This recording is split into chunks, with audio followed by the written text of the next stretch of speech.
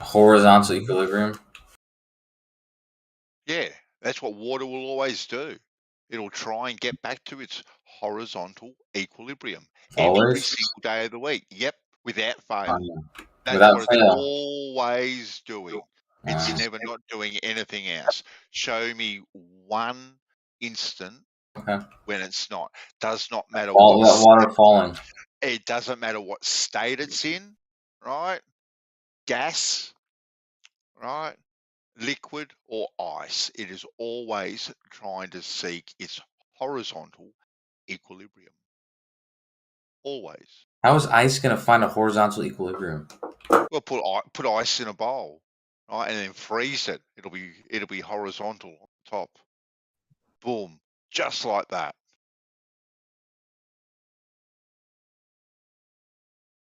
Funny about that. What is ice in nature? That's how we do ice cream. Yeah, liquids deform to the shape of the shape of the container they're in. Yeah, that's what liquids do. Horizontal on the top. Ice doesn't form to the shape of its Absolutely. container. And that's the definition of sea level. Ice doesn't form to the shape of its container, dude. It'll break the container a lot of the times. Yeah, it expands. Yeah. Yeah. But it does conform somewhat. And it'll be horizontal, Kosho. It won't, dude. Listen, yes, I'm done with this bullshit. Dude, listen, dude, first of all, falling water, let alone falling ice, is not going to conform to some horizontal equilibrium. And ice in general is not going to conform to some horizontal equilibrium at all. Oh, stop being ludicrous. Of course it does. Look at a frozen lake. What has it done? It's horizontal. Boom. There you go. That was easy. Next. Lakes are made out of water. So if you frozen lakes are made out of ice. If ice forms, anyways, if you have ice in like Antarctica or something like that, you have the ice and you have these fucking miles of ice. They're not gonna have some horizontal equilibrium. Of course they do. They're horizontal on top. That's what happens to the surface of it. It's seeking its horizontal state of equilibrium until it freezes. That's what ice will do. And gas and vapor, fog, everything. You name it, it'll do it.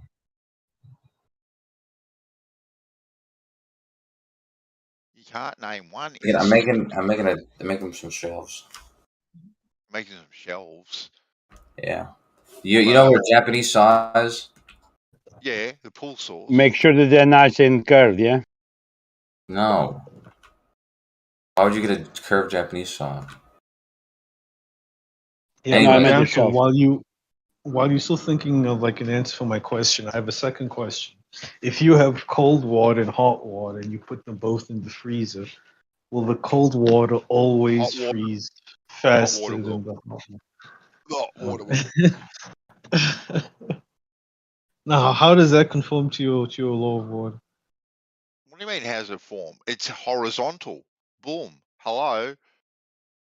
What? Huh?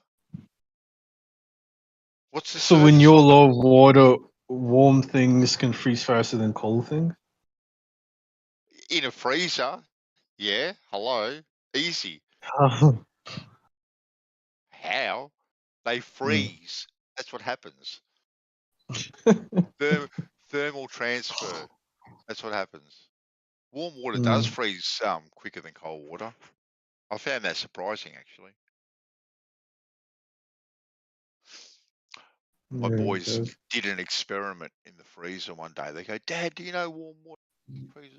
I went, I think I've heard that somewhere before, boys, but let's do an experiment. So they did. Well, you know what? Thinking back on it, the warm water did crystallize faster. So whether or not it turned to ice, solid ice faster, I don't know, but the warm water definitely crystallized faster. Here's a simple. Might not have frozen faster. Sorry, Jerry. I was going to say, here's a simple, practical thing you could do to falsify Bandy's law here. Is you freeze a gigantic lake, and then you just draw a triangle on it, and you add up the angles. There we go. You could do it. Yeah, but that lake would have to be so huge. We can work out some spherical excess on each. There you go. Damn. There It you have to go, be so Nate. big though. There you go. No, it doesn't. You only need a little It bit. does. What do you Rubbish. mean? There's heaps You of big lie. lakes everywhere. Like, wait, give me a lake big enough. In America. Wide enough. In America. Well, wide enough as well. I mean, not just long enough. It's all wide enough. Hey, don't you live next to 4 giant You lakes? only need one that's about 1 kilometre square. You got dams bigger than that, let alone lakes. What the hell? Don't you need a bit more than that to do spherical access? Go hitchhike down to George's place. He's got a big lake outside his back door. Take your set square, your ruler, your scribing tool, and draw a heap of triangles on the lake. Boom. Why don't you do it then? Because I live nowhere near George. I've got to get like a plane and a train. But you have a whole ocean next to you. Don't you? The rivers and whatnot. You live on the beach. What we get frozen lakes here. I don't know yet. No, we don't. We live in a civilized country here. You don't have to worry about freezing. You don't live in New Zealand? Yeah. I thought you live in Australia. You don't live in a civilized country. New Zealand get frozen lakes. Yeah. A regular place. Australia is not. Okay, you guys. I just watched this thing about cassowaries the other day. Okay. Yeah, they'll kill you, eat you just for sport. For sport. Yeah, I know. I understand the fear you guys have of birds, and the wars you've lost against them, and the fires they start. But I'm not afraid of birds. Can you see what a cassowary can do to you? You'd be afraid of them too. Yeah, I've seen what it's done to Australian people. Yeah. They run like 30, 40 kilometers an hour. They'll dead set chase you. They'll hunt you down. And that's why you don't run away from it, dude. Okay. What are they? No, you just stand there. You just stand there and let them eat you. That's what you do. What are they? What are you guys talking about? Cassowaries?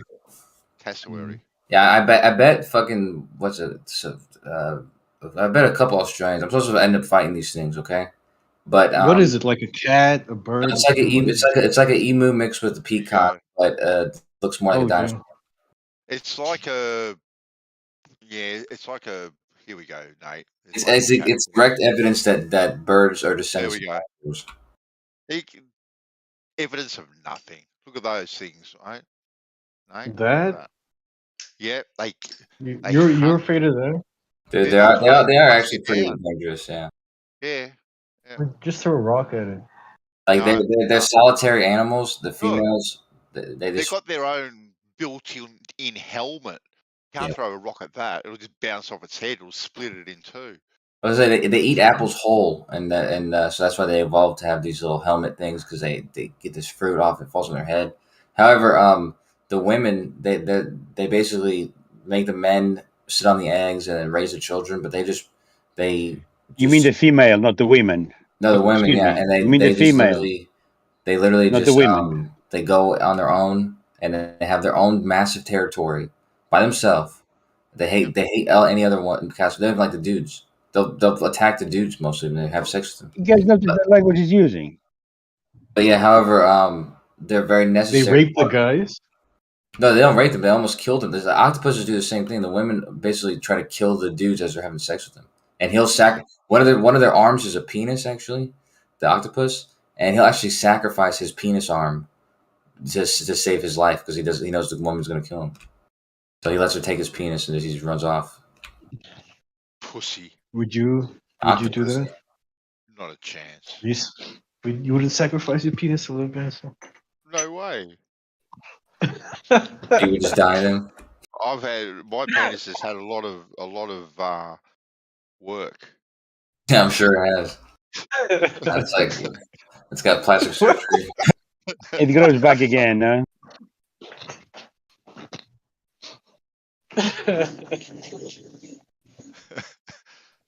Yeah, you should see that there's a lot of deadly attacks to these things. Like they do run pretty fast. Their feet have like 5-6 inch knives in them, and so they'll chase you down. And then they'll just lift their feet up and then just stab you in the back. Is there like one topic, Kosho, you're not an expert on? I'm mostly not an expert on anything. You know what I do, Ben? So I told you this before. It's like in class. Everyone's been told to read this chapter and then come to class. Yeah. I've read the chapter before I came to class. That's all, dude. Okay, I just read the chapter. Yeah. All right, you read the chapter. All this shit's available for all of us, dude. All of us? Yes. None of us are banned from going online and. I don't know. I think this stuff has been censored, suppressed. I think. Look up. I didn't. I stopped going to school. Cassowary on YouTube is probably in your 1 billionth bloody search result, hidden right down the bottom. I watched a video with my friend the other day, and actually, it ended up taking me to a cool ass channel because we were watching it, and it showed like 6. I think it was like the top 5 cassowary attacks. I was like, wow! And then they started playing cool ass videos after that, just like a whole bunch of top 5, top 10 weird shits. Oh yeah. Yeah.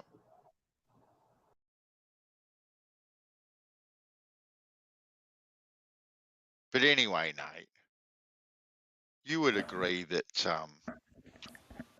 all horizontals are parallel to each other, wouldn't you? You'd agree with that. What do you mean by all horizontal? All horizontals are parallel to each other. You'd agree with that, wouldn't you? No. Really? You sure? I don't know, Benson. I wouldn't. I think Nate's having a horizontal monster mash right now. You don't think horizontal lines are parallel to each other? How do you define your like the horizontal? stairs, like the steps of a staircase? How do I define horizontal? Well, like any other normal person, it's horizontal. You go up and down on your stairs. Yeah, Question you you're asking, go man. to different horizontals all the time as you go up or down. Like, how do I define my horizontal? Like, hello? Okay, so let's say all horizontals are parallel, and then. What do you mean? Let's say they either are or they aren't. Okay, they are, and then. Okay, cool. Happy days. Welcome to Flat Earth, Nate. Flat Earth is so misleading, man. That was easy. That was easy. That was easy. It makes it seem like it's so welcoming, inviting. Like, welcome to Flat Earth. Wow, they're such jerks. It's simple as that, man. It was. It was. You see that, George? You cut through all the BS, right? You just take them to horizontal, right? Parallel. They'll agree, right? First, they'll try to be a little bit slimy about it. Well, I don't know. Maybe, maybe not. Maybe not. So, further to your question,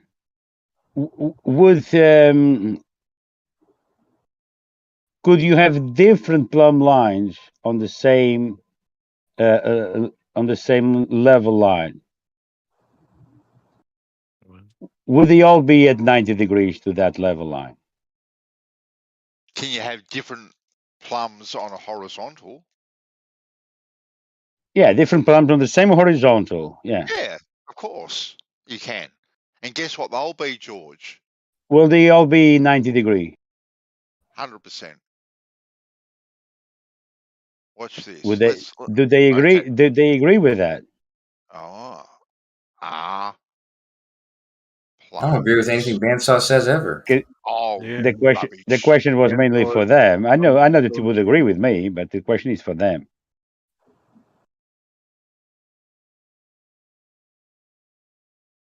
Bandsaw is a descendant of a literal snake salesman, dude. Oh, really? Really? Oh. Is that the answer, Kosho? I say snake salesman, snake oil salesman. Actually, in Australia, they don't even sell the snake oil; they just sell the snake. The snake skin. That's what we sell here.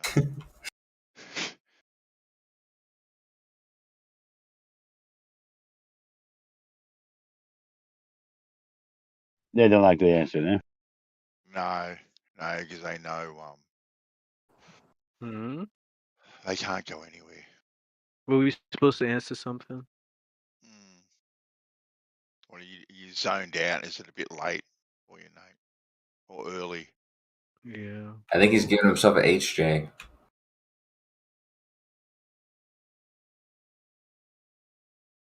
Hey, but what were you at? What's somebody saying something about plums being parallel? On the same horizontal. On the same horizontal line, will two plums be parallel? And the answer is What do you mean two? What about 6, 10, 12? On the same horizontal line.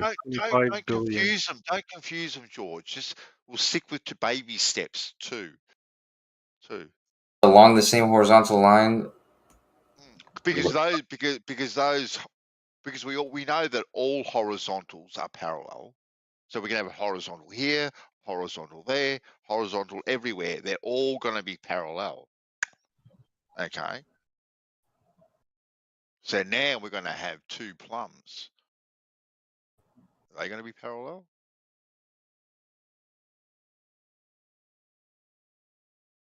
I'm not playing the game, dude. Oh, you're not playing. What game? We're talking reality. We're not playing horizontals games. aren't parallel. Oh, you wanted to play a game before talking about evolution and slime turning into hippos in 1 that was your billion thing. years.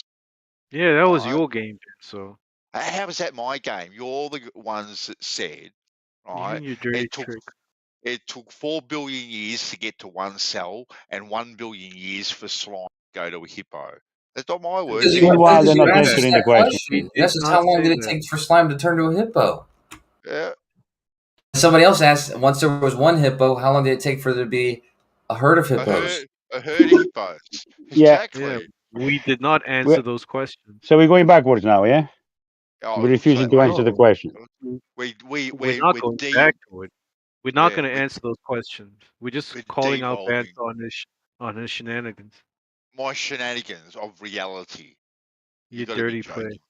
You gotta be kidding me. Like you just agreed to the basics that all horizontals are parallel. You just agreed to it.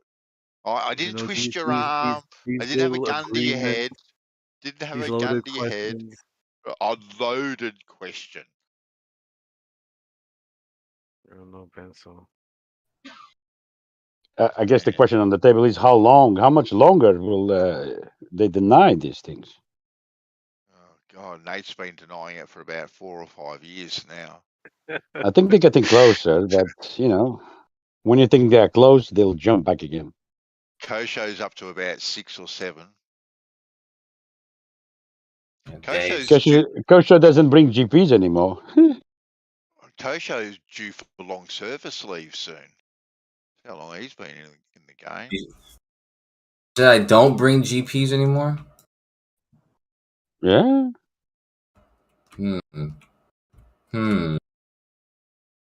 I might just bring a GP right now just because you said that. GPs approve of flat earth, man. They don't prove a globe. Okay, let's find out. That's a pretty interesting claim. Jin already convinced me to the flat earth once today. You might be the second guy, man. What did you do? You flipped back? I did flip back. I flipped back right now because of what George just said about the GPs. Being proof for flat earth. Because actually, I think it's quite the contrary. You think, well, if you think that, you're thinking wrong, though. It's elevation angles from Polaris. It's where two lines meet. A straight line and a circular line of longitude and latitude. When these two lines meet is where the GP is. Yeah, we understand that.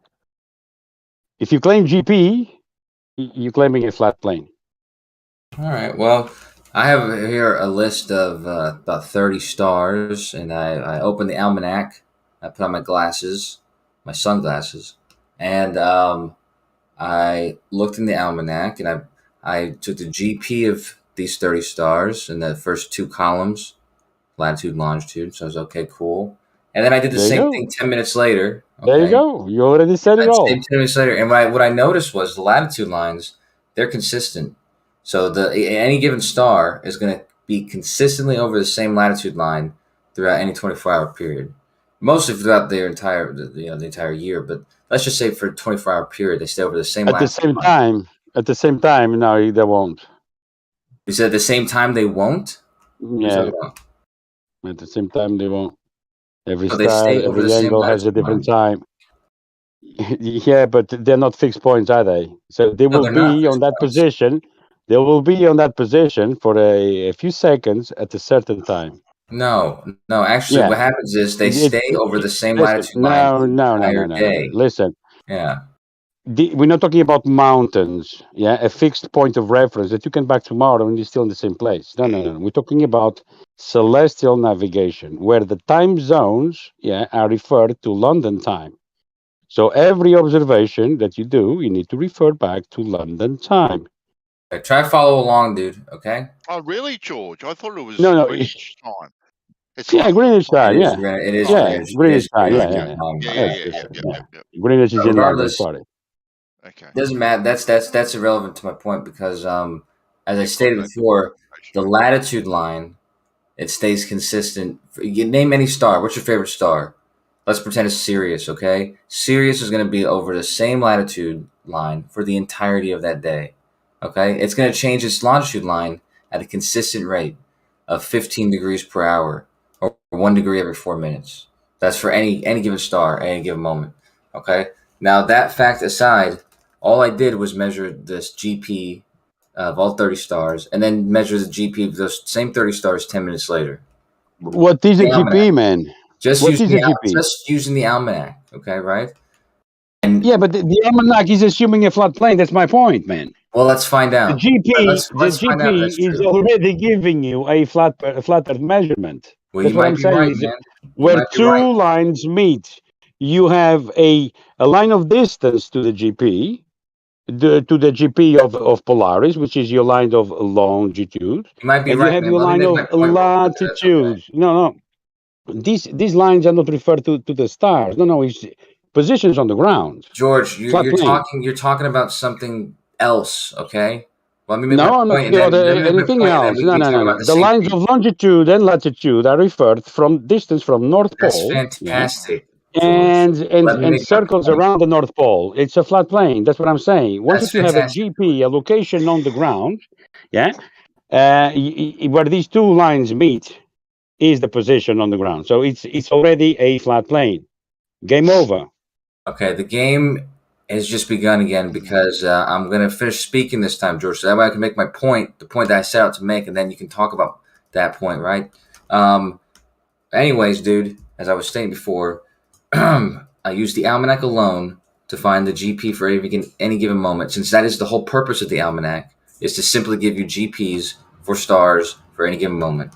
And I measured the same stars 10 minutes later using the same almanac, and I ended up with these sets of coordinates. The latitude lines were consistent, the longitude lines changed, and so I had two sets of coordinates for each star.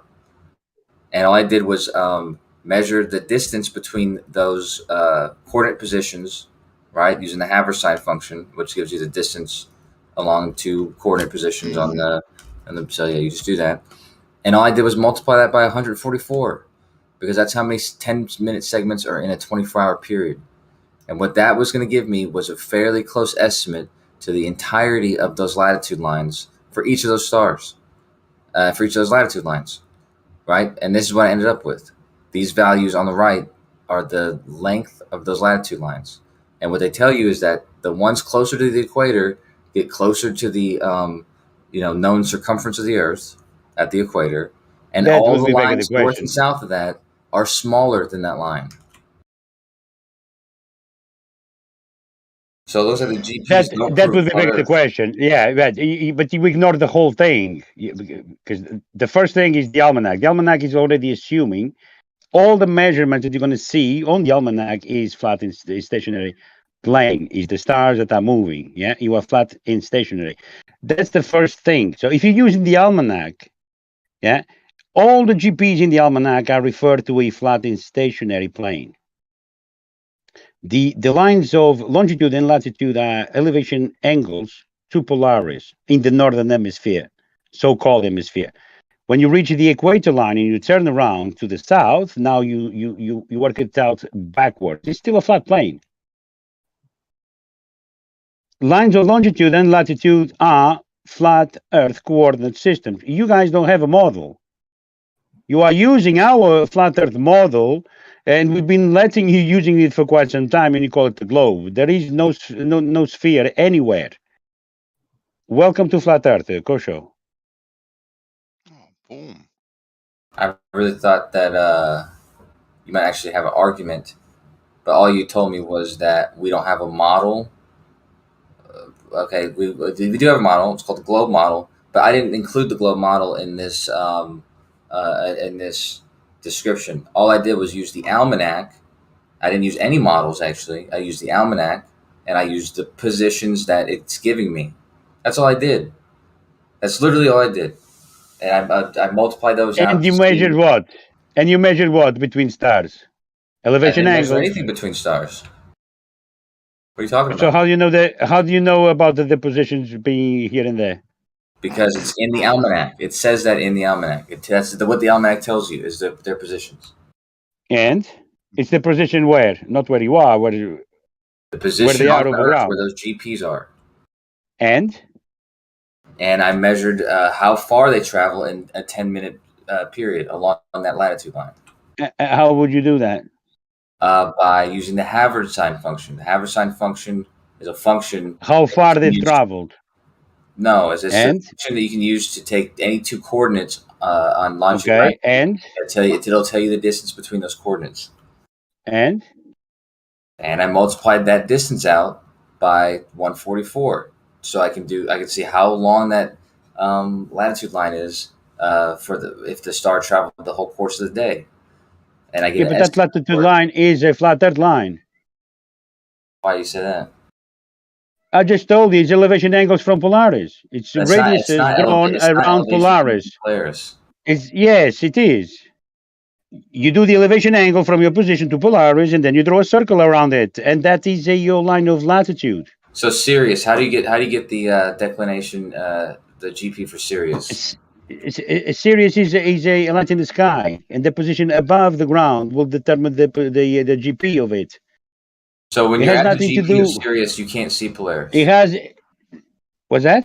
When you're at the GP for Sirius, you cannot see Polaris.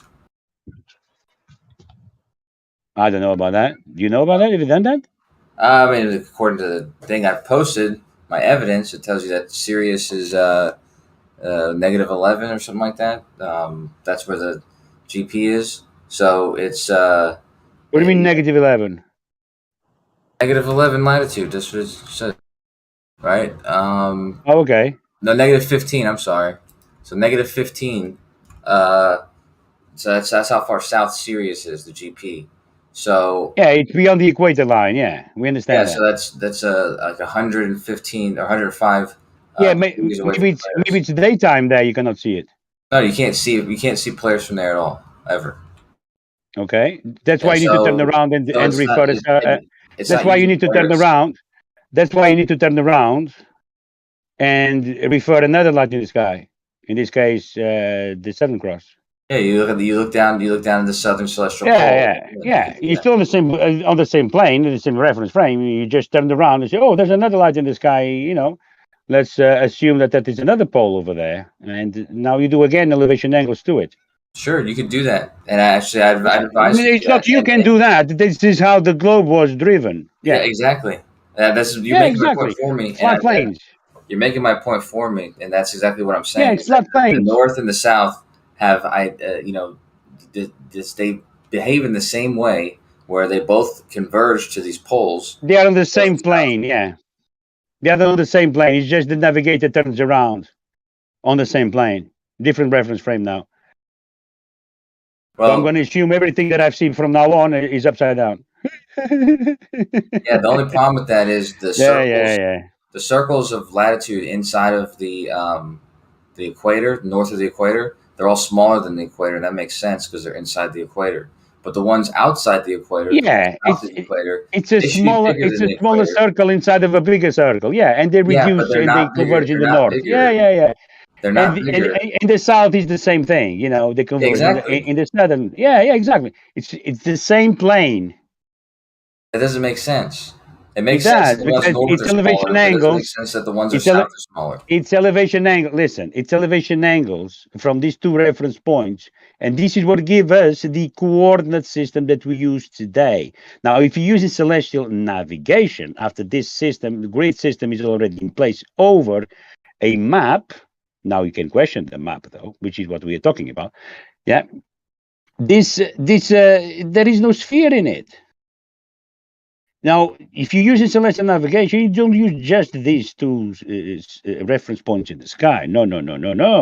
You use many others, because if you want to establish your position on the ground, you need more than one reference point in the sky at one given time.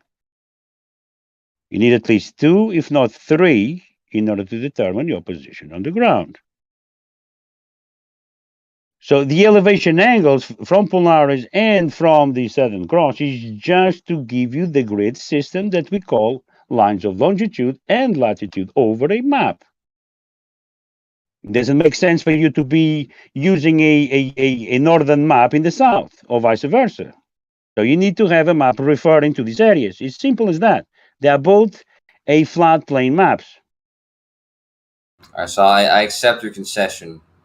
My concession, when you use the word GP, is a geographical position on the ground. Yeah, X marks the spot. It's a line of longitude and a line of latitude meeting at one single point.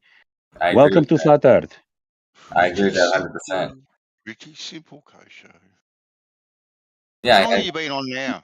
Is it about 37 hours straight? No, dude. Oh, rubbish. 37? He's been on about 37 hours straight. I got 36 here. What are you talking about? Oh, 36. Sorry, daylight savings time. There you go. I was all the way in fucking Marlin yesterday morning, or yesterday. Yeah, that's impossible. No, that's crazy. I literally was in a different fucking part of Texas like half a day ago. Like, what's your time card look like when you clock in? They must go, what, 36 hours straight? No way. First of all, dude, since you've been picking your ass and fucking talking about hippos, I've been building shelves. I've been fucking selling massagers. I had a bunch of massagers. I would sell some. Talking hippos. And I fucking drove all the way from Marlin to Austin. You are the guys that alluded to slime to hippos in about 500 million years, thereabouts. Not me. No one said that. It said 500 million years from a single. No, that's from a multi-cell to hippos. Oh, same thing. Multi-single doesn't really make much difference. There's not very many cells to go from that to a hippo. You know how many? I've given you a hippo already, man. One hippo. How many millions of years we have to wait to have a bunch of hippos? Exactly. Unbelievable. All of a sudden, a herd of hippos just pops up in the nirvana. Bang, ready to breed. Yeah, then that's the Bandsaw can finally get an erection again when he sees this. I'm sorry, Bandsaw. Yeah. Listen, man, Godric really made me upset earlier, and I have to apologize to all of you guys. And now you're getting nasty. I know. I'm sorry about that. Oh, damn. Sorry about that. I apologize. And the whole thing about evolution was a bit it was a bit silly, to be honest. What's that? So now you and Nate have conceded that all horizontals are parallel. All right, what's Nate holding said you that 'cause he back? was jerking off. He wasn't listening to you.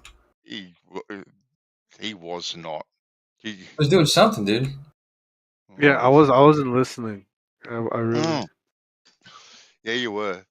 I don't agree with anything you said, man. So I just wanted to see what the conclusion was. And the conclusion was welcome to flat Earth. You filthy scoundrel. What? You filthy scoundrel. If I hadn't agreed, I would have never found out what the question was. Go back, rewind. Nate, you said all horizontals are parallel, man. You said There we that. go. Yeah, I said it, but I had a reason for Exactly. saying it. I don't actually believe that. Yes, you do. That's what Benzo had to say. You don't have to believe it. It's fact. All Is it right. fact? All right. And then Jerry had even a better one. He said, hitchhike over to George's place, get your triangle, and mark out the triangles on the frozen lake and show us the spherical excess on that frozen lake. Jeremy can go and do that. What? Jeremy can't be doing it. Why not? He's got children to look after. I got children.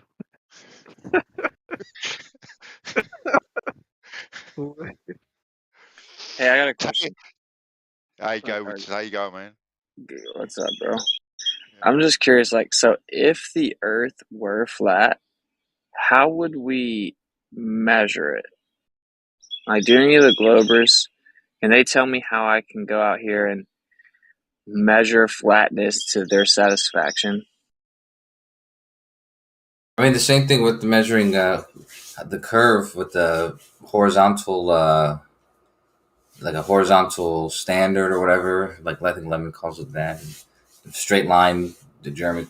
Yeah, I would just do that. I would try to establish a straight line, and the longer the distance, the better. If you can see that the contours of the Earth or the general layout of the Earth is not deviating, especially like over water would be the easiest, not deviating from that straight line, then there you go. So what about like the bottom of the ocean when we do that very thing? The bottom of the ocean. That's why I said the water, because you could get false results by going over like hills or mountains, and if you were doing the bottom of the ocean, you just have the same problem. But yeah, somewhere where either a really long distance or just over water, because you could at least be sure that. Well, it's much more difficult to make physical measurements over water, right?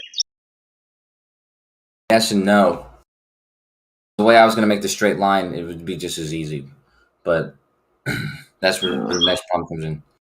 So what about when we measure the bottom of the ocean and it's super flat, though? Like, my point is, you guys say that's not a measurement of flatness. So it's like, what measurement of flatness could I do to your satisfaction, to any of the Globers?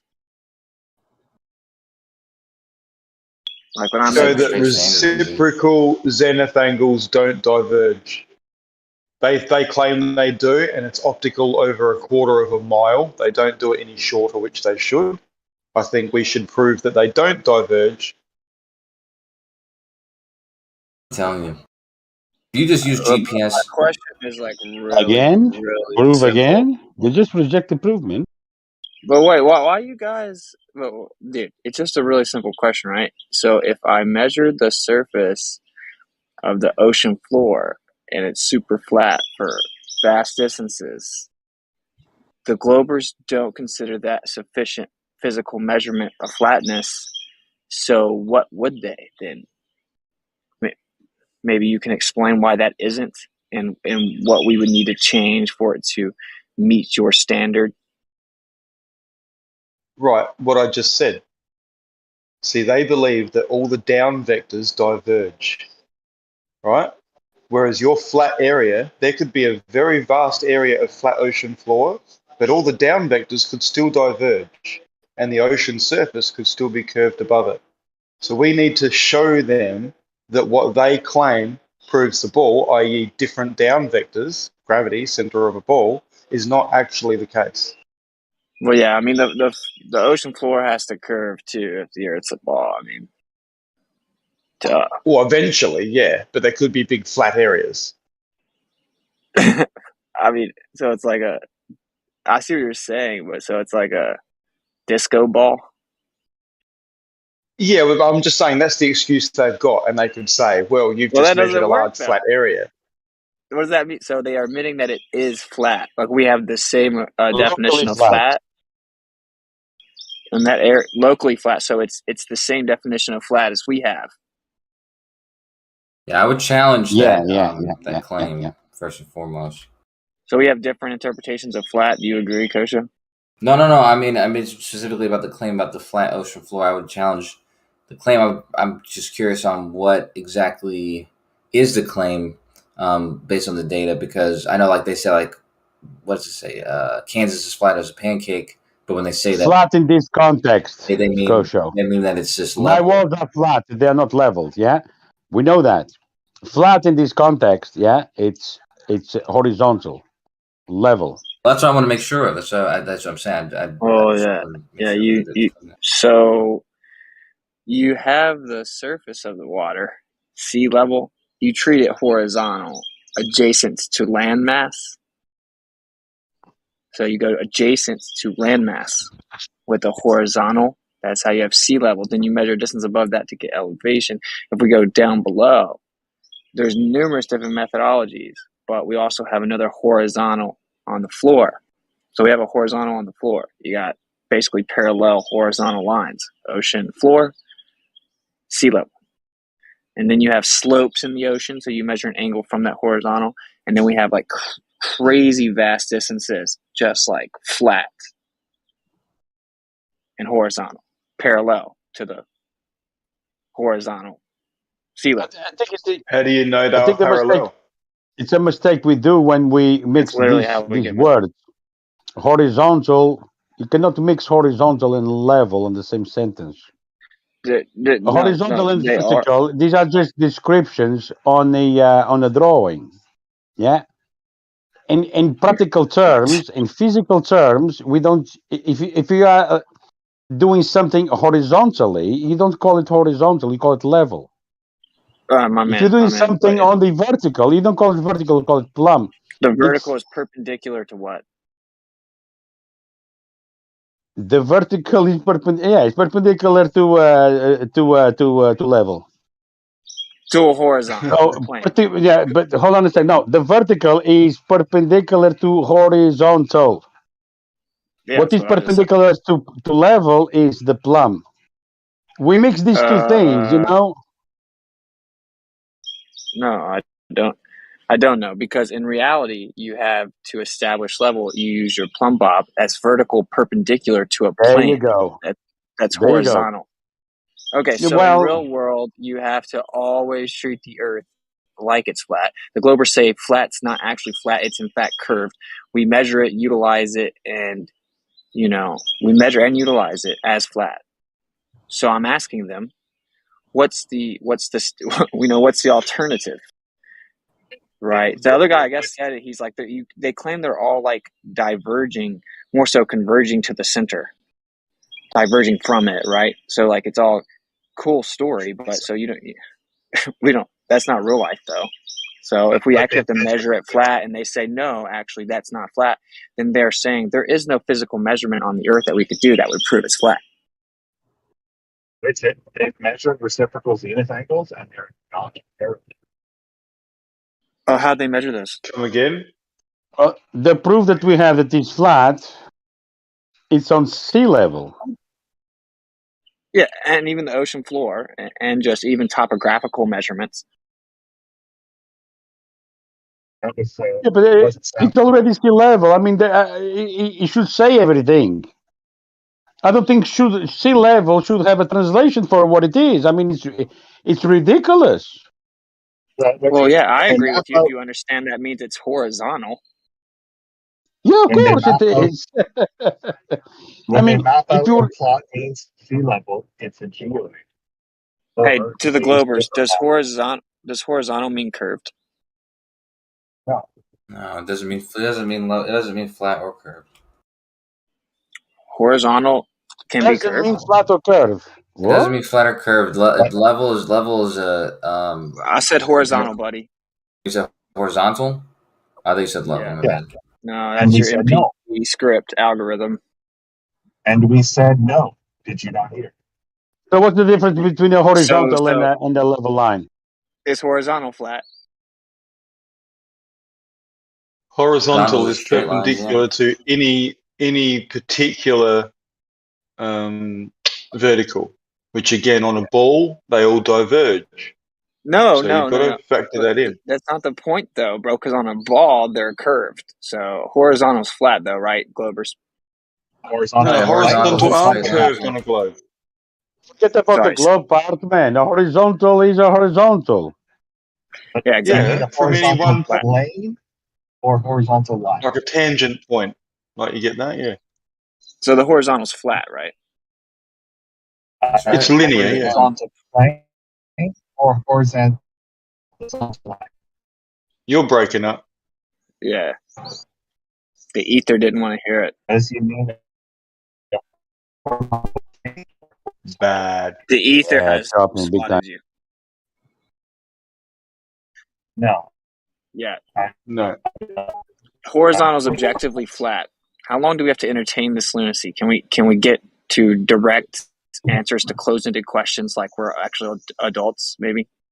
No, but can't you understand that on a sphere there's a single, like any plumb, like you hang a plumb, and perpendicular to that is a horizontal line which you can project out. But then if you move left 1 meter or 1 millimeter, whatever, and hang another plumb on a sphere, it's apparently different, and therefore it's a different horizontal. Those two horizontals won't be parallel to each other, but individually they are called horizontals. Okay, so that doesn't individually they are called it. If we extend it out, the Earth would drop down beneath it. It doesn't happen like that though. But we just horizontal isn't flat. No, I'm not capitulating to nonsense. I'm not capitulating to that. Like it's just nonsense. When surveyors measure it, the same way a plumb line is a reference between 2 points, a level line is a reference between 2 points. Of course. No point higher than the other for a level, yeah? Okay, now a plumb line is not just a string with a way in the tip. It has a part on the back of it, which is the same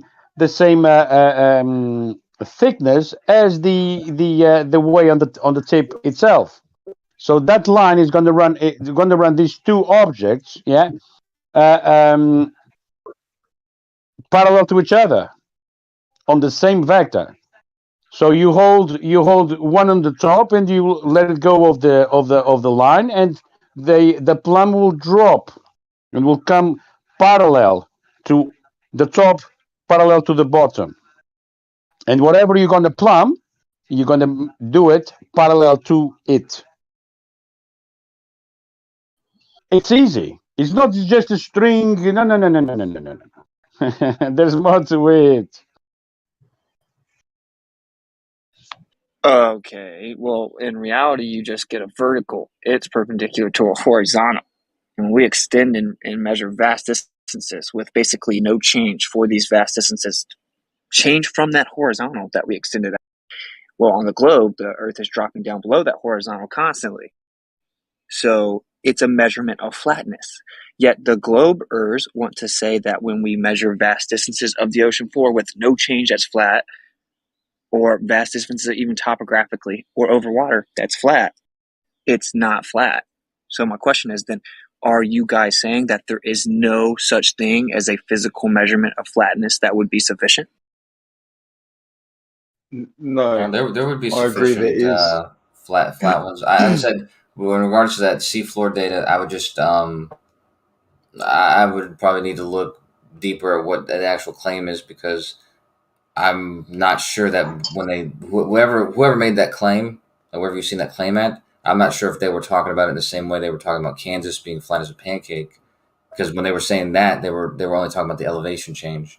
They weren't talking about the actual the actual flatness of it.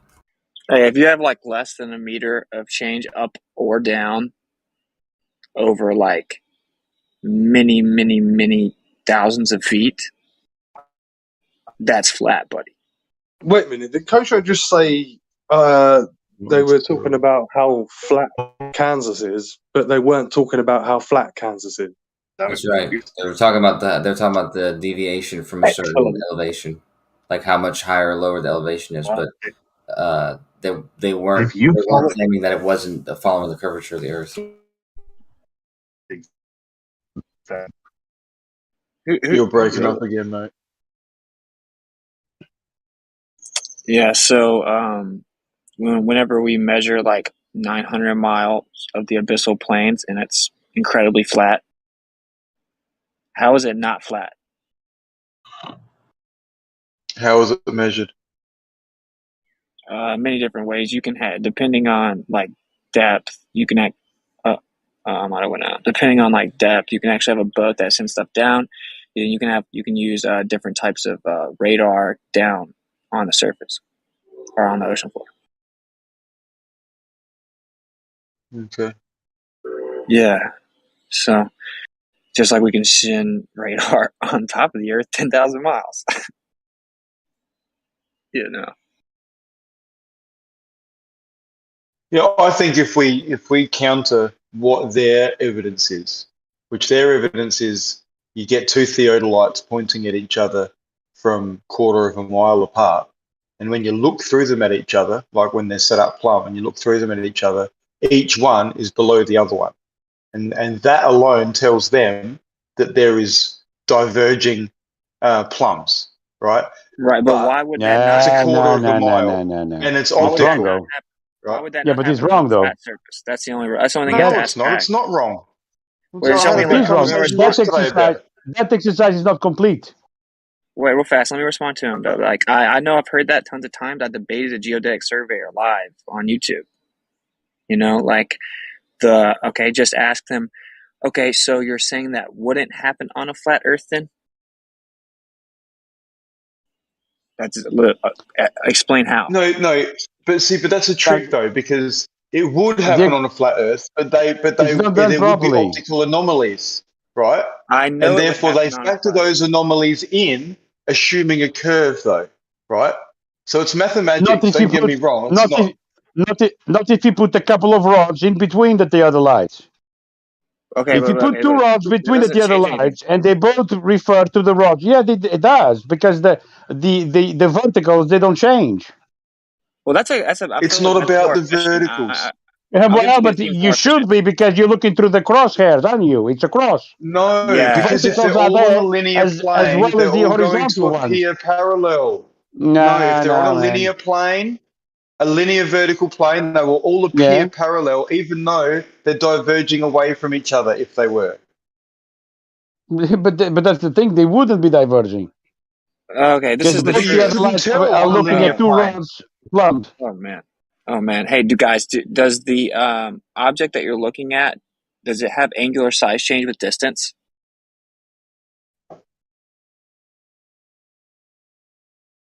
Everything does. They factor that shit in with it. No, they don't. Show the math. Well, it's all math. Everything's math. That's how they come up with curve. They don't account for it in their math, bro. Their math is that stupid. No, but they do. They account for. No, they don't. Even like the 7/6 refraction. So they assume and factor all this shit in. We need to prove that it doesn't do it. That is nothing. So they're hijacking that it gets smaller, and they're saying that it's going beneath us and tilting backwards. And actually, like you said, there's tons of anomalies. No, this is objective. I debated the dude that does it and destroyed him live. He's a geodetic surveyor. Yeah, I had him admitting that the horizontal lines. He gets values that are so far off of the radius that he has to just completely throw them out, and then he has to try to get a weighted mean, and then he gets an average, and then he goes and compares it to the number he was aiming for with the NDSA model. Right. Yeah, that makes perfect sense. But what we need to do as flat earthers, I believe, is show that they don't diverge. Get these two things set up and show definitively that there is no divergence. Yeah, shoot I'm a telling you laser how. between the two. Shoot a laser that physically hits the other one, and there you go. That'll show a straight line. That won't They show will literally non-divergent. say that doesn't prove it either. Though you understand that, right? You understand that there is literally nothing that it doesn't. It's not about what it is. It's just about how quickly they can dismiss it. Well, that's fair enough. Are their arguments the same? Do we do the same? So If we shot a laser and hit the other plum, they would say that the laser bent around the ball. Of course they would, and they've got justification to say that because light refracts, and there's things in the way that are going to cause it to do that.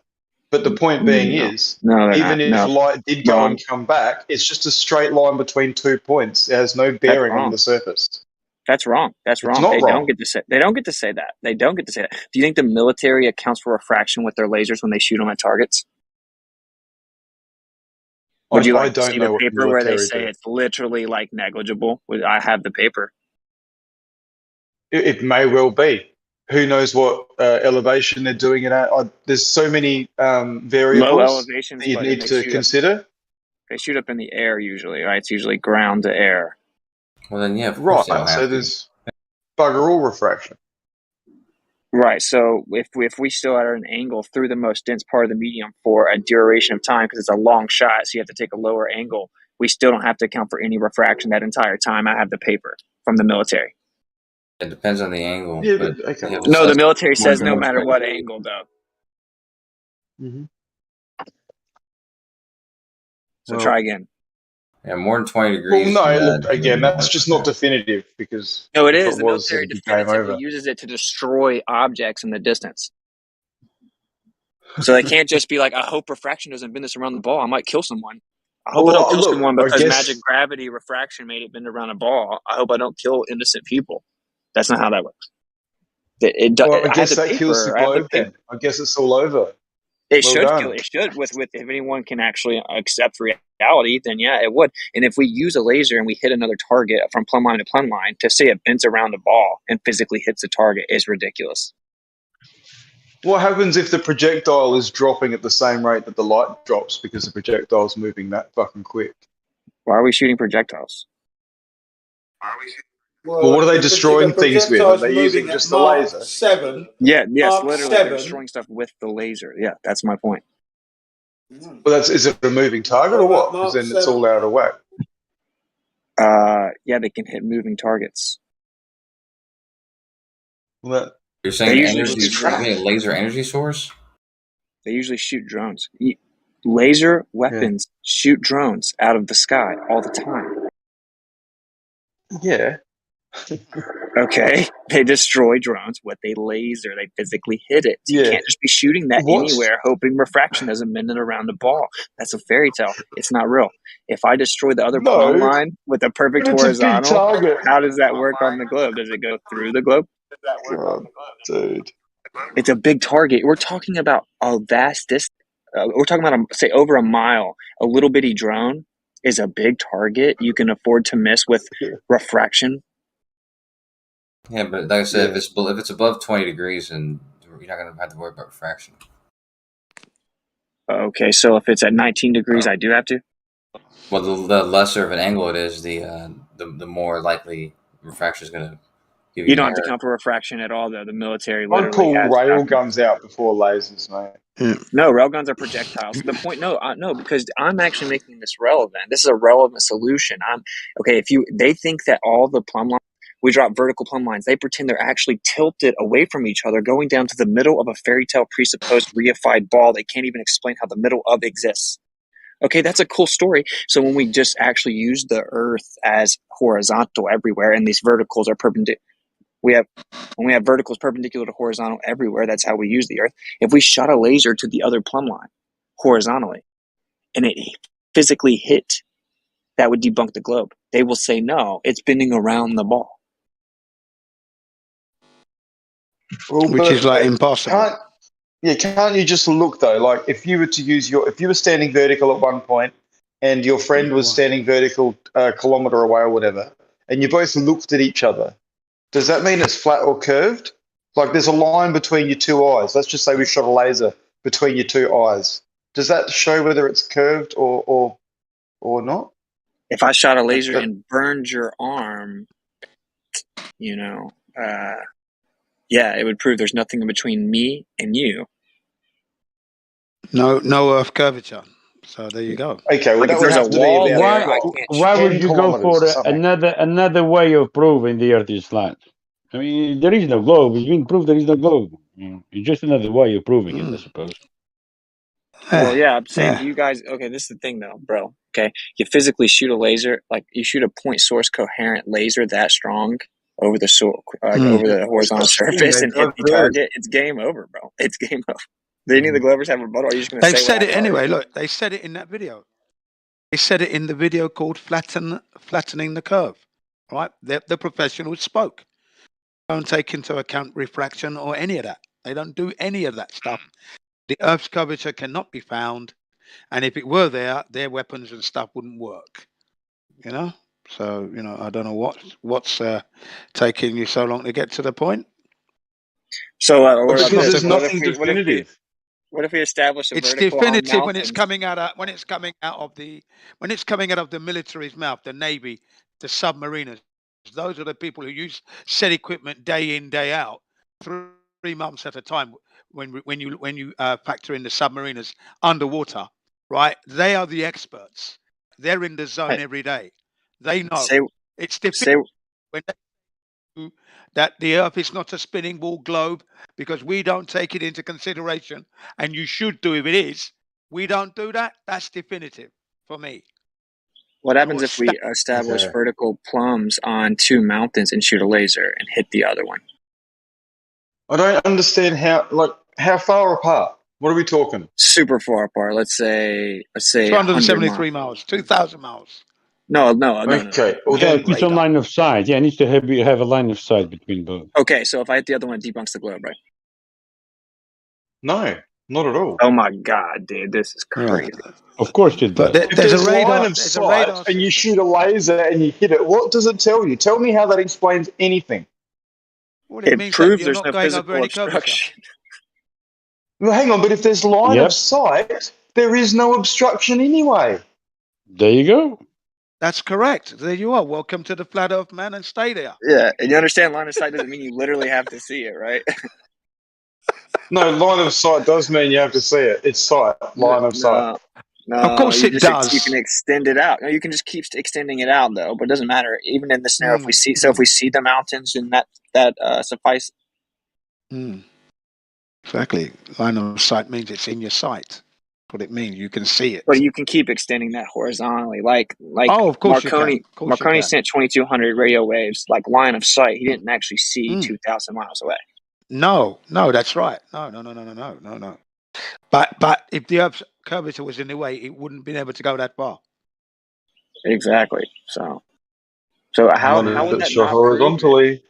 It'll go a long way. On a globe Earth, if you get a vertical plumb, right, it's actually just vertical relative to the center of mass. So if you go 100 miles away, it's tilted. They're tilted away from each other.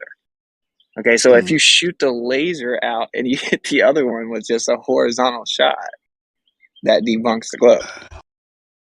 Yeah, you're trying to attain a standard that's almost impossible. It's simple, it's clear, it's concise. It's coming from a horse's mouth also. It's obvious. That's definitive enough. You've never seen the curvature. You've never experienced it during an aeroplane flight to any of your holiday destinations, wherever you've been. No one ever You've has. never detected the Earth spin. There you go. No human being has. There you have it. Ever. No There's one. too many missing clues. Well, like 24 people claim to do it in the history of all mankind. 24. And fucking Neil Armstrong, all these bullshit cunts. Yeah. And we see, the snake system, they're in NASA. Their symbol's a snake. And we see how these people act. Right. Like Gene Isn't talks that about crazy, how a normal person would react. These people are fucking out of it. They've sold themselves some bullshit.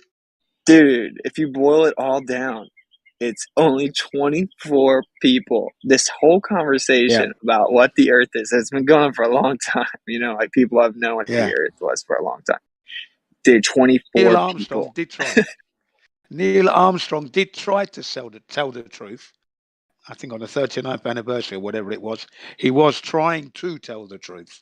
Right? Do you remember? Bill That Clinton little was girl when he said we never went to the moon. That the part? That would be Buzz Aldrin. That would be Buzz Aldrin. I'm talking about. Neil Armstrong. That's right. Neil Armstrong. Yeah, when he gave his cryptic clues. So he was trying to tell the truth, and then you have. What did Buzz he say? Aldrin. I don't remember. What did he say? He said there's many things that are undone or something. If anyone can live to truth's protective layer or something like this. There are many things we have left undone or something like that. Words to that effect. If only someone can lift truth's protected layer, yeah. The veil. Yeah. You know what he said too? On their Apollo mission, they read Genesis, right? I'm like, those fuckers.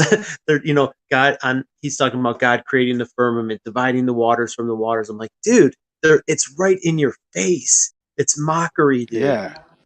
I'm like, that insult.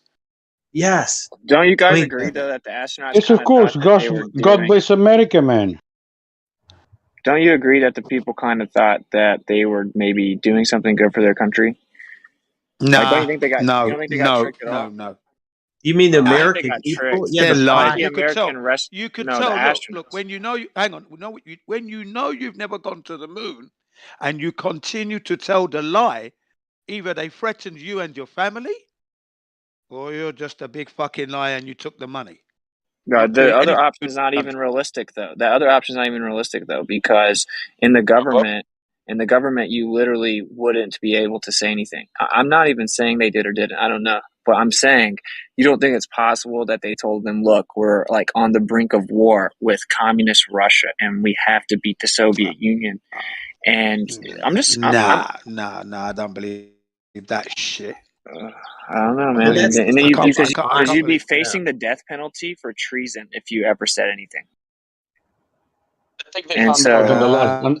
They found out. The astronauts themselves found out after the fact. I mean, it's a possible scenario, yeah. I don't think they found out after the fact. I think they knew right then, and they were super sad.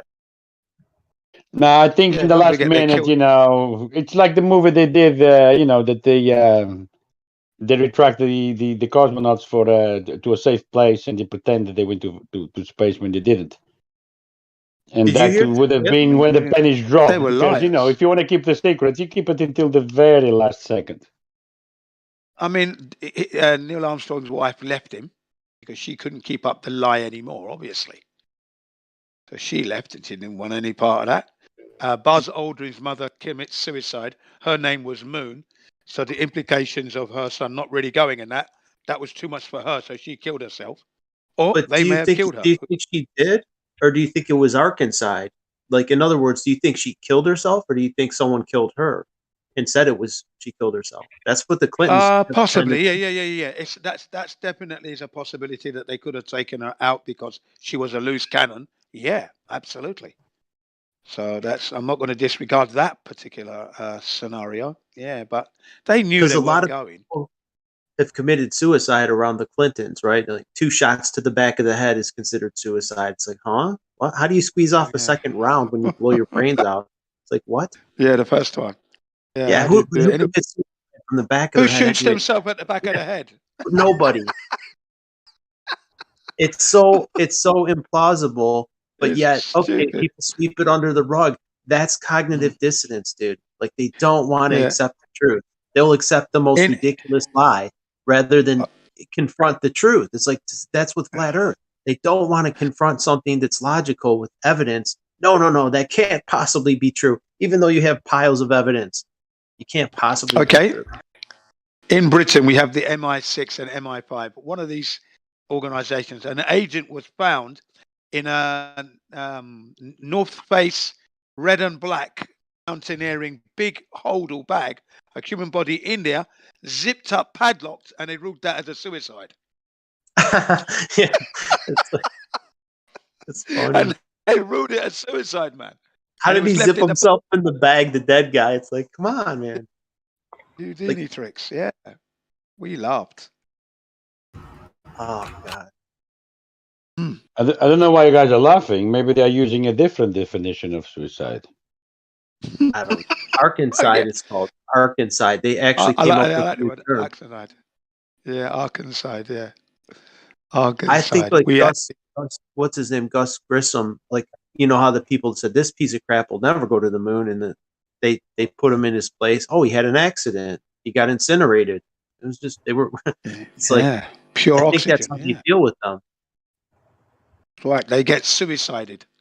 Yeah, or in a blatantly gruesome killed. way.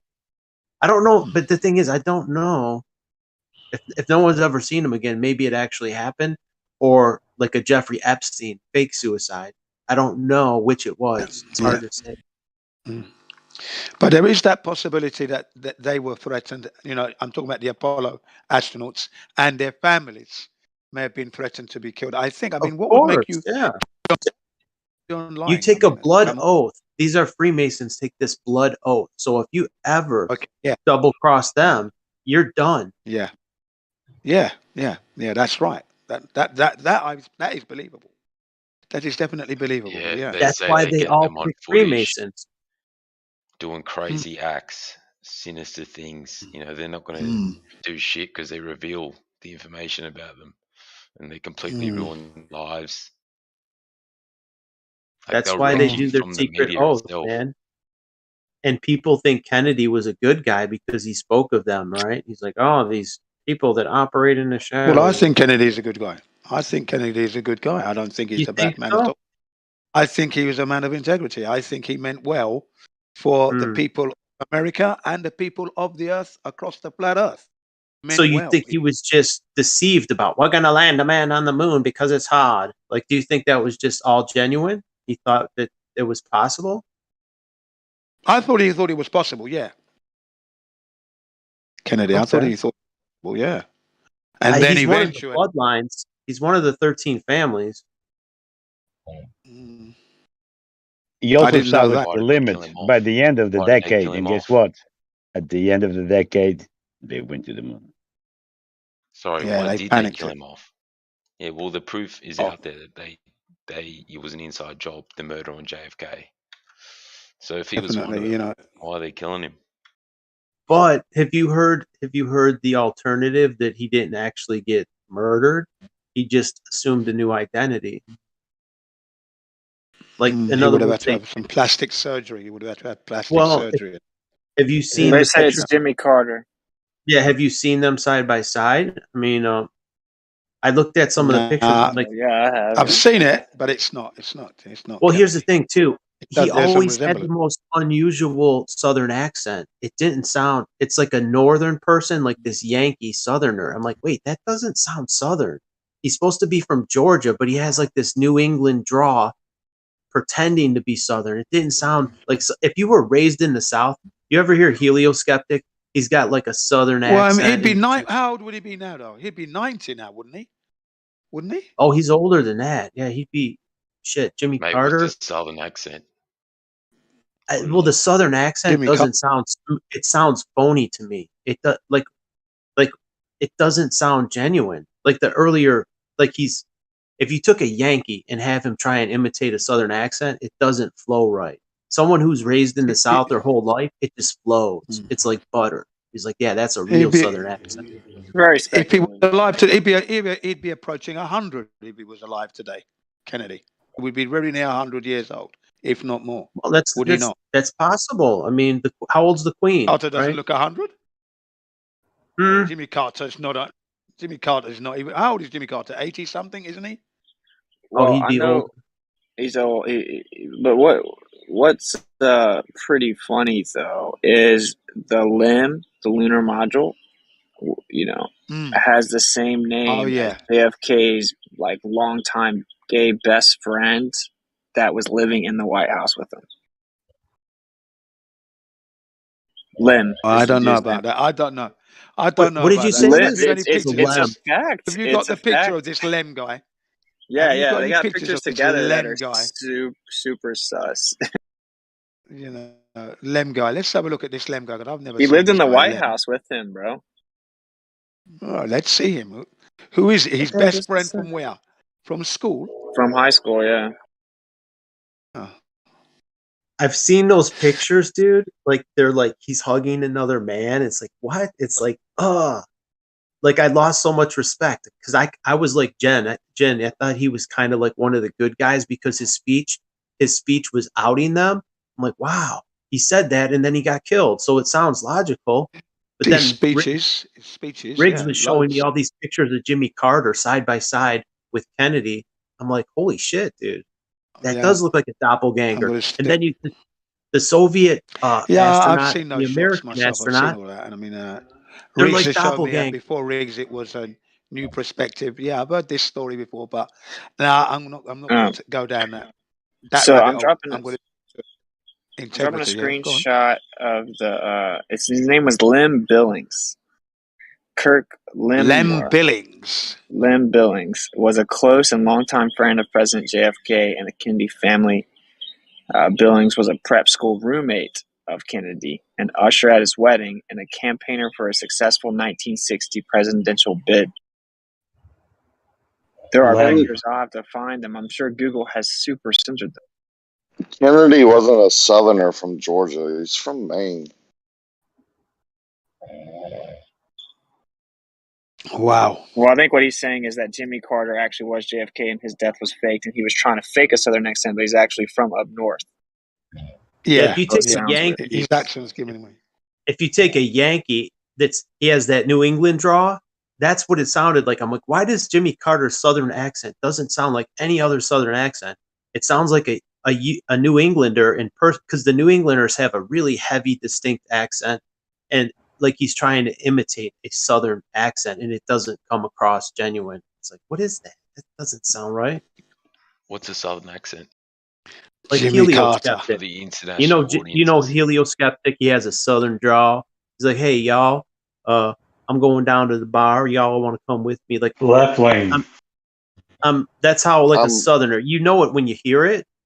It's like, what is it? How do I describe it? You know, like it just sounds Southern. You're from the United States. You know what I'm talking about. That's Southern twang. Twang. Yeah, that's it. I'm from the like South. You hear Not country everybody. music singers, these new country, they try and imitate the Southern accent. They're just putting it on to try and sound like the old 70s country music, like a Waylon or a Willie Nelson or a fake Southern draw. Oh yeah, Willie Nelson. Jolene. I like the old truck driver stuff. I used to drive a truck, so I would listen to the old country music, like the classic ones, like Waylon and Willie, the outlaw country they call it.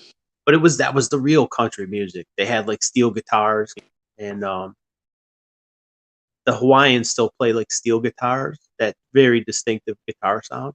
It's like a pedal. It's a pedal steel.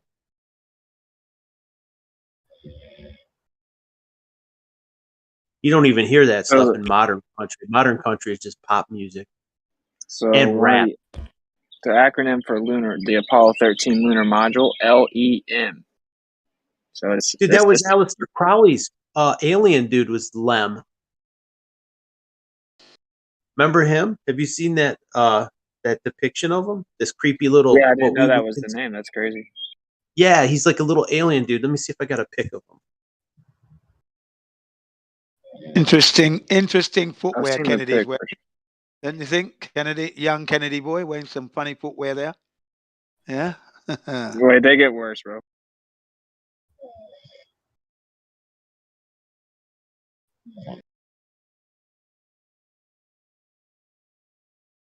Nothing is as we think. You know what I mean? Like, I don't discredit, like Riggs put a lot of effort in that. And I'm like, I didn't really look down the rabbit hole that deep. I looked at what he's showing. I'm like, okay, I'm not going to disregard that. Yeah. No, I've seen all that stuff, but just can't be going. I haven't compared everything I haven't done as much research as him. So I'm like, I can't disregard it. I'm like, because after you find out the earth is flat, how could you possibly disregard anything? Right? It's too crazy. Well, no, that's right. But come on, man. No. Nothing is too crazy at this point. I'm just saying. Yeah, I can understand that. Yeah, no, you got to draw some lines somewhere. Otherwise, I'm not going to know anything. It is, dude. We can't know anything now. We can't know anything. You know what's like that for me is Mandela effect. I can clearly relate. I'm like, dude, I remember it that way too. There's something going on with Mandela. No, definitely something going on with the Mandela. I can't. Yeah, like I can't point my finger to it like flat Earth and prove what's causing it. So it's like, to me, it's just this big mind fuck that I'd rather not try and discuss with people because I'd rather stick to flat Earth. I can prove it. I can't prove the source or what's causing the Mandela, so I'd rather not. I don't want to mind fuck people. It's like it's just unfortunate that we can't go back in time and find recordings of things you think you heard and what they're pushing out now, because they are playing that trickery. I do. Did I tell you, Jen? I had a personal. Did I ever tell you I had a personal Mandela effect? Like something that I wrote was altered, and me and Helioskeptic he was reading my this poem I wrote, right, about the New World Order, but he was reading it on his live stream. I'm like, dude, that was changed because Helio was reading it word for word, and there was a letter A inserted in the sentence that was never there. I'm like, wait a minute, this is fucked up. That was never there. I know because I wrote it. I'm like, wait, what happened? And I put it up on Steemit, which is like a blockchain. It's like a place where you would post your articles and anything like videos, whatever. And it was supposed to be censorship free because it's loaded on this blockchain that can't be altered, allegedly. Anyway, it was altered. I'm like, wait, this is fucked up. The thing is, I found some residue. I thought it would be on Helio's live stream because he was live streaming it. And he was showing all the words on the screen as he's reading them. But on his live stream, we look back, it was altered. It was altered. There was a fucking letter A. I'm like, oh my God. And I did find a residue in one of my screenshots from a comment. I left a comment on YouTube, and it was in the headline, like, okay. It was, oy vey, it's okay to be goy. And it inserted the letter A. It's okay to be a goy. I'm like, wait, there was never an A. What happened? How did that get in there? And we were freaked out. Me and Helio were like freaked out. How did that happen? It's like the Bible. The Bible was altered. The lion and the lamb. The lion and the lamb. Now it's you gotta chill. You're gonna have to chill, man. Yeah, that's not true, dude. So the Old Testament, it's always said wolf and lamb because wolf is the predator of lamb. And everyone gets the lion and the lamb from the application to Jesus and the New Testament. And since that's all anyone ever talks about, they name ministries after it and all this stuff. It's a verse in the Old Testament that says wolf and lamb. So you don't think that happened? No, it just objectively didn't happen. Okay, well, that's some people remember it differently. That's what happens. That doesn't make any sense, though. That destroys the whole. How do I? I shouldn't even know anything about the wolf and the lamb. I shouldn't even know anything about that from back in the day if it changed. Well, the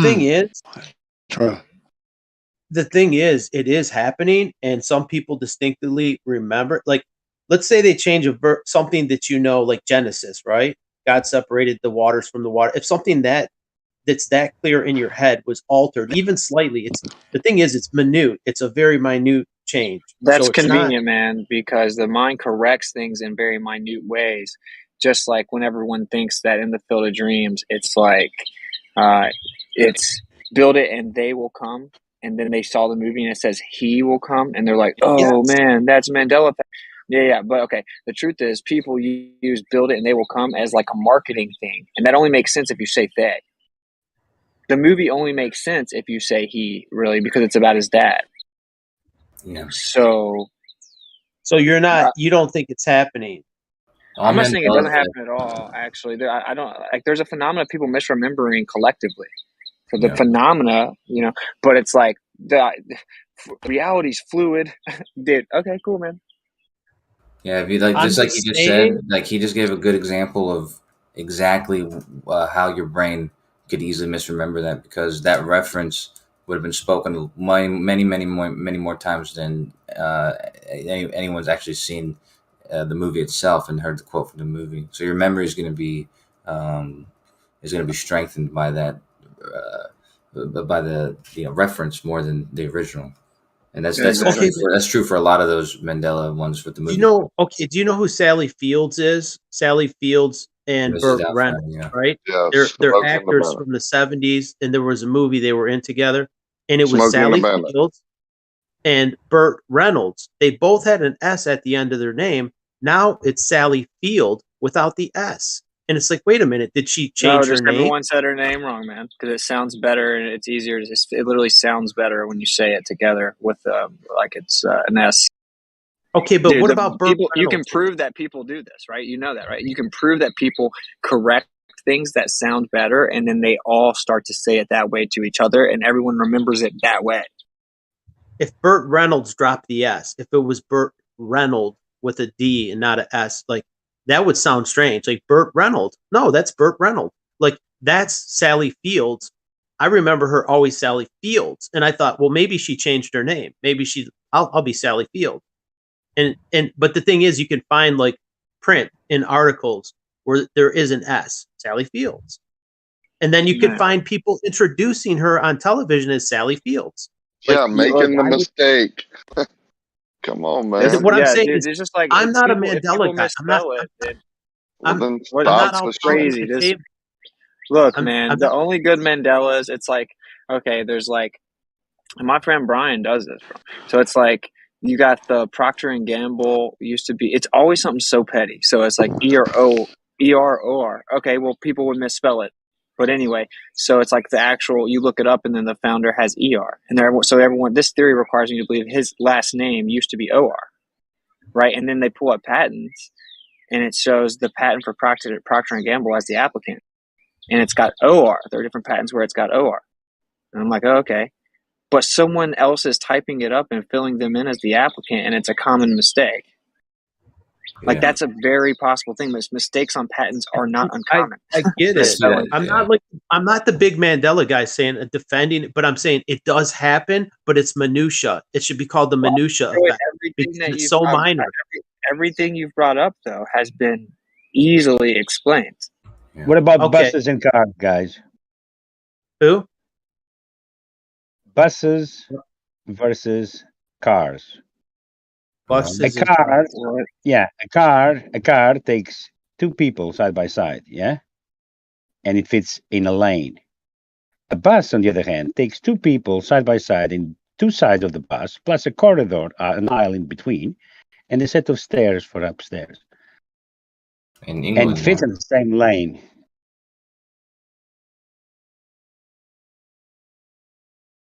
Okay. You just blew my mind, man. But you know, the Mandela, I used to be into it myself, just because it was like so weird at first. But very quick, the more of them that came out, the easier you could tell. There's only about 6.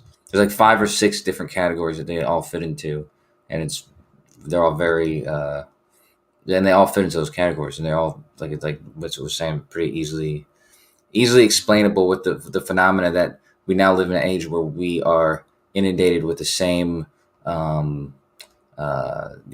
get the same marketing and the same general media to a mass amount of people. So it just, you would think that what would follow would be, mass mismemories. False. It's so funny. People say like the Bible's changing. It's just like, how atheists, like the people that don't really read the scripture and really read and pray and try to understand them and continue to revisit them to understand. The people that don't do that, they have the boldest, loudest takes on things, and they're straw men. It's like when an atheist is like, the Bible, it condones rape, and all that stuff. And it's like, actually, it literally doesn't. It says you can be stoned to death if you ever did that at all. If you took a woman against her will, you should be put to death. Is actually what it says. Old Testament. Well, that's and New what Testament. they're talking about. That's what they're talking about. The atheists say that from the Old Testament. They're like, you believe in the Bible? You mean the same book that condones rape and slavery and blah, blah, and everything they say is literally wrong. It's the same thing. Like, it's all the people that are talking about how the Bible is supernaturally changing. They don't know anything about the scriptures. They haven't studied any of the original manuscripts, any of the modifications or what was taken out. They haven't researched any of it. They don't know anything about it. And then they're saying they're like talking to people that have looked into it for so many years. Like, you're telling me it didn't change? You don't know what you're talking about. The wolf is the predator for the lamb. It's always said that. It's always said that. And you've never read it, but you know that it changed. It just seems so weird. It's like the one book that gets like such straw man. It's much like Flat Earth. It's like some truths are so strong that they just have to get straw man. They talk about slavery in the Bible as being a way to pay back your debt, and then they also talk about slavery as a bad thing. You have to read it in context. We're slaves now. We're paying back our debt, right? You're a slave to the bank or whatever. That's how the Bible talked about slavery in one way. And then it also talked about men taking slaves and beating them and doing all that as a bad thing, like as what not to do. Yeah, like indentured servitude basically is what some people have heard it called or whatever. But it's what's funny is they actually said if you have someone that basically you're going to give them a loan or you're going to pay for their stuff, whatever, and they're going to work for you.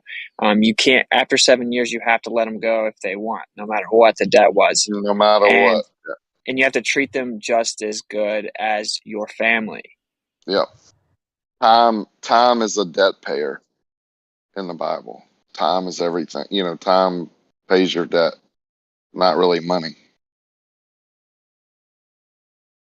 You have to read everything in context. You can't just take one verse. I mean, even Bible believers make that mistake. But you can misinterpret it if it's just like, okay, Steven Anderson is a very I'd say he's virtuous, like he goes out soul winning. He's like a strict Baptist Christian, but he's very anti flat Earth. So he will read dude something. Is lame. He twists the Bible the whole time. So he's a misrepresentation also. That's my point. It always has to get straw man. No, I would say he is misinterpreting. He goes, okay, when he's talking about the waters above in Genesis, he goes, well, look, I'm in Arizona and there's water above me. There's moisture in the air. Even in a dry place like Arizona, there's millions of gallons of water in the clouds. So that's the waters above. So what he's doing is he's just taking his own ridiculous spin on what it actually says. Of course, that makes no sense. That makes no sense. The firmament separates it, though. I'm just saying he's straw manning it because he's like, it's a carnal desire. It's pride. He's been teaching it too long. If you research firmament in the Bible, it mentions it in the beginning, throughout the middle, and at the end, but it never says it's just the sky or just, separating the waters. It's different layers. It does different things. It's made of different things. It tells you exactly what it is. I mean, my name is Rakia Life. Rakia is the firmament. Right. It's firm. The Rakia, the same. That's the translation, Rakia. But it also can mean in the sky. It's just the heavens, and it's what separates the heaven. He is too prideful to admit he was wrong because he shit on all these flat earthers, kicked them out. So he's lying, just like the atheists, just like the people that say the scriptures have been supernaturally changed. Do you have any other examples? Like Planet, is that one you've heard? They're all no. I've never heard Planet. They're all wrong. They're just all wrong. They act like Planet. That wouldn't be in here. That's a Mandela effect. It's because they're ignorant and they've never read it. They've never actually read the scriptures. It's just like atheists that straw man it. It's just really wild to me. People bring it up as like their home run though. They're like, this should hit everyone, right? Like, did you know even the Bible's changing? It's like, you don't know anything about the Bible. People hold Bible believers to a different standard. They're just men. They're wrong sometimes. I'm not talking to you specifically, by the way. I'm just talking about like the Mandela approach. I'm just saying, like, okay, there's a Kit Kat. Like, I mean, that's not my thing. I'm not a Mandela guy. I don't like to equate the two because, like I said, it's a mind fuck. Like people, they're all just misunderstandings, though. Like the Statue of Liberty being in like they confuse Liberty Island and Ellis Island. Ellis Island has always been where the immigrants went. I know people they have their grandfather's paperwork. Okay, so it's Ellis Island. No, the Statue of Liberty was always on Liberty Island. No, see, that was paperwork was all fabricated after the fact as part of the Mandela effect. Come on, man. Yeah, dude. So what if I locked it in a safe? Then doesn't matter. It can happen on your own personal videotapes. Yeah, it's just wild, bro. Yeah, I had an issue with one of my mates actually about this whole Mandela effect thing because he really is taken in by this. When he was at school, he remembers answering a question about I think it was who was it that what was the whole thing? Marie Curie. She discovered radioactivity. Something to do with, wasn't it to do with smallpox? I think possibly. No, what Kosho said is true. But by the way, Kosho, that's a whole rabbit hole, bro. There's so much gravy with that. So much gravy. That was all a story that was written.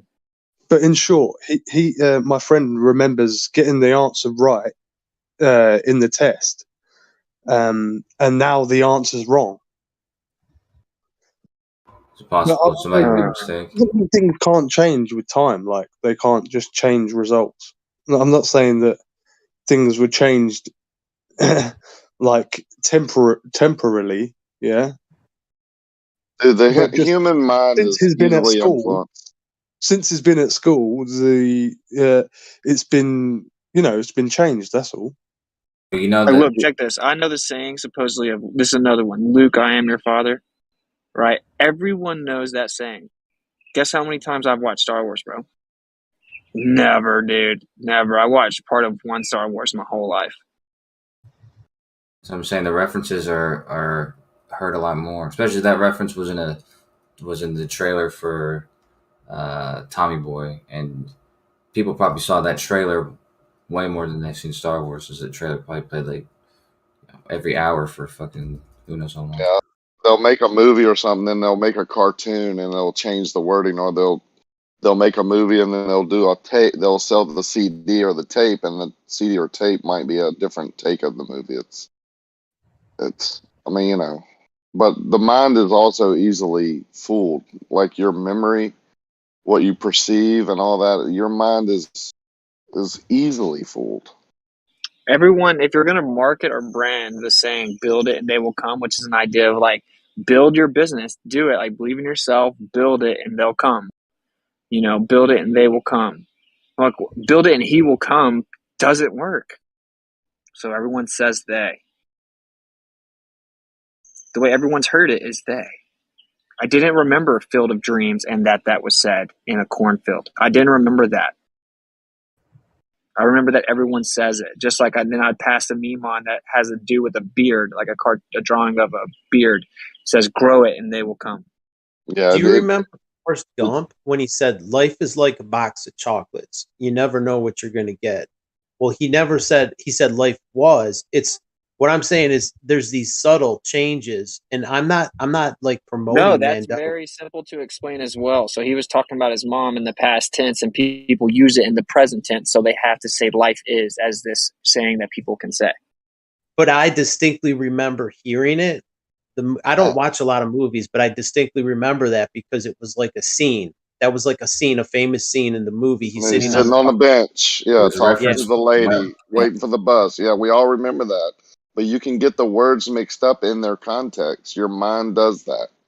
Yeah, but even though I've seen that movie like 15 times, I've still heard it referenced more than I've seen the movie.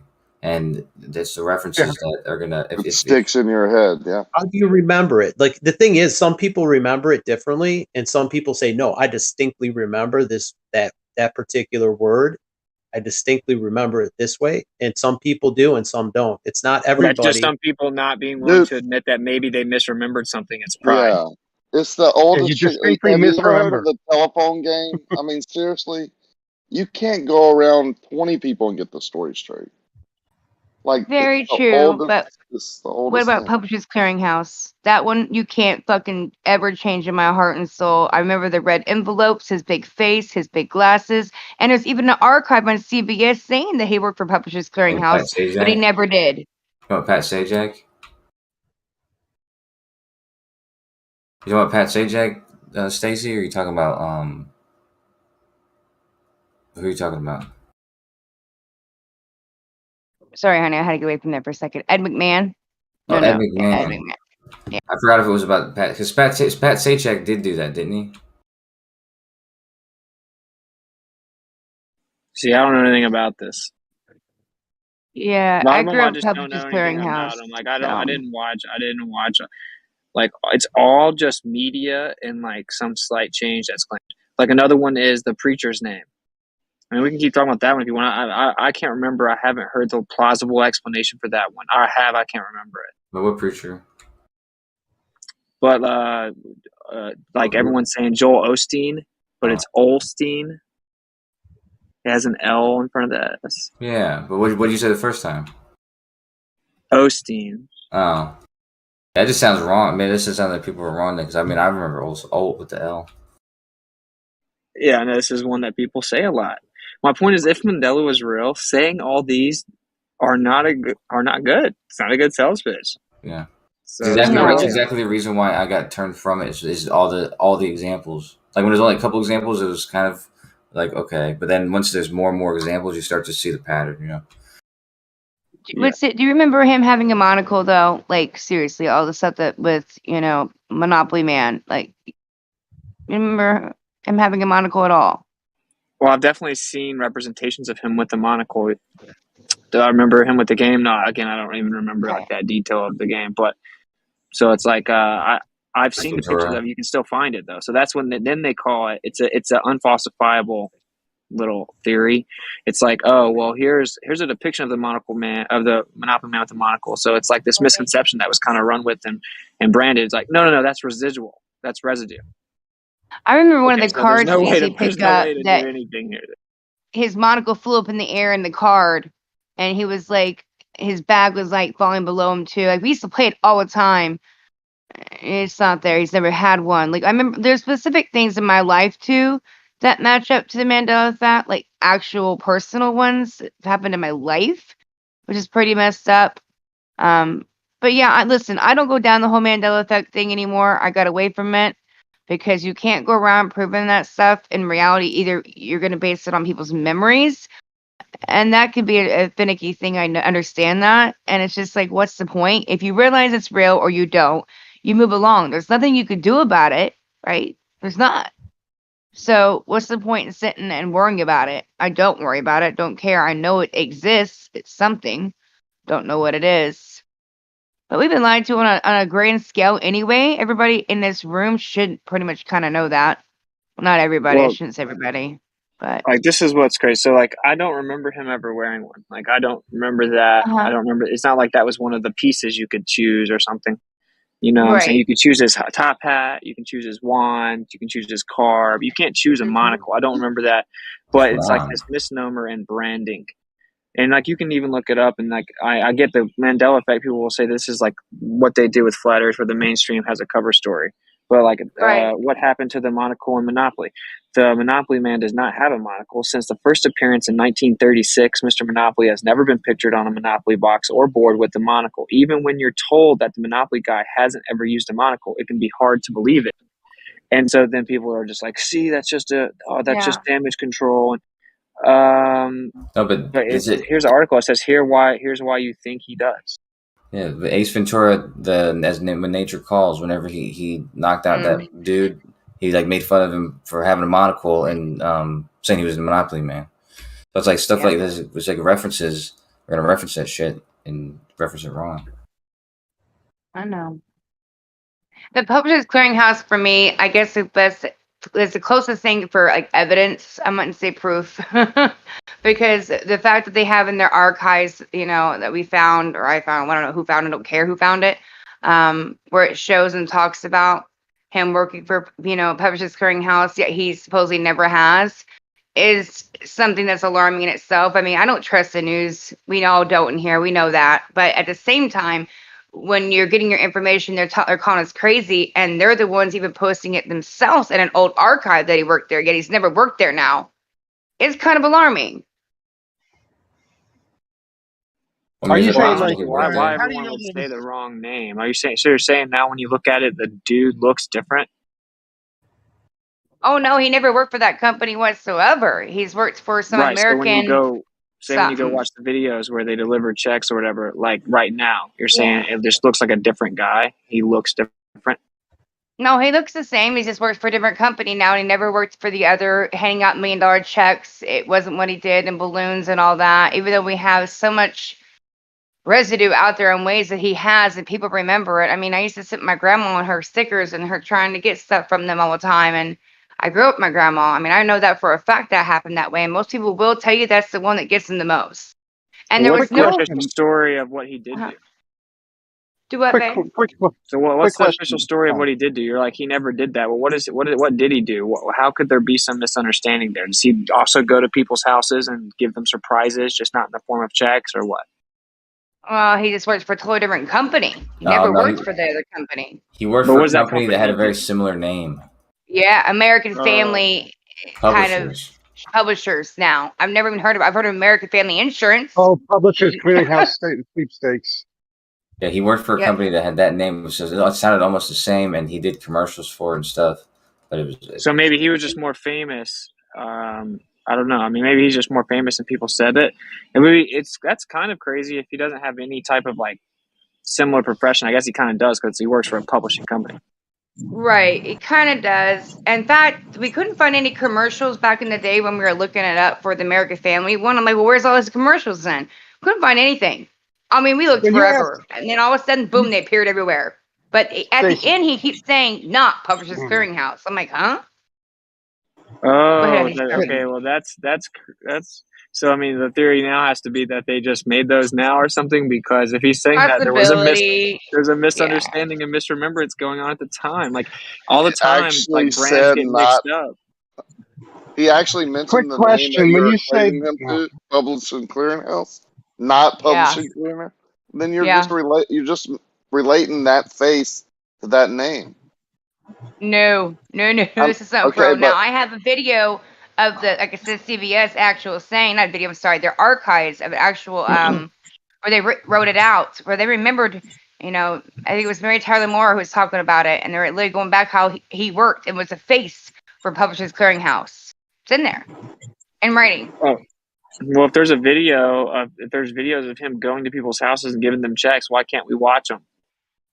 They're gone. Never existed. Well, I'm saying that there's still someone that does that for that same company, right? I don't know, honey. I don't See, remember that's anymore just now. weird. I got out of that. I'm gonna be honest, man.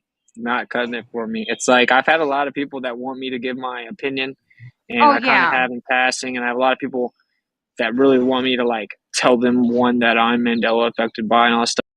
Dude, I legit can't, bro. Like it's like the one that's crazy, I guess, is there was like the first attack on American soil no one really knows about. Okay, they lied about all of history. That what? Exactly. You know what I'm saying? Like, of course we don't know about it. Quick question, Stacy.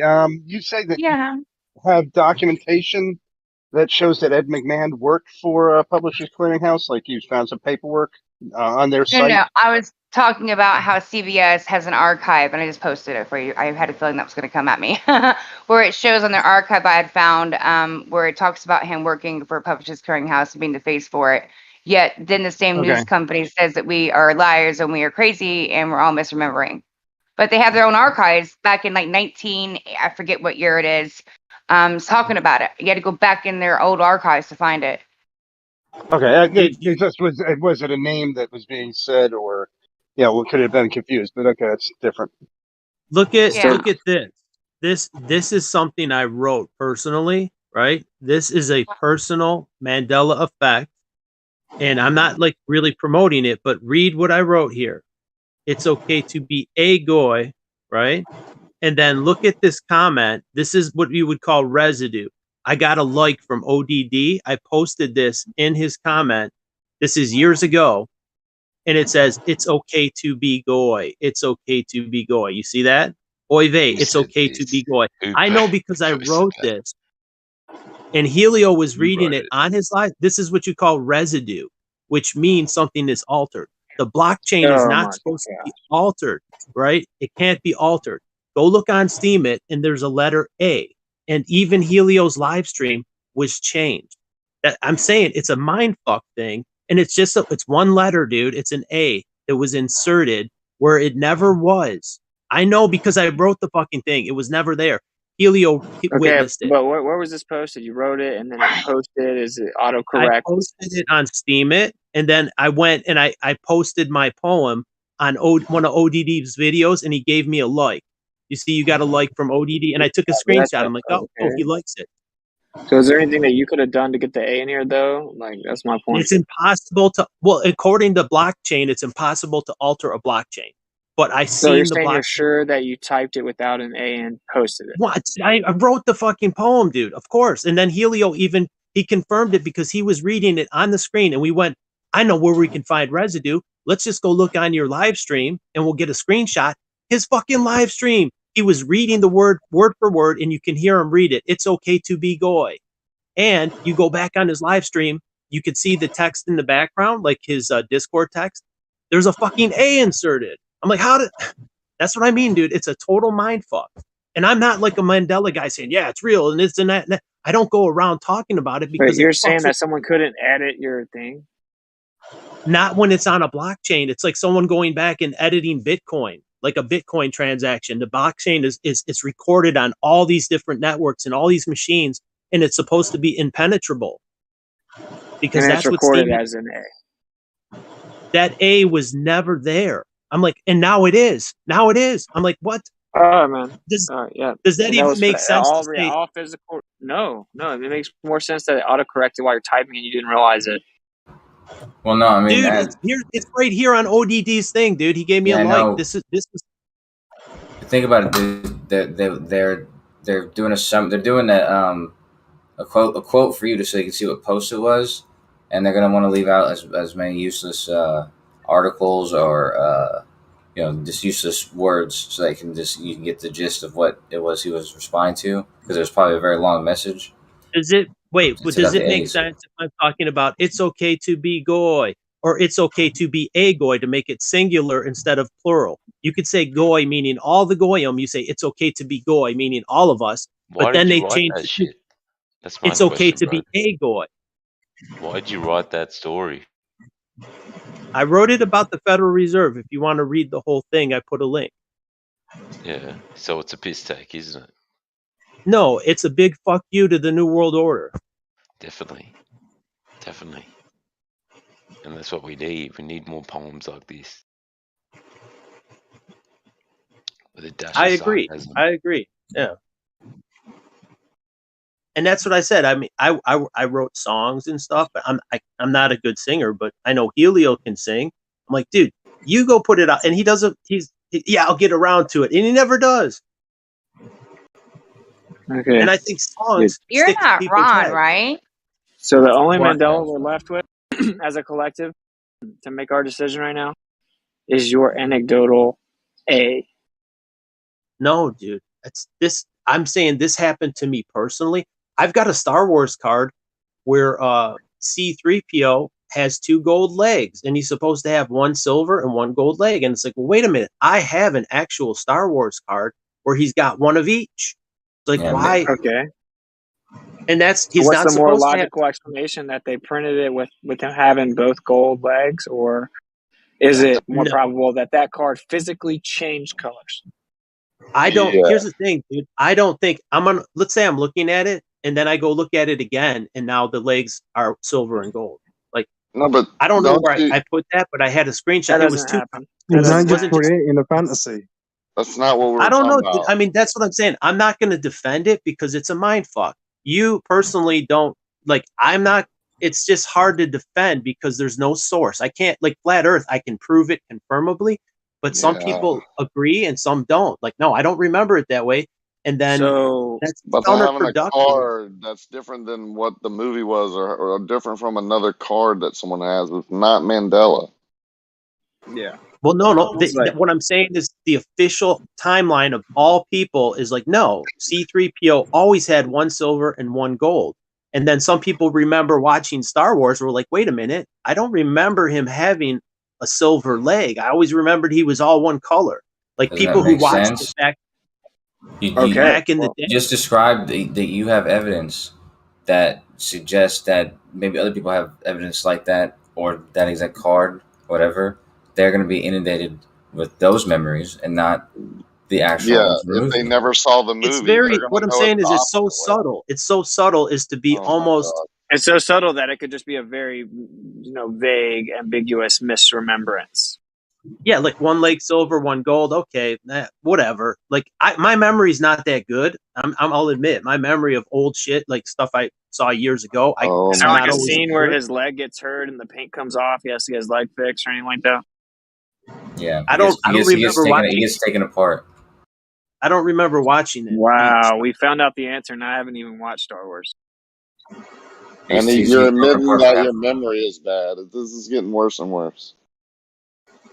I mean, we're talking about how memories can be, maybe it's just a memory thing, or it could be a publishing thing. It could be, he had an accident and they're depicting it when his leg was a different color during his rebuild. And then you're admitting that your memory is, this is getting. No, I'm saying, did he ever have, no, it's in terms of Star Wars, I'm saying. Like Star Wars. I'm not a Star Wars geek. Bro, it's over. You It's have over. got to calm down. It's over, bro. Okay, What's over? that dude. Okay, if you have a card and you see that he has 2 gold legs, then you lock it in a safe, and you go back next week and he has 1 silver leg. Holler at me, okay? No, that shit would be fucked up. If it's changing in front of you, like Back to the Future, where like the timeline is changing. Have you ever heard anyone actually claim that ever?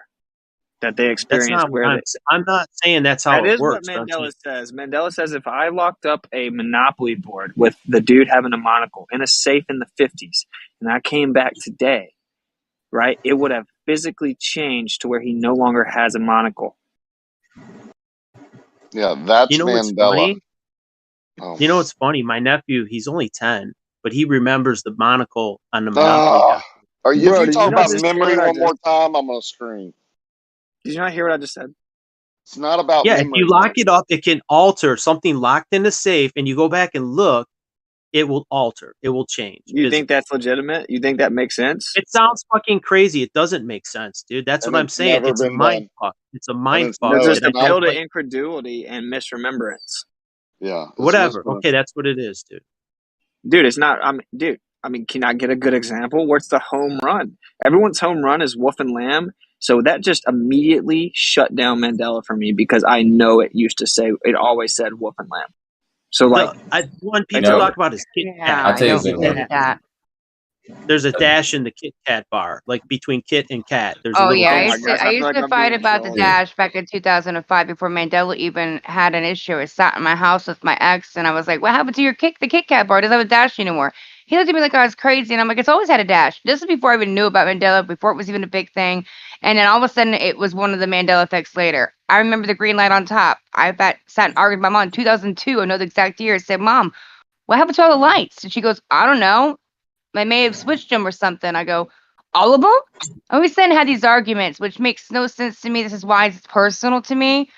Jiffy peanut butter. There's so much residue on that. There's Jiffy burgers. It's history of Jiffy peanut butter, but it's never existed. Little things like that. Now listen, this is why I get away from Mandela, because no matter what, you cannot go around proving to somebody until they go through something, this kind of situation. So I don't usually talk about Mandela. I got away from it. This is why flat earth and stuff like that was more important to me, because this is something you can validate. You can go around and actually reach people. I'm not saying Mandela's real or not real, but in my heart, I know what I feel and what I know. At the same time, I don't ever go around pushing it anymore or talking about it anymore, because it doesn't really get to anyone and we look crazy.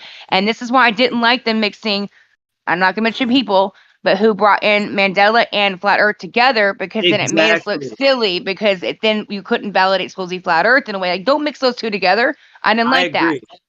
Well, you got a bunch of flat earthers talking about Mandela, so. That's Brian Staveley, dude. That's who you're talking. And I don't agree with that concept. I'm not talking about Brian. I talked to Brian specifically. Like, I talked to him direct. I'm talking about people in general. Flat earthers talking about it. And then it takes one person just sitting here like I am and pointing out the very logical explanations.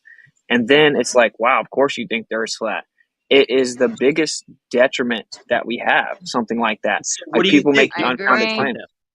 You're I friends agree, with honey. Brian, and so like you guys disagree on that. Do you think it's? I think it's told him that the counterproductive. phenomena is real, as in there are mass misremembrance situations. Okay, But do you and the tell him phenomena it's itself is real. counterproductive to be a flat earther and a Mandela guy? Like his bigger thing is the Mandela. He spends more time on Mandela than flat Earth. But to mix them, He's a grown man. He's a grown man. Like if he actually shows his face and makes content online and all this. So I don't tell grown men what to do. Like I told him that I'm not going to publicly endorse I'm it, not and that saying like what to do, but to just you know say, what's don't funny you is think I can they're counterproductive? Like, don't you? yeah Yeah, I he ain't gonna may listen to you. I actually have voiced that on Glowbusters when he came and presented it to the panel. I said, "What's next?" Though, like, oh, the Earth is actually did used to be a globe. What a joke!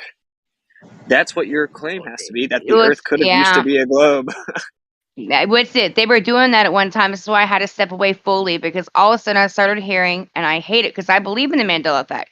But they started saying, well, it's a possibility at one time before Mandela hit, you know, that we were on a globe and now it's been changed. And I'm like, oh, Yeah, I've heard stop people it. say that. Please stop Yeah, that. Yeah. Bro, you see why they paired it? But It's a turd in the punch bowl, and that's what I'm saying. That's why I don't do it. I'm just doing it on this small panel with a few people. I'm just telling you. Real. The No, globe dude, is it's just like the happening. Mandela effect. You can show it as We many know times. that in 2012. Dude, is my mic Hey, working? he's talking, man. Rocky is Sorry, talking. bro. The globe is just like a Mandela effect. You show it to everybody over and over again, every day on every thing they look at, and they're going to think it's automatically. They're just going to globe, even though they've never witnessed it themselves. The movie Focus. The movie Focus. I watched it again last night. It's real. If you put 55 in front of somebody on everything they do, 55 this, give them 55 and change, put 55 on everything. Everything they see is 55 during the day, and then line them up and tell them to pick a number. They're going to pick 55 because that's how the human mind works. Yeah. Well, when did Flat Earth become popular? And I think it was around Not the 2015, 2016. Well, the point is, we're talking about Mandela effect. And I reckon in 2012 before. No, the internet made it possible for mass people to talk about it and get the information out. It's Flat Earth has always been a thing. It's just been easily suppressed because of the technology wasn't there for. 2012? Yeah, people. Yeah, dude. People knew the Earth was flat thousands of years ago, man. Are you listening? No, definitely. It couldn't be spread. It couldn't be spread because of the technology wasn't there. Now the technology is there where we can talk around the world to a group of people and we can show them all the information all at once so people can make their own decisions. That's why it's more popular now. My question to you is, did you believe in the flat Earth 10 years ago? I didn't know about it because the information wasn't given. Exactly. That's I didn't have the one internet. knew about it. Yeah, none of us did before 2012. People did, dude. Back What's in the point, though? I just refuted every Mandela. Yeah, they did 100 years ago. Do you have a new Mandela claim I need to hear? Since the mud flood, we've been disillusioned. Okay, but just making up claims that reality itself is fluid is ridiculous. I can actually offer the best anyone Mandela could even begin to offer as to how material itself could alter, and I'm not going to do it. I refuse to do it. Well, because I'm not going to feed that. I'm not going to feed into. Yeah. This is why I don't argue it, even though it's personal to me. I went through it. Like, I was back in 2002 having that arguments, but sitting with my mom in a car asking why the lights had flopped. I didn't know about Mandela until years later. And we just said, what the hell? That doesn't make no sense. And moved along. Kit Kat, 2005, moved along. You know what I mean? But it is what it is. I remember walking in the store going, ooh, for breads. Now they changed it. I thought the logo changes were happening along the way. I didn't fucking understand. I just said it, and logically, you don't think about some fluid reality, right? You just go, I guess there's a logo change, and you move along. And then Mandela hit. And I was like, oh, it's Mandela? This whole time? What is the lights? What lights are we talking about flipping? Green light on top. Oh, the traffic green light on lights? top. Yeah. So what, they reversed, you're saying? Yeah. It ain't that way now. The red is on the top? Well, yeah. See, I don't even like fucking. I just see the traffic lights, but I never really paid attention to what is on top. I know the yellow my is the middle. God. Some of them Yeah, are but left to right and right to left. It depends on where you are. And come on, people. well, when they're vertical, when they're stacked vertical. So Yes, I'm sure they could have been opposite before. But now almost all the manufacturers do them red at the top, or it's been mandated to make them this way so they're unified across the country. It doesn't mean it's Mandela. It could have been different in the past. It doesn't mean it's Mandela. Look, they've added to Okay, it, but well I then do remember sitting in a car like that. Okay, well we can move on to the next one because that one's easily explained. Yeah. I mean, For me, it's not, because I remember it being that way the next day. I mean, literally just waking up. This is back in 2002 and going, Mom, why are the lights different? My mom going, I don't know. Maybe they changed them. I said, all of them overnight. Like, what if they what just is going changed on? the actual pattern It's of the the inner light? on-body. It's the inner on-body and consciousness. And to one's own self, you're going to have your own experiences of Mandela because, you know, it's that's the way to misremembering. gaslight but I believe yourself, that's dude. true. Do you ever misremember things? It seems like gaslighting yourself. That's why it's counterproductive to like go into it. Like even Stacy said, you know what? I'm just done with it because it's like gaslighting. Exactly. Ooh, I completely understand what she's saying. So it undermines all pursuits of truth. It's detrimental. It definitely can, right? Yep. Like I'm just trying to understand what's the value, and like another one is the Volkswagen logo. I can keep giving them to you guys if you want me to. The Volkswagen logo, the Volkswagen the logo. value is then the way it proves the nature of reality. There's something in it. Okay, well then answer this question. So with the Volkswagen logo supposedly used to be different, right? And it had like this gap between it. And then we find, or it didn't, one or the other, then we find a hubcap that has the quote unquote old one that got changed. Then they didn't all get changed, right? So it just makes mistakes. The supernatural alteration of reality, it makes mistakes and misses certain hubcaps. It does. There's glitches in the Matrix. You get like one or two things. Like there's a Berenstein and a Berenstein Bears or whatever. And it's like some people remember, well, I remember it this way or whatever. What I'm saying is like us arguing over it is like the whole intention. It's like we're arguing. You're not addressing my point, man. You're not addressing my point. You're like it's called residue. Skips. It's just coming up with the word. It doesn't mean anything. Like I'm saying, do you understand what your word means? Your word implies that this supernatural alteration of reality is happening, but not conformally, and there are mistakes made. So you can't prove it wrong by saying, no, look, I found that at one point they were making hubcaps like this. There must have been a period of branding where they kind of put this new design out, right? Where they never officially patented anything. It's a slight change. Other people start drawing different things. They think that looks better, whatever it is. No. Physical reality changed across the board, except it missed some spots. It's definitely don't invoke the creator. Definitely don't invoke like a sentient designer or anything then, right? Because now you're putting mistakes, incompetence on it. So now you need to invoke simulation theory. That's what you have to do. That's why it was set up, in my opinion. They're like, now you have to invoke simulation theory. People don't understand the implications of the philosophy that they're spouting. That's my beef with it. Simulation theory instantly implies a creator theory the way you just said it. Like, no, it doesn't. It doesn't require any sentience. One's brought up through like a religious ideology, and the other one's just well, one has a designer that is competent, and the other one has an incompetent designer. No, they're both surrounded around computer systems and code. Well, okay, but the one that's supposedly in a simulation where there are physical alterations to reality makes mistakes. Not necessarily. Listen, even if it was real, this thing's real. We don't know why it's happening, who's doing it, how it could be altered, or even if God, right, or a creator is allowing it to happen for some people to wake the fuck up that they're being lied to. I don't know. I don't know what the reasoning for. How I got into it was totally different too. I got through it through the book, the Bible, and the president's wife was talking about the Lord's Prayer. And she literally said debt and debtors. And I said, excuse me, what? And then I went back and started going to my Bible because that's not what I remembered. And then I went back to it a month later to show a friend, hey, look at this and what she says. And now she doesn't say it. There's flip-flops. And she now says it the right way. Trespass is like, what? But I've said that way my entire life. My family has said that my entire life. For me, at family gatherings, at Thanksgiving. We say that. Yeah. I've said that my entire life. I understand. And I'm not denying that, which I'm really not. I'm not. I went to church 3 days a week, too. I grew up actually in a church that used to talk about flat earth to me. My pastor used to come over. So even when I was 8, he used to talk about it not being a globe and the 4 corners and all that shit. So trust me, I get that.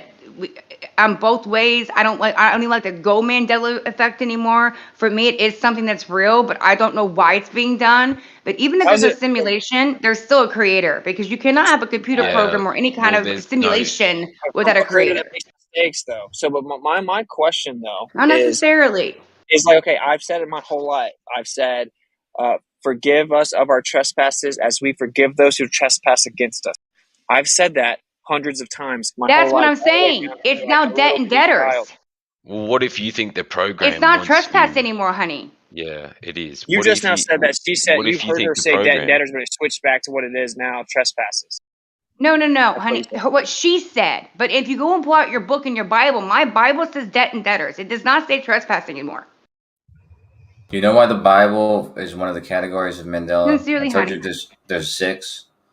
The reason why the Bible is one of the categories of Mandela is because it's the most copied book on the earth, and it's got the most translated book on earth, and it's got many, even in English, it's got many different versions. No, I understand and that. those versions have different.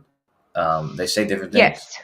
But I have a book that I've had since I was 8 years old, a Bible that I literally grew up with. What's it saying? Like it would bother him right now, because he's like, I grew up saying that all the time. If he had a book that he grew up with, the Bible that he's had his entire life that he used to always read, and he goes back and reads it, and now it says debt and debtors, and he knows that he's read trespass, he's going to literally go, what? Huh? That's what people have done. Yeah, the program wants you to be concerned with something that isn't important. That's the whole point. Like we're all just going around in circles trying to prove ourselves. It's a mind fuck. Now you question That's everything. exactly correct. Can I question anything? It's fucking. It wants you to think something's more important than what's not real. You know, it wants not even important, but who is doing it? Dude, the Bible still says the same thing that I've been saying since I was like 3. Do you have it in front of you, honey? Do you have a Bible or some Bible you've used your whole life, or you used to read it last like 10 years or something, hon? Well, the Bible I have with me right now is the Scriptures version, so it's not KJV, and my family have obviously been saying it from the KJV. So, but like I have the KJV right here. I mean, the KJV says what it always says. It says, "That's it." Yeah, for if ye forgive men their trespasses, your heavenly Father will also forgive you. But if ye forgive not men their trespasses, neither will your Father forgive your trespasses. Now we have like this, Southern Bible Belt way that we say the Lord's Prayer, right? Which is, forgive us of our trespasses as we forgive those who trespass against us. Right. That's exactly what we say it as now. Correct. Right. You're right on that too. Was it what you say? Listen, like, dude, every time they say the Bible changes, bro, it's bad. It's like they said something about a planet. No, that's easily just refuted. They said something about a tire. If you actually look at it, it's like TYRE. It's about a dress. Well, they say couch. They say wineskins and bottles, stuff like that, and wineskins. There's many things that have changed. I don't want to say changed, because listen, how many times have they published these books? How many times is there reversions of these Bibles? And listen, I don't know. That's the point. But every other Bible has to change. Did you know that every Bible has to change something every few years so they can still maintain their? Oh, okay, so then yeah. Of course, there's yeah. I really except do. For KJV. Except for KJV. I wish I had my Bible in front of me right now. It's in Texas. He won't give it back. But anyway, if I did, that Bible I grew up with the whole time has changed on me. It says debt and debtors, and that messes me up. Well, what translation is it? If it's a translation. It should be King James Version. It should definitely be the same one. If it's translated, then. Exactly, though. I know. This is why I hate the whole Mandela thing, and I got away from it. I really did, because look, it's no point in arguing people, and they want us to argue and fight. Either you believe in it or you don't, and you don't have to. And that's the point. It actually will consume you, because if you start seeing things and you start going down the path, and there's a lot of them actually that I resonate with. Mirror, mirror. And I know people say, well, that's because The old version always said, you know, magic mirror, and you just remember the newer versions of mirror. So there's always going to be someone or something, right, that changes the you're wrong, and they'll say this is the right way and this is why it is that way. You're just why you're misremembering. So what's the point in arguing with anybody? I don't. Until somebody says, wait a minute, I don't remember this. And I go, oh, you haven't heard about the Mandela effect? And I'll talk to them about it. But I never go around and talk about this shit anymore because it's not worth it for me. But it seems like an attack on the scriptures and an attempted replacement of simulation, which is simulation is what the mainstream is moving to, because they used to push evolution and it worked for a while, but it's run its course and no one really buys it now. No one really buys that now. So they're pushing towards simulation, which acknowledges design.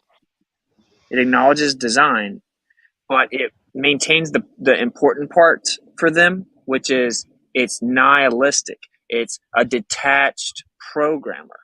There is no, it's just apathy. Like it's this nihilistic program. Yeah, so that's all they care about, because when people don't have a connection with the real creator, the father, like you're his daughter, like he's our father. That's real. There's a personal relationship with the creator. He can see you. He's right above us. The I creator definitely believe in God, loves us, and we're made in his image.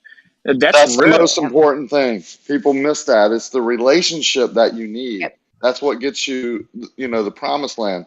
They take that personal relationship and turn it to anything else. But I agree. And that's what pulled me out of so many things. Okay, I've always known there was a creator. I never, ever, ever would have said I was atheist. Yeah. But I would have said I was agnostic, though. And I was raised with religion and the Bible, and I'm like, I hated it. I wouldn't say I hated the Bible. I hated the experience of how I was taught the Bible for a long time. Yes. Baptist church. And different churches. All my friends had different churches. I'd go to different churches, seen them all, seen all the denominations. Grew up in Tennessee, man. My point is that I used to have this similar type of feeling, like, oh, I thought I was woke, like, oh, it's just some conscious creative energy and blah blah blah, the universe. No, when I started talking to the creator, like talking to him like personally, knowing that the creator can hear me and I have responsibility for what I say, physical stuff really starts happening. He actually starts answering. A lot of people that don't have that relationship will just see that as vague, though, right? Well, they need to try it, though. What I've found out is all the people that they don't actually try it. They hand-wave dismiss it, because I used to do the same thing. And I would say things like, oh, there's 4,200 religions. Let me guess, yours is the right one. And how many times has yours been changed? And do you know anything else about the Roman Catholic Church? Well, let me teach you. And what I'd find out is most of the people don't know. They don't know about the Roman Catholic Church. They have too much pride to admit that they got lied to and tricked about tons of things. And there were tons of changes and tons of books removed. So I'm like, you don't even understand your own book. And you're lying. You're lying because of pride. I can't trust you, much less could I trust your worldview. And that really confirms people's bias against it. And I used to experience that. I understand it. That's not the point, though. When you actually talk to the creator, like when I went and humbled myself, and I'm like, I'm actually going to talk to the creator and understand that he knows everything that's happened up to now. He can see everything. There is no lying, deceiving, tricking. There's no painting it a certain way. It's just how quickly I can just let it go. You don't have to say anything. You just have to accept within yourself you're letting it go. You just have to accept within yourself you're letting go of any type of pride or lies. Everything is seen. Everything was saw. Like, there's something that you can't see that can see you always. And once you really accept that and talk to him like personally, dude, I promise you, if you seek it, you will find it. That's not fake. So, I mean, you have to try it. You want to know some real shit with it? Is I was a real believer in a creator. I had a really close relationship with the creator. I found Mandela effect. It messed me up for a while. And then flat earth. No offense, this is the truth. I got with someone who was flat earth who didn't really believe in God. And history kind of messed me up. So I started disconnecting from God through it all, even though people say it brings you to God. During that time through Mandela flat earth, because it got mixed together, I got away from it. I was hanging around the wrong people saying, you are God, basically yourself, blah, blah, blah, and you can create and manifest. I mean, it was crazy. And then I finally got a relationship where God basically smacked his life down and said, boom, I will show you I'm real. And it was through people like you guys, Rakia and others, who, when I was in a dark place, end up knowing I was in a dark place without even knowing and praying for me. So I'm just going to pray for you today, Stacey. And I'm like, oh man, I was just asking God internally, I need help. And now someone's praying for me. And then all of a sudden the signs every single day started happening in my life, showing me that God was around, answering my prayers without even hardly even asking. I would just say it in my head and boom, it was provided. And that happened over and over and over. So I'm thankful that I came back to a creator again and a God and a higher power. Whether that book's real or not doesn't even matter to me anymore. It matters about my relationship that I built with the creator, and I know for a fact that it's there. No. Asking if the book's real. See, of course it is. But the thing is, like, that's what I was agnostic as well until I stepped down the flat earth rabbit hole and people are like, wait a minute, it's mentioned in the Bible. I'm like, what do you mean? And I started reading it. I'm like, well, wait a minute. This has to be prophecy, because who would know these details, right? To put it in writing, and then we're finding out the design, like what they're describing in Genesis, in Isaiah. It seems to match what we can put together ourselves. Like, wait a minute, this sounds like somebody in ancient times would have not known this unless it was prophesied and told to him, the design. But and then it even says, where were you when I created the earth, right? Who stretched a measuring line across it? Like that stuff, that like your arrogance to claim to know the boundaries of the earth. Were you there when I built the earth? Like that was God, like telling them, don't try and like call out my design and claim you know how it's built and know the dimensions and whatever. So I would never go be that the arrogant. academics of now. What's that? We're talking about the academia of now, basically. Them trying to say they know the size and shape of the earth, but true, right. Even flat earthers saying stuff. It says, like Job 38:4, where were you when I laid the foundations of the earth? Tell me if you have understanding. Who fixed its measurements? Surely you know, you arrogant piece of crap. Who stretched the measuring line across it? It's like it's in your face. How dare you claim to know this stuff? How dare you? Surely you know, because you think you know everything. You're not God. Like, for man to claim he knows this is arrogant. And it says also in Romans, let God be true and every man a liar. Romans 3:4. So like this actually brought me to salvation. Like just, and that's why I was saying, my friend who's a Christian, he's a devout Christian, but I tried to like, red pill him about the whole flat earth thing. He doesn't want to hear it. I'm like, whatever, you're already saved, so I don't need to save you. He's like, but he's also deceived at the same time. And it says the elect will be fooled, even the elect. So it's like, I don't doubt. It doesn't say that. It doesn't. It's my whole issue with it, though. Is like I don't deny a creator. I definitely believe there is a creator, but it's that having an actual relationship with him. It's like the mind is so powerful. The placebo effect is so powerful. How are you actually going to know that you're not creating it?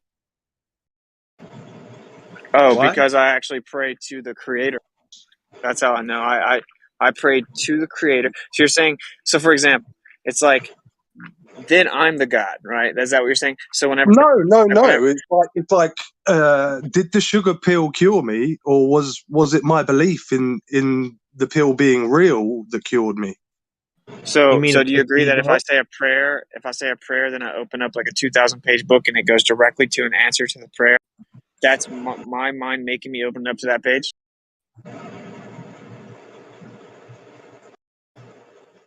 No, and that's what I'm talking about. That could just be coincidence again. Yeah, okay. Yes, So you're now right, we sound Ginger. like It lovers. could be coincidence, but when it happens over and over and over, life does not provide that many coincidences in your life, especially in this world. I'm sorry. Look at how it's created and everything else too. It's too uniform. Yes. Synchronicities are like a creator winking at you. Like I went and said a prayer one time, and I'm like, okay, I prayed for a wife. It's like the first time ever, and then first time I've ever prayed for a wife, bro.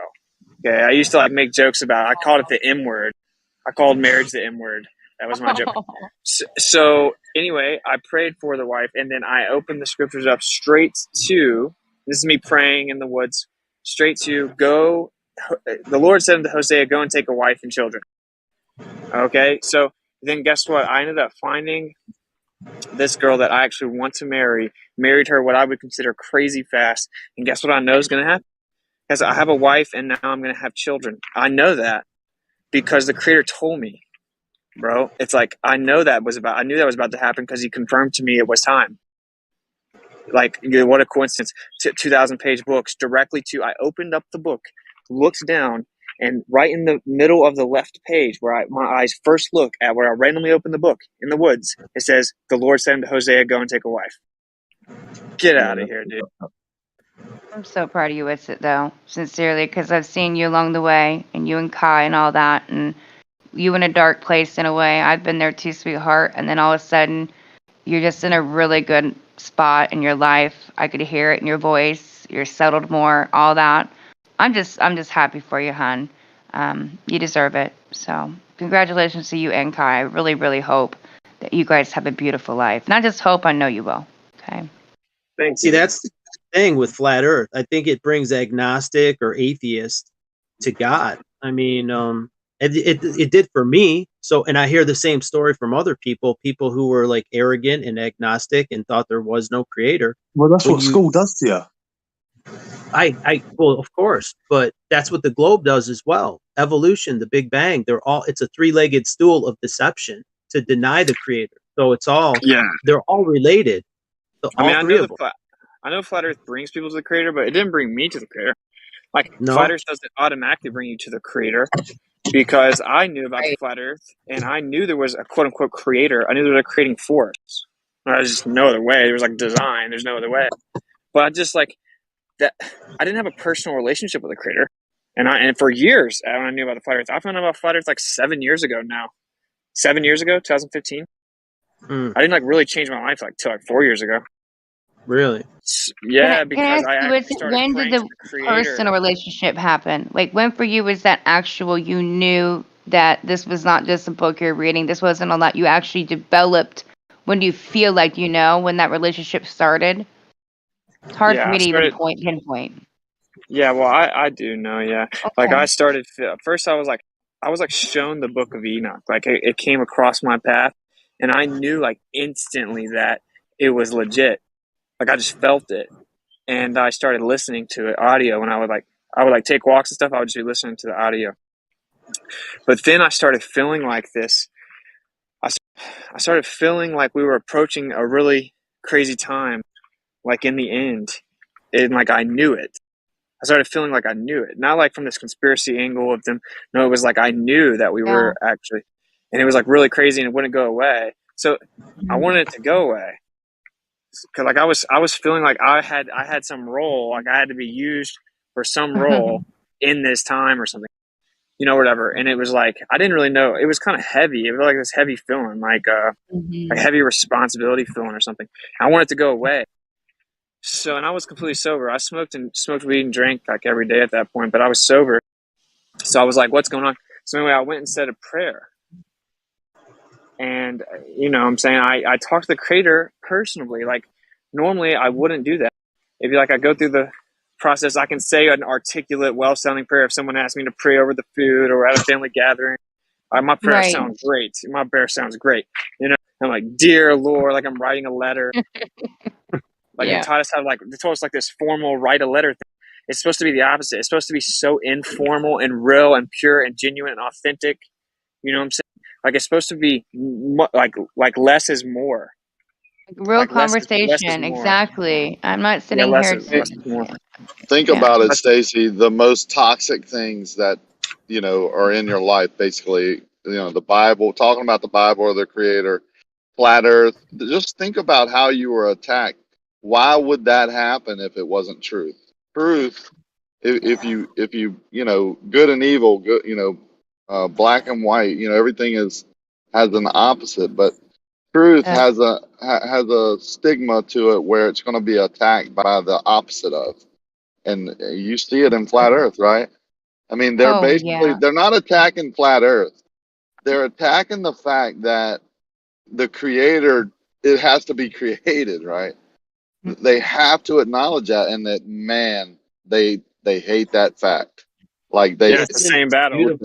It's a battle. It's a spiritual war. When you hear that, my spiritual war. My spiritual, a lot of it that I've been through. Yeah, but you see that toxic. that same toxic environment with this topic, because it points towards the good side of the spiritual war. It does. That's crazy. They It's don't the want same people battle. coming to the Creator. They don't want people waking up to truth, right? They want to suppress that and keep people away from the truth about the Creator or with that relationship with the Creator. They hate What it. do you guys think of Kent Hovind? Like, he's against the whole evolution thing, but he shits on flat earthers. So it's like, how could someone That's a random diversion. He did an interview with Globebusters, like he did an interview with Bob and Jaron and Dave Weiss, and he admits the moon landing was clearly faked. And he says, "Well, I have always said that the only place that can sustain life is a plane." But just he kind of keeps it at a distance for his channel, which is Oh, not you're about talking that. Ken Wheeler? I just know Kent It could be Hovind. monetary, but Oh, that's Ken Wheeler, yeah. Ken Hovind. every man is on an individual walk. So it's time, right? Every man, they're on their path. So it's just not the right time for him. And he might be doing it for prideful reasons or money or whatever to protect his way of living. You never know, but you can't talk about an individual like that. This is Austin, you know who Ken Wheeler, way who Ken above Hovind is, right? I misremembered. Yeah, I misremembered. I misheard the You name. know who Ken Hovind is, though, right? From Modern Day Debate. Right. Yeah, I get what he's. Yeah, so like, there's just pretty simple answer for that, though. He built his career and he's basically infamous for refuting evolution. Now he's going to have to face discrediting himself and saying that the Earth is flat and saying that he's been wrong about what the Bible says this whole time. So it's pride. I will say, I think that the Creator has a lot of empathy for those who've been on the front line, like really trying to help, and that's probably like a different level of pride that's really hard to overcome. And I'm sure that the Creator empathizes with that. I know the Creator's merciful and stuff. There's probably a line that I don't draw, but of like being so prideful that you start to lie. And you start to intentionally lie and misrepresent the Creator, you're in very dangerous territory. And I think people do that. And I'm not going to say he's excluded from potentially doing that, because it's not missing the proof in the Bible. It's when someone points out that you missed it and you still deny it. That is the problem. Exactly. So, but if you're presented like I would say Steven Anderson, who was I would say most of his stuff he does is virtuous. Like, he goes out soul winning. He's like a strict Baptist Christian, and he's against things like angry and talks homosexuality. crazy. Yeah, he is prideful. He's way prideful. Right, I get it. He does. Okay, he's not so perfect. whoever preaches the word like that's held to a higher standard. They'll actually be judged more by the Creator. Well, especially when he's kicking people out of the church that have a different, way of seeing things. Like, he kicked a lot of flat earthers out, and my friend Ridley Chozo, he actually went to that church, and they founded another church with flat earthers that have been expelled. He doesn't want anything to do with them, so they made their own church. It's like, okay, whatever, dude. If you're gonna be like that, we're out. And it's pretty like, sure he loves his Zionism too. So what's that? Pretty sure he's all about his Zionism as well. He exposed Zionism. That's how I found him. I'm like, dude, this guy's legit. Maybe that's what it is. That's what it was. He exposed Zionism, and then everyone goes and listens to him, and he just super angry. When he defends flat Earth, he literally just starts to make stuff up and says it all can mean whatever, and it doesn't mean what it says over and over. So I exposed him.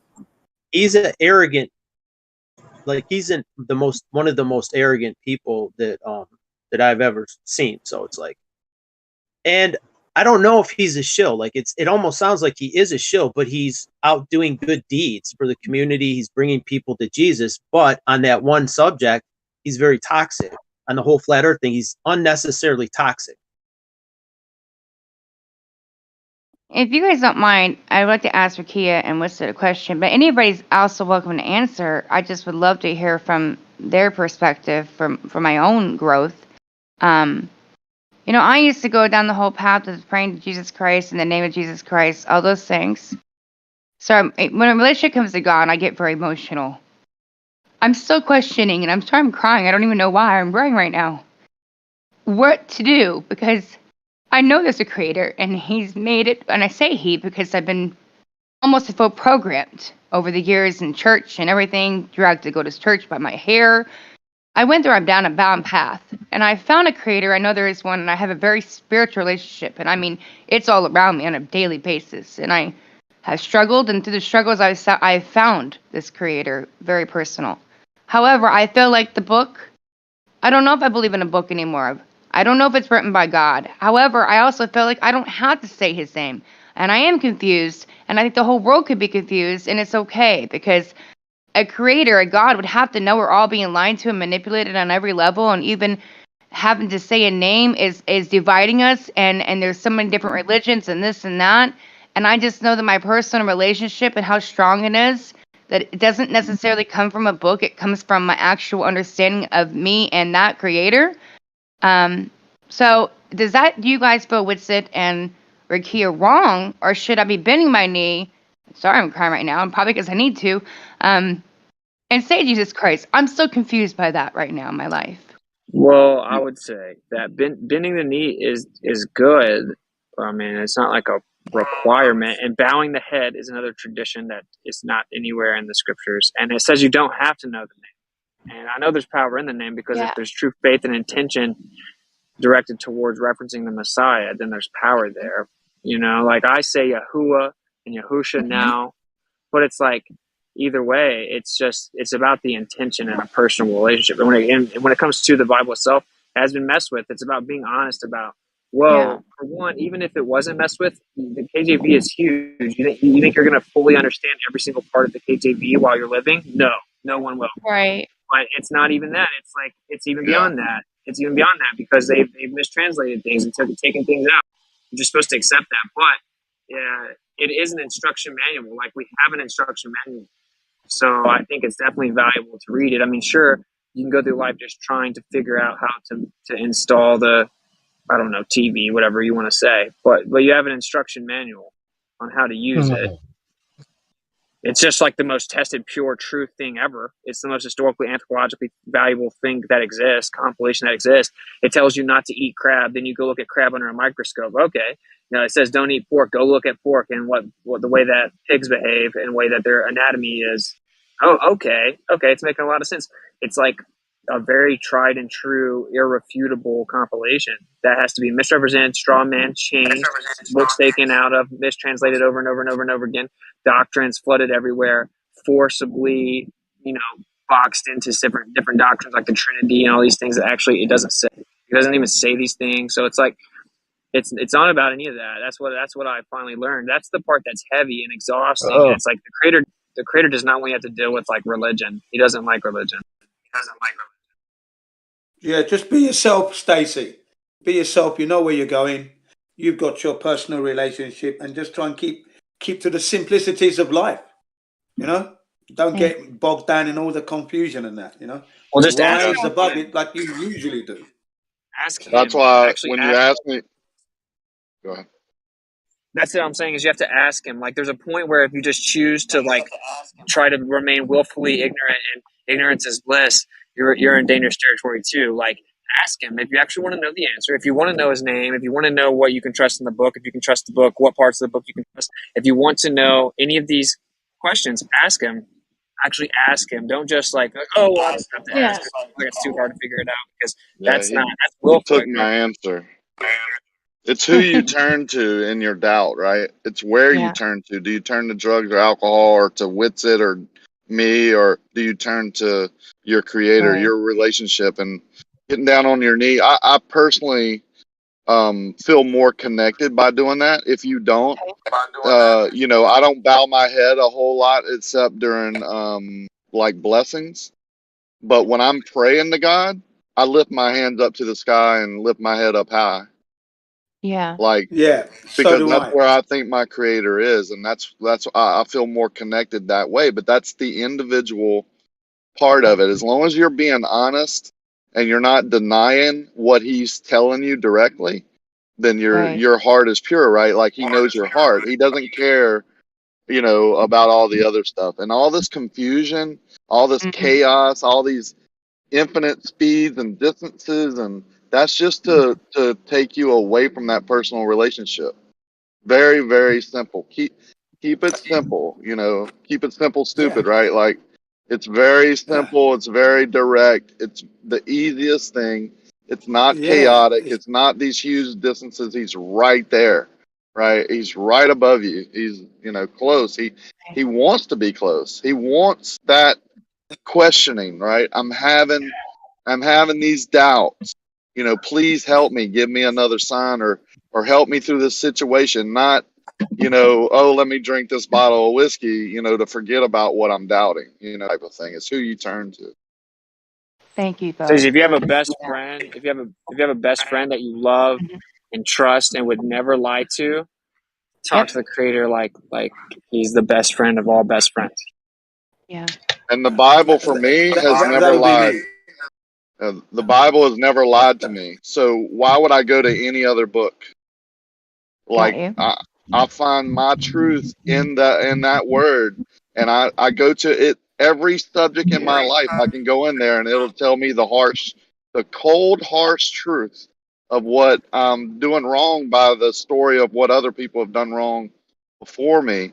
But it will explain it in the way of a common man. It's explain it just like me, so I can relate. And then it's up to me whether I take that advice or not. If I deny it, then I have to repent for that, or I have to answer for that in judgment. If I try my hardest and my heart is pure in the way I'm trying, then He knows my heart, because you fall short no matter what. I mean, the anger thing, I fall short of that on Discord. I don't fall short of that in my real life. Right. You know what I'm saying? It's something I think He put me on this, in this path, so I could get better in that area. So I could improve. That was something He knew was wrong, and I can improve that. And He's used that. I've reached many, many, many people through this path, where before I couldn't have reached this many, right? With the good news, or with a message, or with some of the knowledge that I've been trusted with. I take it very seriously. That's why you hear the passion. I hear you hear these guys with no passion. Be careful. This is why would why I you love question looking at you and Rakia and a very, I don't know how to explain it. You guys are in a really good relationship that don't take you away from the Creator. I got out of my last one because it was being very toxic when it came to my own relationship with God. I could not mention God without being just you're crazy. There is no God kind of thing. And stop talking about God. And it was like, no, you're not. Because God was showing Himself constantly with blessings and blessings after me coming back from England. And there was no way I could deny it. And I was going to walk around denying it. So when that happened and I had to literally lose my relationship, you damn straight I did it. It was what it was. But to see you two have beautiful relationships, that you can have that, right? That personal relationship with God, and it flourishes in your relationship with your wives and whatever, is beautiful. So you guys make me feel like, yeah, you know what, I'm doing the right thing at the same time, and I can find that too one day, just like you both have, and it's a beautiful story. It's heading towards you. It's heading towards you. It's coming in time. It's definitely heading your way. Don't worry. I'll make a promise to Witsit. You're gonna have trouble in your marriage. It's just like anything else. Where and who and what you turn to. Like, do you turn to another woman, or the bottle, or family member, counselor? Depends. To God's word. You know what it is too. Like, at least That's for me, not necessarily true though, man. I've been married like 11 years, and I ain't really had no trouble. I mean, nothing serious. It's she's definitely my fucking partner. Okay, well, but knock on wood though, right? Knock on wood. Anyway, as soon as you get comfortable in that fact, that's when the enemy will attack you. I promise you. Yeah, I can't. I feel you. So just never get comfortable. Never get lukewarm. Always be striving, and never take it for granted, because she may be tempted in a way, or go through menopause or whatever that turns her life upside down. And if you're not prepared for that, the enemy will come into your marriage and attack it with all his vigor. He's waiting for that opportunity. So don't ever get complacent in that. Well, at least for me, Stacy, it's like unyielding. Like, once you go flat, you're never going back to the globe. Like, once you find God, You're never going back to agnostic or atheist. Like that's like a foundational thing. Like you can't once you see the truth, it's like hard to unsee it. But that's just God won't let me either. Like every time I step away, God says, "I don't think so," and pulls me back in and shows me Himself. Like He will humble you because He quick. loves you. Yeah, thank you. What's that? Well, that's why he does And it. that's He why, loves you. I hear people blaspheme God and stuff, and it's like I always point it out, like blaspheme God, like there's nothing you're doing here that's not being accounted for. Like everything you do, it's accounted for. Don't think that you're gonna put one over on God. You know what I mean? Because you're not. Sorry for crying. I don't know why it came over me like that. I apologize. No, because you're emotional. You know. It came over your me quite privacy. strong. Yeah, it's okay. Don't let anyone break The that love coming out. relationship. You know what I mean? Like that's. And sometimes you do question. It's human nature to question, like, why is such bad shit happening? Why is God allowing this bad stuff to happen? I'm a good person, and you question, but everything has a purpose, you know, to lead you to the like. He has a plan for you. Well, that's wisdom. Wisdom is actually interpreting those things as blessings. So, like, I prayed to help me with like patience, and I always pray for wisdom and discernment. I prayed about patience, and did this week. This week it was crazy how much immediately I was shown all these different opportunities to have to work on my patience. With the conversation with the Discord, the next conversation with Discord after that, just the people in here were being ridiculous, and then the dealing with all the Jeep stuff and having to go from like probably 7-8 total hours on the phone with CarMax and Max Care Service Provider and the Jeep warranty and the rentals, and all these people just trying to kick the can down the road and throw me around and all this stuff, having to keep my patience. Then last night I went to get food. I ordered the food. It was pickup right before it closes at 8. I go there. This car speeds in front of me over the railroad tracks, and then I come down, and I have to wait on the train. Then the train gets stuck there, and I have to sit for an hour. The train just stops, even goes backwards. Oh my God. And it's like as soon as I mention patience, it's like, okay, here's God can't make everything like puppy dogs and lollipops and give us free will too. That's what people got to understand when they try and blame shit on God. Like, look, He gave us free will, so He's not gonna, bad shit's gonna happen because we can do right or wrong, good or evil. So I'd rather have the free will than live a life of perfect harmony. That's insane, man. People who blame God, that's a cop out. You see my point, right? I'm saying I asked to be slow. I agree with I asked to be slow to anger and to be patient, and then the Creator like gave me these things that are going to test my patience and see how slow to anger I'll be. And it's like I could be like, oh, why is all this bad stuff happening today? Or I can understand like, oh, it's like the Creator responded. He's like, okay, I'll help you work on that. It's a blessing. It's not a bad thing. It's a blessing. It's only the ignorance of our carnal mind that calls things bad.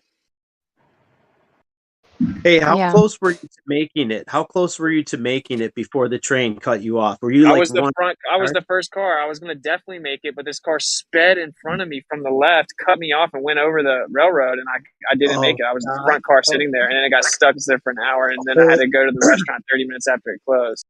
Oh, that's horrible. Like that dude cost you an hour of your life. Like his cutting you off. It's like, and but I'm not mad at that dude. I'm saying I know that the Creator had it. Like he made it in a way where it's like you can't even deny. Like what are the odds that this guy comes out of the woods over here to the left and just floors it, and then it's a perfect time that I can't make it, and I had to sit in the front. The perfect timing. I knew instantly that it was like, it's like the Creator. There was a reason why you needed to wait there for an hour with it. That guy timed it. That guy timed it, and he knew he wasn't going to make it. So he was like, he's wanting you to hurry up. He should at least honk and give you a little warning or something. But if he seen how fast he was going and seen that he wasn't going to make it, he should have, like I said, give you a signal and shit. But he's like, fuck it. He robbed your place, man. That's fucked up.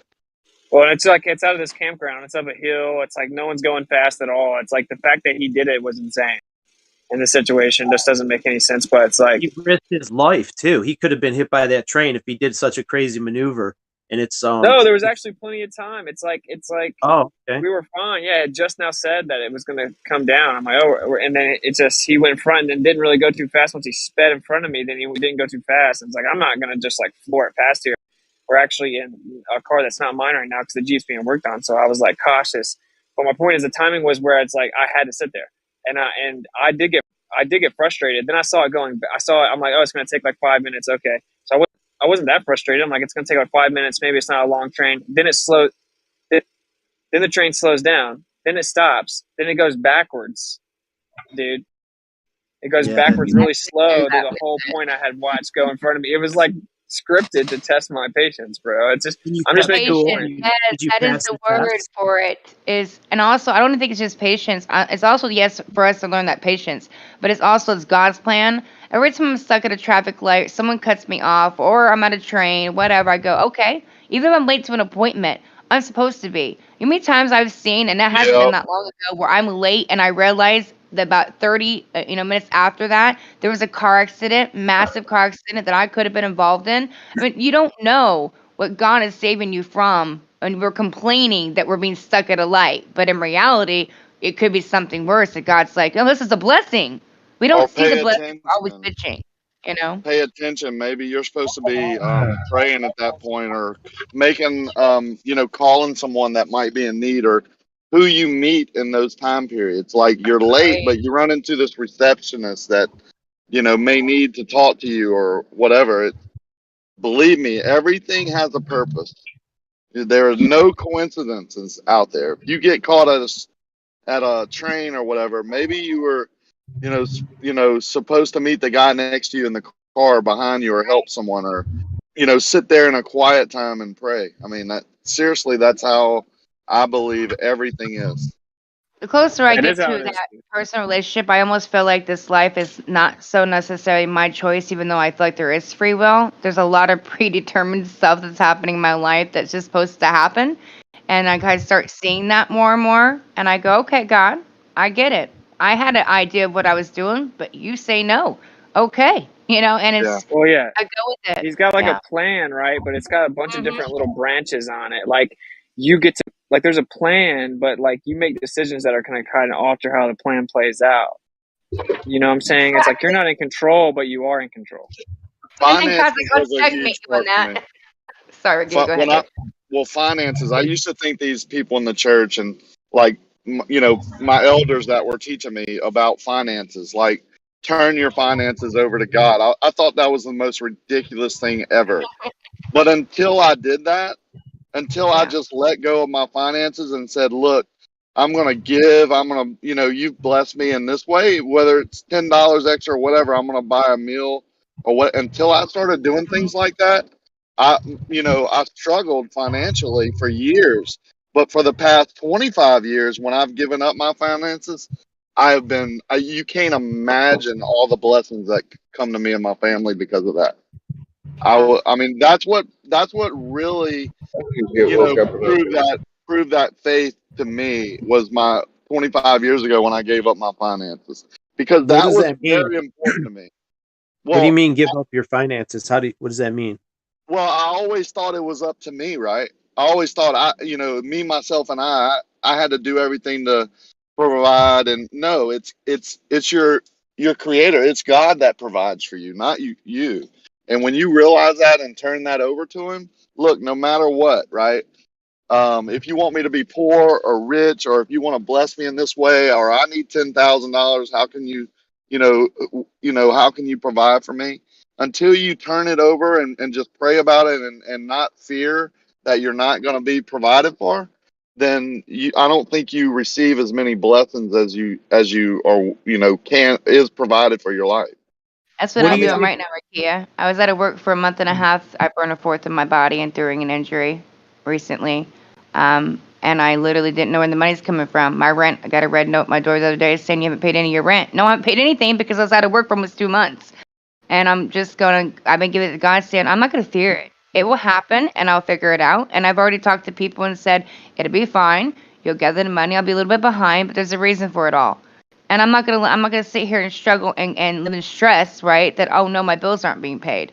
I've never had this situation where I haven't been able to have money for my rent or utilities and all that. You know what I mean? You're supposed to be lazy or incompetent. It just means you're supposed to who you turn to in this area. Again, it's who or what you turn to in these situations. And it's working out already, but it's slow. but it don't happen. And that's why I said I've been giving things up more and not stressing about them. That fear and the stress, the worry. If you have a relationship with God, God's got your back. I've seen it over and over. God, you will have me. You've shown me that you will have me. Even that injury, I felt like was needed, even though it was the hardest thing I've ever been through my entire life, being burnt and skin grafts and all that and surgery. I was blessed by that, and the scars that I have on my butt. No offense. I take on like battle wounds, and I love them. I wouldn't even want to erase them because it reminds me of what I've learned in the last 6 months, and it has a meaning to me. So even the struggles, even losing my brother, I see that there is. I know it sounds awful, but I see the lesson that I was supposed to learn on it from my journey, what I got out of it, the good and the bad, and where I'm at now. I think we also sometimes sit in that worry and the struggle, and we're in that doom and gloom, and we want to say, yeah, exactly, why, God, why? Instead of saying, well, no, there's a reason, and ask yourself why you're in this mess. Because we're always blaming the creator, and in reality, a lot of it's because of our own choices and doings, not the creator. But I do have to go, and I just want to say thank you all for being, answering my questions and being part, because it is very, very personal to me, and it means a lot, especially though to Rakia and Woodsit, because I do know you guys more, and there is a relationship there, especially you, Rakia. So I appreciate you guys today, and I hope you guys have a beautiful day. Yeah, much love. Dude, to compound on what Rakia is saying, like, I do that to, like, an insane level now. Like, I went to Walmart to get apple juice, like organic apple juice, one of the few places that have it near here. And I went there to get it, and there was, like, a spill in front of the apple juice. And I was like, am I not supposed to get the apple juice? Like, literally, I look at it like the creator might have had it where, like, the spill was in front of the apple juice. I'm not even joking. I look at everything like that to like a crazy, because once I did that like all out when I went on tour. Like, I really had started doing that a couple years before that for sure. But like when I did the tour, it's like, dude, I had to like sell all my stuff and keep paying for this house that I wasn't staying at. And then I had to like run through all my savings throughout the tour. And I'd move around all the investments I had and all the savings and like, move everything around just to keep the tour going. And after selling all my stuff for next to nothing and then giving the rest of it away. And dude, I've never been more blessed than like from when that tour started. That was like the beginning of January or the end of January 2021. It's like, and like now I'm sitting outside of like an RV in a nice campground. It's like, I do have lots of responsibilities now and crazy stuff. Like, it's very crazy stuff going on now, lots of responsibilities and lots of big decisions and like crazy financial things coming at me from all angles, like unexpected costs and stuff like that. And like the creator still providing, like it's like right when I need the money for the bill, it comes. Like someone sent Kai and I like a marriage gift. So that's in March. And I had not seen it on Apple and it expired. So like you don't get the money or whatever because it expired. And the day that's brought to my attention is the day I needed this money for a bill, and it made me have just enough for the bill. And that's from like 3 months ago, and it was expired. It's really crazy. It's like, so I mean, I would be foolish at this point to not trust it.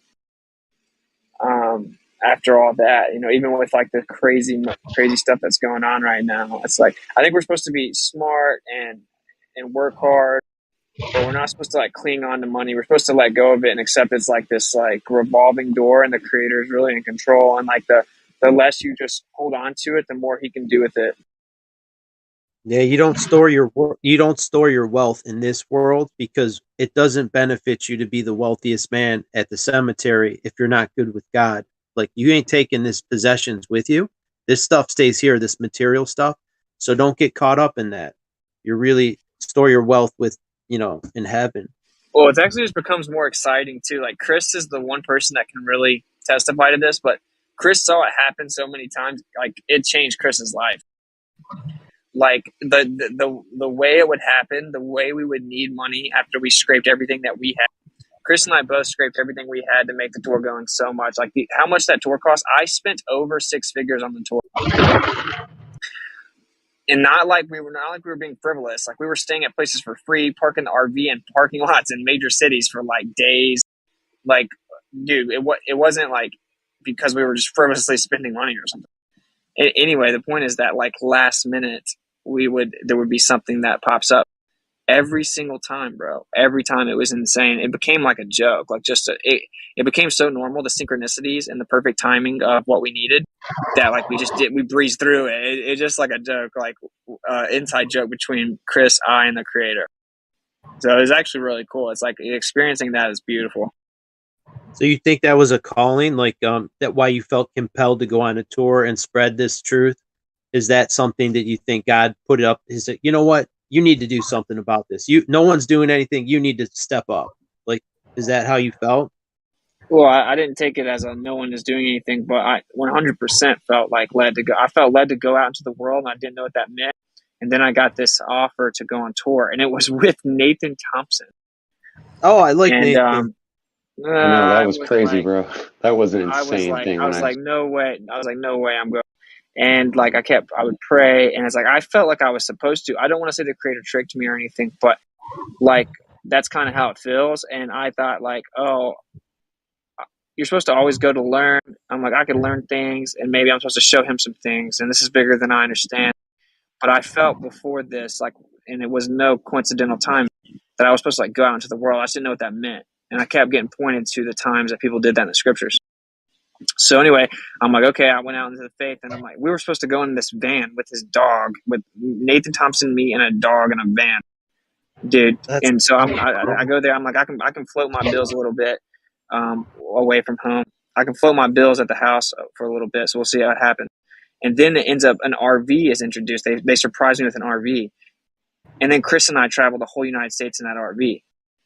And then we couldn't have, there were people's lives changed on that tour, bro. Like so many people's lives lives changed, like not documented, like so many conversations that I had and that we had with people. It was crazy. Like people were supposed to talk to for sure. Like people, like we just got to watch the creator put people in public places. Like clearly, like he was putting them in public places at certain times.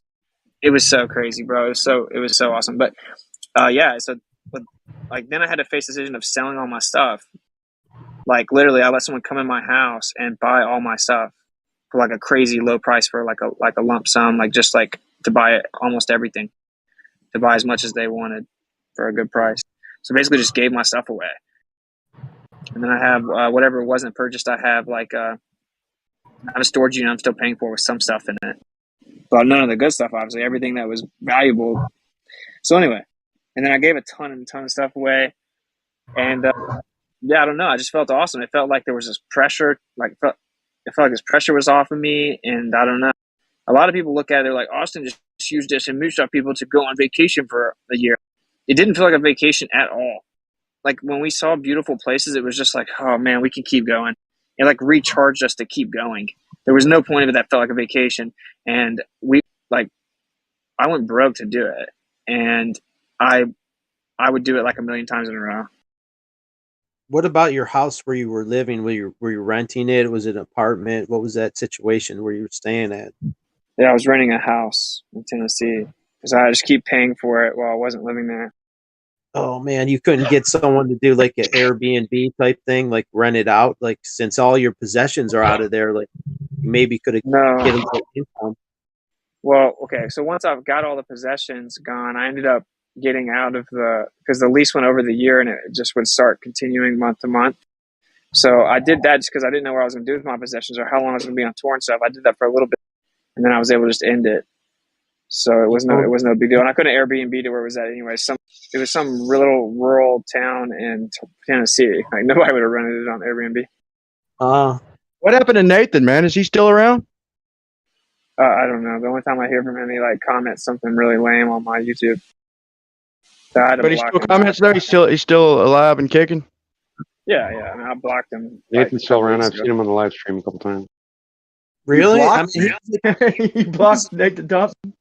He was an OG, yeah, doing the same thing though. He would go on the road and he would flat smack people, and then Nathan Roberts. I know what he did.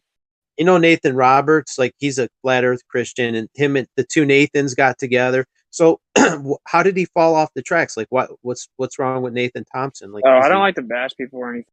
I'm just like, we parted our ways. Is he Glover now? No, hell no. We parted our ways. No, What did he fall off of?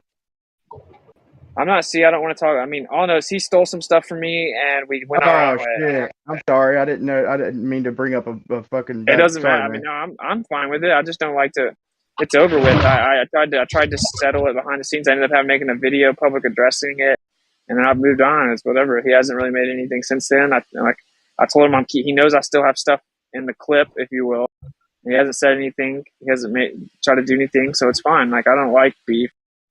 I'm cool with it. It's like the creator put me there to end up on a bus with Chris, who's like my brother for life.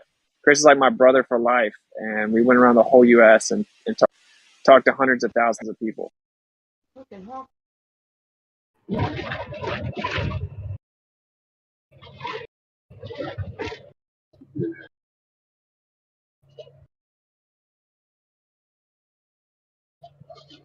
So anyway, my bigger point was just like, dude, when actually you get to see the creator work more when you don't hold him back as much. That's kind of my whole point.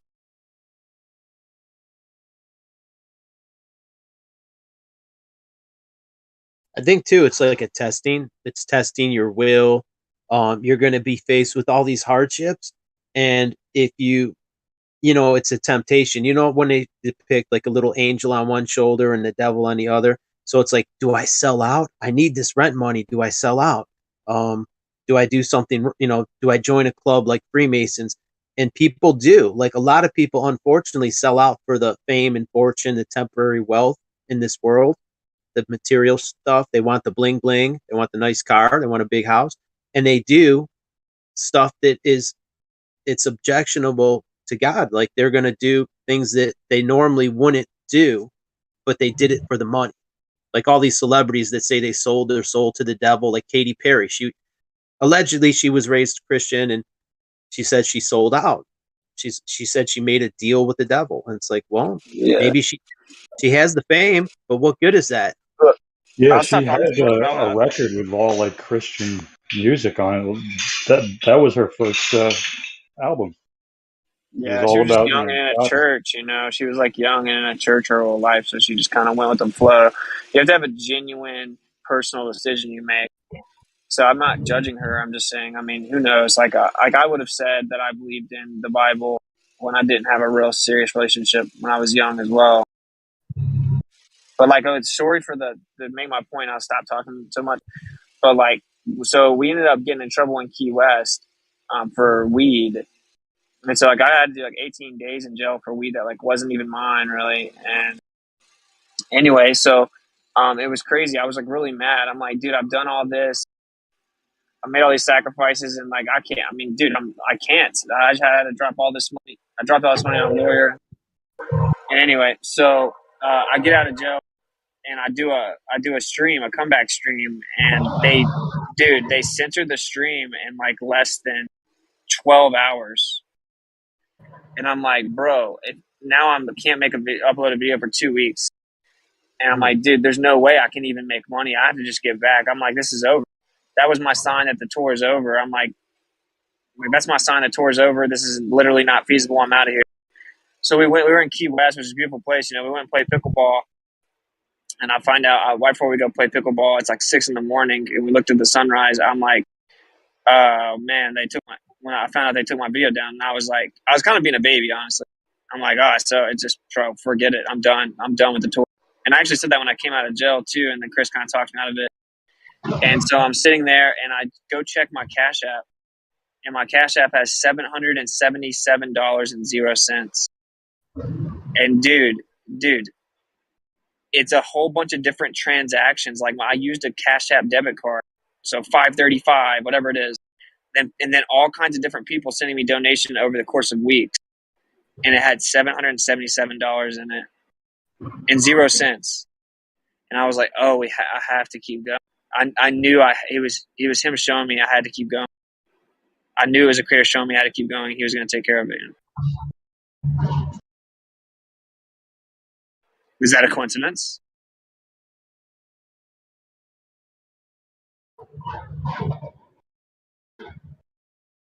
Anybody want to do the statistical odds for me?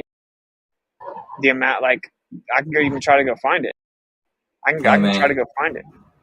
It was probably a sign. I mean, think about the odds of that. Even if it wasn't, man. Even if it was a coincidence, it's still behaved as a sign. So it was a sign regardless, right? Yeah, and it's just like even the statistical odds, like just because there's so many random, like for it to be 0 cents is insane. Just that alone, just for it to be 0 cents, because it's like so many transactions coming off there with random amount, and then people sending random amounts. Like people send like $777. You know, if someone had to send like a $777, people send 666 and threes. They think it's funny to donate like $33.30 or whatever. You know what I'm saying? It's like all these random things, all these random transactions coming out of the account, and it was 77700, and that was the total from like 3-4 weeks of donations. But would you be married right now if you just quit the tour right then? No. I'm saying I know for sure it was not the Kai. Right. That's what I'm saying, man. It's like no matter how you look at it, it was like a sign from, you know. Coach Joe's thinking about going on tour now, man. Coach Joe's thinking, damn, he got a wife. I'm gonna go my ass on tour. No, I got somebody, but I actually I was wanting to go. I was going to pretend to be a flat earther and then meet up with you guys. Get the money, answer the question. No, I wasn't going to do that. Actually, I bought a NASA shirt when you were in Austin, just because I was going to go up because I knew you would have said something if I was wearing a NASA shirt. But right as soon as I got into Austin, I think you were. I got into the 6th Street. You were like ending your stream. Oh no way! And you were talking to some douchebag dudes. There was like this drunk dude and his girlfriend. Do you remember that dude? Yes, at the end of the stream. Yep. You guys weren't even talking about the flat Earth. It's like you guys were arguing for like 45 minutes, and I was like, dude, this kid's such a douchebag, dude. But then, and at the very end, when the stream was almost over, that's when he realized you were a flat earther. He's like, wait, what? It was like, so I was like, what were they arguing about the whole time then, dude? Yeah, they were talking to us about like they were virtue signaling about race and mass and stuff like that, and they were like following us around. It was great. Yeah, they were drunk. Austin was crazy, man. I hate that. I didn't know you were that close. I would have met you. But Austin was wild, dude. It was so ratchet. Yeah, Austin's crazy.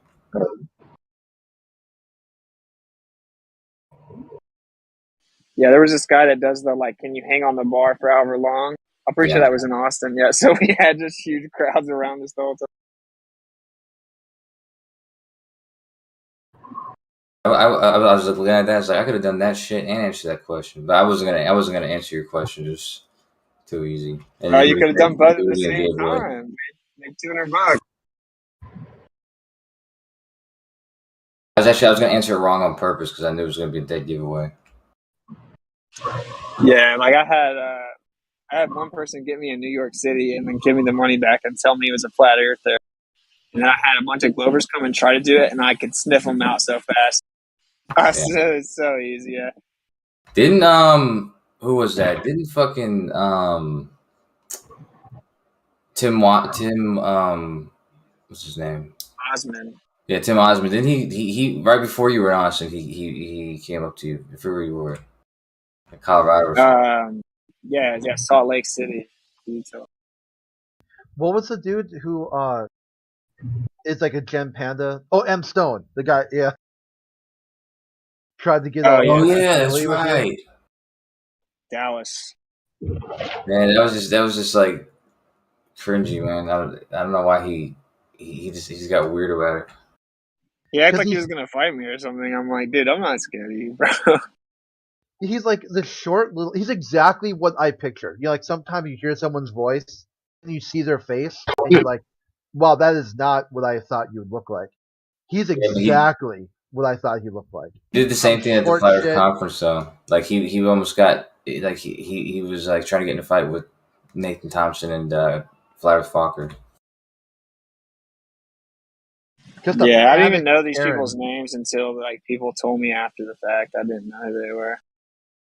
See, they think they're so relevant, and people don't even know who they are. Yeah, Osmond was being really weird. He was following us around everywhere, like getting really close to my face while he was talking. Like not even aggressive, just like uncomfortably close to my face, and like I guess breath smelled bad. I'm just being honest. Like that's what I remember from it. Who was doing that? I guess his name is Tim Osmond. Oh. So that's interesting, right? They talk about endless space, but they can't even. They deny personal space. It's like Legit. a contradiction. That guy had no concept of that. It's like, here's your model. Your model offers you endless space to do whatever you want to do with your life. I'm just going to invade other people. And their logic is just invade other people's personal space who disagrees with them. Well, he got debunked live too. That's what's so funny. Like he just got debunked and started trying to change the subject. We had a hill in front of us, and I'm like using it as an example of, well, like that's how we could test the Earth. Can't see through the Earth, and he like act like he didn't understand it. So I don't know. Like I invited the Glovers to come talk to me. I'm like, oh, you guys talking so crazy on here? Look, man, just come talk to me in person, bro.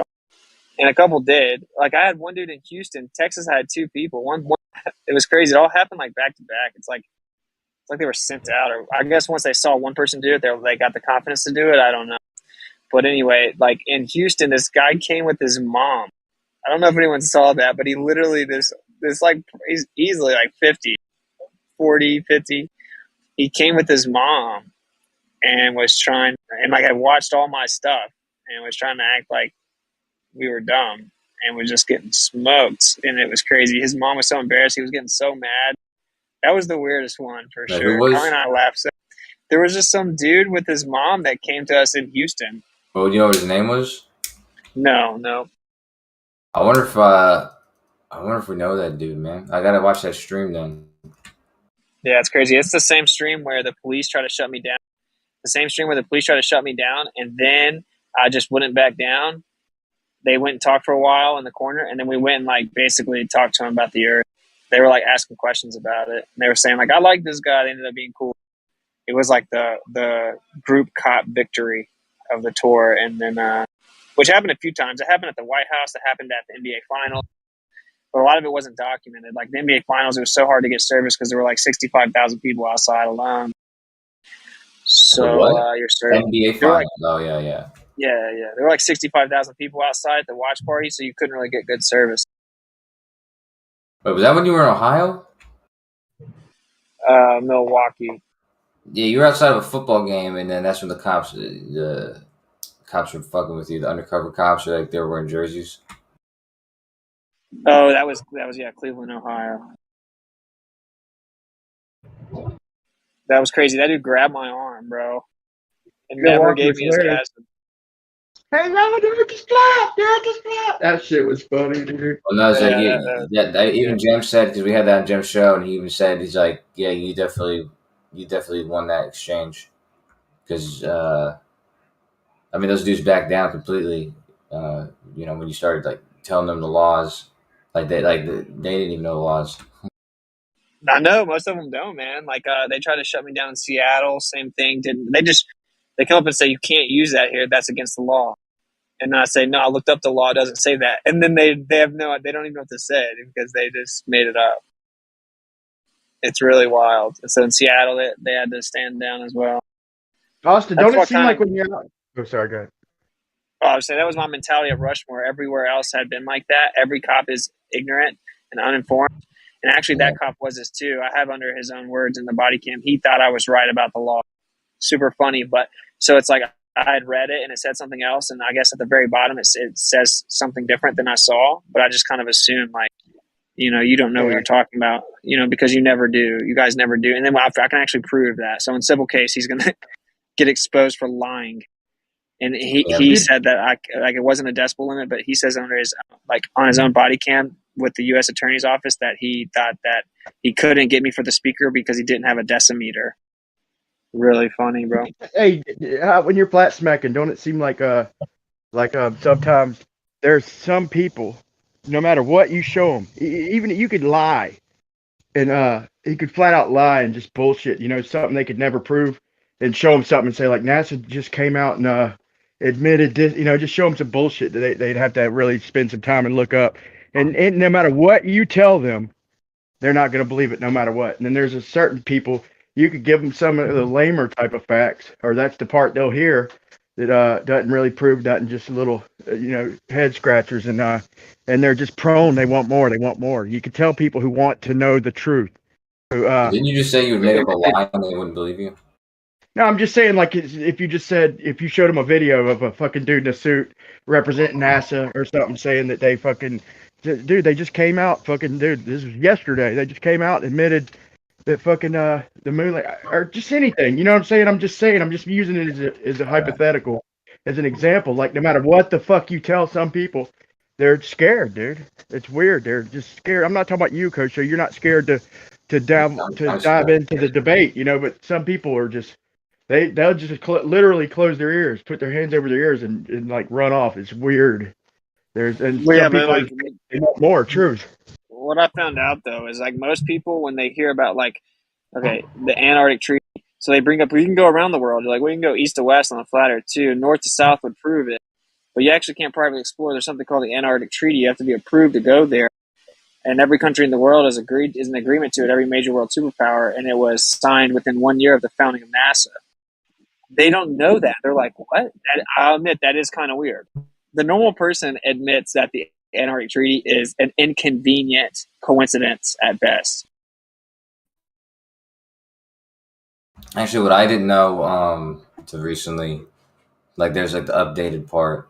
I always knew about the original document, but it was kind of it wasn't that big of impotent in a way. But there's an updated part that's actually more extensive, written in the 90s, and actually does kind of say some out there stuff, like how the member states have to they basically have to if somebody calls to defense, like they basically have to jump to it and basically comply with whatever is needed, like with whatever forces and whatever is needed to assess the situation. Yeah, there's a bunch of them. I have screenshots from that. The Antarctic Treaty wasn't made, dude. Hold on, the Antarctic Treaty wasn't made for people like you and me with fucking no money to go there anyway. It's made for people who could literally fucking send somebody or afford a boat and go down there. They make it such a fucking. I mean, they do make it a lot of money, but they make it where people with money who can't afford it. They make it such a fucking headache and such a nightmare where they're not going to go exploring, man. Because think of me and you and me. If we had the money, that's one of the first things we'd do is go down there and explore and all this shit. It's in our fucking nature. It's in a man's heart to I don't think it really explore. does anything. Yeah, it wouldn't do it. If I had the means to go, I wouldn't think that the Antarctic Treaty would impede. You're gonna store your shit in bags and Yeah, but it does hold the member states as responsible, and like I said, it basically makes them allegiant to whatever. Yeah, but bro, you can't bring dogs. Like you can't bring dogs, snowmobiles, shit like that. Like what it takes to explore the area, you need a snowmobile. If you bring a dog, they're gonna die. No, you need dogs, man. You can't bring dogs.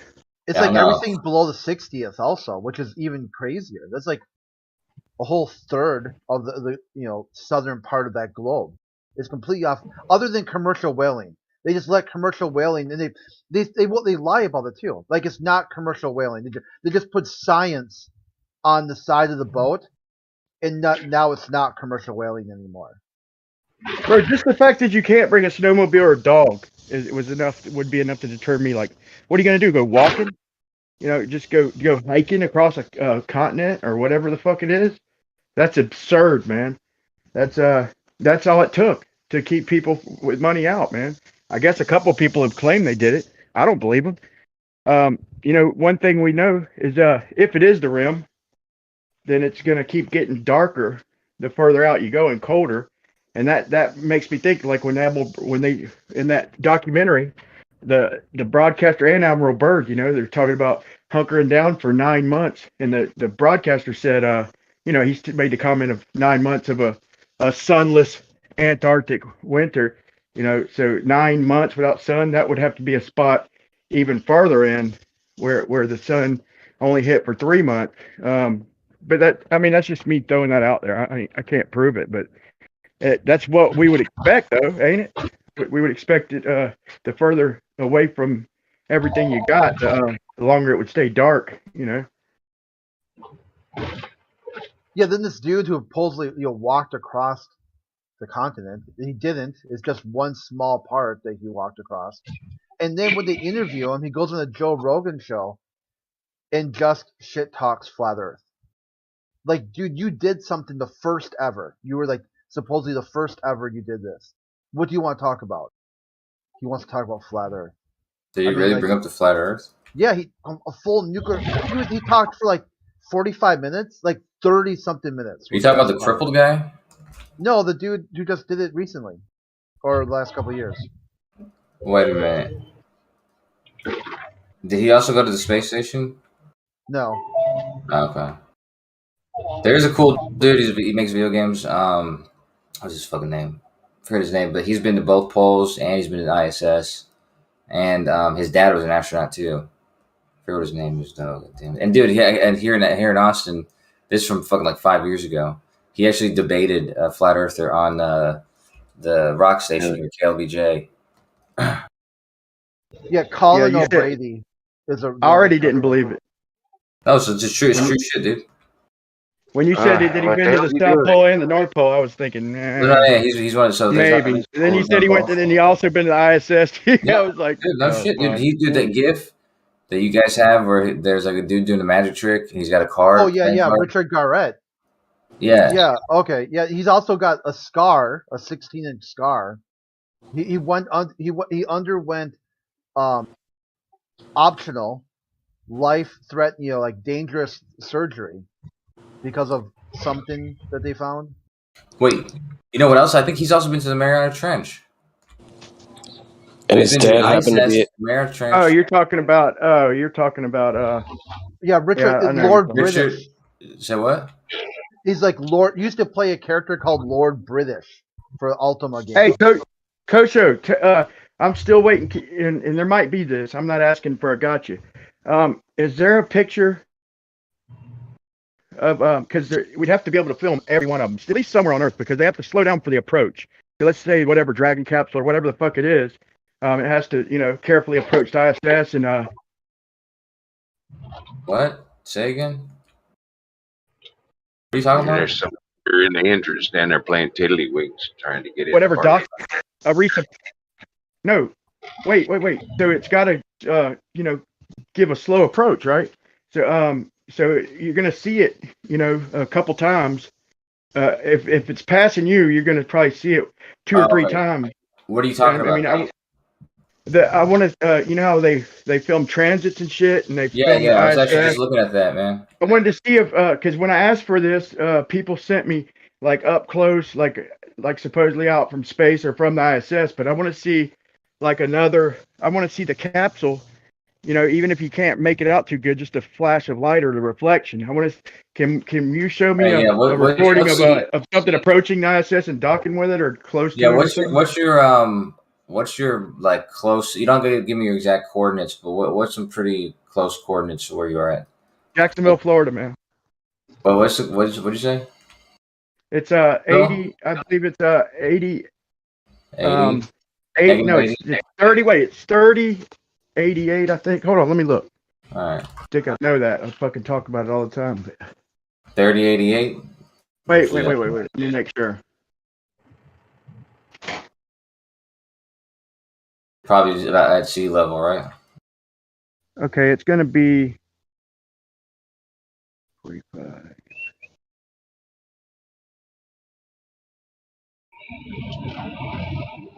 $80. 3080. It's going to be like 3080. So you got like the Antarctic Treaty from '59. And then you have the Convention for the Conservation of Antarctic Seals, Convention on the Conservation of Antarctic Marine Life, Living Resources at 72 and 80, Protocol on Environmental Protection to Antarctic Treaty Oh man, Protocol on Environmental Protection to the Antarctic Treaty 91, recommendations and other measures adopted under the Antarctic Treaty, final reports of consultative meeting. And then you have the Handbook of the Antarctic Treaty System 94.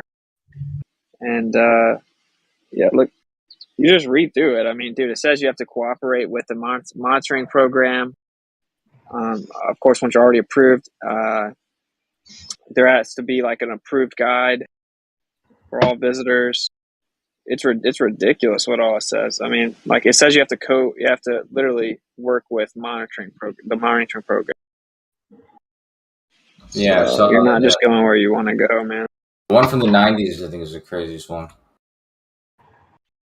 Yeah, I got real specific. I don't think they ever even had to really address it for the most part, right? And the conspiracies kind of started coming out about like even Hitler not really dying and going to South America and Argentina and visiting Antarctica over and over. So I feel like they had to kind of update. Well, you think that's why they were going to South America, like the Nazis, was to really go to like Antarctica? Yeah, I mean, I think they stay there because it's beautiful there, and I think they had an infatuation with Antarctica for whatever reason. You know, I never thought about that. There's still like a heavy German presence in Argentina. Yeah, that's why I always thought they just went there, but yeah, there's definitely mysterious shit. Like not even flat Earth related. Like I always thought there was sort of like this weird red flag sort of things about Antarctica. Actually, I'm like 81.5, man. Yeah, I know. I adjusted it, man. But I'm asking you, is there, before you even look for it, I mean, you don't sound like you're gonna, but is there, I mean, would you agree that, it takes long enough where as it's docking, it's going to make its way around the globe Earth a few times, at least once or twice. So somewhere on Earth, so every single docking should be filmed from the ground, from somewhere. You mean it's capable of that? Yeah, I mean, it really depends on. I mean, I'm sure that there's always opportune times to do that. Of course, you have to have the capability of doing that, which is not really that easy to do. You have to have kind of a what do you have? Yeah, but it would be a big deal, man. It'd be a big deal it'd be the next level. Like once you've filmed ISS a bunch of times, like say JM Astronomy or whatever, or some of these other, that'd be the next step to film the docking. It'd be a mission.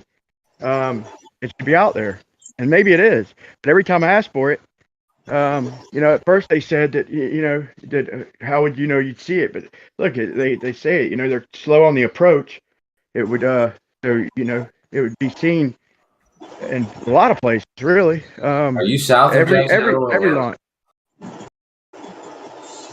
How close to Jacksonville are you? Like which side of Jacksonville?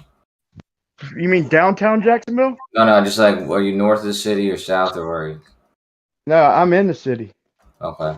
Well, there's only 2 transits that are going to be useful for you on the 11th.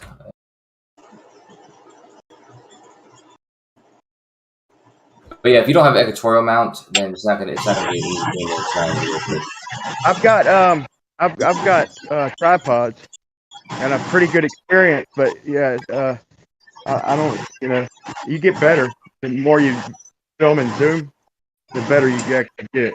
I've got a lot of experience zoom filming in a tripod, but yeah, I don't have equatorial mount. I guess you don't need one if you've got a steady hand, but you will have to plan for the trajectory beforehand so that you can you can guide the camera correctly, because I was reading about it not that long ago, and it's actually fairly difficult.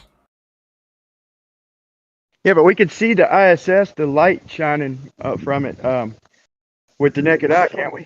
Yeah, of course. It's the brightest. That's often the brightest object, say from the moon. Yeah. So I could just do a semi zoom, and have a good range of sky, but better than the human eye. I know it would still limit my trying to coincide the docking. my point is you know, if it's the same angle of light, them capsules that pretty much have, you know, 360-degree reflection. I would think they would have better reflection than the ISS, in my opinion. You have to remember. So is there any home or amateur footage from the ground or even professional showing the light joining? I've seen some you know, amateur footage or amateur shots of it, but you have to remember that I think it takes about 20 hours before they dock with the ISS, and so you have, like, it's probably not going to be an opportune time for it to be an ISS observation for you. Like, you'd have to be real lucky, I bet. Lucky? Wait, to see a light? No, to see it when it's docking. You want to see it when it's docking, you said, right? No, I want to see its approach. And all right, that'd be great if I could see the actual docking, but you know, I would like to see you know, something following the ISS, you know. Right. That's what I'm saying. It's probably, you know, it's probably not going to be easy to do, because you only are going to really see the ISS. Does it exist though? What I'm asking is, because I can't find it. I'm looking everywhere. I've asked other people. Nobody's ever produced it. Does it exist, or is it pipe dream? I've seen a picture. I've seen it. Definitely, I've seen it. Let me see if I can find it. Hello, Brian. There's 2 articles in the chat with the Dragon docking with ISS. Thank you. Give me a look.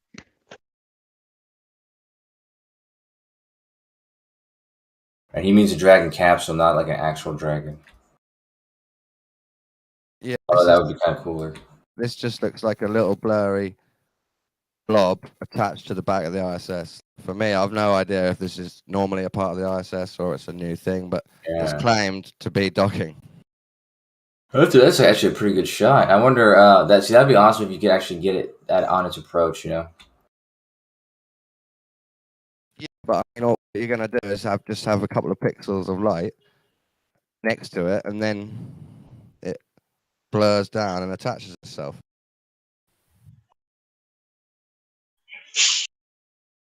Right. I mean, no, I would think it. You know, somebody would have caught it zoomed in, not where you can make out the ISS, but where it's obvious. The light's obvious, and then smaller light. A smaller light kind of closing in on it. But I see you posted something, and that's an amazing shot. Is that before I waste my time? And it might not be a waste of time. That's what I'm saying. Is it a light closing in on the ISS light from the ground? No, in this footage you don't see the approach. Okay, that's no good to me. I want to see a light. I want to see a light closing in on it. You know, it ain't got to be. I'm not expecting a miracle. I just would like to see a light like right there by it, and then maybe on its next pass see it a little bit closer. You know what I'm saying? Yeah, Brian. Why do you want to see specifically the light going towards the other light? Because I want to see if it's producible, man. If you did see it, you know, narrows down my questioning. That narrows my questioning down quite a bit. If you could show me something fucking docking with it. Let's imagine, hypothetically, if I showed you now a blurry little light, and there was a bit of blackness in between, and then the blurry light was attached. Would you be a glover? No, maybe. But if it's a blurry light following the ISS, you feel me? In other words, I think he wants to see it like himself. It's not just going to be a light in the sky. No, but what I'm saying is, it's going to be something following the ISS and closing a gap. If we showed you that, how would it help you? I'm going to believe the ISS a lot more if I see, you know, they announced the fucking date and all that shit. And then why do you need to see a light following the ISS to believe the ISS? I'm gonna have that coincide with their schedule. Because the shit they show us is a fucking joke, man. So I want some positive evidence. All I've seen is any docking, and they just negative evidence, there, and it's been there ever since in orbit. I feel like it's something natural, bro. I feel like it's natural. I feel like it's always been up there. Do you guys not know the guy with the 10-inch telescope that took a picture of the astronauts doing a spacewalk? You guys not familiar with that? No, that's what I was talking about. Whenever that's what I was thinking about when I know I've seen that one. Yeah, I believe y'all are stuck with ISS because it's natural and it's never fucking gonna go away. Do you see this GIF, Brian? You do believe in the ISS, then, Brian? You believe it's there? Yeah, I believe we could see it too. A minute ago, you said if you saw a light following it, you'd believe in the ISS more. The story, you bro. You already believe in it. tone down the fucking the sarcasm if you don't mind. No, I know I don't deny something's up there.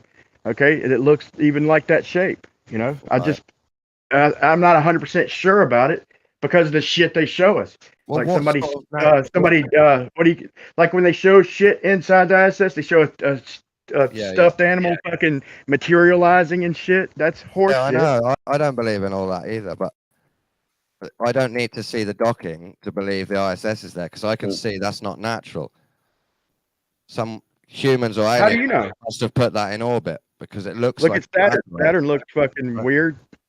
Doesn't look like a natural sphere or a rock. It looks like a satellite with solar panels. No, it doesn't. It looks like a fucking smudge of fucking light.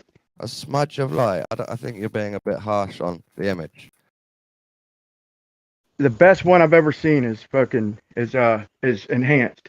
Okay, if you look at any actual shot, if you look at any actual shot, it's fucking smudge. It's smudgy, bro. Okay, if you look at any actual shot, they're not assuming what it looks like and putting different photos together to get an expected result. It's This smudgy. one I just showed you. It's fine. It's not smudgy. I You believe can it's see got the a shape. solar I believe it's panels. got a shape like that, Don. Okay, so what would it be if it's natural? What is that? Who knows? It's ISIS. Right. So what if the answer to the who knows is man put it up there in orbit? That's ISIS, bro. That's why it looks like a satellite. It could be ISIS.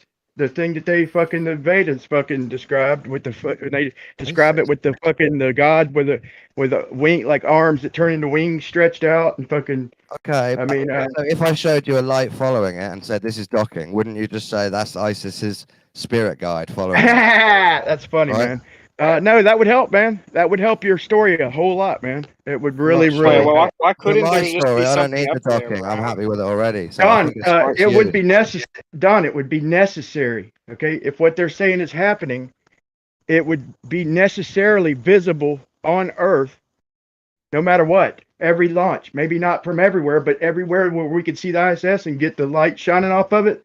The Dragon capsule is going to have a 360 reflection, really better than the ISS.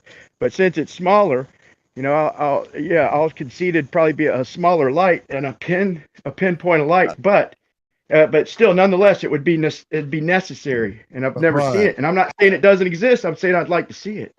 Brian, the thing is, you've already made up this idea that it's not a satellite and there won't be real docking because it's a godly, natural thing that you don't understand. So yeah, but I keep open mind on, man. If we showed you a light following it, it's not going to suddenly make it real and you suddenly believe in docking. Yeah, Mike. You'll Don, make up another excuse. Anybody honest, Don? Anybody honest keeps an open mind, bud. Don, if you're talking to somebody honest, then evidence can change facts. Okay, maybe I won't just become a globe earther. Listen, Don, let me finish, bro. Let me finish. Maybe I won't become a globe earther instantly. Okay, but maybe I will. Okay, what I'm saying is that it's a fact. It's necessary. So this could be damning for you.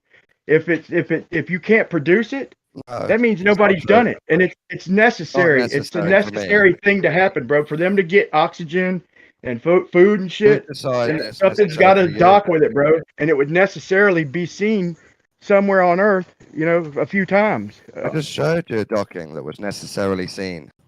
Is it from the ground? Yeah. Okay. Is it show a light not connected with the ISS? It shows an extra light attached to the ISS. On An extra light attached to the ISS. To have docked. Okay, so now you asked me a hypothetical. Let me ask you a hypothetical. Would it? Okay, if we look and look and look, would it change your mind if you don't see a light that's on approach to the ISS? Why are you guys talking about lights? I told you they have visual things of astronauts. Why are you guys talking about lights? You can follow this thing, Brian. You don't need to see lights. Follow what? 10-inch telescope has pictures of walking astronauts clearly. Are you guys getting this? Yeah. Nice. You don't need to see just lights. They can provide you the actual docking pictures if they wanted to. But of course, they can't. No, I want to see amateur docking, man. Amateur docking. I want to see something on approach. It ain't got to be perfect. Just got to be a light that's fucking a little distance away, a smaller light, and then closing in on the ISS. It's necessary. Here you go with the lights again. Bro, listen up. I'm asking for something real though. You don't need to see Steve, lights. You can see the actual machine clearly. A guy with a 10-inch telescope took a picture. Are you listening? Dude, it's not possible. I don't even think Kosho would agree that's possible. Why would you? I'm not saying it's possible. I'm saying it's there. There is a guy in his backyard that took a picture. Now, I don't know if it's real or not, but the capability of zooming in something 200 miles away is in our reach. So they I see your point. I see your point. In other words, if they wanted to show it, then they could. I see your point. It's not very far away. It's 200 miles. We can see 200 miles over like the horizon. Yeah. If you get on a mountaintop, why can't we go up, like point our cameras up into the less refracted area and see this huge object in the sky? We do point our cameras out and we do see the big object. Yeah, we should be able to zoom right into it, man. We do zoom right into it. Yeah, it's all blurry and stuff. I'm talking about I zoom right into the moon. It's some things are blurry. Yeah, if you're gonna cut me off every time, it ain't gonna work, right? I didn't. Yeah, you did, or I wouldn't have said anything about it. Maybe you cut me off too. Yeah, maybe, but you definitely cut me off. Oh, so we can zoom right into the moon, and it's 250,000 miles away. What my point was if things are moving and they're just a tiny satellite, the size of a football field, quite thin, with reflective surfaces, they're going to be a bit blurry from how much the telescope. So how did the guy do it with his 10-inch? How did the guy do it from his backyard? Do what? Take a picture of your mythical ISS floating around in space while the astronauts were doing a spacewalk. How did he do it? If you want to show me that, I'll have a look. I don't mind. Yeah, I'll try to find it, but I'm surprised you don't know this. Yeah. I'm not that into ISS, you know what I'm saying? You seem more into it than me. Then Yeah, why but are you you seem to be piping up in commenting this a lot on it, conversation? yeah. I'm just helping Brian understand the docking. Oh, That was all I please. was talking about. Wouldn't there be a way you could like set an EQ mount to kind of track it? Hey, Could you do Dawn, that? where in the UK do you reckon, in the UK, where do you reckon we can see 200 miles? Because I can't think of any example in the UK where we can see that far. Any ideas? I don't think you can on Earth see 200 miles. I think the horizon's in the way. Yeah, because I'm thinking like if I I took see 200 miles every time I fly. Oh, when you You fly, can see 273 miles. You can see 273 miles on the Earth's surface. And that's through the atmosphere. That's through, the thickest part of the atmosphere down close to the surface, not where the ISS is. I'm not Should an be expert in really distance clear there. realm. I think it's quite far to see. That's what I'm saying. Not really, not with today's technology. Zoom right into it. We do. That's what we do. Yeah, I can That's zoom why into you- the moon. That's It's why you got a 238,000. picture of it in the chat quite big, because we zoomed right into it. Yeah, you zoom right into the ISS. Show me that. It's in the chat. Kosho posted it. That's a blurry ass picture of It's something that still may or zoomed may not right be real. in. Okay, just argue the fact. Wait, can any of the Glovers drop a It's video zoomed where right where- in. That's what we get a camera with a telescope. We zoom in. That's what you get. That's what you see. so we can't do it with a camera? Oh, we I need a see what you're telescope. saying. That's the Well, best the you camera- can do right there. But doesn't the P900 have a better zoom than the telescope? You use them together. You use a good camera with a good telescope, and you see further. Sometimes the thing's blurry. Oh, So we where's can't the use a other camera. time? Yeah, but this one's blurry. Where's the one that's clear? Where's the You use- really good telescope with the really good camera? You use both. Yeah, where's that? Wait. Post that one. Don't post the blurry one. I want to see the real. Why don't you Google it if you're interested? Kosho, do you Well, have a I can't video of find it. us It zooming doesn't in exist. on I the? don't believe you.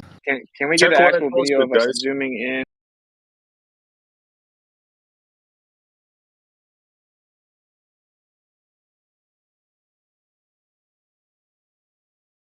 Surely it can be done, right? A little wave. Hey, No, shake but your right arm a little bit, or kick your left leg. Game over. People they in show space, me. they can They do show it me pictures tomorrow. They show me pictures of like land and marinas and the caps of the post that the boats tie up to. from the ISS and they're clear, but we can't stand at that same spot on Earth and get the ISS as clear. It doesn't add up. Doesn't make sense. That's what I'm saying. Like we don't have a video where we can zoom in. That doesn't exist. A video zoomed in on the ISS. Yes, I've just told you more than 3 times. That's what we do. We zoom in on it. Like just a video though. Like can we just have a video? Yeah, during the You have a next video, just spacewalk, drop it. we'll set it up with CNN.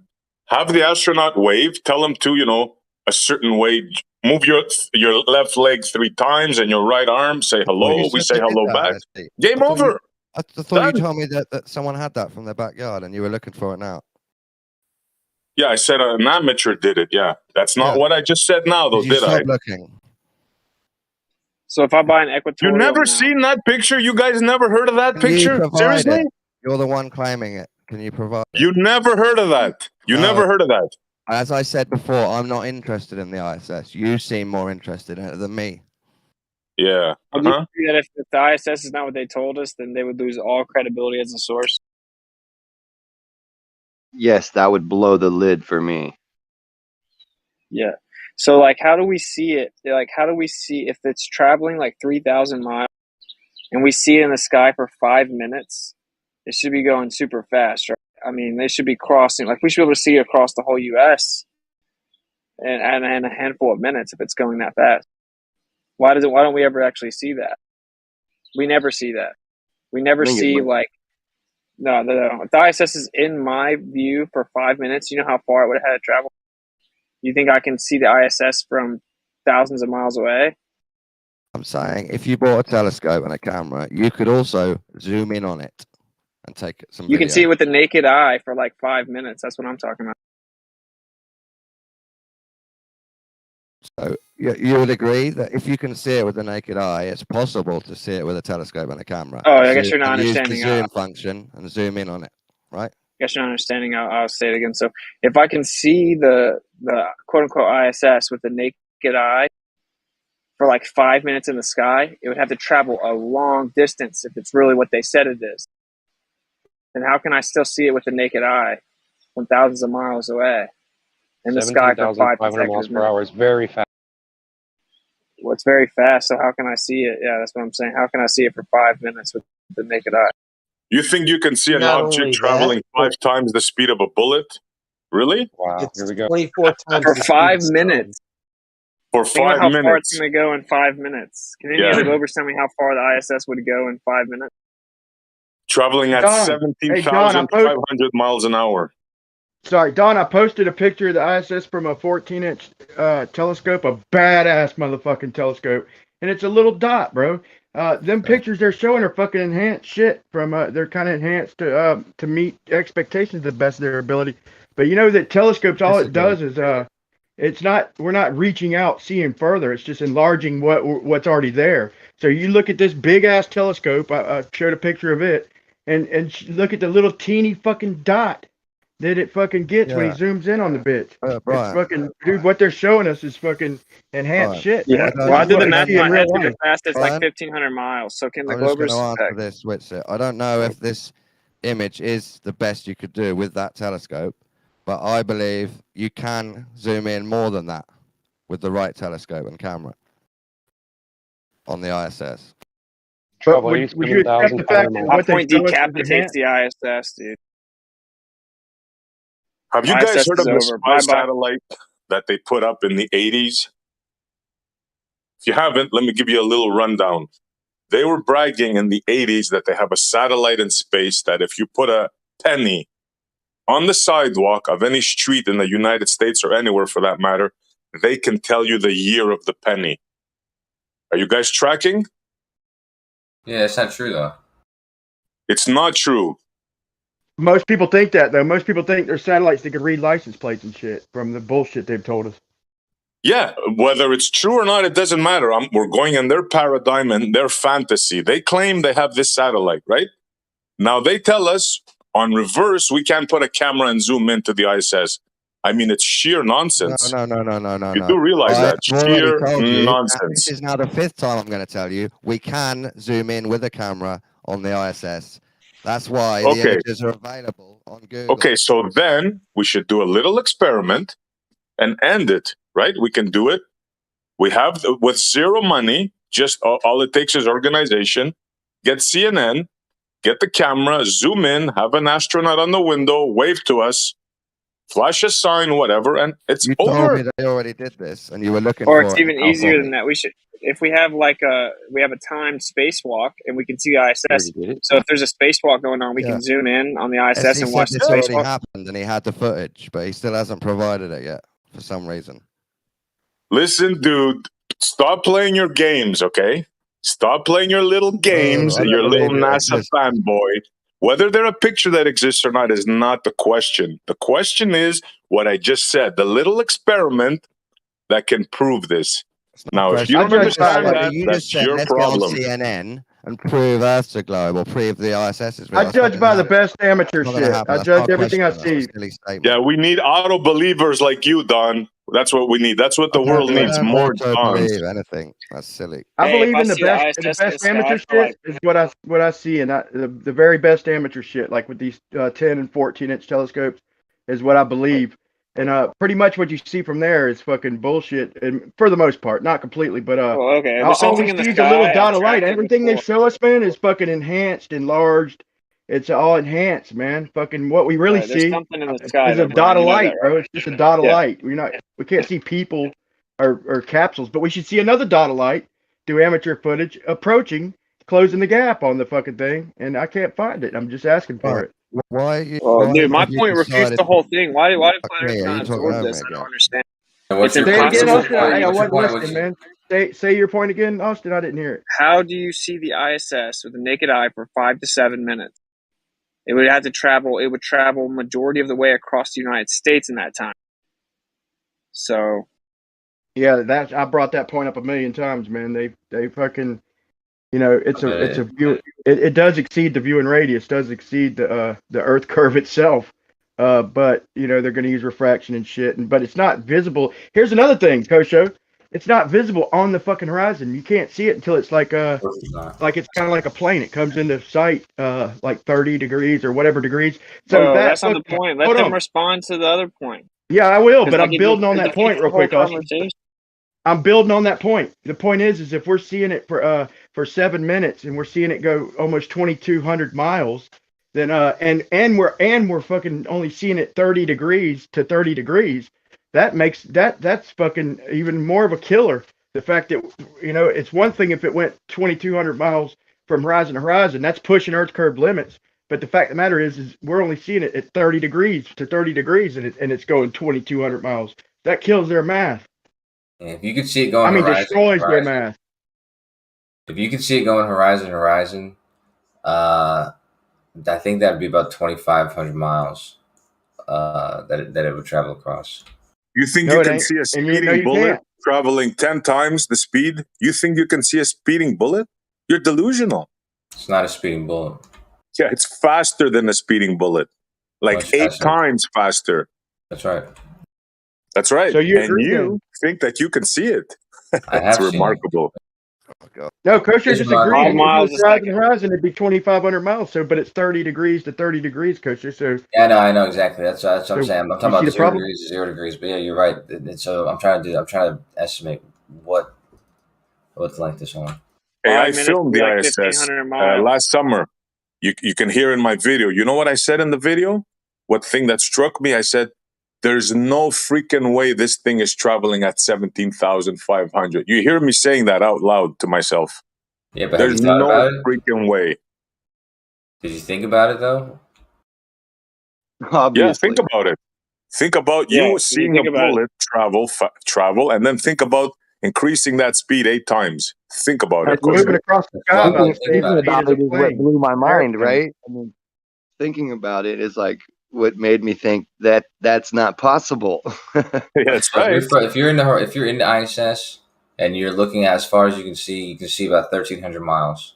So if you're in the ISS and you can see 1,300 miles to the end of the furthest point where you can see. Imagine there's a person there and they can see the ISS from that point.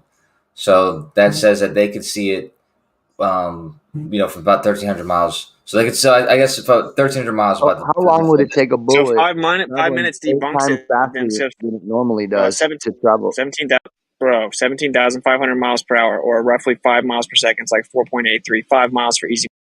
It's very easy math, right? So 5 times 6, 60. 5 times 60 is 300. So 300 miles per minute. So if we have 5 minutes, that's 1,500 miles. You can see the ISS in the sky for more than 5 minutes. If you start getting towards 7 minutes, it's just absolutely, completely refuting the claim. Completely refuting the claim what they claim the ISS is. 17,005 times 5 would be 18,005. That's how fast. 17,005. If you divide it by 60, then divide it by 60, you're going to like 4.83 or 5 miles per second. 5 miles per second times 60 seconds. That's 300 miles per minute. 300 miles per minute times 5. 1,500 miles. If you see the ISS in the sky for 5 miles, then you're going to see it from 1,500 miles away. Yeah, and not to mention, like I said, the point is, I think Kosher is doing the math, but we could see it. We can't see it till it is around 30 degrees. So that kills the fucking ISS math on its face. Not only that, you're seeing a bullet. Yeah, I've never seen it below itself. That's the one that. Sorry, go. Yeah, I was just agreeing with Rocky real quick. Sorry, what's his name? So there's something in the sky. High-speed camera to catch something going that fast. Trust me, I've watched the slow-mo guys. In order to catch a bullet, actually, going through something and be able to slow it down to where you can actually see it, it literally takes like 100,000 or up to 1,000,000 frames per second. Yeah. From what distance? So just imagine it that way. And if that's how fast they have to slow it down just to get it, then imagine you trying to see it with a telescope with no help. Come on. Yeah, imagine driving 60 miles per hour. To be fair, though, needs to acknowledge the basic part, which is if you see it from far away, it's going to look different. Yeah, that's exactly. I was going to say, to be fair, I mean, we got the Air Force base and the jets fly over. Sometimes they're, going at, Mach speeds when they go over. You can hear them popping like sound barriers. Yeah, but the amount of distance it travels ends the whole conversation. Right. I don't know how far they go, but I know that they don't look like they're going that fast when they're up there pretty high. I mean, all that relative shit, we imagine that it's going pretty fast, but it looks like it's just taking, various degrees of the sky very slowly, like it's not actually going at the speed of sound. You know what I mean? So it might be something to the effect of how far up something is. How we need to cast. Maybe they know how to actually read the cycle of the sky, and in 2030, maybe this star is going to kind of come down. So, if you will, like how the moon follows you. So they're going to say they're going to crash the ISS. Well, they've already said they're going to crash the ISS, and they're not going to save any of the parts. They're not going to retrieve any of the parts. They've come out and already said that. Well, how convenient. So anyway, can we get a video? Can we get a video of this ISS? Can we get a video of this light in the sky and just keep taping it and then watch it come down to the earth and crash in the ocean? Because at what point are we going to be able to verify that? We're going to need to see it look like the same path and then go into that path. Because if we don't see that, then they can easily lie and just crash something out of the sky, right? I mean, come on. Yeah. Well, they could, yeah. They do it all the time. Well, that's exactly what they would do, and that's like the safest mission ever. The government runs way more ballsy missions than that. You're talking about dropping something in the middle of the ocean, where you're telling everyone you're going to do it. So there's no chance that you have to worry about it. You're in full control. Go high enough and then drop it. Even shoot boosters out of it to make it look a certain way. You can do whatever you want to make sure it gets a certain altitude. I mean, a certain speed. Yeah. Detonate it, make it catch on fire, fireball, make it exciting for the believers. Yeah, I think because I've seen what they can do in the sky, and it looks crazy. Like just the shooting the rockets. Like I obviously don't believe the rockets go where they say, but when you look at them in person, they're really crazy. They're very captivating. Wait, when did they say they're going to crash it, Austin? 2030. Decommission. They've already delayed that. It's going to crash in the ocean. They keep delaying it. Here's my prediction: they'll keep delaying it, just like they do the moon landing, because it's natural. They're stuck with the motherfucker. Well, they want to get rid of the ISS. They want to get rid of the ISS. They want to get rid of the ISS. They can't get rid of the moon landing, so they have to keep kicking the can down the road. They want to be like, okay, well, it's not worth the cost. If you do the cost benefit analysis, it's done its job. It's been there for this long. It's becoming a burden. It's not worth it anymore. We're going to get rid of it. We proved what we proved with it. Hey, blah, blah, blah. they were already supposed to crash it once and they backed it up. What I'm saying is it's natural. And what we're seeing is enhanced shit. You look at the amateur shit, it's a tiny little spot. They even enhance it and they get a better I just smudge. sent you one where it's not a tiny spot and they've zoomed in and you can see It's enhanced. You see zoom with a 14-inch telescope, Don. It's a tiny fucking spot. Why are you with ignoring a 14-inch They're telescope, just bro. about to lose the technology of the ISS, just like they did the tapes of the moon landing. You ignored. Yeah, but I don't think that's gonna happen. I think someone's gonna purchase it and rent and use it for commercial. Oh yeah, Elon's gonna take over the ISS or something. But this is the thing: he'll replace it with a better one, where they can fake the footage better and consistently. They can actually use stuff. All you have to use is the electromagnetic field, dude. You're 100 volts per meter. You're that high, and we don't know how high that high is. It's just really high. We also don't know anything to do with like the medium above that. So it's like they're playing with endless games that they can play. I mean, you can easily attain electrokinetic propulsion. That's old news. So if you go that high with that much electricity, my goodness, bro. And I so don't think it exists at that height though. I think they figured that out back in the Echo 1 days because they used a big old metal ball out there in those electric fields. And that's exactly what you would want to use to levitate an object between two electric fields. You would need even amount of electrons on either side, a sphere. And they made one. So I think they knew about it back in the 50s that this was electric. Yeah, but that was And inflated the with rest is helium. just fucking watch the hand trick and look at my rockets go. Didn't they just ship a giant ball of some kind on like a big barge that they just towed out into the ocean from San Jose or somewhere like in the last 2 years? I believe I seen a video about it. It was like a huge like radar, like those big balls that they use for radar. They are on top of planes and things, or on top of ships. It was like a huge one, like the size of a freaking cruise ship. And they were towing it out into the ocean. Sorry, Coach, don't you think it's weird they said they're not going to retrieve any of the parts, though? Like, wouldn't you just go grab the ISS and immediately put it in the museum? Oh, yeah, all the gold on that thing. They'll just make plaster molds of it. But yeah. So I was right the first when I said the 2,500 miles. I should have kept the numbers. I thought about it some more, and yeah. So about 2,000 miles. At the best. If let's say it's going to go over your head. The ISS, and you could see it from horizon to horizon, about 30 degrees, then you have upwards of 18 to 2,000 miles of land travel. Like you're traveling over the land that you'd be able to see it. What's that, about 5.5 minutes of viewing time? Like 6 or 7 minutes. Oh, so if we see over 7 minutes, then it's over. Well, no, not quite, because 26 would be the absolute limit. 2,600 miles. Wow! So we're seeing this little bitty, this little ISS. Well, the size like a football field. We're seeing the size of a football field from 250 miles up, and we can see it from almost 3,000 miles away, 2,500 miles away. Wow! Yeah. Wow, that's crazy. I just posted my pathetic attempt to film it with my P900 holding the hand. And I can tell you, man, there's no freaking way that thing is traveling 17.5. No way. Well, as I said, if it was the distance that they claim to be, and you were capable of seeing it for 7-8 minutes, then it certainly would be traveling at that speed. I filmed it myself for at least 5 minutes. That's a guaranteed fact. I saw it myself. Whatever that is. But for more than 5 minutes. Hey, I just posted the video Don sent. I took a little clip out of it and showed the same video, showed the ISS transit. Look how big Jupiter is. So that's a badass fucking telescope. Okay. And it shows the ISS transit. I just recorded it from the video Don posted to show you. All they're seeing on Zoom with these big giant telescopes are spots of fucking light, bro. Why have you left out the actual zoom? Everything you see up close is enhanced shit, man.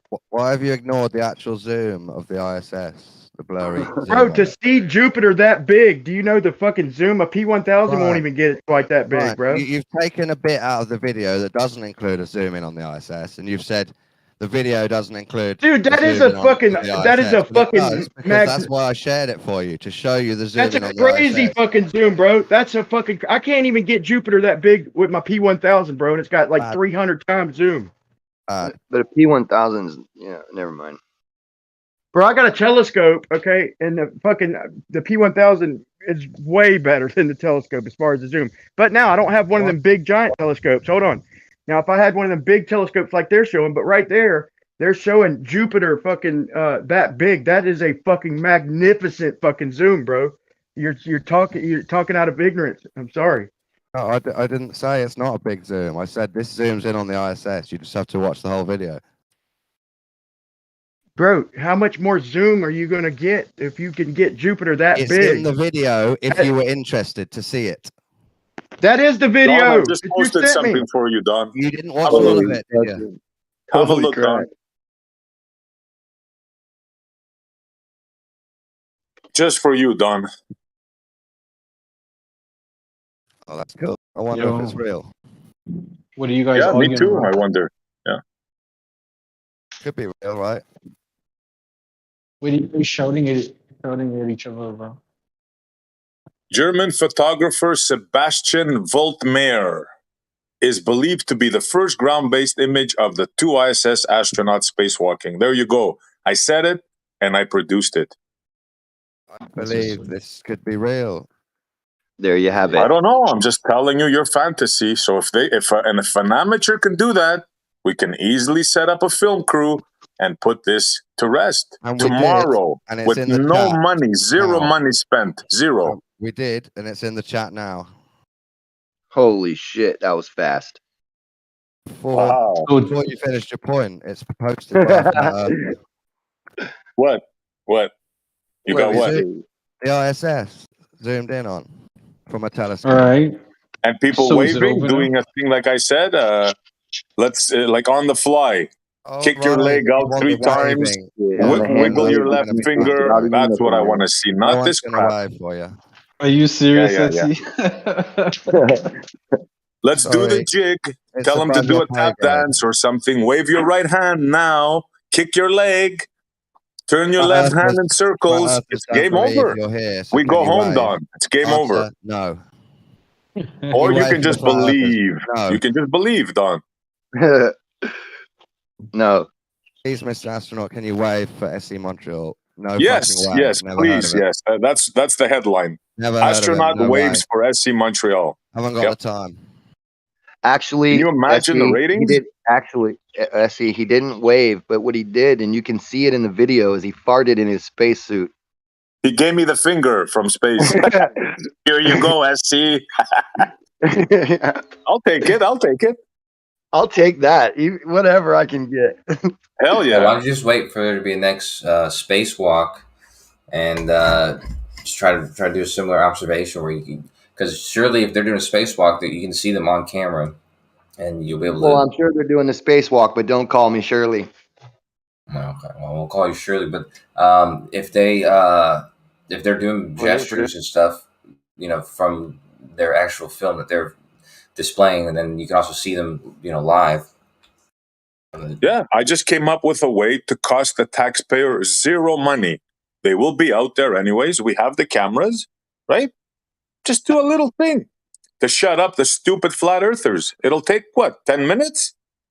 Who are you going to who are you going to approach? Yeah, they could make millions by using advertising. Are you kidding me? All the major networks, Fox, CNN, CNBC, No, it'll be the event of the century, bro. I'm not talking about from the news networks. That's not going to do anything for you. I'm talking from NASA. What do you mean? Like, what shouldn't you approach somebody from NASA to get to tell that's them easy. you're doing this test? You go up to the publicity manager and you tell them, look, I have an idea that's going to make you millions, cost you nothing, zero. Yeah, but I if can you tell them easily, I can write up a thing right now and sell it. If you tell them too early, then they could just record it beforehand or something. So you'd have to tell them that you want to.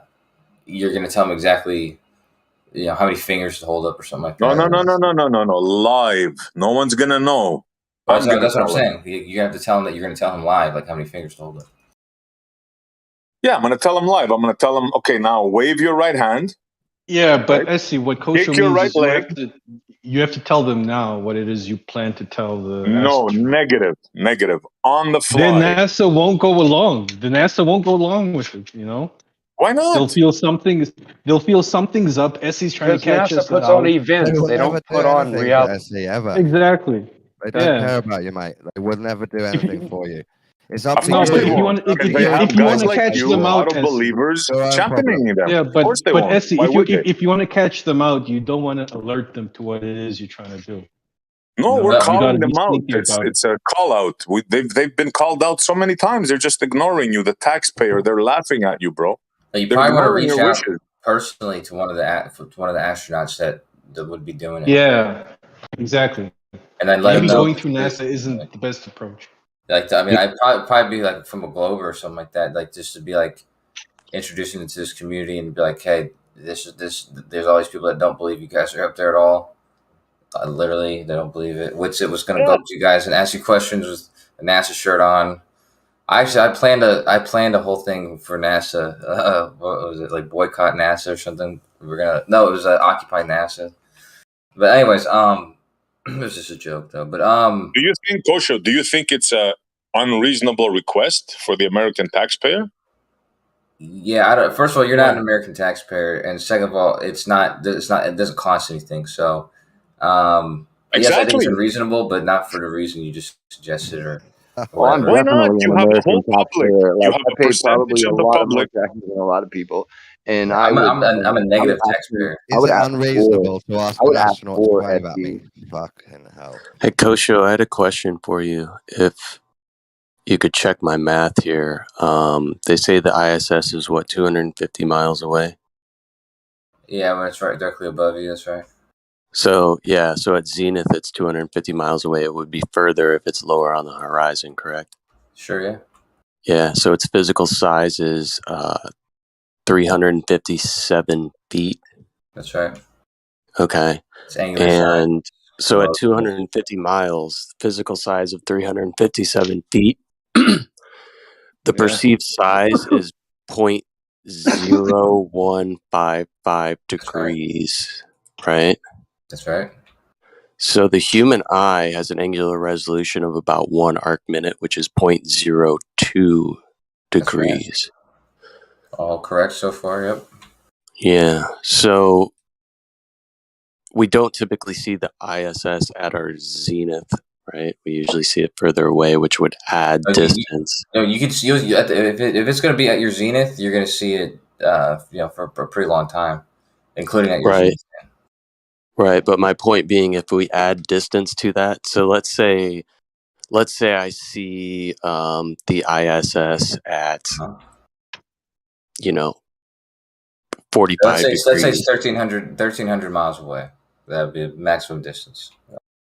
1,300 miles away? Yeah, that's a maximum distance. You're not going to see for that us to far. visibly see it. Yeah, that'll be about the maximum distance. Okay, game over. Yeah. Yeah. You would think so, except for you're not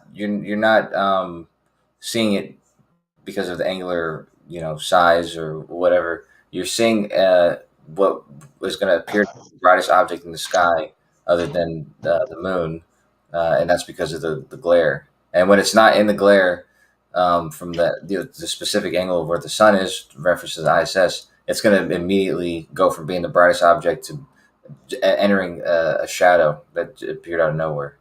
So you're not seeing it because of the angular size. You're seeing this massive glare.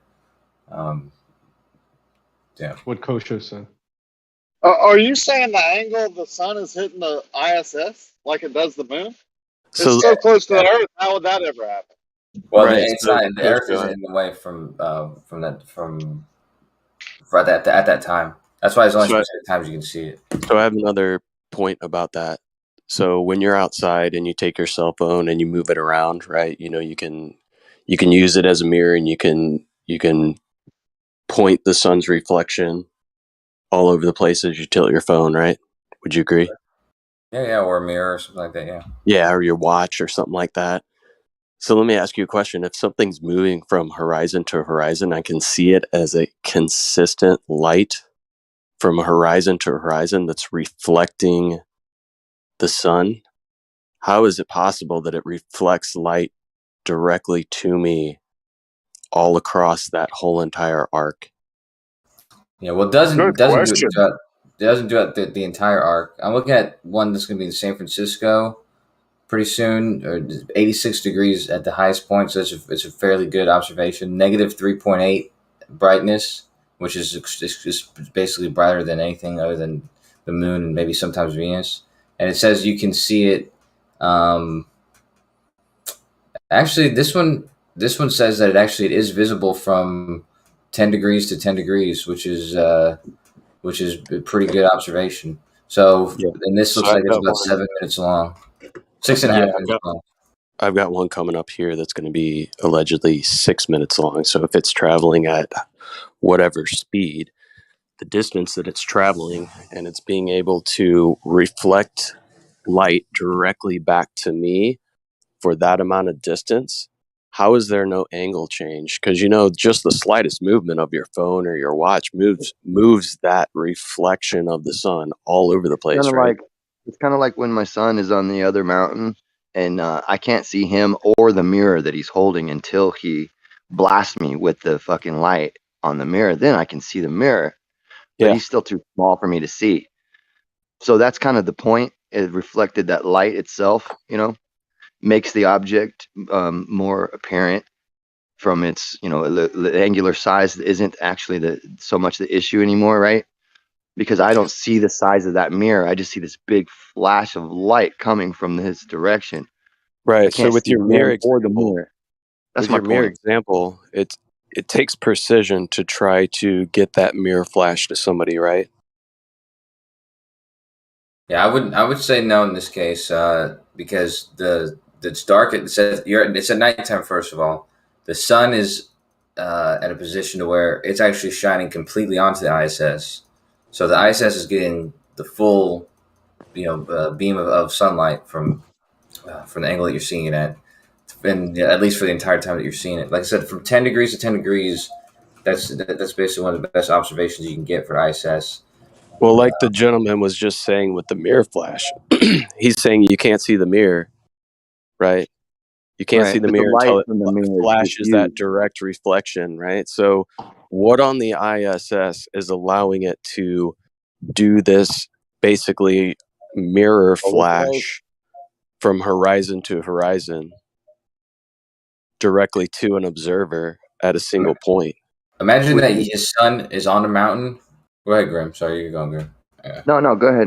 I'm interested. Yeah, Grim's sun is on the mountain, and you're not on the mountain. You're on the ground looking up at the mountain. And from where you are, everywhere in the valley, it is already dark. And the top of the mountain, the tip of the mountain, is still, you can still see that the tip is receiving sunlight, but everything's dark around you already. And his sun has a crystal ball, or a disco ball. Okay, so it's not just one mirror; it's a kind of a series of mirrors, and he's being hit with the sunlight all the time. So it's not it's not the case of trying to angle it. Like the ISS is not a single mirror. You know, it's entire. Yeah, it's only reflective surfaces that would be able to reflect back to the Earth 250 miles in the brilliance that we see would be the solar panels, right? So those solar panels in transit would have to be at a perfect angle to reflect. So we have a disco ball ISS now. Kosher disco ball ISS. Sunlight the entire time. They are pointed at the sun, right? Okay, so the light reflection would be relative to its angle received. So it would be reflecting back to the sun, not to the Earth, right? And like with my son with the mirror, right? The light is from the mirror is now becoming diffused. Like it's not in a tight collimated little laser beam anymore. The farther it gets away, the wider that cone of light is. Right. Yeah, so and the less bright it is, the less visible it is. Well, I don't know about less visible. Well, we all know, because if he turns the mirror to you, you can see it really bright. When he turns it away from you, you can't. Right. Except for like when you're, 2,000 lumens and then 1,000 lumens, you can say it's less visible, right? But they're still visible. Very okay, visible. but where's the math that proves it's possible at the distances we'd have to be seeing the ISS based on the claimed speed and height? That's Right. the Glober never brings me the math. They never do. So I could see the probability of like, hey, there's going to be a transit of the ISS in your area, and you might be able to see a flash of light off of the ISS within this 6-minute period from this vantage point, you know, starting at east northeast and ending in south southwest or something like that. But to say that it's going to be visible across that whole entire span, meaning it's reflecting light back to you, like, what the hell is the ISS made of that it can reflect light back in all those directions? So well, there should be an objective formula, right? Because like you should be able to know the exact surface, the exact angle reflection would be, and then you should be able to map out the difference of visibility relative to the angle and its distance from you. Should be an objective number. Right. I'm thinking perpendicular from the direction of the sun anyway. If it's traveling in that line at a certain longitude, you'd be able to be able to see the entire trip, as long as it wasn't at I'm reversing the latitude and longitudes, like because of the position, because we're going perpendicular. So it's kind of like if you're traveling perpendicular, like crisscrossing the direction that the sun is, or the Earth is rotating or whatever, and the sun is moving across the sky, then yeah, you could definitely get that, because you would be, on one angle of the sun where the sun is always hitting it, just the entire time as it goes across the horizon, and us looking at it at a little bit lower of a inclination, then the angle would be right to show us the thing for the whole horizon. I mean, you can see it on a ball if you just imagine some objects in free space. Ball flat doesn't matter. I don't think this Right, works that's out. why I said objects, because I'm not trying to polarize the conversation, but right.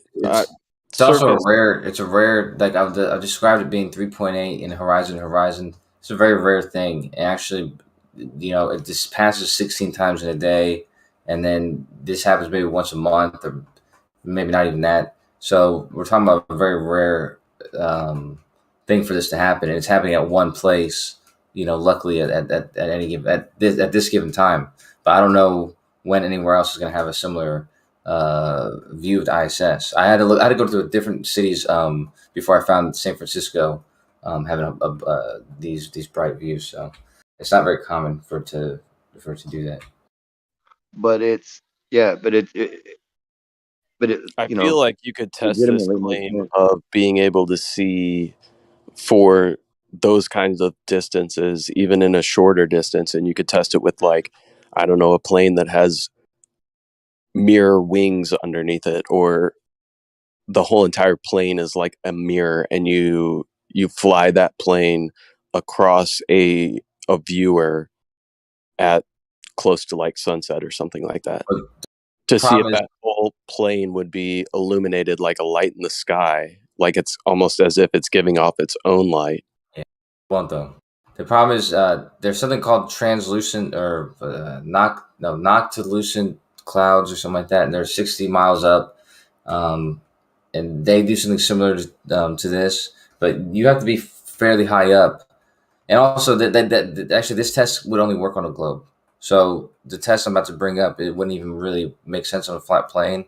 But because of if the Earth were a globe, it'll behave in such a way that it can be nighttime for you, and then an object that is sufficiently high enough, it would still be receiving light from the sun, like those clouds I was talking about, like the ISS would. And so that's another big deal. You're able to see it because of brightness. The sunlight's hitting that object.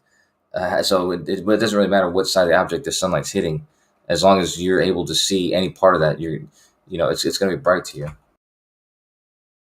It's not going to be bright like a light in the sky, like a star, like we see the ISS. And you wouldn't be able to make out the shape unless you were getting reflected light from all parts. Like, that's how we see. You can't really make out the shape. Well, you're showing me pictures. No. I'm saying like when you see it with your naked eye and you see it like it's the brightest object. I don't know about these observations, the nature of it, but I do know that when you see it with your naked eye, That's reflected light, also, right? Well, yeah, but it's a glare, is what you're really seeing. You're not just seeing, Yeah, but you understand my point. That reflective surface, right? In order for us to see it like a star moving quickly across the sky for up to 7 minutes, you would have to have a direct angle from the sun to the reflective surface on the ISS reflecting directly back to you. Yep, and this is something, like I said, this is a rare thing for very long. Like today in San Francisco, or was it today? Yeah, today it'll have an observation, not very bright, and it's going to last for about 35 seconds. Because and it's that's the probably window. low on the horizon. Look at the angle that you're going to be viewing that. That's right. When Yeah, you, the 86 degrees is very rare. Yeah, when you look at the ISS website, the transit website, and you look at how, it seems as though the amount of time that you can see it is relative to the degree in which you're viewing it, right? Well, no, to about to the degree of the highest to the maximum height. Usually, it's usually going to make a difference. The higher it's going to be at its maximum. Usually, you're going to have a better shot of seeing it for longer. Yeah.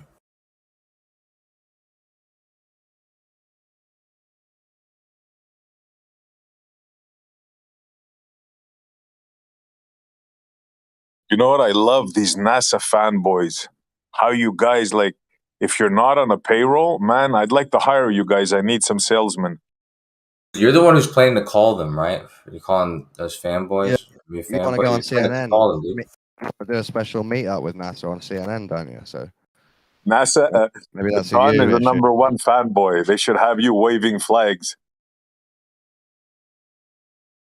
It's like I came up with. Just look at it like this, Essie. If you didn't attack NASA, nobody would need to defend them, would they? So maybe your attack is the cause of the defense that you witness. No, think of it like this. You have an agency, you get $60 million a day. And all you have to do is just throw some pictures around here and there. Throw a few rockets, make them land in the ocean. And you have guys like you, like, supporting you. Like, it's unbelievable. Like, how many it's dollars like do you better think than a dream come true. You act like they have spare money to burn on their evil plots. They got I don't know 70,000 employees. That comes to several $1 million a day. They've got actual rockets they do fly. We all observe that. There's no question whatsoever that they're making big things with lots of fuel. And those things fly, so that costs several $1 million. So, how much money do you think they have as spare pocket change after they get done with all that? You just proved my point. There you are on cue defending them. Right. But that was a question to you. It's kind of curious not to hear your rhetoric, but your answer. Bro, you just did what I said. They have people doing now. for What free. about the answer to my question? Say your question again. I'm sorry. Okay, there's they receive $29 million a day. They have some like 70,000 employees. They're buying real equipment, maintaining big properties, flying rockets. That's absolutely without doubt. That's all happening, right? And I'm just wondering how much spare change they have from that $29 million a day to do their evil deeds. Well, maybe they have 10 million left over. Right? Essie, I've got a question. Maybe they have 5 million, but that's a day. That's a day to do their evil deeds. Say we're in the school playground and there's an ugly kid called NASA, and you keep attacking him and saying he's a fake kid, he's not real, his parents spoil him. Look at him. You keep bullying him. Would you be surprised if I came along and defended the poor kid? No, because you're describing what I did as a youngster. But that's not what's going on here. And would you admit that you attacking NASA, the poor kid in the school ground, is the cause of people trying to defend him? Yeah, but NASA is not the poor kid. NASA is the kid that comes with Why are his you daddy's bullying him, Let me finish. That kid, NASA, is the kid that comes in with daddy's Rolls Royce. A chauffeur gets out, opens the door for him, takes out the umbrella, and walks him to the schoolyard while it's raining. You That's get it. NASA. And then you, Not a poor little started kid. bullying and attacking it, and I came along to defend it, and now you're surprised that someone's defending who you attacked. And that poor NASA kid is picking your pocket while you're trying to defend him too, stealing the money. He's robbing you every day. NASA doesn't take any money off me. I live in the UK. So you're defending for nothing? You see what I mean? These are the people. You are the people they count on, bro. You attacked, so I defended. Why? That's how it works. I didn't attack. I questioned. Yes, you did. I questioned. Yes, you did. Is a question an attack? Yes. So a question is an attack. Wow.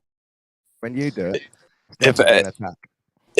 If SE spent his time attacking pedophiles, would you take up your white knighting and decide to defend them? And if I thought they were innocent or not. So you think NASA is innocent? I don't think they deserve to be attacked like you attacked them. Why not? Why do you feel the need to? All they are is a space agency, and all they did was put a satellite in orbit. They didn't hurt your children. They didn't brainwash you. They didn't tell you flat Earth is a religion and you should go to prison. They didn't say any of this. All they did was put a satellite in orbit. No, they also claimed they put men on the moon. Yeah. Well, that's a lie. That's a lie. They're certainly brainwashing our children, Christians bro. claimed that Jesus did miracles.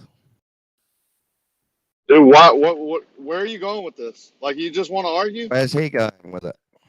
We're going that we're using NASA, a government-funded program through tax dollars, to promote propaganda. That's how we feel. That's our belief. Are you attacking our belief? Okay, all I'm saying is. Okay, thank you, Dawn. Wait, all I'm telling you is when you attack something, some people defend it. No, you answered it. It's fine You for us don't to do need to that. be surprised about people defending something. How about this, Don? If the Bible's real, then NASA's fucking potentially destroying people's everlasting souls. If it's real, whether you believe it or not, you got to consider that it might be real. You know what I'm saying? But and that guy earlier said NASA make 29 million a day. They get almost 70 million a day.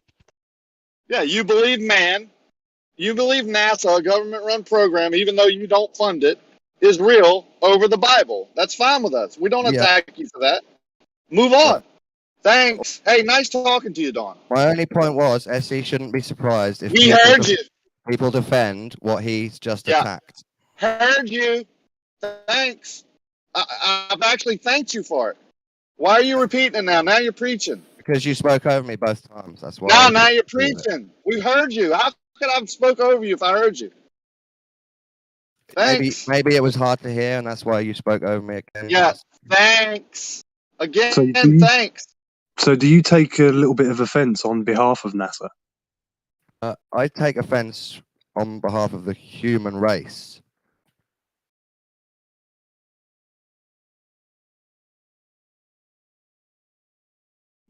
The ultimate white knight. Yeah. The only good thing about NASA, because it's like you forgot I said it. If you attack something, do not be surprised if someone else defends it. The only good thing about NASA, Don, is that it creates jobs, good-paying jobs for people. That's the only good thing about NASA. Everything else is just a swindle, man. What about Voyager pics of Saturn and Jupiter? How does that help you, man? Tell us how that helps. It helps us see our solar system. Whatever you just said. Now you're defending. Who cares? What does that help you? Tell you you're infinitely small? You think that's helping people? You weren't listening. Here's the answer. It helps us to see our solar system. Yeah, how does that help us? It's humanity. Nice to see where you exist. Yeah, Rocky wanted to shut up, Don. He didn't like to hear all this. You're making too much sense, Don. That's you, left lane, piping up to defend. What a shocker. Left lane defending the opposite of what me and all the other flat earthers say. That's amazing. But there's two different views here, left lane. Yeah, you give the impression that you don't want to hear what Don's got to say. I heard him. I thanked him for it. Did you hear that point? Yeah, I did. Heard him, thanked him. Yeah. I have a different opinion. Has he thanked me? Your Nope. elevated expression, the way you're expressing yourself, indicates you're quite irritated. And your point is, Left Lane? Well, I'm just kind of trying to reel it in a little bit. I think Don makes a good point that if you see somebody being bullied, and that's a pretty good analogy that you usually would go to their defense. It's not, Left Lane. Come on, bro. I grew up defending my friend against bullies. I know exactly what that's like. This is not what that's like, bro. Yeah, I agree. This isn't. I don't know. I just got back, but there's not a defense, man.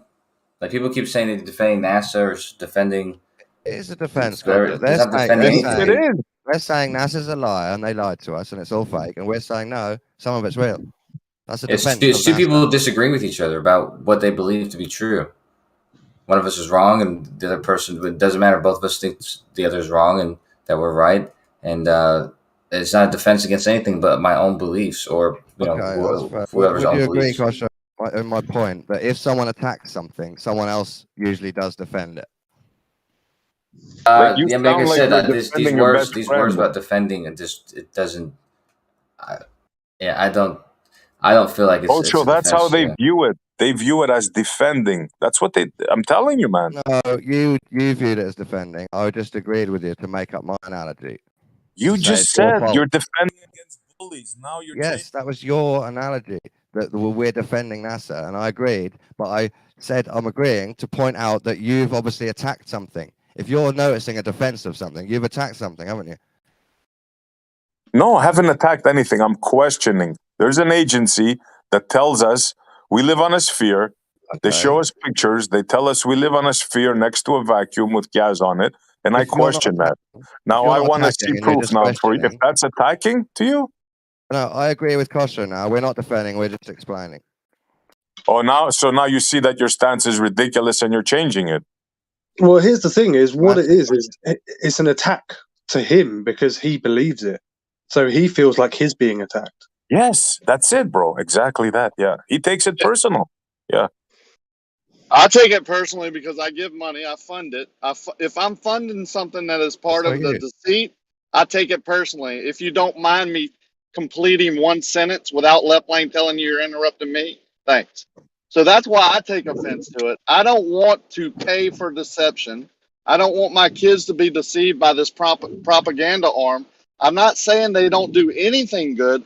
I'm just saying if they are deceiving, I don't like that part. They come up with patents. They file for the patents, and then they sell it to companies. They build. I'm fixing to pass the NASA. Yeah, they censored. You cut out Rocky.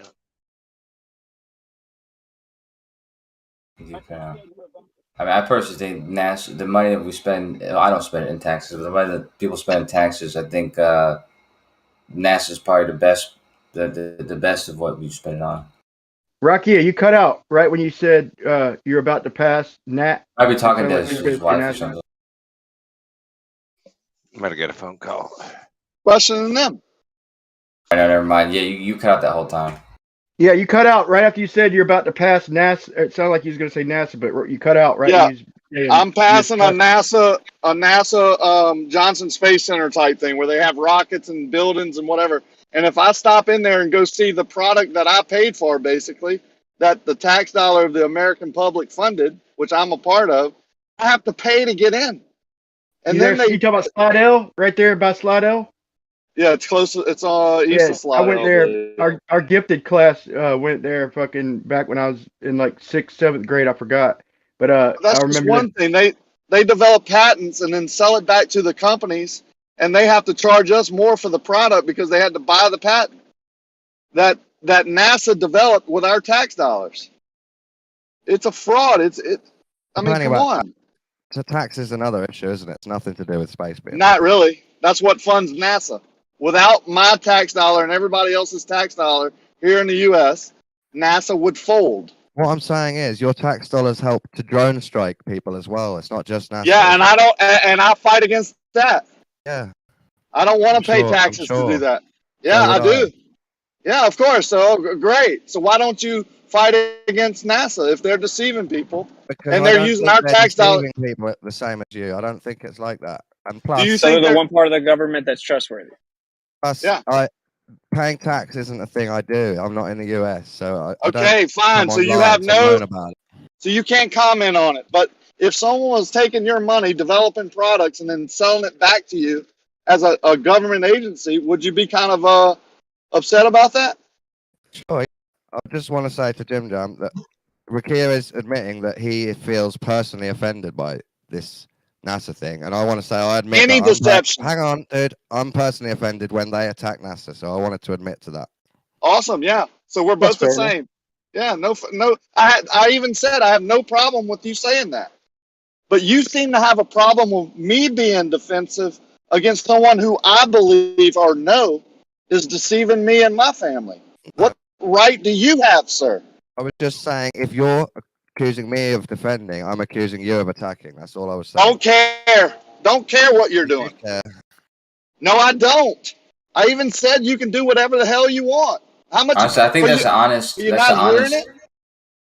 It's honest, sort of anger or annoyance to have, if it's true, like you said, Rakia. But I think honestly, if I was in that position, I would probably, spend whatever energy I would, attacking them in what way, actually investigating to make sure they actually are lying about whatever it is they're saying, because you probably want to get that right before you do any, Well, as far as I know, with the research I've done, that's my stance. And until I'm proven wrong or I research something differently,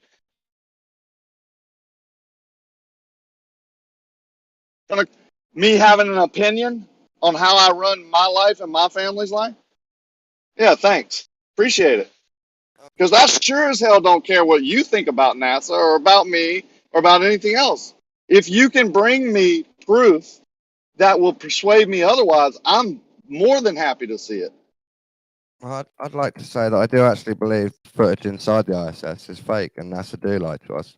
But for me, that's not a huge issue. Even if I was in America paying tax, I'd get past that issue and I'd still believe that stuff goes into space and the ISS is there. Well, thank God you and I are different then, huh? Because it'd be a boring place if everybody was the same and would handle the same situation the same way. So, Dawn, what's your take on the Van Allen radiation belts? Were they there when they first went to the moon? I don't know if we went to the moon. I think what they showed us was fake. Oh, fair enough. I think they might have gone secretly, or it might be really hard for humans to go that far past the Van Allen belts. So use tax dollars of the U.S. to propaganda, basically, like to fool the whole world. Yeah, they do. You think that's okay? They do. Yeah, but you think? Do you think that's okay? I just told you. I think it's a lie. That's what we're fighting against. I know. Yeah. I'm glad we're on the same side. You just choose not to fight against it. The thing is, you fight against it for the reasons of flat Earth as well. No, I don't. That's ridiculous. Another thing I disagree with. It's ridiculous you putting those words into my mouth. I dare you, sir. You have no idea. That's why you need the ISS to be fake, so the Earth isn't a globe. I don't even say the ISS is fake, so wrong again, Dawn. Jesus, really? Man, You think the ISS has people on it and is flying up there? I have no idea. If I had to bet money on it, I would say no. Okay, but if there is people, I didn't say it was fake. I just said if I had to bet money on it. But if there are people in there, it's not very far up. What's the big deal? Okay, so you believe it's possible? Sure. I don't really have an argument with you then about it. To go 200 miles up in a pressurized container? Yeah, I think we have we possibly have the technology to do that. See any problem with that? What? So I do too, but it's fairly fast. Part of the idea is it's in orbit. Yeah, I don't have convinced you it's that fast. They convinced you. Well, I don't even have problems with the speed either. If it's in a frictionless superfluid, I think speeds are obtainable. Okay, what is it, Rakia, on above? If Earth's not a globe and it's not in orbit, how is it going round and round really fast? I can tell you, in your paradigm, using your own thing up there, I'm asking what when Rakia you reach believes. about 130, 140,000 feet, there is 0.0 something percent of atmosphere. So theoretically, you can put a balloon up there with more reinforced, like a blimp, hang something underneath it, and theoretically make it go as fast as you want. Vacuum. How would you make it go as fast as you want? What do you mean how? How do you How, make like, with other what? things go fast? With thrust and with energy. Okay, so you put a little thruster behind it and let it rip. What's the problem? Was that your question, Dawn, about speed? What? Was that your question? Was it about speed? The Blackbird reached 90,000 feet, and it's like point fucking 2 or something, point My 0.25. inquiry is that they've been trying. They're not even using rockets. But if it's not in orbit, they can't explain what it is or how it's doing it. Yeah, the X-15 went a whopping had a burn of like maybe 2 minutes, maybe 3, and then it slowed down and fell. According to you guys, the difference between 0.1 and 0 is hardly nothing. So if the Blackbird flew at fucking like almost like 0.2, 0.15 or something. I don't know what your point values could do. Keep an eye on the live stream. What I'm going to be posting now. Just keep an eye. Yeah, that those speeds are fine for that amount of time. That's jet. That's not even rocket propulsion. That's I know. using jet. That's using jet propulsion, bro. This is 2170. I understand. So if they can use jet propulsion with at almost zero fucking air pressure. Right, it's for 20 plus years. What? The ISS has been up there for 20 plus years. So if you're gonna, it's been there for a lot longer than that. The SR-21 can do that for about 2 hours. It's doing this continuous laps around the Earth, for 22 years without stopping. Yeah, how about look at the stars? They've been doing it for even longer than that. So yeah, I know, but Brian, you gotta understand that I was responding to the people who were just arguing that they could be a NASA craft there, sustaining its elevation, however, but also traveling that fast. I understand that it doesn't have to be a NASA craft, but I'm responding to the people who were, arguing that it could be. Well, remember, you know my prediction, Coach Joe, that they're going to back it up again. The decommissioning of the ISS, they're going to keep backing it up, just like they do the moon landing. So I'll remind you every now and then. So they've already backed it up before. So come 2030, they're going to back it. Drop down either, man. I think someone's going to buy it. They had the capsule before it's that. Natural, bro. It's natural. They can say whatever they want to say, but it's up there. It's not coming down. It's natural, and fucking whatever the fuck it is, it's a funny looking shape. You can see the shape when it does a transit. It's funny looking shape, and they're stuck with it. It's ice. You think that's a natural Think of object? the technology they have today. Man. You don't think that it's possible for the U.S. military to have thought of a blimp kind of structure floating up there for high ground? That's the number one objective of the military. That's absolutely impossible. You don't think the military has thought of that and done that? Thinking about it is one thing, dude. Okay, I obviously think that they have technology to keep it up there, but I think it's something that's reasonable and costs little to no energy, to sustain that. Whereas if there's not going to orbit is actually the closest thing to perpetual motion. Where there's loss, but there's so little compared to almost all the other forms of that kind of travel. If you're going to do a continuous route around the Earth without something that is like an orbit, then you're expending energy the entire time. You don't need to do an orbit, dude. Environment? What if it's in a frictionless environment? You still have to make turns. You still have to do a route. You still have to go. Okay, then you know how that can be done. Quantum lock. Yeah, exactly. It takes thrust to make these turns. No, not in quantum locking. It doesn't. Once it's set on that path, just saying words doesn't. I'm just saying what a possibility, Coach. I'm not saying a possibility. It's not quantum locking isn't possible.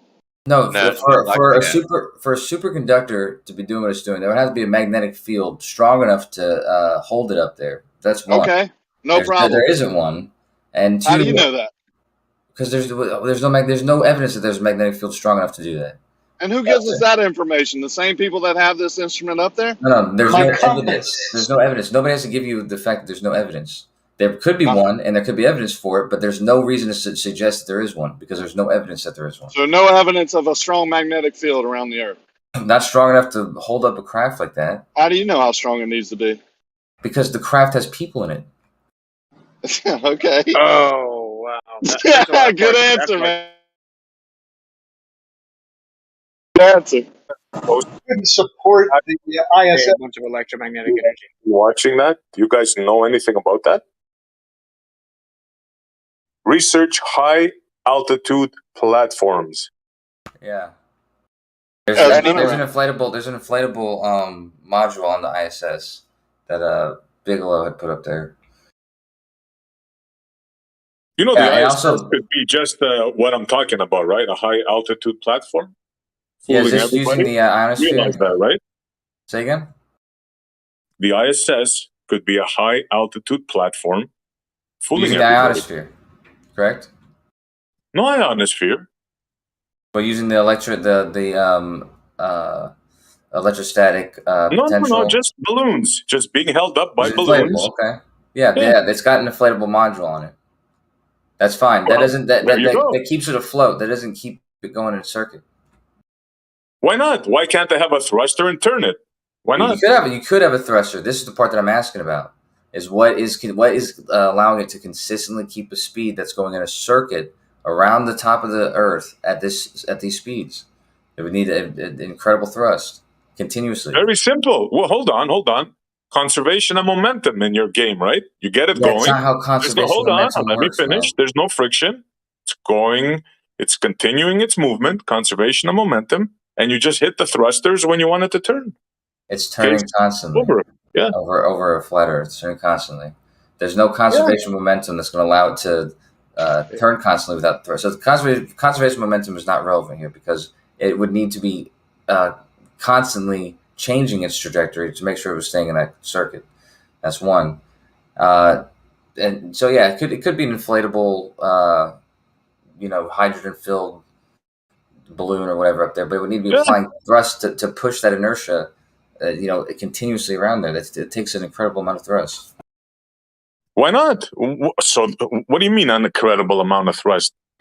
Why do you figure in a frictionless area with almost no atmosphere of the Earth? Why would it take an incredible amount of thrust? Because it's going in circuits around the Earth. It's not. It would need to be applying thrust continuously. Really?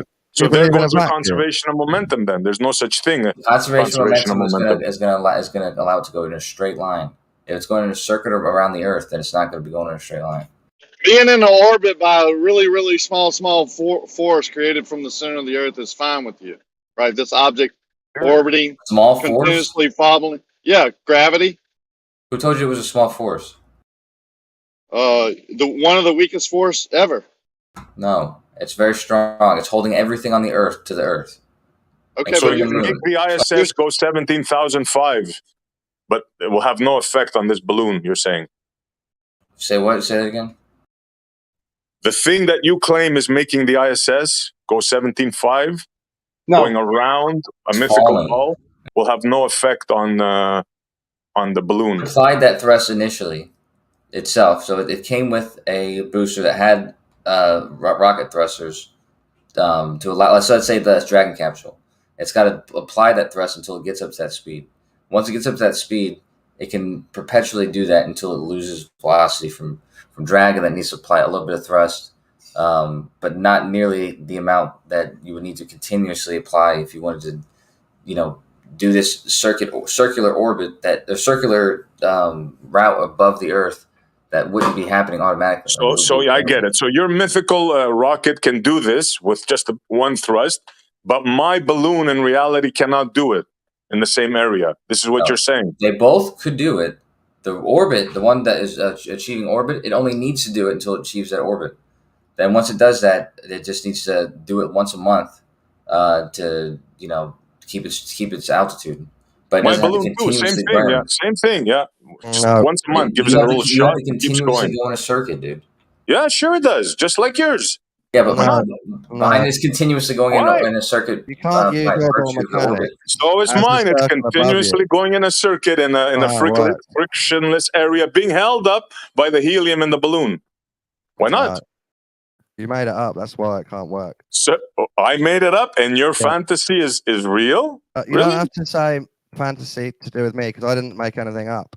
You did. No, you believe there's something around there achieving one-time thrust and then going around and round because of conservation of momentum in a frictionless environment. Try not to interrupt me while I talk. Thank you. No, you're strawmanning and I'm me. giving you the same scenario, but in my scenario it doesn't work, but in yours it does. How is that? Because yours isn't based on orbital mechanics. It's based on made up stuff above the flat Earth. No, it's made up on balloons, helium. We know they float. No, you're wrong. Well, do you know that things fall to the earth when you lift them up off the earth? They fall to the earth. It's a very, very recognizable principle.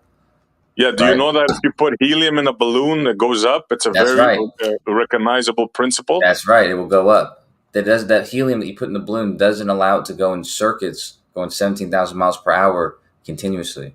How do you know? How do you know? It's a frictionless environment, so there should be theoretically no limit on the speed. How do you know that? Yeah, the speed's fine, but you need to achieve that speed, and you need to persist that speed, and you need to persist that. Yeah, I achieve it once, just like you. I get a boost. Yeah, but how do you once I reach that height, I'm flying, man. I'm flying. There's How nothing do to you hold me argue back. for a vacuum, SE? Frictionless vacuum above Earth. No, not a frictionless vacuum. I never said a frictionless vacuum. Okay, I said up in that height, your fantasy says that it's 0.00% of the atmosphere. And I'm giving you a theoretical way in your fantasy that we can get a balloon up there and make it go incredible speeds. Okay, that's not mere friction. You keep asserting that it's a fantasy, but that doesn't make it a fantasy. Oh, it most definitely is a fantasy because you cannot have a vacuum next to a pressurized air system. That is most definitely a fantasy in your brain, sir. Not just because you say it, that doesn't make it a fantasy. Okay, no, Essie, you cannot prove it. Essie, how are you going in a circuit? How are you continuing to go in a circuit, Essie? Just like in your fantasy, once you reach a certain height, right? Wham! Okay, Essie. Floating, you're in your balloon, you're floating, you reach your speed, and you're keeping your momentum just like your fantasy falling around the ball. Same way. Hold on. Instead of saying in the same way, why don't you explain in reality how this would work? You can use the way it works on our model, but how is that happening? I just did. You have a balloon just said the same way it works on our model. Helium. Listen up. You have a balloon filled with helium, right? It's in the shape of a blimp.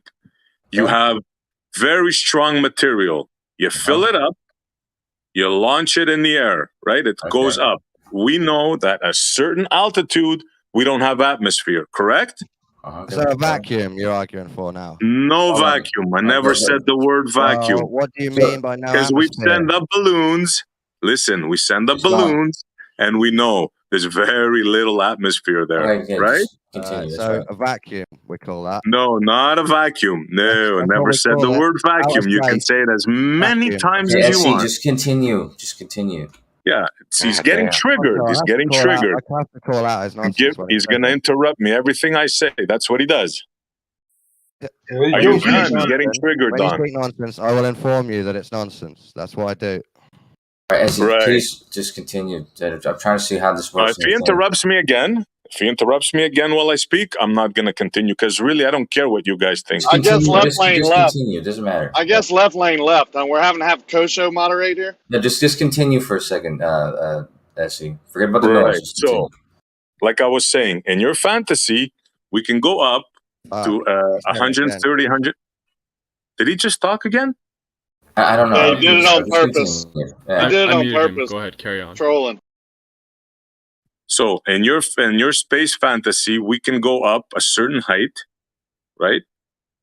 With a balloon, and there's very little atmos up there. So that means very little friction. So I put to you, if you can do that, you can make a reinforced balloon, like a Zeppelin kind of a thing. Attach something underneath it, send it up, make it go fast, and it should go very, very fast because there's no atmos up there. Okay. I just gave you an alternative to your space fantasy. No, the question I asked, though, was the only thing you didn't answer, which is, how do you... I understand everything you said, the elevation, the floating, the initial velocity, and the sustaining that velocity. Now you want it to go in a circuit above the Earth, so that it goes in a route, it's 90 minutes about, and it continues in a route every 90 minutes. How are you making it go in this circuit above the Earth? Like I told you, you can put jets on it, whatever. Pick your form of propulsion, right? Put something on it, and you can make it turn. Why is that unreasonable for you? Do you think that the military cannot make such a craft, or hasn't already? Think about it. Well, I do think they've made a craft. Because high altitude is the number one objective. I don't think it's using thrust to make this this circuit. I think it's making this circuit by virtue of it being in orbit. Yeah, you believe you need to apply thrust continuously to. Yeah, you believe in a fantastical thing where something goes a certain height and then just falls around something magically. I'm giving you solid physics on this Earth how we can achieve such a thing. No, you don't have to like it, but you can just search high altitude platforms. I understand. Why don't you do that? There's nothing magical about something falling and traveling fast enough to miss the ground when it falls. That's all it's doing, is it's falling down and it's traveling forward fast enough. Right, so you can believe that all you want, Kosho. Yeah, you can believe that there's a ball of gas and water. That's consistent with the idea of what's happening. Like there's nothing about that that's all day long with the mechanics. So you can believe in a ball of water surrounded by pressurized air in a vacuum. You can believe that all day long, and there's a mythical thing falling around it. You can believe that, but don't try to convince me of that. I'm not going to try. You can believe in a balloon going round with a magical force that you say, hang on, dude, I'm talking, no interruption. Oh, you don't want to be interrupted? Dude, yeah, please. I was talking. Fuck. SC, you can believe in a balloon zooming round above a flat Earth with a magical force making it move that you seem to think comes from our fantasy when you need to explain it, but you won't try to convince me, never.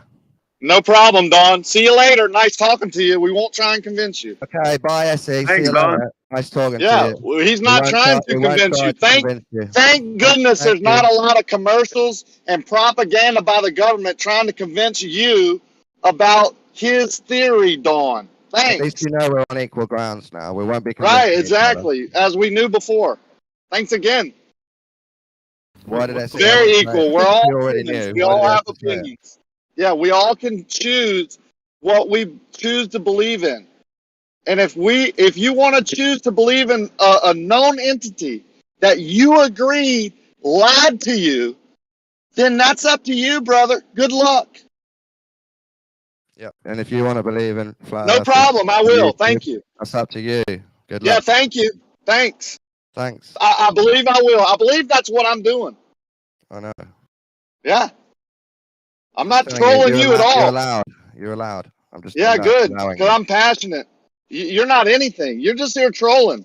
Even your own people. Believe in it. That's why. Even your own people like Kosho's like, come on, man. My own people. Yeah, your own guy that believes in the same things you believe in. My own people. He's been trolling, sitting here all day, all night with no. You think Kosho's trolling? I do too. My people, dude. So it was just a test. I'm glad we're on the same side again. Yeah, Kosho's been here all night. Every time I clicked on, Kosho was speaking. That's not my. It's amazing. Amazing dude, man. You got to give it to him. He puts in those hours. I'd rather let you talk 20 minutes of made up hold stuff up. For a conversation to have a friend rather than tell you that you're wrong and lying. Apologies for the interruption, but what's up with this shaming people for being here thing? Like, it's just a fact. Someone I'm not shaming him. Mobile. Hold up. It's possible that someone's mobile has it in their, their earpods or iPods or whatever. Sorry, I mean like the Bluetooth shit, and they're just doing their stuff, going throughout their day, and in the server. So I don't understand why. That's what I'm doing. We're counting hours. Percentage. All I was saying was, Kosho isn't my people because he spends too long in here indulging you and engaging you in things he knows you've made up, and that's not my people. I work that's fair. differently. Kosho's a little bit more like willing to. I'll answer it too if you don't mind. Or what have you, Don? You're kind of a little bit more like resigned to it, But I don't understand the whole shaming people for spending a lot of time here. I'll answer that if I may answer it. You may. Yeah, the other day Kosho said I should shut up because I've been talking too much. Didn't want to hear my voice anymore. Where were you then? I went on mute. Probably because, wasn't here, okay, number one. Yeah, no number problem. Two, that's not necessarily the same thing, right? Yeah, let me finish my answer before you cut me off. You asked me a question. You said, where was I? Yeah, where were y'all? Where were y'all? Nowhere. And then when I put myself on mute for the rest of the day because I went to work, Kosho never shut up for the next 12 hours. It's amazing. And now you're going to ask me why I'm shaming him? Okay, so two things. Yeah. Number one, I probably wasn't here. If he said it like that, I would have, admonished that. Number two, him I'm sure what he meant was you were talking a lot about a particular subject in that small time frame, not that you've spent hours in this server. Like he was shaming you for being here a long time, because you're welcome to be here as long as you want, as long as we don't want you to and I'm speaking generally right now, we don't want you to inconvenience yourselves or screw up in your life because you're spending so much time here. Like we don't want it to cause it to be a detriment to the rest of your life, but you're welcome to be here, and we shouldn't be shaming people for that. Well, you're calling it shaming. I was thanking him for his time. I just think it's amazing. Is that shaming? I said it's amazing how much time he spends here. Amazing to me. That's my opinion. Right? Okay. Thanks. Appreciate it. It's still amazing to me. I'll say it again. I can't believe every time I come here I hear Kosho's voice. I don't even see how he does it. Yeah, that's not necessary though. Yeah, but I can do it, right? Me, no problem. No, you You're can't. amazing, Rakia. That's against the rules. Ambiguous language, Rakia, purposely to express my opinion. Disparage someone. No, express my opinion. Yes, just because you're using the word amazing and unbelievable or whatever, because it could be understood. Okay, what words would you like me to use? So please stop that. Which words would you like me to use to express that? I don't want you to speak about how much time anyone's in the server, and that goes for everyone. Nice. Maybe y'all should have a meeting, because when the very person I talk about that tells me to be quiet and then talk for the rest of the day, yeah. No, I think I'll do what I want. No. To be fair, it's not just you. Hold up, Brian. Yeah, you're Bandsaw made the same just like statement earlier, earlier, and it wasn't cool even from a moderator to do. And if I wasn't just listening at that point, I was away from my device. But if I was able to speak, I would have told him it's not cool. As long as Kosho's taking care of his life, then he's welcome to be here. I'm asking you, what did Rakia do wrong? What did he do wrong exactly? He says I shamed Kosho for being here all day because I said it's amazing to me that he spends so many hours in here, where Percentage himself is saying it's amazing how many hours he spends in here. It's amazing! My life's not so... I won't say it. Anyways, I'm not counting his hours. I'm not counting anyone's hours. Who cares about how long people spend here, man? Like, seriously, it's such a boring topic. Who cares?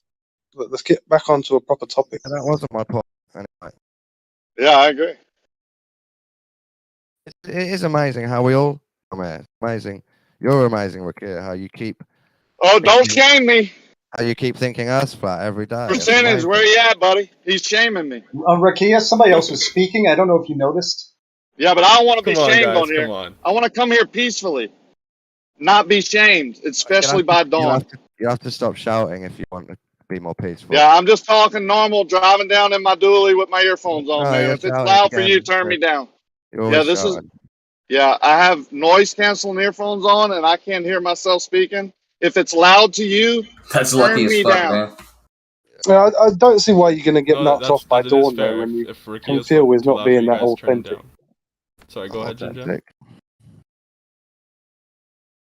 What'd you say? You think Don's just talking about me to bring up a new topic, sir? No, he's talking No, I'm about saying the me way instead of a topic. Yeah, Rumpus in the house, man. I've said it before about you, Dawn, that sometimes it's like you just want to play a character. You know, you're not being honest. Okay, I admit Yeah, that he's I'm just playing a trolling. character. I admit I'm playing a character, but the only reason I play this character is because you're playing a character. I don't know. Yo, I Don's don't- just been in this maybe game I'm the long only enough to one not that's care truly anymore. honest. I don't know, but I don't feel that way, You bro. found a new archetype called question science, question the globe, and make fun of it. So I designed a character called defend the globe and make fun of the people making fun of it. Yeah. So you started it. So you think the government, you're gonna, without them paying you, be the defense attorney for the government and talk about how it's the one part of the U.S. government that doesn't lie? No, he admitted they lied. He doesn't believe in the moon landings. Oh yeah. So why would you be their defense attorney? That sounds like a real waste of your energy. You at least have to admit a lot of us are genuine in what we're saying. No, I don't believe many of you are genuine. Sorry. You don't believe that we're genuine. No. I never did. So Maybe you think that's that your we're problem. He said doesn't that many of I don't believe that answer is genuine. Yeah, that's exactly what I just said to you. No, it's just a troll. So wait, so you think I'm not genuine about thinking the earth is flat? Yeah, I think genuinely, deep in your heart, you have no idea where you live, and you're just annoyed with the government in I general. think quite often we've all said that. Yeah. So when you make arguments that Earth definitely isn't a globe, I know you're making that up because deep down you don't know what Earth is. I know deep I down agree I with know that, that the earth that they showed us is wrong. Which is Don't what I believe you. always say. I don't care what you believe. I mean, I know. I mean, you asked me about it. Do I? Well, I'm saying I'm just saying I about know. if I think you're genuine or not. You asked. Well, I believe that I know. I disagree with you. I say there's like, you know, a small chance that what they're saying is true. They just haven't proven it, and they probably never will be able to. And that in itself is suspect, but it's still a possibility. Like, I won't say I know it's not. I would say, yeah. Like, I go out and look at the world all the time. I went like in different places. You can zoom in and see things far, far in the distance. You shouldn't be able to see if that 3959 number is correct. So. What about refraction? And if you don't believe they went to the totally moon, forget that was the whole reason they went to the moon, was to show the picture of the Earth. They didn't really do anything else. They're not going back. They say it's really not important to go back. They've already done their propaganda of going to the moon, which is basically showing people that it was a ball. Yeah, but to be fair, the Earth could be a globe, and the moon landing also faked. Like, they're not mutually exclusive. Okay, yeah, but why? So then I have to believe the lie that things refract up over 3 vertical miles and look identical to what they really look like. It's a hell of a coincidence that the same people that lied about the moon landing in your example are the same people telling us it's a globe. And when we go test it, it doesn't seem to be. Water doesn't seem to curve. We know how vision works. Yeah, you cut me off. Go ahead, Dawn. Because you lied and you said they're the ones telling us it's a globe, and that's not true, is it? There's some Wait, of the Don, do you people understand that my agree it's a answer? globe. That's exactly who did it. NASA NASA told us it was a globe. Yeah, showed us. You just interrupted me then, so it's fair. Yeah. Okay. Yeah, it's Let me pretty respond normal, I guess. Please don't interrupt each other. First, let me respond to you because about like if I'm genuine. Okay. The truth is that I cannot bring myself to believe that mountains in the distance would be lifted up optically over 3 vertical miles and then look exactly like the mountains should if they were just in front of me. And you can see mountains all over the place. And when you go look at stuff like this in person, you then look and you make your decision. And for me, I am genuinely convinced that what they told us the Earth is not the case. And for sure, it's geocentric and stationary is what it looks like. So When you say there's a geocentric, stationary, and flat. when you say that you can't raise something up 3 miles, I get very confused by that statement. Like with the subtlest of changes in a Let's say lens. degrees right now. With the subtlest of changes in a lens, I can get things to move 3 miles and still remain in shape. So I mean, I don't understand why you would think that it's not even plausible. Yeah, it's literally not Yo, can plausible you get my that girl a to move 3 depiction. miles and remain in shape? She's starting to put on some weight. It's not possible for it to be lifted via like just a light, Why like a not? projection via light. Because Why I can't look at them in refractive real work? life. Have you ever done it? On what? Look at long distance observations in real life. Yes. You can see what they really are. You don't look at them and you're like, I think that's really nothing's there. As soon as he said The sun, water, question is, why couldn't refraction work as described? There's just no evidence at all that you could lift a mountain 3. But I found evidence that Well, beyond the seemingly impossible lifting up of this, horizon, these images, what are the other things that make it impossible for it to be a globe? I think there's a list of things in my mind that make it impossible to be the ball. Like, there's no way it can be that. But what are the things that they don't have answers for? I think that's a Well, bad they way have to the answer of look at it. refraction or gravity for almost everything. Well, I'm They just say looking the at my same word for I'm like looking through literal my children. I'm looking through my glasses at my hinge on my door, and I'm moving my glasses just to the left and right about a half an inch, and that door, that hinge is moving 2-3 degrees in my field of view, and yet it's still remaining completely the same shape. Just why do you think you couldn't move that mountain a half a degree with refraction? So you think the atmosphere is acting like a lens then, right? Absolutely. Awesome. It depends on what you call a lens. It's at one direction. Well, you just called it an eyeglass lens. Yeah, just Well, like I'm trying to answer you, you fucking blustered bastard. Moyak, why are you trying to like? How about that name calling there, mods? If there's back. There's any refraction whatsoever, it's acting as a lens.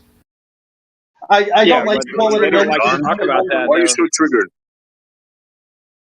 They don't like to admit that Atmos works like a lens.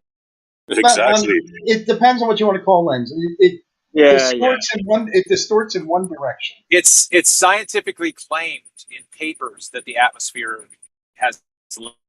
Yes, and that's what I'm saying. I'm disputing just the definition of lens in my lexicon. Effects. Yeah, but Copernicus, you're breaking up. You're roboting, Travis. You're roboting, Travis. Like he's falling down a well. Well, sometimes Travis, when you're you're roboting. roboting, you can't stop. Like it keeps going even though you click. You can't even click off. I think the real funny thing is that we you fail to understand Rakia's point because you used your eyeglass. Hold on, can I finish? Yes, you were gone for a while then. Start over again, Travis. You were roboting.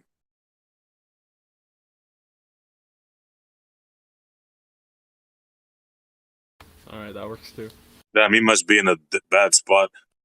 Okay, What's so up with all those when we look satellites, at guys? things Why like can't we get? When we look at the Black Swan event, we could see that the atmosphere, whatever you want to call it, moves things a half a degree. So by just observations of known things, we see that things move by half a degree all the time. So it lifts the horizon up and puts it behind the buildings when it's actually in front of the oil rig. Again, this is just, I'm not into fairy tales, man. I'm sorry. So you think it's a fairy tale that the Black Swan moves? I think it's a fairy tale that the horizon that's in front of the oil rigs got lifted up and put behind them. Yeah, that's a fairy tale. That's very convenient for your flat Earth belief. Deny refraction. Oh, no rebuttal. No rebuttal. I don't think it requires one. It's if you move it a half a degree, yes, that's what would happen. It would go through the oil rigs. Yes. Wow. So the physical curve just disappears. If I Refraction raise makes it myself up off of a ball 1/2 a degree, which would be effectively the same thing, I raise myself up a half a degree off that ball, I will see the horizon move backwards, won't I? Well, the oil rigs would move too, actually. No, they wouldn't. Yes, they would. Why would they I not? mean, obviously, yes, they'd move incommensurate. They would move the same half a degree.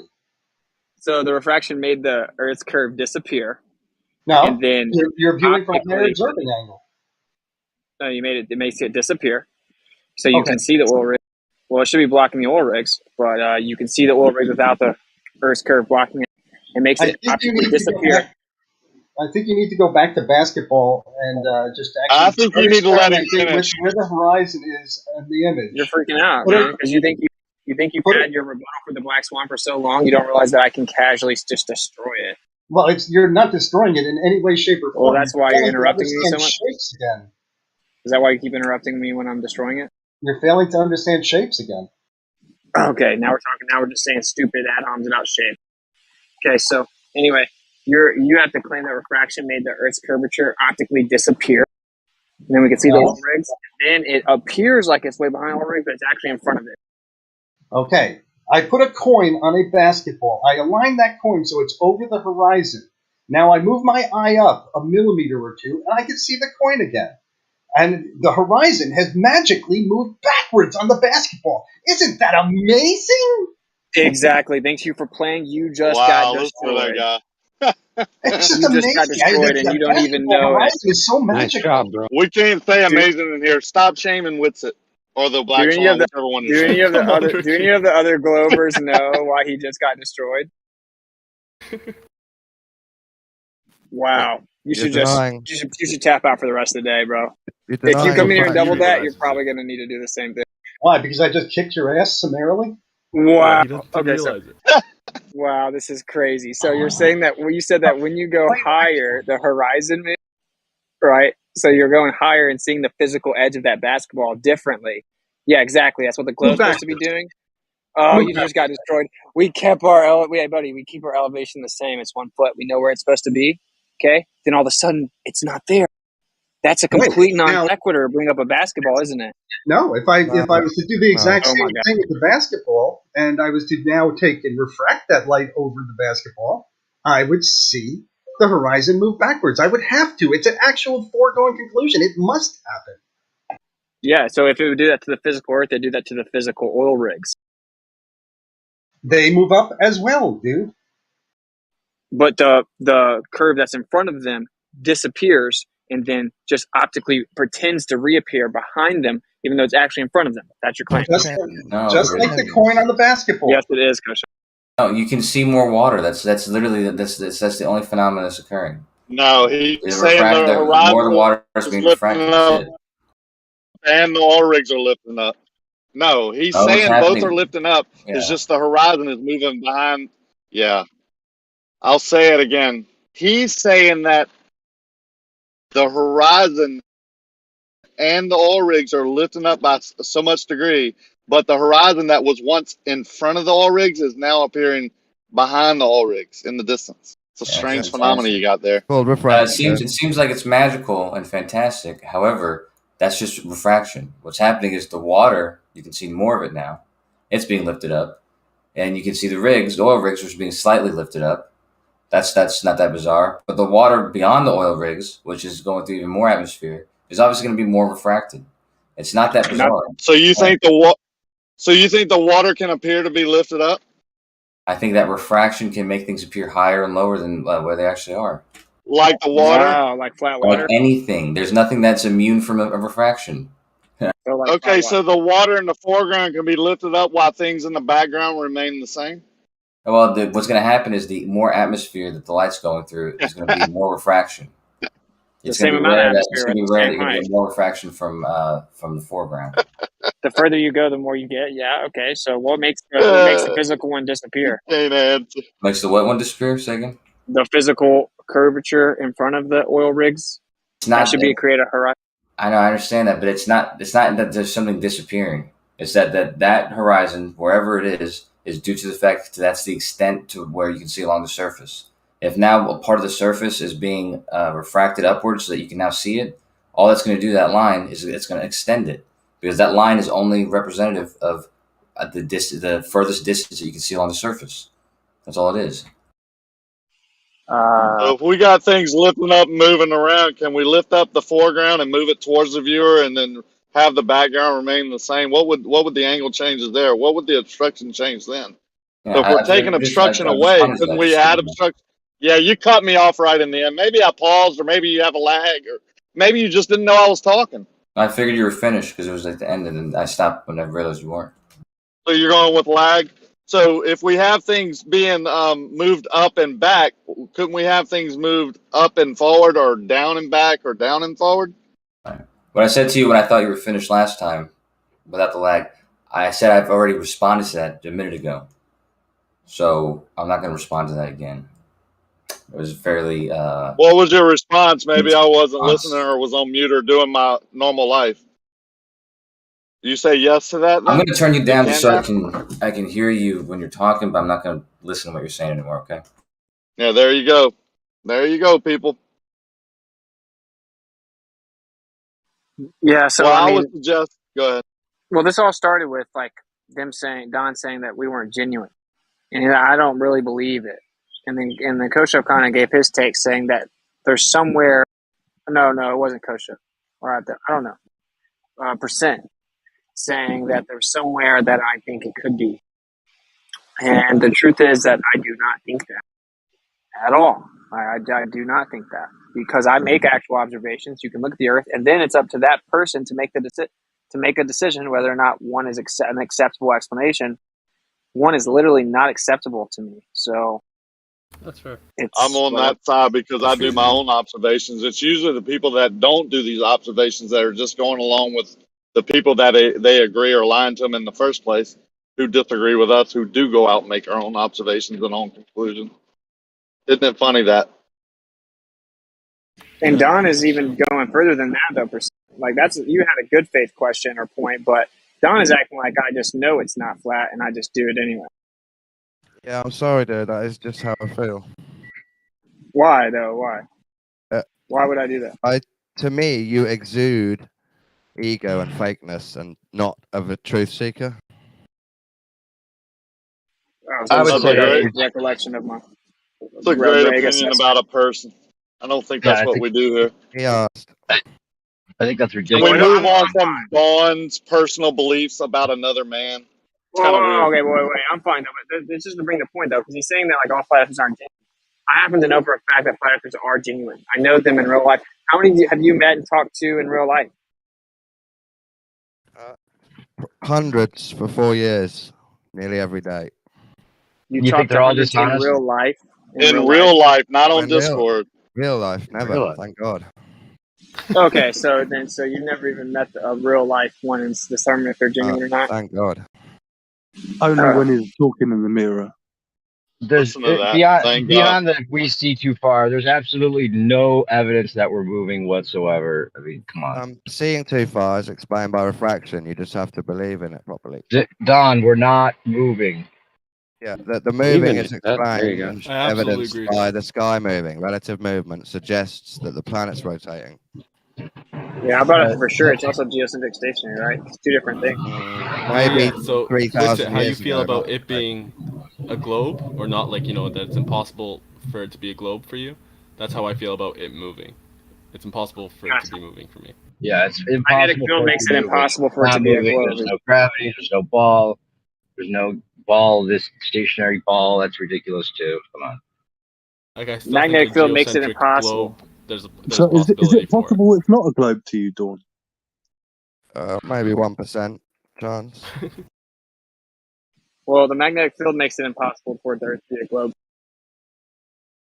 Maybe See, the center of a magnetic field cannot be accessible to material, and you need a dense concentration of material. So, dun. What do you mean? The fundamental workings of a magnetic field. The center of a magnetic field cannot be accessed by matter. It's not materially accessible, but the center of the ball Earth is. That's why they can't explain it. Catch on that one. That's the truth, though. That's how it actually works. I even asked Ken Willer in his live stream the other day. I'm like, you agree that the center of the magnetic field would not be materially accessible? He's like, of course not. Well, no, it would be in the center of the magnet, wouldn't it? Well, you can't. I mean, it wouldn't be accessible by matter. That's my point. Yeah. Debunks the globe. We have a magnetic field. Yeah. Debunks the globe. That makes absolute sense. Yeah, that's what I was saying. I was agreeing. So when people ask, I'm not genuine. Like, no, I'm very genuine. The Earth cannot be what they say. Yeah, when he said that, that I'm sorry, I don't mean to cut in, but it's like it sounds ridiculous. I've been listening to this conversation for quite a while, bro, like a couple hours now. And it's funny how, like, at this point in the conversation, all of a sudden now we're not genuine. That doesn't make sense to me. Like, why would you even come in here if we're not genuine? Then why would you waste your time on it? Don't worry, Don just makes baseless claims to try to protect his beliefs in the globe. Well, I understand trolling in some Don sense. Like, I can answer. understand if somebody pisses me off, if some Glober comes in here and really makes me angry and I find out he's got a website or a server, I might go over there and troll him just to get back at him, but I don't think I'd stick around and keep doing it, right? I might do it, but that would be it, right? Let's let Ryan, it becomes It a could hobby. still be a and I true talk to opinion, them. though. It Whether becomes it's a wrong or hobby, not. I talk to them. I know their arguments, and I know how to explain that they're wrong, and Earth's actually a globe. And I just kept doing it as a hobby. And sometimes I leave because it's not. Sometimes I leave because it's not I worth can me hear you doing. smiling, Guys, Dawn. please don't Sometimes I interrupt. come He's back almost and carry done. on doing. Jim Jam, I Jim can Jam, you hear got you next. smiling, Hold up, bro. hold up. Let Don Yeah, finish. No and then interrupting. next, Jim Jam. I'm done. All right, go ahead, Jim Jam. Okay. Yeah, you can hear Don smiling. Well, you said you can explain all that. You know how to respond and explain them all, but you didn't answer mine. I just brought up it's literally impossible for the center of the magnetic field on the Earth to be materially accessible. I don't know what that means. Yeah, can you elaborate on that though, Witsi? Because I'm afraid that I disagree with it, but maybe you mean something different than what I think you mean. Yeah, matter couldn't go to the center of a magnetic field. It's impossible. I mean, there's plenty of electromagnets. There's plenty of electromagnets that have material at the center of the field. Like the dead center of the magnetic field, the center of the toroid, you could never, ever, ever, ever materially access that. Okay, so if you have a bar magnet's going to have a toroidal field, right? But then there's going to be material at the center. Okay. That's what I'm saying. I mean, I don't understand what you're It's not saying. Not the center of the magnet, the center of the field itself. Yeah, no, right. That's consciousness the center of the magnet. Yeah. What is this field stuff? What's that got to do with anything? What is this? You're misunderstanding what he's saying, bro. The Earth's magnetic field would be so strong you could not matter could not access the center. It would not be accessible. Why? By the way, Harvard tells you that you can't explain the magnetic field yet. So if you guys think you can, then why don't you go get your Nobel Prize? It's not a Nobel Prize achievement. It's not completely understood the dynamics of when it's going to rotate and stuff like that, but it's pretty clear on how how the electromagnet has come, and it's not very strong anyways. It's not very strong at all, especially compared to the pressures of the center of the Earth. It's literally not known. Doesn't a magnetic field only pull on certain items like metals? It doesn't necessarily pull on human bodies or water or anything else, right? So how does a magnetic field really have to do with density and buoyancy? I'm trying to figure out, I'm not saying anybody's wrong. I'm just saying I'm getting confused on where you cross the two together. Talking about density and buoyancy. Who said anything about that? But we're talking about first of all, we're talking about curvature. We're talking about the gravity. If the Earth was curved and it was supposedly had a center of mass, right, and it was pulling everything towards it, but that doesn't make a lot of sense because that wouldn't be a magnetic field because gravity pulls on everything, right, except for certain gases. Am I wrong? That's what I was trying to explain. Is you see what I'm saying, or am I just? Well, they claim it pulls on everything. Yeah. Well, yeah, it pulls on the water, pulls everything down, right? Except for certain density gases. is based on electrostatic charge, compactness of matter, how compact something is. Yes, I agree with you. But I'm saying based on the globe part is what I'm saying. If we go to the globe model and we analyze that, it doesn't make any sense. That's what I'm trying to say. I'm sorry if it sounded stupid or. Well, no, I didn't understand. My point is that you can't, dude, Kosho, you're wrong. You're making unfounded claims. That you said that it is well understood and accepted how we have the electromagnetic. No, it's not. No, it's not. The composition assumed does not work. You said this before, but the magnetic field of the Earth is not a mystery of how it's come about. It's understood that flowing charge creates a magnetic field. How do we appear to have a quadrupole at the North Pole? I don't think we do appear to have a quadrupole at the North Pole. I think we have poles that are shifting, slightly. So it's not exactly where the geographic North Pole is. But there's not, and there's definitely knots in the magnetic field. So you have stuff like how many poles are shifting and moving, Kosho? You have stuff like the South Atlantic anomaly and stuff like that, or Mid Atlantic, whatever it's called, the Atlantic anomaly.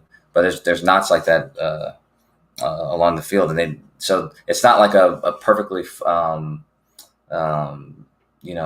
perfect toroid magnetic field. It's got knots in it and it's twisting, It's not uniform. flipping and shit. But it's not a mystery of how it's formed. If there's foreign charges, you're going to get a magnetic field. Could you not hear my question? No, I heard it, but I decided to finish what I was saying. Yeah, but can you go back now and answer the question? Because he talked about 4 moving poles. You said there aren't 4 moving poles, but then you described an indefinite number of poles shifting and moving. So how many are there? Sure. For the other confused people in here as well, I didn't mention anything more than 1 pole. However, there are 2. There is not an indefinite number of poles. There's a knot, at least one of them. Okay. Where the magnetic field is not behaving in there's basically the magnetic field is knotted in on itself. If you're able to get like a visual of it, so it's not really it's not smooth in that area, but it still only has 2 poles, one in the north and one in the south. Okay, that's fine. My point was when you first responded, you didn't. I inserted indefinite because all you said was there are a number of shifting poles. So I was asking you how many there are. So that's why I used the word indefinite, because you didn't define how many there were until just now. So you're sticking with 2. I didn't say that. You probably misheard me. I did. No. It's probably because you were talking while I was talking. So no, not at all, Kosho. What I said was there's a shifting pole. It's not exactly where the geographic North Pole is. And I said there's several knots and anomalies. You're completely saying in the field where it's not a smooth. You're completely now saying it's something not a smooth, new. homogeneous field. Yeah. Now you're Travis. Be that as it may, let him finish his point, and then you can respond in kind. Well, okay, so you didn't interrupt him when he interrupted me. I have just started listening again, and I heard you interrupting him. And if he was interrupting you, I would have spoken at that time as well. Yeah. I hope it's clear now, Travis. Sorry for any confusion, but like I said, it's easier if you just don't talk when I'm talking. You'll hear what I say. Oh, okay. So yeah, very clearly, Kosho, I listened when you were speaking. The only time I interrupted when I had a clarification question. Okay. So when you keep saying the same thing over and over again, and you haven't clarified on the question that I've asked, I'm going to interrupt you because I don't want to listen to you babble. I would like you to address my question. So I didn't interrupt you until you said something I needed clarification on. Well, if you're unaware of how many polls I just told you there were, it doesn't matter how many I think there are. That's fine, Travis. That's fine, Travis. I'm just responding to what you just said about me not answering your question. I felt like that was a question, and I felt like it was answered. What? How many polls I think there are is irrelevant to my question to you for your knowledge of how many polls there are. Travis, I'm not telling you how many polls you think there are, Travis. For the 4th time, Travis. I can't believe you guys let these guys still on this show. There's 2 polls, Travis, a north one and a south one. And when you stop speaking and I start speaking, just wait until I'm done speaking. And then you'll see what I said. What was your question? It won't be confusing. If your question hasn't been answered, can you restate your question?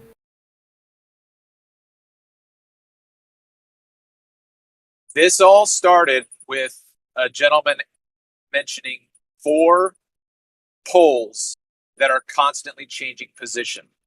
Kosho then said there aren't 4 poles.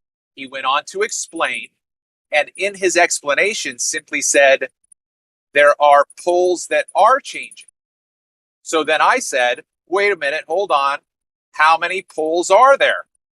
And it finally took him quite a while to get around to just limiting it to 2. We're good. I've said consistently the same thing every time. I said there's what you probably heard was when I said there's several anomalies or knots in places where the field has Does not anybody need homogeneous, Kosho to repeat or it's himself? not homogeneous, and it's actually turning in on itself. I don't need you to repeat yourself. I heard you say this already. Do me a favor, just don't ask me any more questions because I'm not going to respond to you, man. You can't have a magnetic field on the globe. It can't be explained yet. And so we try to make assumptions about what the core is and its composition. And we come up with all these different theories to explain how we think it could work. And all the theories won't even work mathematically. We can't even get the fundamental aspects of it to work. So, also, your side has to admit they could be completely wrong about what the core is. You're just guessing what the core is. No, so when you study the seismology and the refraction that occurs during a earthquake and all the sensors around the world, they are quite clear on at least what the density layout of the Earth is, as well as the shape, No, of they're course, not. but maybe not the Even exact close. contents, but at least the density layout. Not And even when close, the Kosho. when the lava comes up and they see that there's nickel and iron coming from the magma, the flowing liquid that's in the earth, it's clear that there's flowing charge.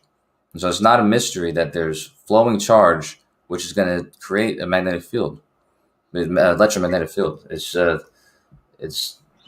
the necessity. composition that you impose can't even maintain it's over the threshold to even maintain a magnetic field. So you don't know. You're just saying things. And no, actually, your claims about all the density layers are completely speculative. I'm not saying you don't have some data that you based your speculation on. Please don't go on to enlighten me about it as if I don't know that data exists. It's We called do have pseudoscience. compasses. Well, you do know what the What's Curry up? point is, right? Yeah, so we're good with the Curry point when it comes to the I magnetic don't think field. you are good with it because you're bringing it up in this context, which tells me that you're not aware that how it works. It doesn't belong in this context at all. Oh, why not? Because the Curry point is strictly talking about permanent magnets that have that are in solid objects that have been subject to a magnetic field at some point, and it's oriented its poles in this material like a bar magnet or something like that. But it doesn't apply to electromagnets. It doesn't have that limitation. Well, yeah. So we have a magnetic field that looks just like a permanent magnetic field, and your paradigm says, well, it changes. It would just take millions and millions of years for us to see it. So that's a really cool story. So if I make all your presuppositions of pseudoscience, then you can explain to me your pseudoscience, and then somehow your speculation is synonymous with reality. And in fact, so much so that if you even question it, you're just way unfounded. Yeah, It's all speculation, Kosho. You know, we've only went down 7.8 miles, the Kola deep borehole, and even that they got wrong most of the layers down. So you have absolutely no way of even talking further than that, like 7.8 miles, and you're telling us you know what's down at 4,000 miles? Sheer and utter speculation. Not sheer, not utter, and not speculation. When the doctor tells you that you're going to have a boy, it's not because he's reached his hand in your wife's vagina and pull out the little boy's penis and seen it with his hands. It's because he's using technology that allows him to peer inside of her stomach. A with quarter of an sonar inch and of skin, this sort of not even. technology. When you're kidding me? observing the density layers of the different parts of the Earth, the inner parts of the Earth, it's not because someone's been down there and they're telling you what they saw, or somebody is guessing. It's because the refraction signatures, which come from a epicenter of an event like an earthquake, and then are reverberating on all the sensors in the world at different rates. This data is actually analyzed carefully, and it's wrong. Thousands of You times. just said it's wrong. It's absolutely wrong. It's wrong. Oh, that's cool. We can just talk over each other. He's not said that it was You're wrong, even down in the surface it was wrong. So. You're roboting and interrupting. And I don't think I said that. Yeah, no, he said that. SE said that it was wrong. I thought somebody said that we've been down to the surface. Yeah.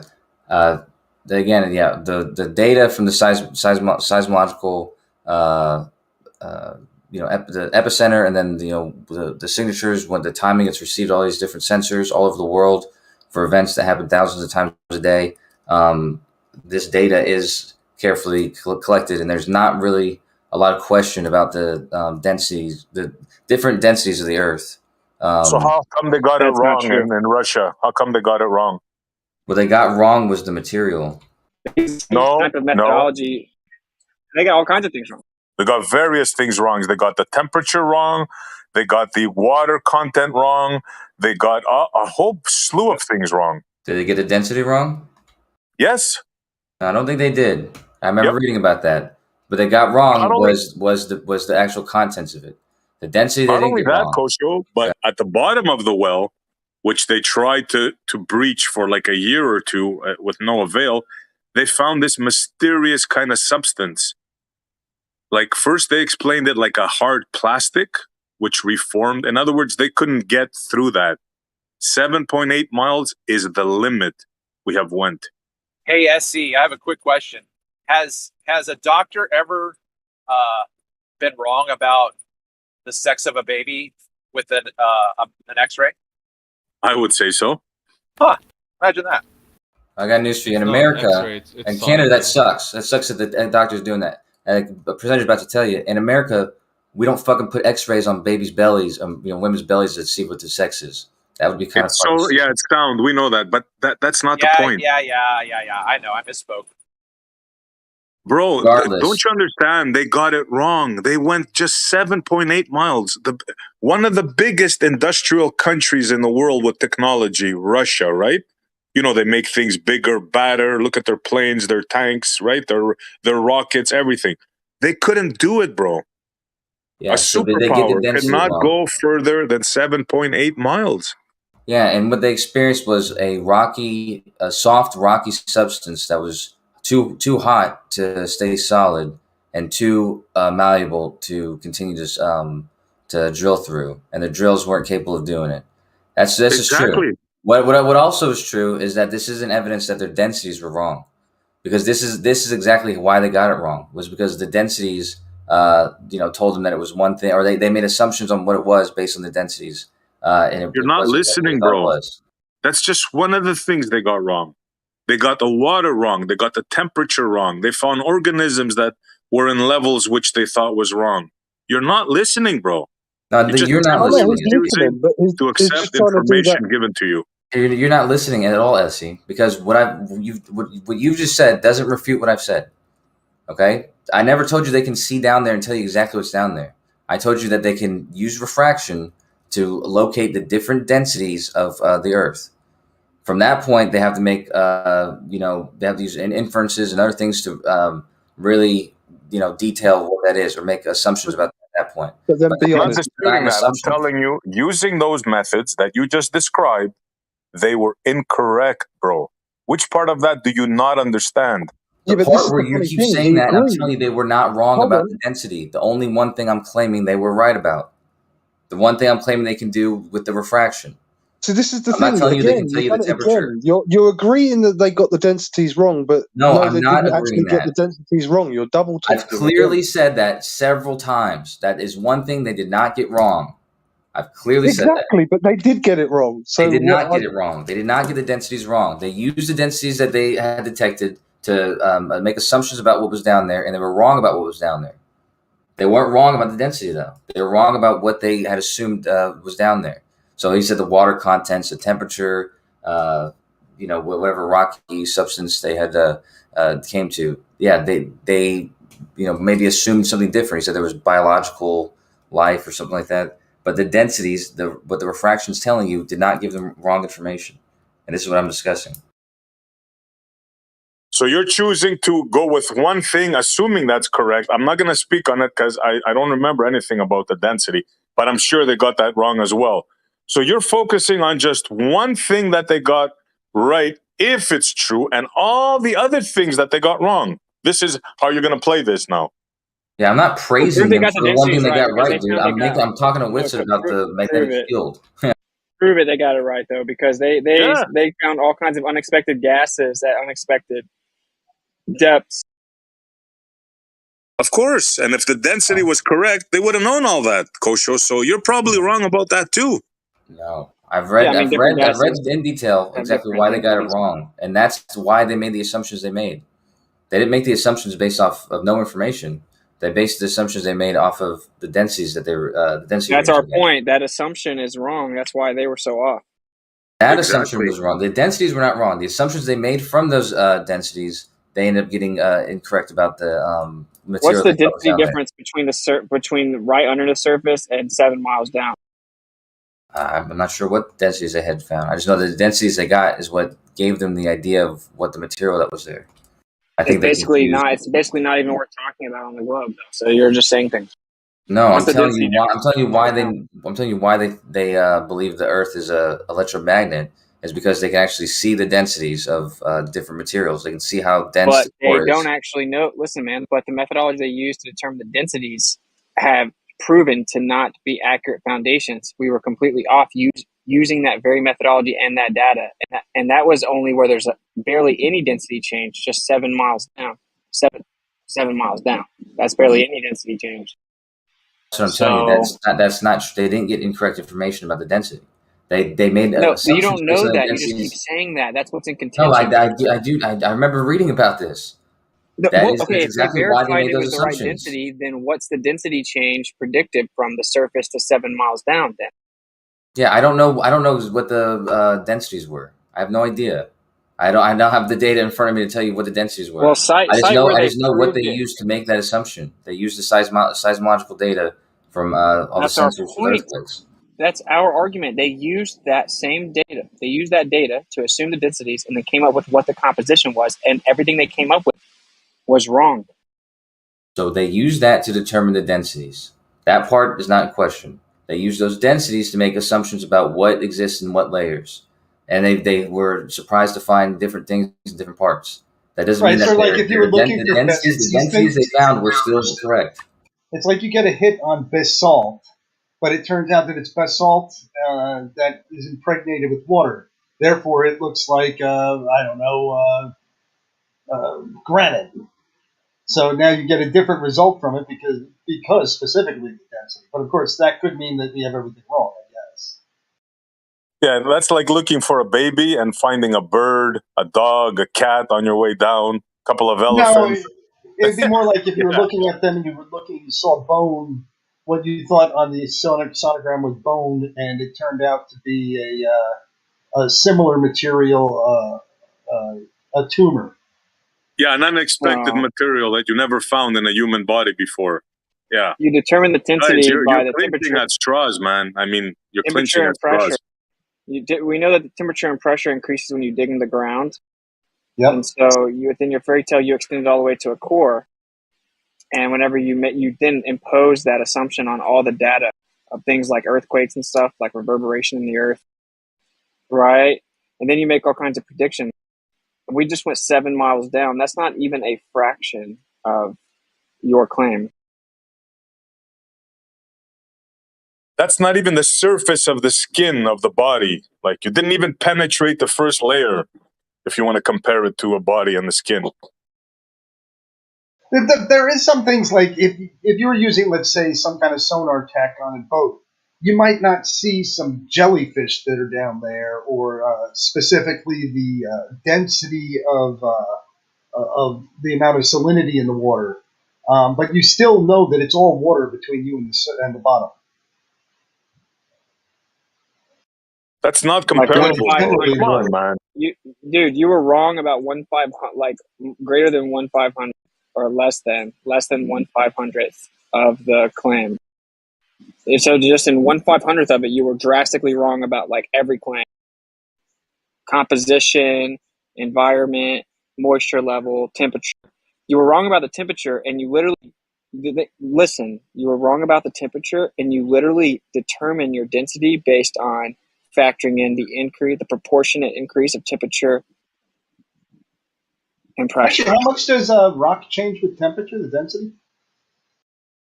So you're saying that temperature and pressure has nothing to do with? No, it has nothing to do with it. It has an insignificant difference. What? Wait, does it have anything to do with it? Well, if you're trying to say whether I can tell the difference between granite and basalt, if the granite's 10 degrees hotter than the basalt, yes, I can. Okay. The little tiny subtle difference in the granite's density is not going to give me a false reading. Okay, you were wrong about the temperature. I'm wrong about the temperature. So how much does granite change? No. The globe Earth was wrong about their temperature projections, just 1/500th of the way down to their total claim. And wrong by a lot, by I think 100 C or something. Not a small amount, a significant amount. Yeah, but why would you have why would that number why would you expect that number to be correct? Like if they got that number wrong, doesn't that imply that the contents of the rest of this specific area, like I remember there was something to do with, you said, the biological life, and there was air and stuff like that, like that they had gotten other things about this specific area wrong, but doesn't change the fact that they're reading the magic part of the Earth. Correct. This is the magic part of the Earth that our predictions to the core are wrong. Everywhere else they're right. They weren't going to the core. This is just I know you can't underneath the surface. Yeah, that's my point though. Like you make claims from the surface to the core. We've all seen the little cartoons they brainwash us with. In fact, most people still just have that rudimentary of an understanding of the Earth, just those little pictures. Okay, so you make a claim all the way to the core. Well, just 1/500th of the way there, you were wrong about everything, including drastically off with the temperature and moisture composition and the actual composition itself. The Russians were incorrect about their specific part of the crust that they were over, studying the borehole, but that doesn't say anything about the inner, like where the outer core and the inner core, which is the liquid part, which is the part that's actually a flowing charge because it's liquid. That doesn't say anything about that. It does say something about it. Yes, it does, because that's way further away. It's way more of a guess. How do you understand that? It's not a guess, though. It is a guess. The temperatures, if they have refractive readings of these layers, if they know that the pressures are obviously going to be immense for whatever material that is, these aren't guesses. This is there's no way. Immense is a vague word. You claim a specific temperature. Yeah, the specific temperature threshold, not a specific temperature. Okay, what's also when they say it's a specific temperature, they do these things via different methods. Like it wasn't seismic events that tell us the temperature of the core. What's the temperature? I don't remember what the temperature is. Yeah, the threshold. You're just like a person in the church that hasn't read the Bible yet. The threshold would just need to be above like 2100, I think, for iron, for nickel. I forget what it's somewhere between 21 and 2500.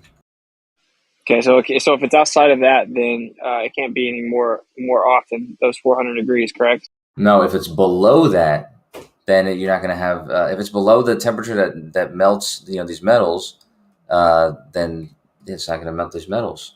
That's all based on the base assumption of the composition, though.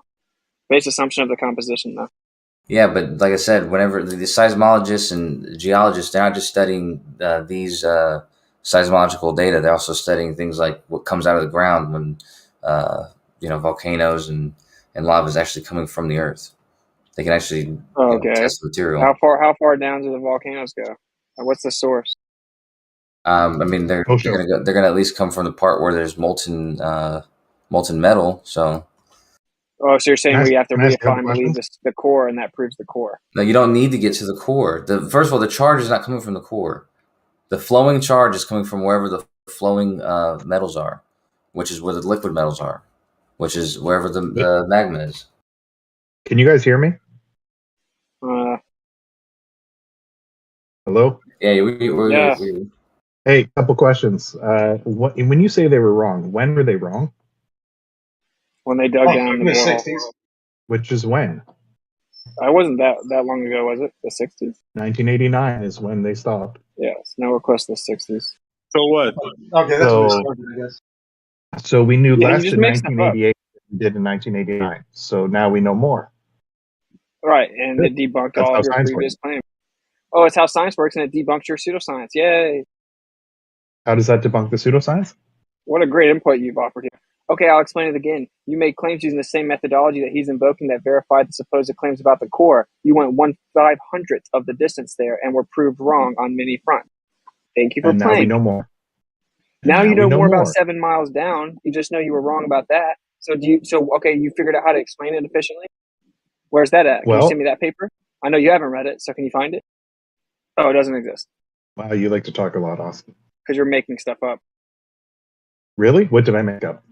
You're acting like you're portraying this false illusory confidence as if you have the answers, but whenever time you're pressed, you don't know any of the supposed answers. What did I make up? What did I make You up? just said that now we know more. So okay, what's the explanation on the globe now for the discrepancies? Do we know less now? We know that we were wrong, but do we know any in the globe paradigm? Do we know more? Yes, we know more. How so? How's it we explained knew on more the globe? today than in 1989. Okay, the just discrepancies real quick, Whitsit, just real quick. I'm When done. you no, when you say we know more, what do you know more about? Right? We know more about the rock in that very small area. Okay, and how do you know more about it then? You know, what's the medium that you use to understand that better now? The medium you use to understand it? Right. So we're talking about the borehole back in the late 80s, right? So they used sound waves, and they were incorrect about certain projections that they were guessing at. But now you're saying, oh yeah, but that was 30, 40 years ago. We know more now. So my question is, what is it that you know more, and how do you know it? Because they dug that hole, they know more. Because they refined information based on that. All you're saying is what we've all been saying this whole time. That's what we're talking about. We're saying they didn't have their projections correct. They learned what they actually were. So, yeah, that's a given. Of course they know more now. They now know that they were wrong. But your implication was we know more because technology has advanced. That was the implication of what you were saying. We're so far beyond 89, we know more now. Yes, we do. Yeah, just say things. Oh, yeah, like how specifically? How do we know more? Well, first of all, because Like, no, specifically, what technology improvements make us know more specifically? you know what? I'm not a professional in that. You should ask a Oh, so you're just geologist. making stuff up. No, you should ask a geologist. So you were just making it up. What is your level of expertise? No. I'm not making stuff up about it. Hold on. Come on. I'm not making stuff up about it, though. Yeah, but listen, hold on. Now he's backtracking. Now he doesn't know how they know more. He just says that they know more, but he doesn't know how. He says, which is why so I I'll say give you making stuff specific. up. So how are you And you're not making a gonna claim? like it. How are you making a Got it. claim? How are you making a claim that there's more knowledge now, but you don't know how they know more? Okay, so for the mine that I'm working at right now, that's going 2.6 kilometers below my feet, they did get very close to the temperature. We're expecting 58 degrees rock temperature at 2.6 kilometers. Very close to what they expect. You're talking about 7 miles, you were completely wrong. Try again. What technology do you get better to know more about 7 miles or more? And the ore body that they expected to find when they drilled down, they found. Based on Oh, so how do we know more? What technology do we have that we know more now? That's how science works. We're more accurate with our seismology. Or not How so? seismology. Specifically, how so? We can more accurately detect changes in density to know where there are ore bodies.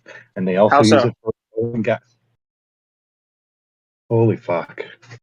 Specifically, how so? What is the technology that improves?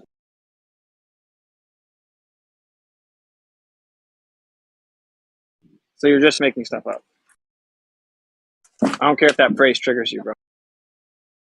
I'm not a geologist. Why don't you ask a geologist how they're better at it? I only know more than you. I don't know more than everybody. You're just assuming. You're proving You're the our one making point. the claims about it, though. You're making stuff up about it. Like, I work at a mine. There is an ore body beneath me. That ore body was found using Density, taking density measurements. Non sequitur 7 miles. Try again. It was found where they said it was going to be. I'm only here because this technology works. Non sequitur to 7 miles. Try again. How is that a Hold on. Do you think they use similar technology for the core of the Earth? I just want to get that straightened out before we continue. Why are you talking about the core of the Earth? Doesn't matter. It's non sequitur. 2.5 kilometers has nothing to do with 7 miles. So can you try again? Yeah, but he's mixing up technologies of what they used for his mining to what they use for the core of the Earth. We are all familiar with the PNS waves, right? We're all familiar with that, are we? I think the density of the Earth was calculated by the amount of gravity. Yeah, that's not very oh man. Well, it actually does incorporate the fairy tale. The pressure and the temperature are all relative to the pole to center of mass. In layman terms. No. It seems to me that Chucky thinks that somehow they create a wave, man-made wave, to check the center of the Earth. Chucky, you're aware that that's not what they do, correct? Sorry, when did I say that? No, it's my assumption. You know that they don't do that, right? The way you were talking, it sounded that way. Told you not accusing you.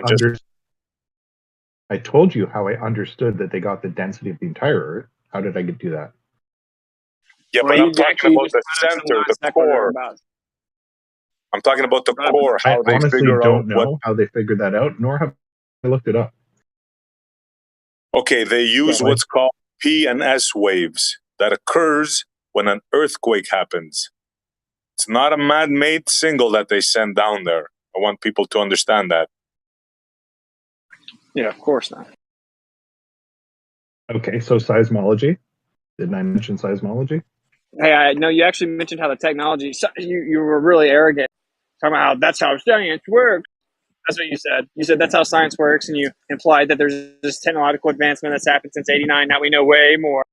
As soon as you were pressed with any type of specificity, you immediately said you don't know at all. When they find out they're wrong about something, they change things and get better. Oh, do man. you not do that? When you find out you're wrong, now. do you not change? I know the answer. You claim that we know more now, that we've gotten more advanced and know more about the layers of the density now. So how so?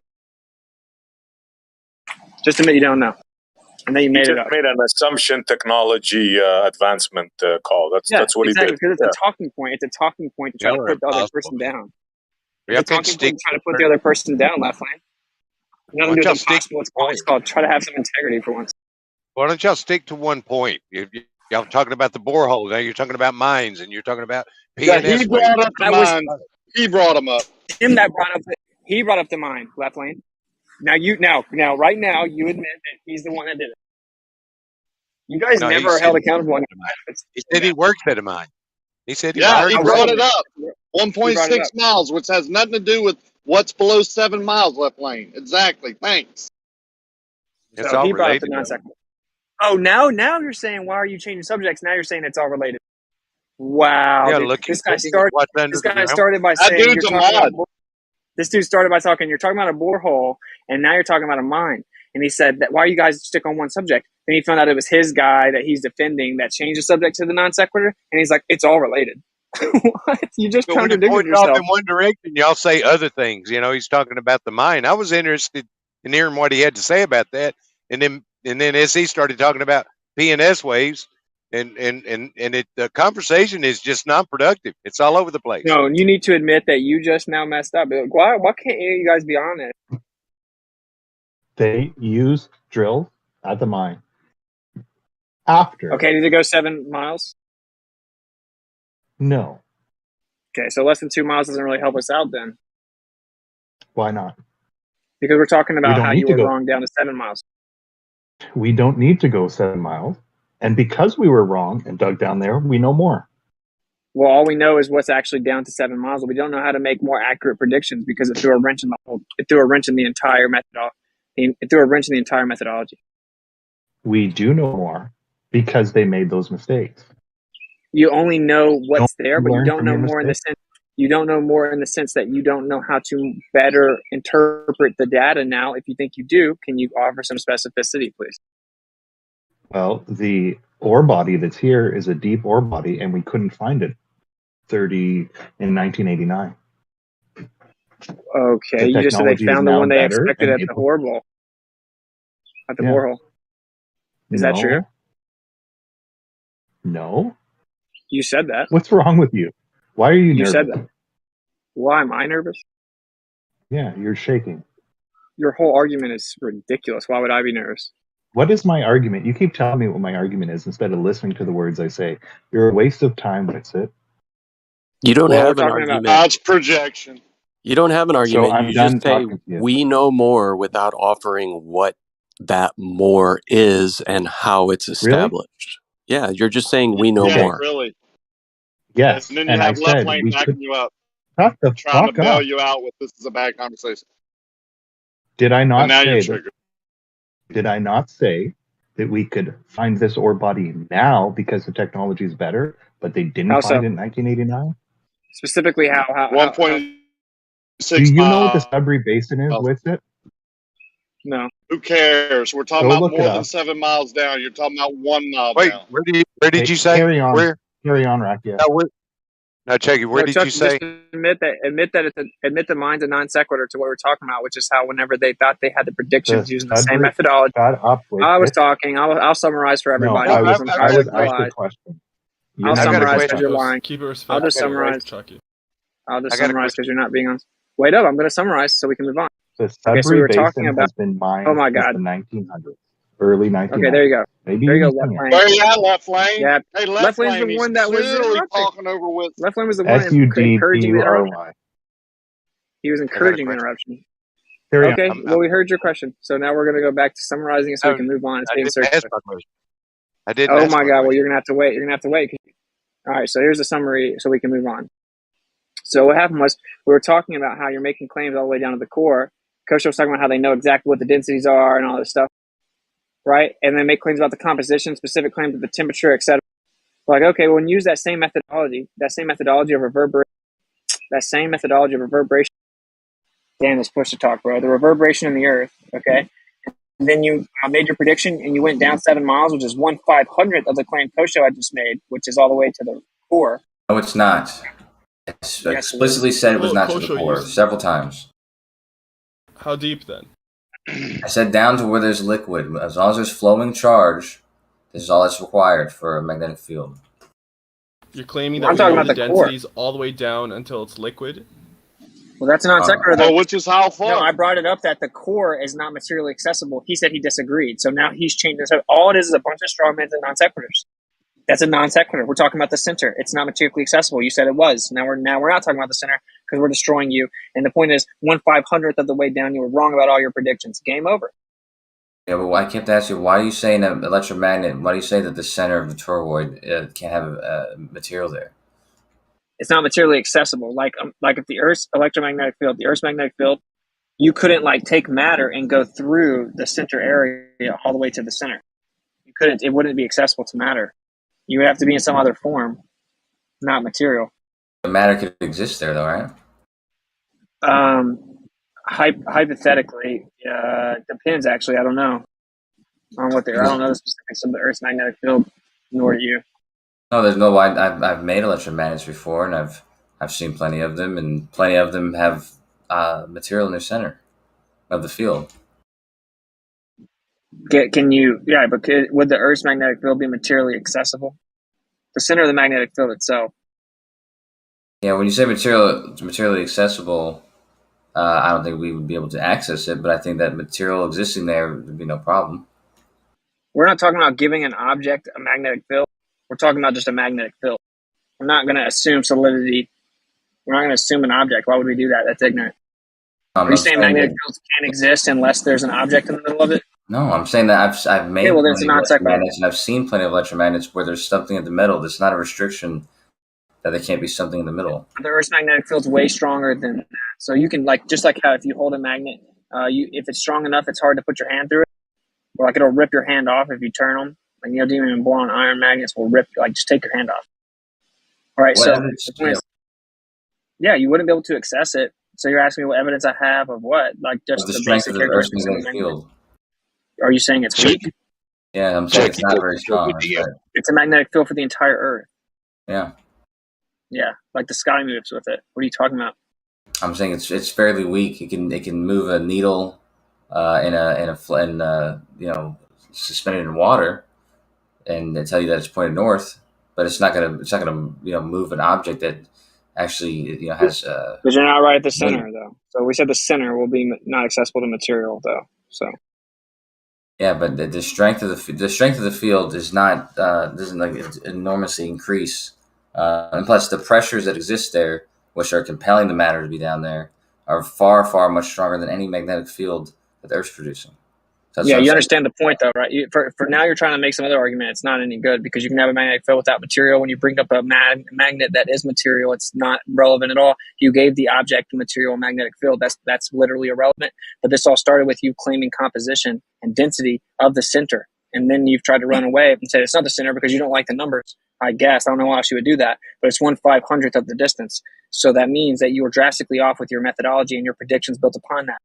So if you expect us to just take for granted that you know way further claims when you were proven wrong at 7 miles, 1/500th the distance, that's ridiculous. I wasn't there in Russia, and actually I was barely born there. So I appreciate if you stop including me with what they got wrong.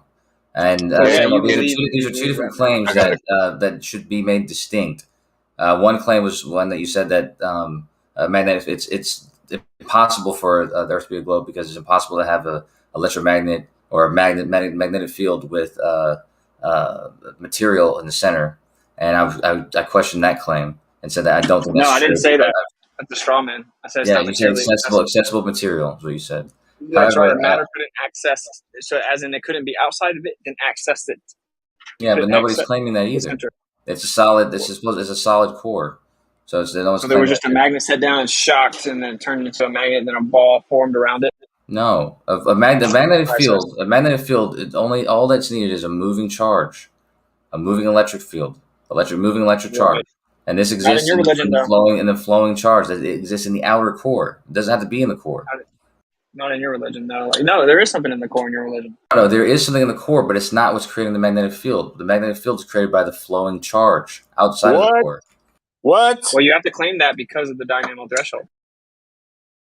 We're claiming it because there is a flowing charge there, and a flowing charge creates a magnetic field, and we have a magnetic field. No, you have to claim that because it can't be at the center.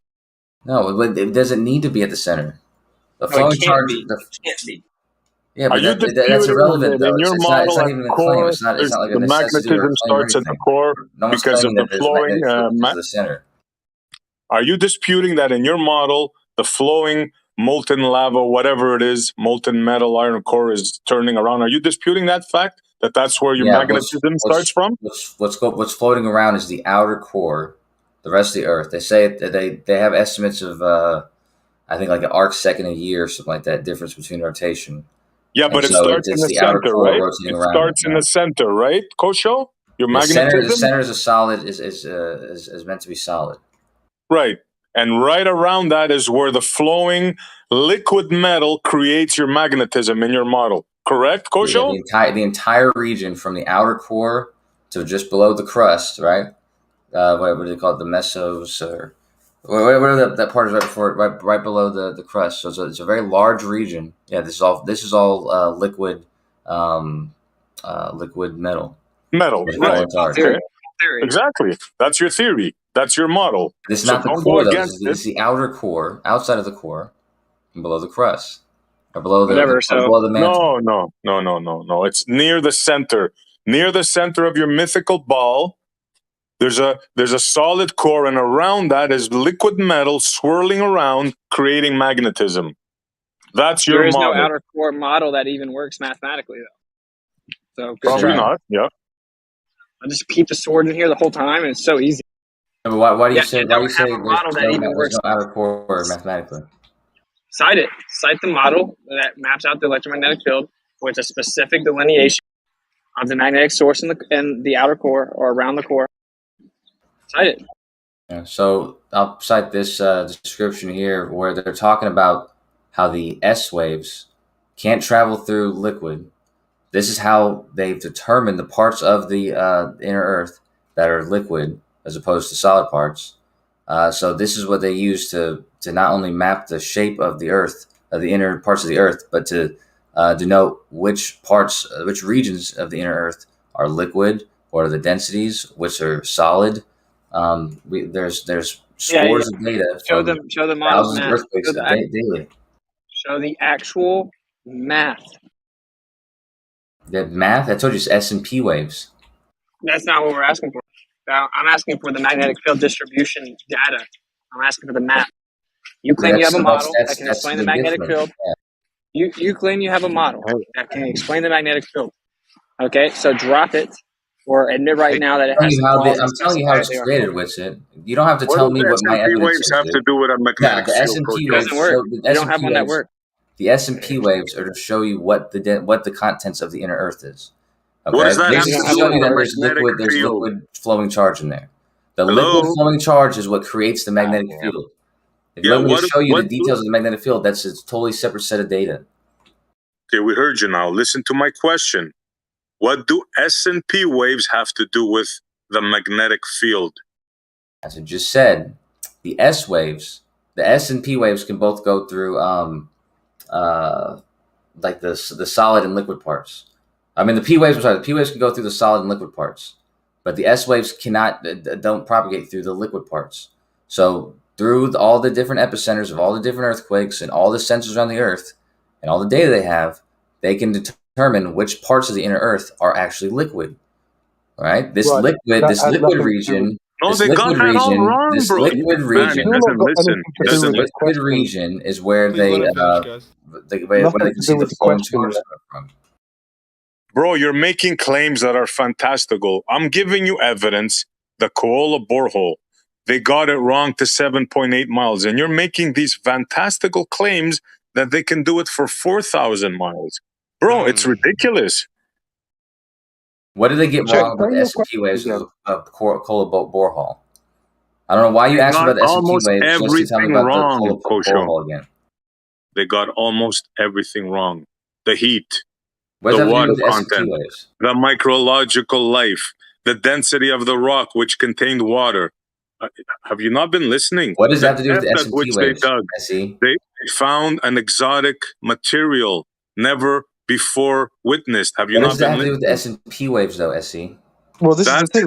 He just asked you. That's one of the ways they determined how deep it was down there, and they got it wrong.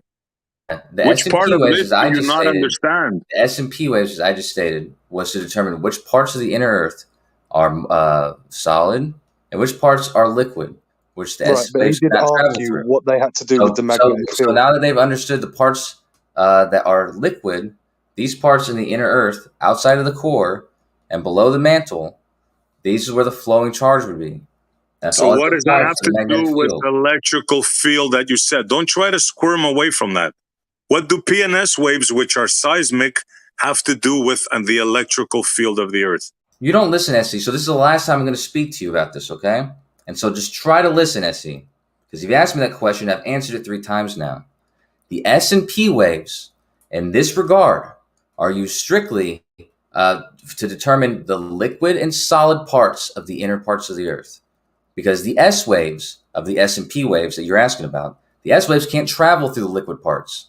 So through all the seismic data, all the earthquakes that happen thousands of times every day, for the past however many years they've been studying this, they have plenty of data to determine which parts of the inner Earth are liquid.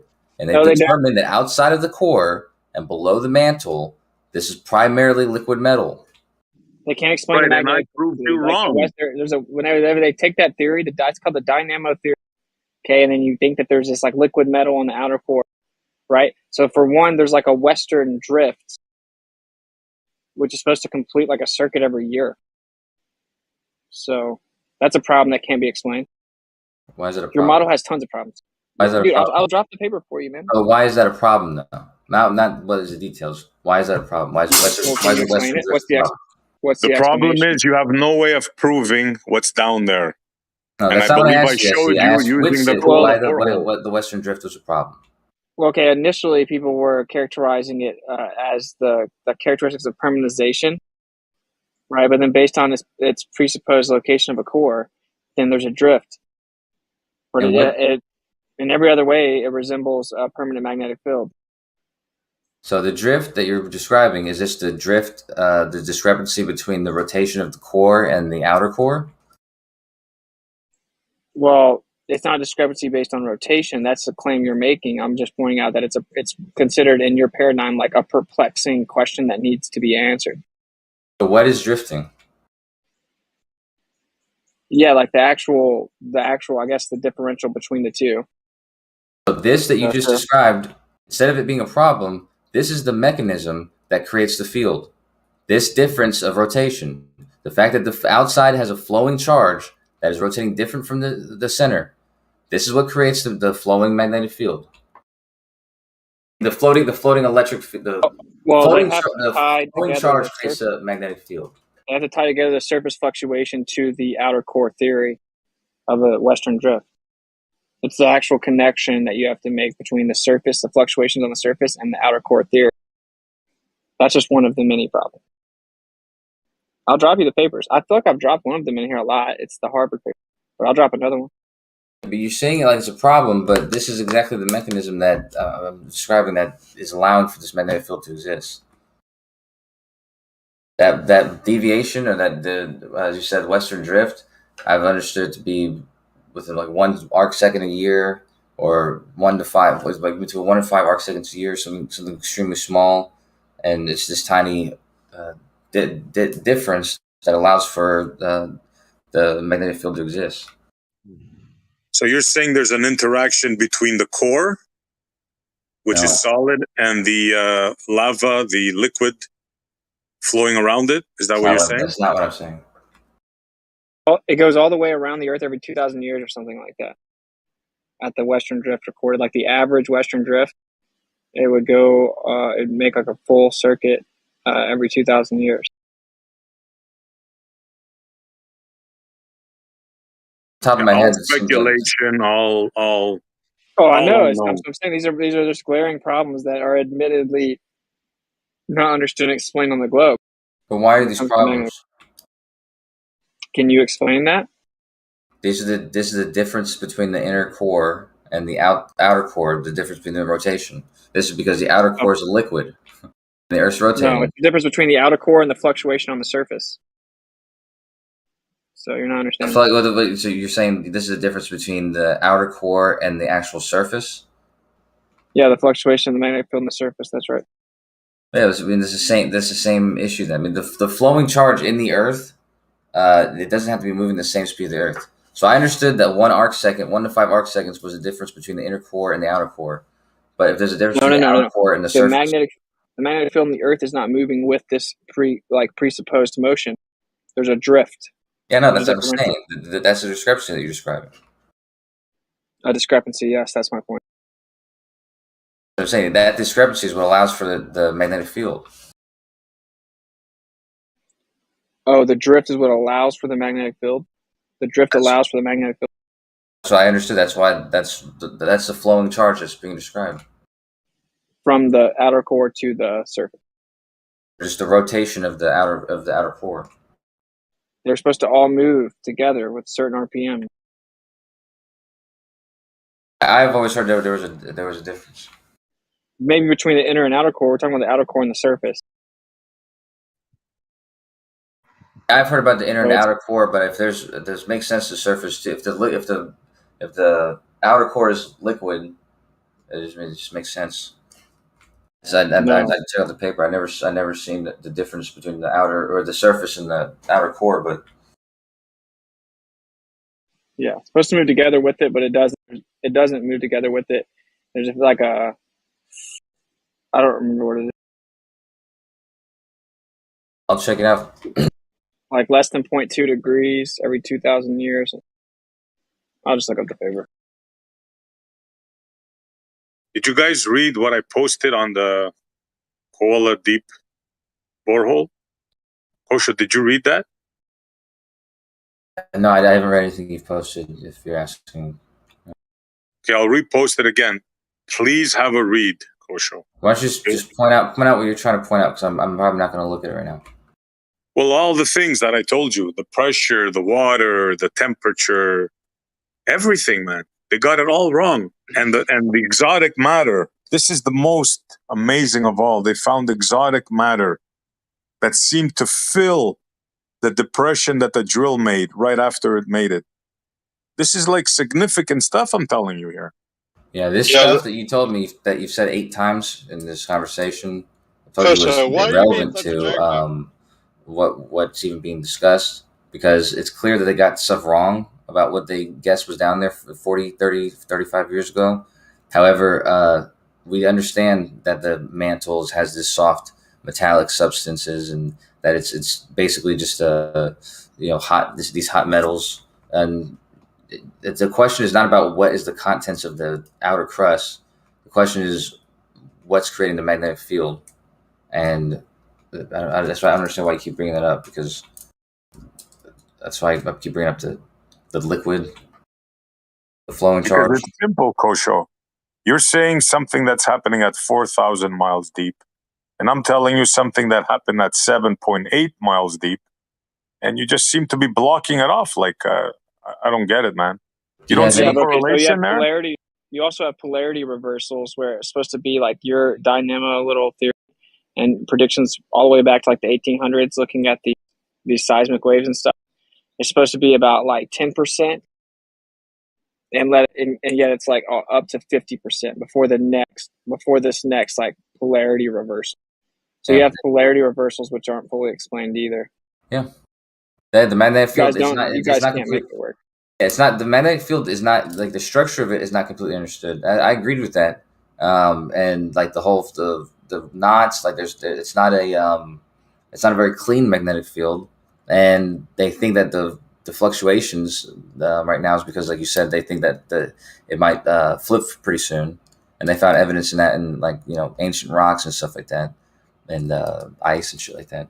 But again, that's not the claim is not like, are we experts on exactly the behavior of the magnetic field? It's, how is it even created? Is it even possible? And it clearly is possible on the Earth. But all you need is this flowing charge. Okay, well, I'll drop to you the different types of models they're trying to propose, like the kinetic dynamo model. You can look at the different types of models and how they're trying to figure it out, like hypothetical explanations for all these discrepancies. And I'll drop to you Harvard very succinctly explaining some of the discrepancies, what's wrong with each theory. They don't work. You can't even map it out. You can't get an accurate distribution reading. You can't even accurately explain the phenomena of the magnetic field in the Earth. Objectively, you can't. Not even mathematically. I'll check it out. I think I've read this with you a few times, or if you shared this a few times, I've looked at it. So I'll look at it again. But you say, every time you say that, and like I said, I've looked at this, and I think back on all the models I've ever seen have the same similarities, regardless of how minute details, the differences they might have, the structure of these magnetic fields and the structure of the inner Earth, that aren't like they aren't completely different. Like there's no stark differences between any of the models. They're still trying to make a determination about the permanization of the magnetic field, Kosho. What are you talking about? There's no big differences. They're still disputing the permanization. Whether it's a permanent magnet or not? Yeah, they're still disputing the permanization of the core. You didn't know that? No, I mean, I think maybe I've heard, maybe you've said this in reference to this conversation in the past. Maybe I've heard it from that, but no, I'm not aware of anybody who is explaining the Earth as a permanent magnet.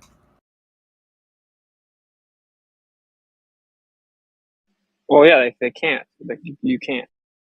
That's the problem. So it's like they're disputing about the semblance of permanization, the impossibility. It does seem. I wouldn't say impossible, but yeah, it does seem like I just. In your paradigm, it's not possible. On a stationary flat Earth, it's very possible. Well, I mean, on a flat Earth, though, the temperatures down there would still be increasing and getting higher and higher. So, eventually, you'd have the same problem. Well, permanent magnets, like I said, the Curie point is relevant to permanent magnets, and that charge or that magnetic field does cease to keep keep to be coherent at certain temperatures.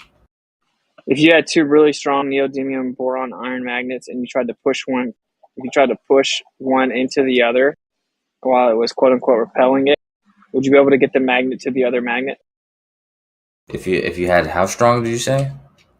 Just neodymium boron iron, like really strong magnets that we can mess with in our hands. Sure. And you said this is just a person playing with these. You don't have like a machine or something like that. I mean, or you think a machine could do it? Well, I mean, say how strong, how like large are these magnets? Well, I don't know. Like, you understand that it would all be relative. So that's where it's going to go back to your claim of claiming that the Earth's electromagnetic field is weak, which is a cool story, bro. Well, I mean, it is, yeah. I mean, in comparison to the pressures that would be at the center, or even not even that far. But I mean, it's weak on the surface. It's okay. Yeah. You'd have to get to the center, though, man. So you see on the Earth, the flat Earth, the center is, you can go to the surface, the center of the surface, and you'd get to where the center of the magnetic field was. On the ball, it's at the bottom, or it's in the middle. It's in the middle of this globe. On a sphere, why would the magnetic field be coming out at the North Pole? It would be coming out of everywhere. Like your compasses wouldn't point towards the north; they would just point to wherever the strongest field, where the least amount of resistance was coming from, where the field was being created. It would be stronger in that position, and your magnetic meter, your compass would point to that area, not always to the north. Yeah, if you're on a ball, it would point downwards toward the ground if you got around the bottom of it. It just doesn't. I mean, you have to have a compass that flat. simple thing doesn't add up.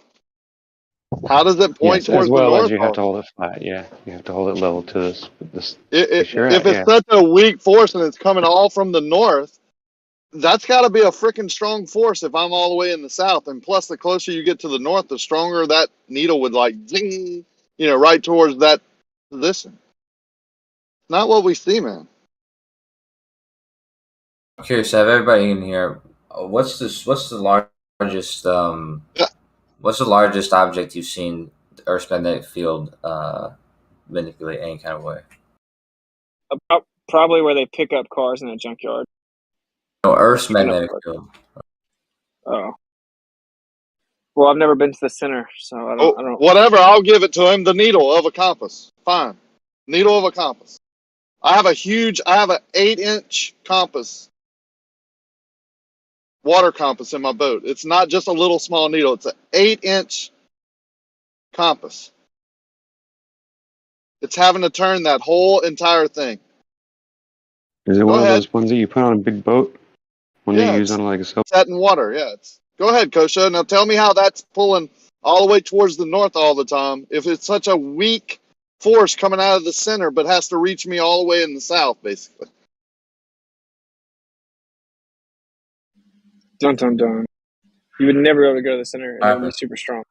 I wish I had a cricket's sound effect. Fakir was talking, which I saw. I didn't hear anything you said. So, yeah. Kosha can't he has an 8-inch really big compass needle. Oh. Yeah, you should probably. That's kind of disrespectful. But if he's all the way in the south, even disrespectful, I don't feel like listening. If it moves that whole thing to the north, all the way in the south, then you're going to say that the magnetic field of the Earth is weak. Absolutely. It doesn't move the magnet to the north and the south. It aligns the needle so that it's aligned with the field lines, which is what it does with all compasses, which is about as strong as I know the magnetic field to be. It's strong enough to manipulate a floating needle in a liquid medium, which is reasonable. But this is not a very strong field in comparison to, as you described a second ago, the neodymium, these magnets, or even a fridge magnet or something like that. So, are those field lines all coming from the north? Hey, how's he going to have a conversation about something I brought up if he don't turn me up? And he's going to answer and ask questions about the topic that I brought up, the compass. Yeah, Ricky is talking about it, man. So if you want to talk about that, then you're going to have to, he's responding. He made the point. Well, no, I was responding to somebody said dun dun dun. I just didn't know what they were responding to, but yeah. Yeah, his other globe died. That's a liar. He heard me a while ago. That's why he asked what was the strongest thing that you would think Earth's magnetism would pull. Because I had mentioned the compass. Because he had mentioned earlier that the compass was a really small needle floating in water, blah, blah, blah. Yeah, but they have huge compasses floating in water, not just a little pin needle. I just installed one. Yeah, even Ken Willer agrees, dude. Because I asked him in one of his last live streams in the chat, with the center of the magnet, you agree, my chat was, do you agree that the center of the magnetic field would not be materially accessible? And he answered as if it was unspoken. Which it actually is. What? As if it was unspoken, which it is. And of course you couldn't. He's like, no, of course not. I mean, electromagnets, you can clearly make an electromagnetic field, and there could be material in the middle. That's not the point, dude. Yeah, I know, but the material that's in the middle of the Earth, for example, is also it's not interchanging with it's compact solid material. It's not You mean the mountain in the center of the surface of the Earth? Mountain? Yeah, you haven't seen on the maps. Oh yeah, okay, about the North Pole. Well, I'm just saying, like in the globe Earth. Well, that's where it is on the flat Earth. Right, in the globe Earth, anyways, this center of the magnetic field is not. It's not interchanging matter, at least not at any kind of regular rate. It's kind of for all intents and purposes, it just exists down there. No, you're not understanding. Like if we hypothetically could dig, like if we could drill all the way down to the core, hypothetically, the drill could not get all the way to the center. Okay. You don't understand that? Oh yeah, but what's the purpose of pointing that out? It's not materially accessible. So I was just explaining. Yeah, your fairy tale about it is just a cool story. You can't get it to work out. And, I understand that you claim there's matter in there, but that's just a cool story, bro. Why would that need to be necessitated? And why would that also... So it's one thing to say that we can't climb down there into the center for some reason, but if the Earth was created in whatever way it was created, and it had this molten rock around this core, and the molten rock created a electromagnetic field, why is it that there couldn't be matter in the center? It just the rock created the field. Yeah, what made the rock create the field? What made the rock create the field? Wasn't it all just a rock? So it's just a rock. It got hit by Mars, a Mars-sized body, and then it gave energy to our core. That's what you believe? That's what created it? That gave it more energy, but that's not to say that it didn't already have a magnetic field and didn't already have a rotation or anything like that. Wow. That event, that's the hypothesis, that event that explains why we have a abnormally large iron core for our size, but it doesn't that's not the only reason why we have one. That's not the only reason why we have a magnetic field. I mean, we could have had one with a smaller iron core. Well, it's an attempt to explain away the discrepancy that the core is way too big. Yeah, right. Yeah, exactly. That's how that hypothesis. And it's that a Mars-sized body hit the Earth in exchange. That's the best you can come up with. Is that a Mars-sized body hit the Earth and exchange energy to the core, and then left one of the rocks that it broke off into around the Earth that coalesced into a sphere, and that's the moon. And it just happened to stop right where it needs to optically be the same size as the sun. You have two of the most ridiculous claims ever in one theory. You have to understand that it's not people sitting at a campfire, like smoking weed and just coming up with ideas. It's that's what it seems like. Yeah, I know, but it's also not an ad hoc explanation for why the core is large. It's a means to explain the size of the core, the reason why the moon's surface is made up of material that our surface it's almost primarily made up of surface material and very little core. We have an abnormally large core. Also, the rocks from the moon and early Earth they're about the same age, about the same material. So these things all added together leads to that hypothesis. Yeah, it is ad hoc. Yeah. How's it? You're just making it up. Like you have to come up with some story. You have to just make up some story to explain discrepancies. That's what ad hoc is. But they're not making up stories to explain discrepancies. They're trying to fit all the data together and see what is the story they most can make likely up. conclusion.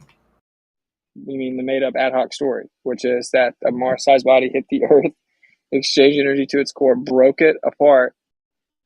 A bunch of little rocks floated off into space, but one stuck around, and that turned into the moon. And that's why we have an abnormally big core, and coincidentally, the sun and the moon look like they're the same size. That's actually that's the best your sides come up with.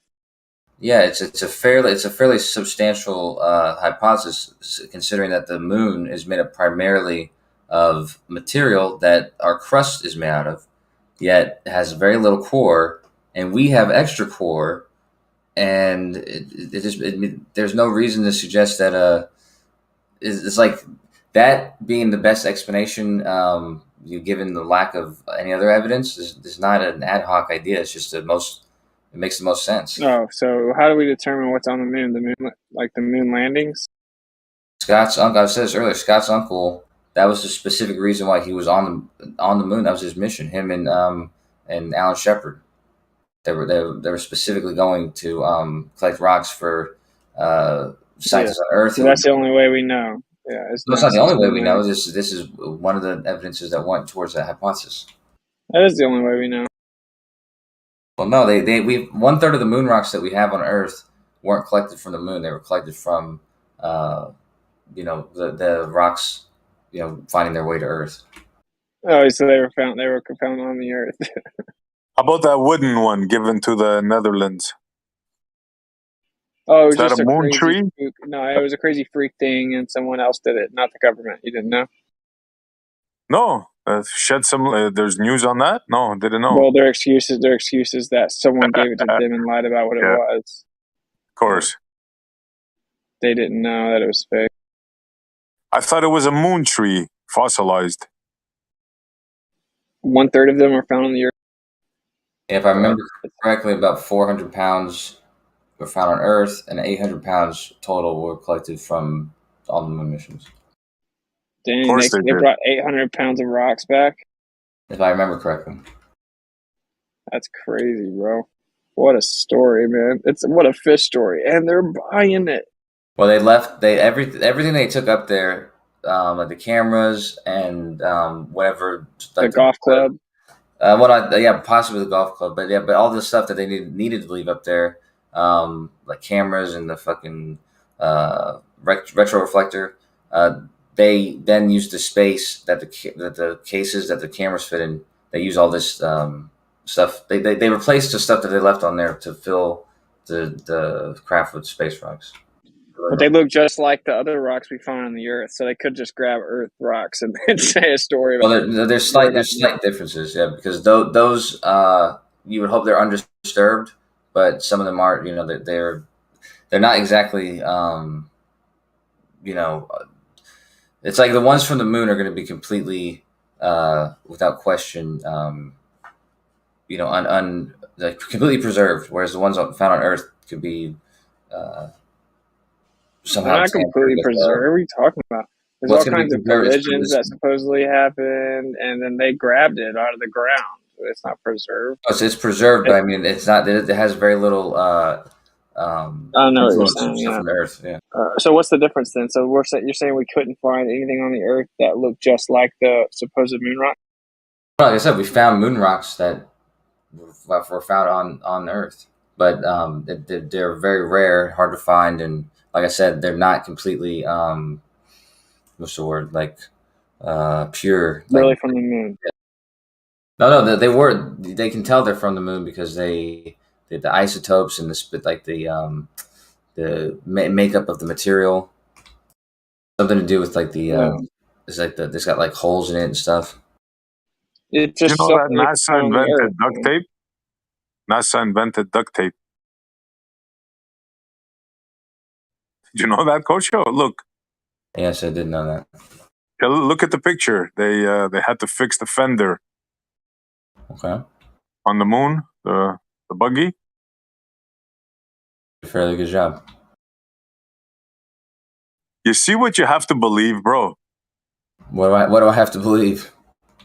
Well, look at that picture that I just posted. Right, yeah, I see the picture. What's 3 past unbelievable the about hour. the picture? You think that's like, is that a joke played on us, or? What's the joke? Well, they replaced a fender on the moon with a piece of paper, it looks like, and some duct tape. Did they replace the fender, or was that just part of the craft, or what's going on? I don't know. I know you don't know, but that's why I'm wondering what you're presenting to me and why you're presenting it. Well, have a look for yourself. Explain to me, what do you see there? I see tire. And you see duct tape, right? I'm not sure if that's duct tape. But you see something broken and mangled up, right? Almost as if it has been reused on a stage, and they just, they said, what the heck, just throw a piece of paper and some duct tape. No one's gonna notice it. I'm not sure I see anything damaged at all. Really? Really? I found out that was damaged. I'd say okay, but there's no reason for me to believe that that's damaged. No. So you don't see an orange fender, perfectly round, and something on top of it, like patched up stuff, like. Is it possible that this is just me spitballing, but that reflector is meant to be a protection from the sun, direct radiation, so that the tires don't have some sort of reaction from that? So just in the front area there? How about the side where they're clearly exposed to the same sun? Like I said, it's just an assumption. I mean, just spitballing. Yeah. I'm just showing the anomalies, bro. I'm just showing you that, What's anomalous about that?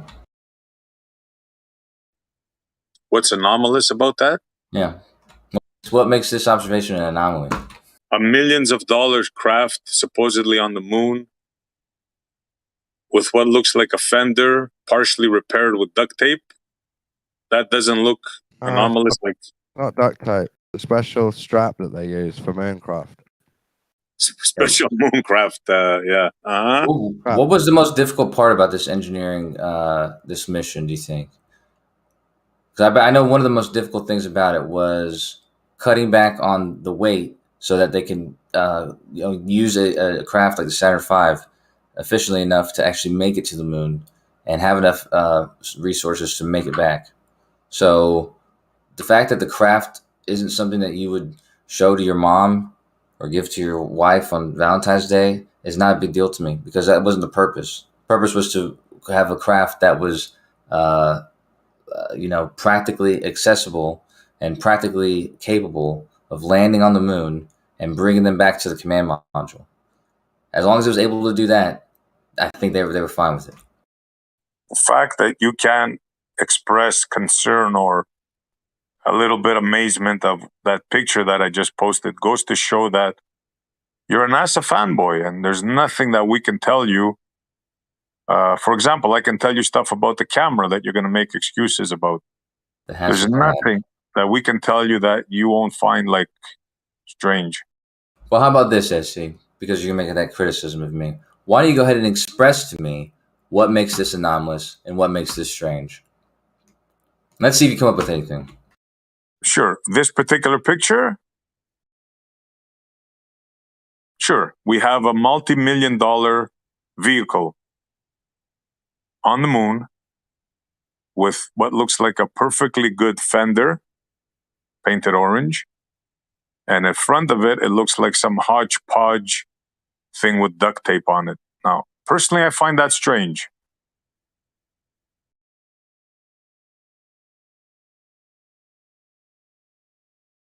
What do you think? When we look at any other hardware from the military or Air Force, we got sleek, nice designs, all crafted, all taken care of. A walkthrough every pilot does around this plane after every flight. And here we got a craft on the moon the most sophisticated endeavor ever undertaken, and we got a fender with freaking duct tape, and you're asking me why that looks strange? I'm also asking you, are you sure that's duct tape? It's not duct tape. It's a strap. I don't know what to say after It's a that, strap. man. Oh yeah, I've already told you what I thought it was, and it's not duct tape that they've put on there. It looks like reflectors to protect the tires from radiation. It seems reasonable. Just from one side. From that side, yeah. And then from the other side, that's clearly exposed to the sun. The other side does not look like it's clearly exposed. The other side looks like there's an orange cover over it. How about the side of the tire? I suppose the side is going to have the least least risk, and I guess that's also why it has those strips on them. You're good, man. I gotta tip my hat to you, bro. You are my favorite by a long shot. You I'm are my favorite. I'm only thinking about these things and not just coming up with. No, you're a sophist on the fly, bro. You're amazing. Like you should be a lawyer. I swear to God, you should train to become a lawyer. See, if you believe that this craft was real, and you believe that this was on the moon, right? And somebody shows you this picture without any explanation at all, and tries to say it's amazing or something like that, how would you not come up with very simple explanations like that? It just stands to reason that that's why something like that would be on there. I don't think that they broke down on the side of the moon and needed to switch the tire out and duct tape up the fender. I believe that's probably something that came with the way the craft was made. Oh, so you don't believe this was a repair? You believe this is an intention? That's even worse to say that, bro. Seriously? So I'm looking at this image that was here. intentionally designed that way. If you look at the front tire on this wheel, or the front wheel on this this cart, you can see that it has the exact same sort of layout as the one that you had in yours. The one that looks like it's a duct tape or something. Like you said, it looks like it's like this is the way it's supposed to look. Yeah, but why not continue the fender, bro? They have a perfectly good fender. Why not just continue the fender around? Probably why do that? It doesn't make any sense. Probably for mobility, because it's the front of the tire, and they don't know what they don't know if there's going to be soft material, or it's probably so they can make their way through the terrain. Where's the material going to fall? In the back of the tire or in the front of the tire? Again, no sense. You're making no sense. What do you mean? No, I mean it needs to go through the material though. Yeah, when it's going forward, the bottom front of the tire needs to be exposed to the to the environment. Bro, I would make a good defense attorney, though. I don't think you should come up against me, though. But with most people, you'd make a great lawyer, bro. How many cameras are on this cart? It's not that Kosho's great defense lawyer. It's that you haven't got any case. That's the problem. Yeah, that is kind of the main crux here, dude. You just show me a picture and or claiming it's amazing or anomalous, but this is a picture of a tire. Yeah, you just said debris in the front, and I just told you most of the debris is going to fall out the back, bro. Yeah, I know, but why wouldn't they have the same thing in the back as they do in the front? No, it's not. It's not that they don't want the debris touching the tire. It's that's the part that's going to be interfacing. That's what's going to be. If there's a rock, if there's debris, if there's the sand, this is where the tire is going to first interact with it. What? If the buggy is moving forward, where is the debris going to fly from? It's not about where it's going to fly. It's about what's going to contact the debris first. Yeah, exactly. Where is it going to contact first? In the back or in the front? Or it's going to contact that wheel. What's most probable? The buggy going forward on the moon or backwards on the moon? Forward. It's going to contact that front wheel first, which is probably why it's designed like that. So it's not designed so that a fender is bent down there so that the fender doesn't, run into a rock and then completely break off. They'd rather have the tire, running over the contours of the fucking moon. Bro, when the buggy's moving forward, where is the dovetail of debris going to fall? From the front or from the back? It's not about where the debris is going to fall. I'm talking about where the buggy is going to, where it's going to run into. Let's say there's like a rock that's got to go over, or there's. You think they're going to run into a rock? Well, there's rocks on there. They might climb over rock. I mean, there might be rocks that they're driving over. I think you're starting to spiral now. Would bring that rocks be the back? proper term? They didn't bring rocks back?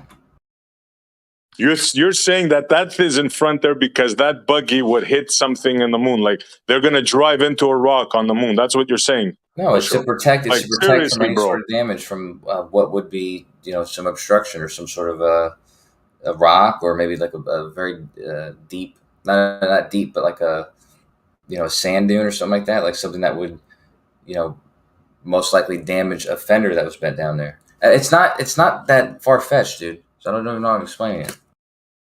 Man, I think this is where the judge would throw down the hammer and say, "Throw this man out of the court. He is making fun of the court." The judge would say that. I would then at that point make fun of the court. That's what I would do if the judge said that. But I have to. I've been sitting here talking for too long. I got to finish making this shelf. Yeah, bro. I suggest you make the shelf because you're digging yourself deeper and deeper into a hole, bro. You're now claiming you've got to last resort claiming that the buggy, the astronaut's gonna ram it into a hole, into a rock. That's why they put that thing in the front of the fender. I mean, that's just clutching at straws, bro. Like ridiculous. Why do you think? Let me ask you a question. Why do you think it looks like that? Why do you think that's there? Why does it exist like that? Why I think? I have no clue. If I was to guess, I'd say it was a set on Earth, and they damaged the fender, and they just slapped something, together quick, just to finish the shoot, thinking nobody would even notice that with those days technology in '69. But fast forward 50 years later, and we got us some serious computer and technology and zoom in stuff, and they've been caught out, bro. They've been called out. Somebody found the picture.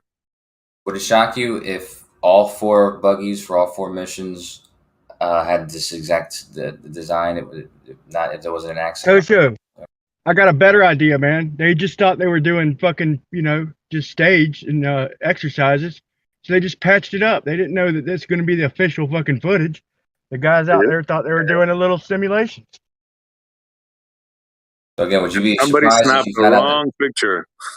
Would you be surprised if you found out that all 4 buggies had exactly the same design? Like that? Yeah, it would even be more ridiculous. Yeah. If all 4 of them had that same design, it would even be more ridiculous. 4 times as crazy. Yes. Because if that's a moon rock bumper, like that's the most ridiculous thing I've ever heard, Kosho. Well, I didn't say moon rock bumper, but I sure have.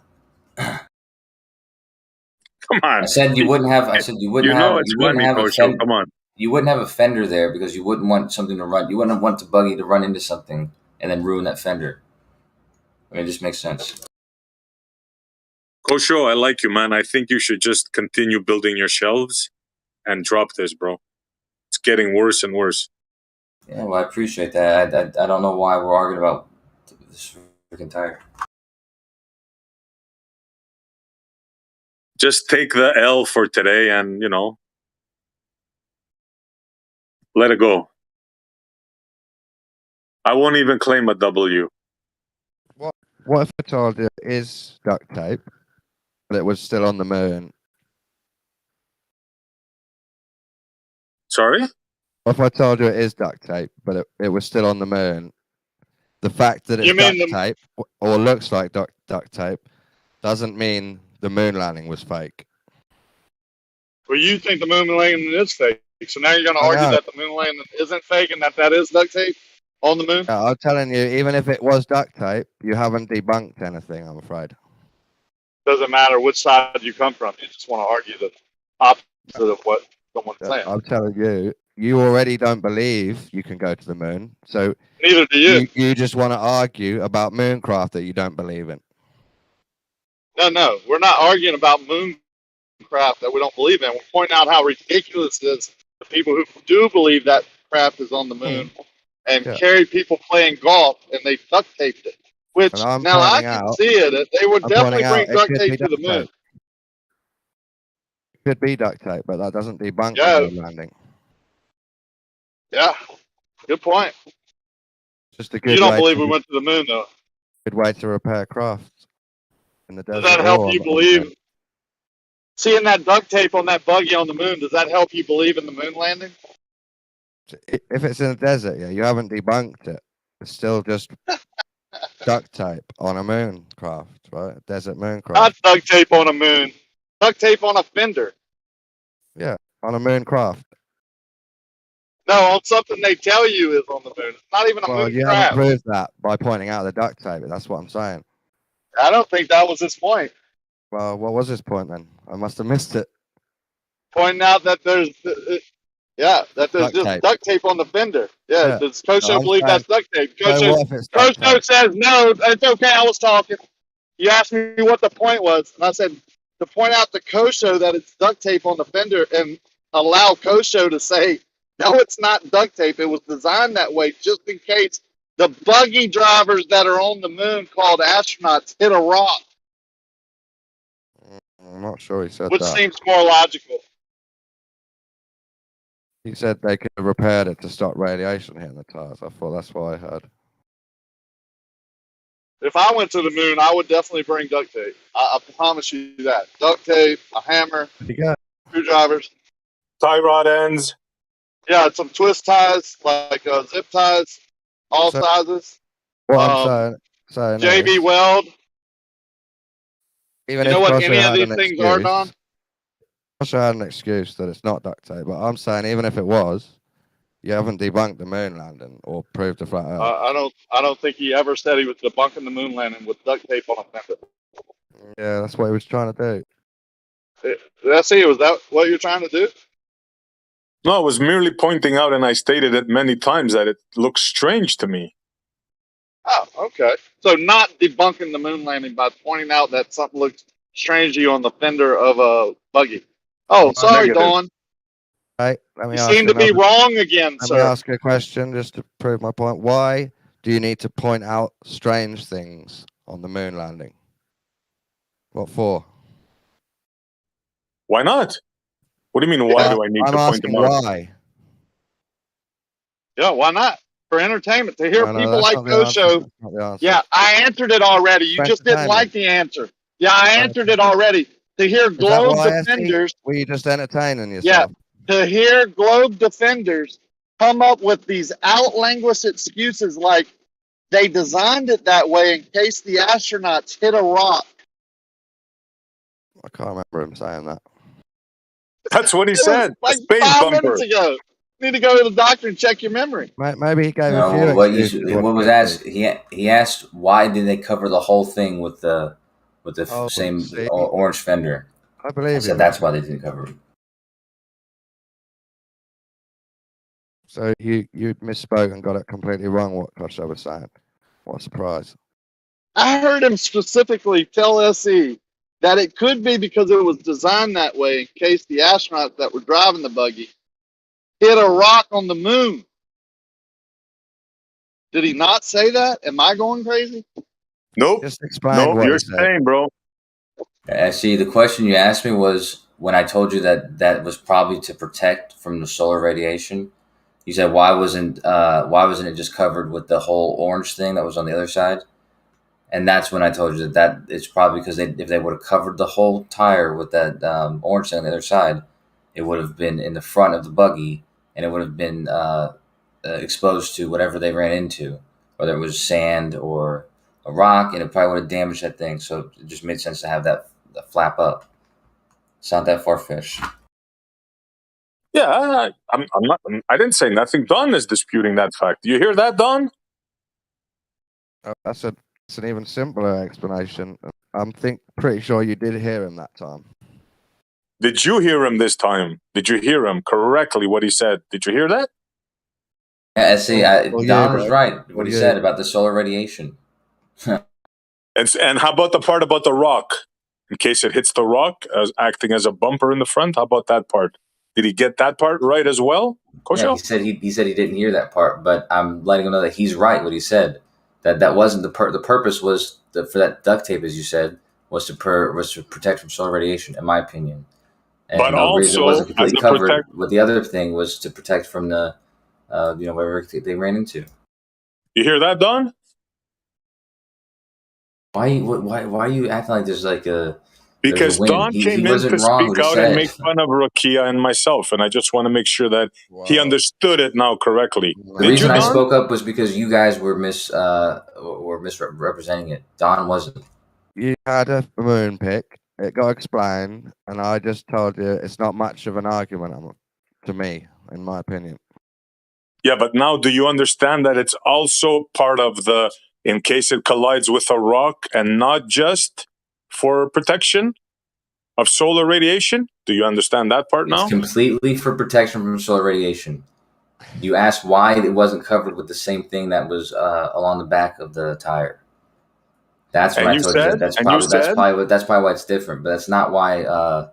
It exists there to protect from the solar radiation, dude. This is so stupid, dude. Are you walking back now from the bumper statement in case it hits a rock? No, it's because you have an incapability of understanding things that were just said to you on every. No, I have every an case that uncanny you speak, ability to listen to craziness and repeat it back. That's what you don't like. And now you notice it's ridiculous. Now you're going to have to walk it back. Now it's not a bumper as well, right? It's only for the solar I never radiation. said it was a bumper, dude. I said it was there so that there wasn't a bumper there. Yeah, and you said it serves as a replacement for a bumper because of the weight, so that there doesn't and have to be a that's why bumper it's in the there. front and not in the back. You specifically said that. Yes, I said so that fender that's over the back of the tire doesn't have to be on the front of the tire and get damaged. But that's the last thing I'm going to say about it, SC. I don't blame you. You shouldn't say anything else about it because it's ridiculous. He's really saying that piece that's taped on is to prevent the tire from getting radiation? Yeah. And dual bumper protection. Yeah. Oh, so wait, hang on. Was the bumper damaged and they put that piece there to keep protecting the tire, or was it No. It was a design. It was a design in his mind. What do you guys think it was? It was designed that way, Rakia. And all four buggies have the same thing, apparently. He's trolling. Come on, man. Oh, yeah. Kosho there ain't no way Kosho thinks that. He's just trolling. He just said that. He just I know, said but that. he's just having a little fun with it. Yeah, probably. Got any idea why it's there?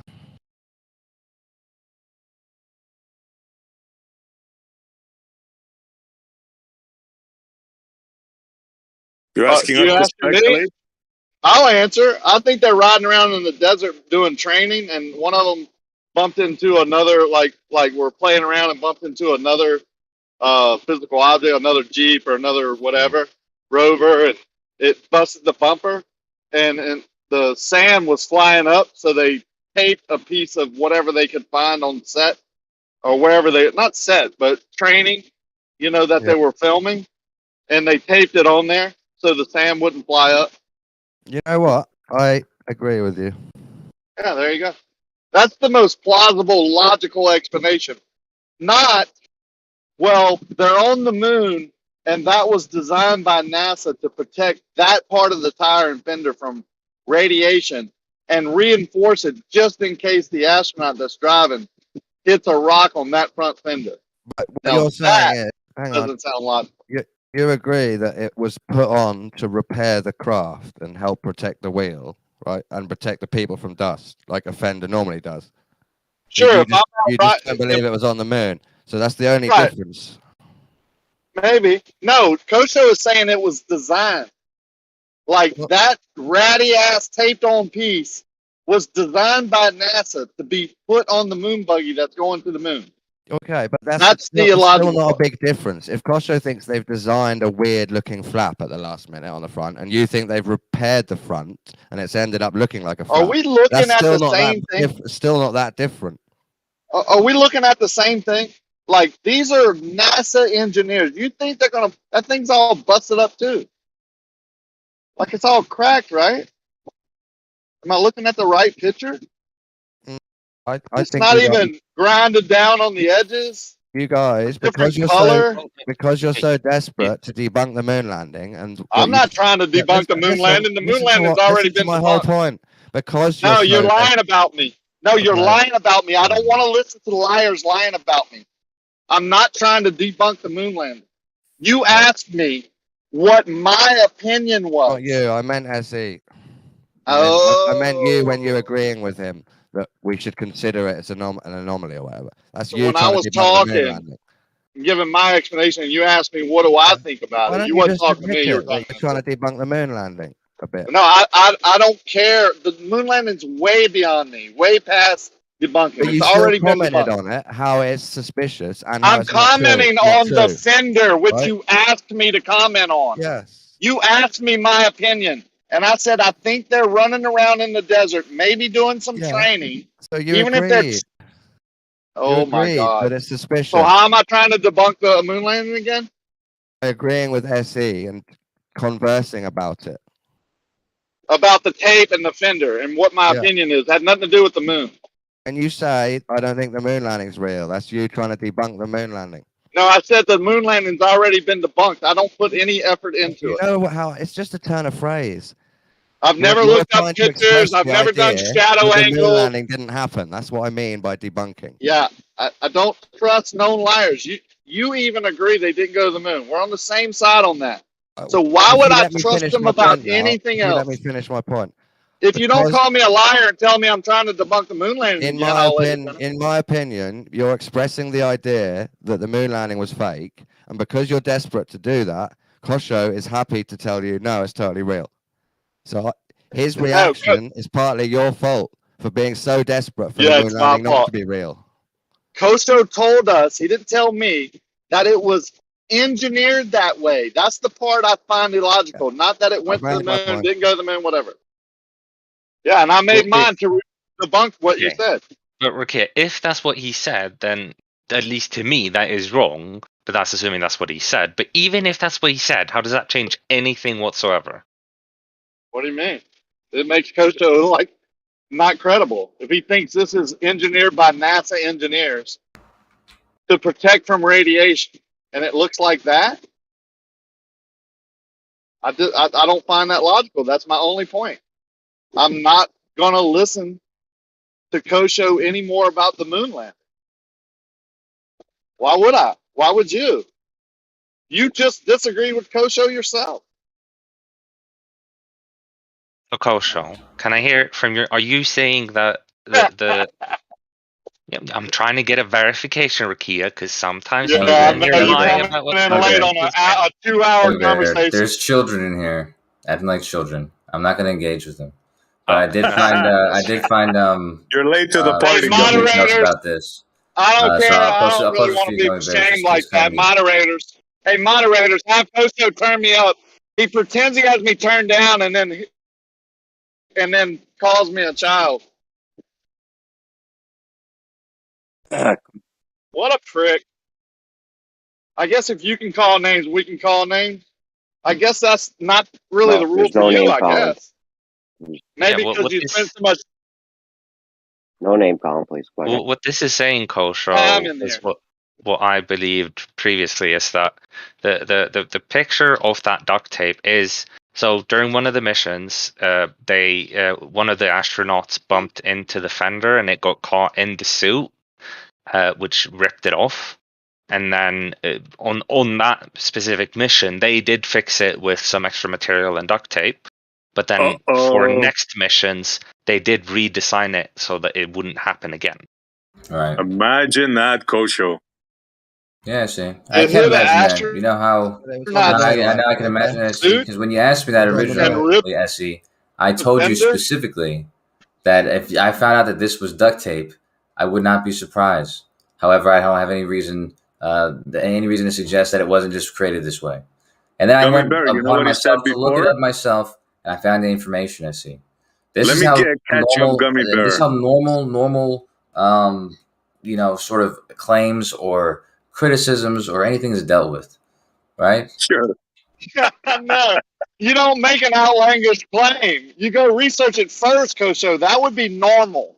What you did is not normal, sir. Yeah, he said, What Gummy you're Bear, doing now is that he thinks. selfish.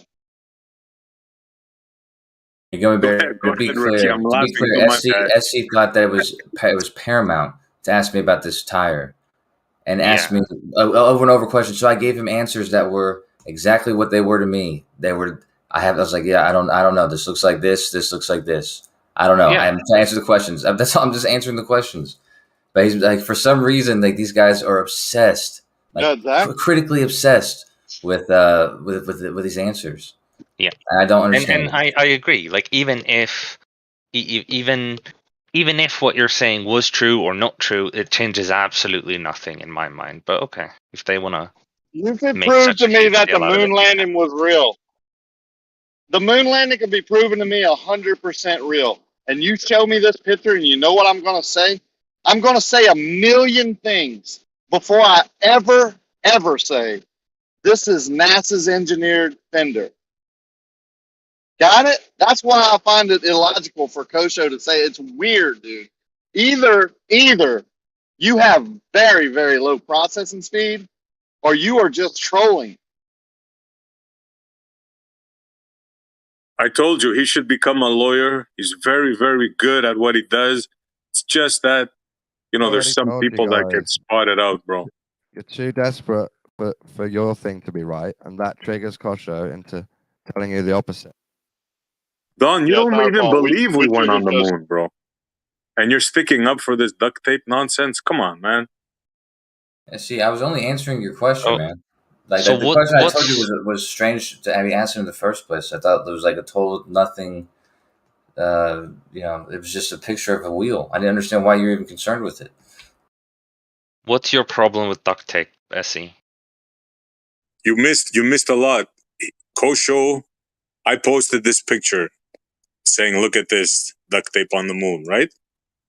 And Kosho came up with this crazy idea that what you just said is a repair, Gummy. He said it was designed that way.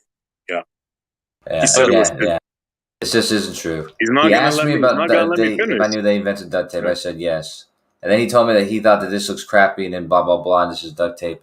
And I said, well, you know what, SC? If I found out this was duct tape, I wouldn't be. I would say, okay, I wouldn't be surprised. However, I have no idea if this is not just a regular design of the craft. And I gave an explanation for what that design would have been. That's it. Because I came from not knowing what it was. I had no idea why he was showing me this picture. He didn't know what it was. No, I didn't say I don't know what it was. You said that I asked you specifically what it was, and you said you don't know. Am I going to get to finish a sentence or not? You said not only was designed that way, you said that, how about if I showed you that all 4 of them were designed that way? What would you say, SC? You said that. So you think they were designed that way? I was curious to think, what would you say since you were so sure that it was just a repair? Yeah, that's a fair question. You were? Mm-hmm. Had you been honest and told me that you actually did know what it was, I wouldn't have asked you that. But that's why I asked you. I said, what do you think it is, SC? Because you asked me what I think it is, right? I mean, you said you didn't know, but apparently that was just a lie, right? No, Gummy, he said he thinks that it's a dual thing. One for radiation, for the tires, to protect them. And another thing, just in case the astronaut accidentally bumps into a rock, it'll act as a bumper as well. That's what he said, Gummy. Yeah, this is exactly what I said. This is exactly what I said. This is such a comical guess that I made when somebody asked me about a random tire. I made this comical guess, of course. Of course, SC, never mind, I'm not going to offend you. But yeah, I made this comical guess, and I don't know why it delights you so much, but there it is. Well, now it's a comical guess? Yeah. And then you called SC a liar. That's hilarious. Maybe give us one of your tactic yes-nos. You think we didn't catch that you just called SC the liar? Another name call. So that's the story, Gummy. He made up a fantastical story, and now he's trying to back out of it. SC, you're honest sometimes, I'm sure. You remember asking me about this and me being disinterested in what you had to show me, and me asking you what the purpose of what this was, why this was anomalous, and you asked me questions specifically for something I didn't know what it was. I told you I didn't know what it was, and I made guesses based on you continuing to ask me. And if you think that's an issue, then I'm sorry, dude. I don't know what to tell you. So not comedy guesses, just regular guesses now. Like the last time you spoke, it was guesses for comedy, got comedy guesses. Now it's just guesses because SE kept dwelling on it. Turned it around and blamed it on SE again, and then said just regular guesses, not comedy guesses this time. You want to get your story straight, sir? For comedian effect. Yeah, I think we can move on. Typical. Definitely, we can definitely move on. Yeah, we could definitely move on. Maybe leave Kosho since he's got everybody turned down and disinterested in what SE wants to talk about. Maybe leave Kosho out of it. Don't ask Kosho. I'll show sportsmanship and change the subject if you guys are willing. Just forget about it. You're free to talk about it as long as you need to, man. But it just thanks, Kosho. It doesn't bother me so much that it's like that, critical for your entertainment or something. But it just seems like a real nothing. I don't know, situation. A nothing burger. Okay, let's just move along. Yeah, how about that water flowing to the center of a horizontal pipe if it's long enough? How about that one? That's a doozy. What do we call it? The local, non-local pipe paradox. Yeah, I love that name. Yeah, that's a good one, man. Sophistry time. Hey, Dawn, you ever done any plumbing? Like, you know how shit flows? You ever made any music? Yeah, a little bit. You know how a rave flows? A what? A rave. A ray? A rave. I can't understand it. A dance party. Oh, a rave. Yeah. How it flows? Yeah, the ebb and flow of things? Yeah, sure. Yeah. I'm sure you got no idea. The ebb and flow of a dance party? Is that what you're talking about? I've never been to a rave. In your wheelhouse. Probably not. So that's why I was asking you, have you ever done any plumbing? I've never done any raving. If that's your piece of shit way of asking me, no, I've never been to a rave. I've never thrown a rave. I don't know what a rave is. But now there's something that both of us haven't done. So you haven't done it. Rakia is a married man, huh? So don't be asking him out to dances. Oh, is that what a rave is? Yeah. Oh, I didn't know it was a gay thing. Yeah, I'm not gay, dude. Sorry. Oh, no, it's not gay. It's not gay, bro. It's not gay. Oh, okay. I like dancing. It's a thing where they have techno music and, they take these pills, what's it called? Ecstasy and stuff like that. And they just dance to the same tune all night long. All night long. Plumbing's a thing where men pretend they're being really useful by playing with pipes and letting water flow through it and saying, I've solved the blockage. Oh, you mean by buildings where you live in right now and sewage doesn't flow inwards and smell your whole environment? Those guys like Rakia? Did he just say that plumbers weren't useful? Yeah. Yeah. Nice. Maybe they're not useful where he's from. I don't know. They're very useful where I'm from. Just on drugs, playing with pipes. Yeah. People playing with pipes. That's what it is. Plumbers by dawn. So, Don, we got a pipe a mile long. Level. Where does the water, what happens to the water inside? What do you mean by level? Level. Horizontal. Oh, those two words aren't synonyms. What do you mean? So can we get a pipe that's level, not higher on either end? Can we do that? Don't know, actually. Answer that question. Can we get a 1 mile pipe long and Not make it horizontal. level, No, you not can't do higher that. at either end. That equal Alright, 1 level, point. yes. Not Level, yes. horizontal. We can do that? Yeah, we can both make it level, or we can make it horizontal. Not both at the same time. Okay, we'll stick with the level part. Now we put water into it, right? We fill it halfway with water. What happens to that water? If it's level, it'll spread equally. We've already had this conversation. Oh, but we have different answers from your brethren. I don't think you You can weren't make a aware. mile long You know what I pipe mean? totally You level. weren't aware. Honestly. I reckon it'll be bent. Sorry, Don? I don't think you can do a mile long pipe totally level or horizontal. We just agreed that we can. Sections. Well, we can get it relatively level or relatively horizontal. There's no such thing as a perfect level or perfect horizontal. Not what he wants. No, you'd have to bend it around Earth. Yeah. So you're changing the story now, right? Once I introduced water in there. You can't build a hypothetical pipe like going out into space with the support on one end. It's not a thing people do. I said a mile long. I didn't say to space. Too long, mate. You don't think we can build a level pipe for a mile? No, I don't. Wow. It needs to be in sections or bent a little bit. How about we ask somebody that does this for a living, like Rakia? He builds pipes off the planet of Earth for a Thankfully, building. I want to ask him a question if Rakia is here. Rakia, you here, bro? He's never made a mile long pipe that's totally level. No way. Okay. If you don't trust Rakia, then ask somebody else. Ask another contractor. That'd be your job, that would. You know where this is leading, huh? Yeah. It's leading to me telling you Earth's a globe. There's no paradox again. So you don't think with all the technology we have that we can build a pipe a mile long that's level, not higher at either end? You don't think we can do that? I already said no. Are you saying perfectly level, or are you saying just relatively level? Just as level as we can get it?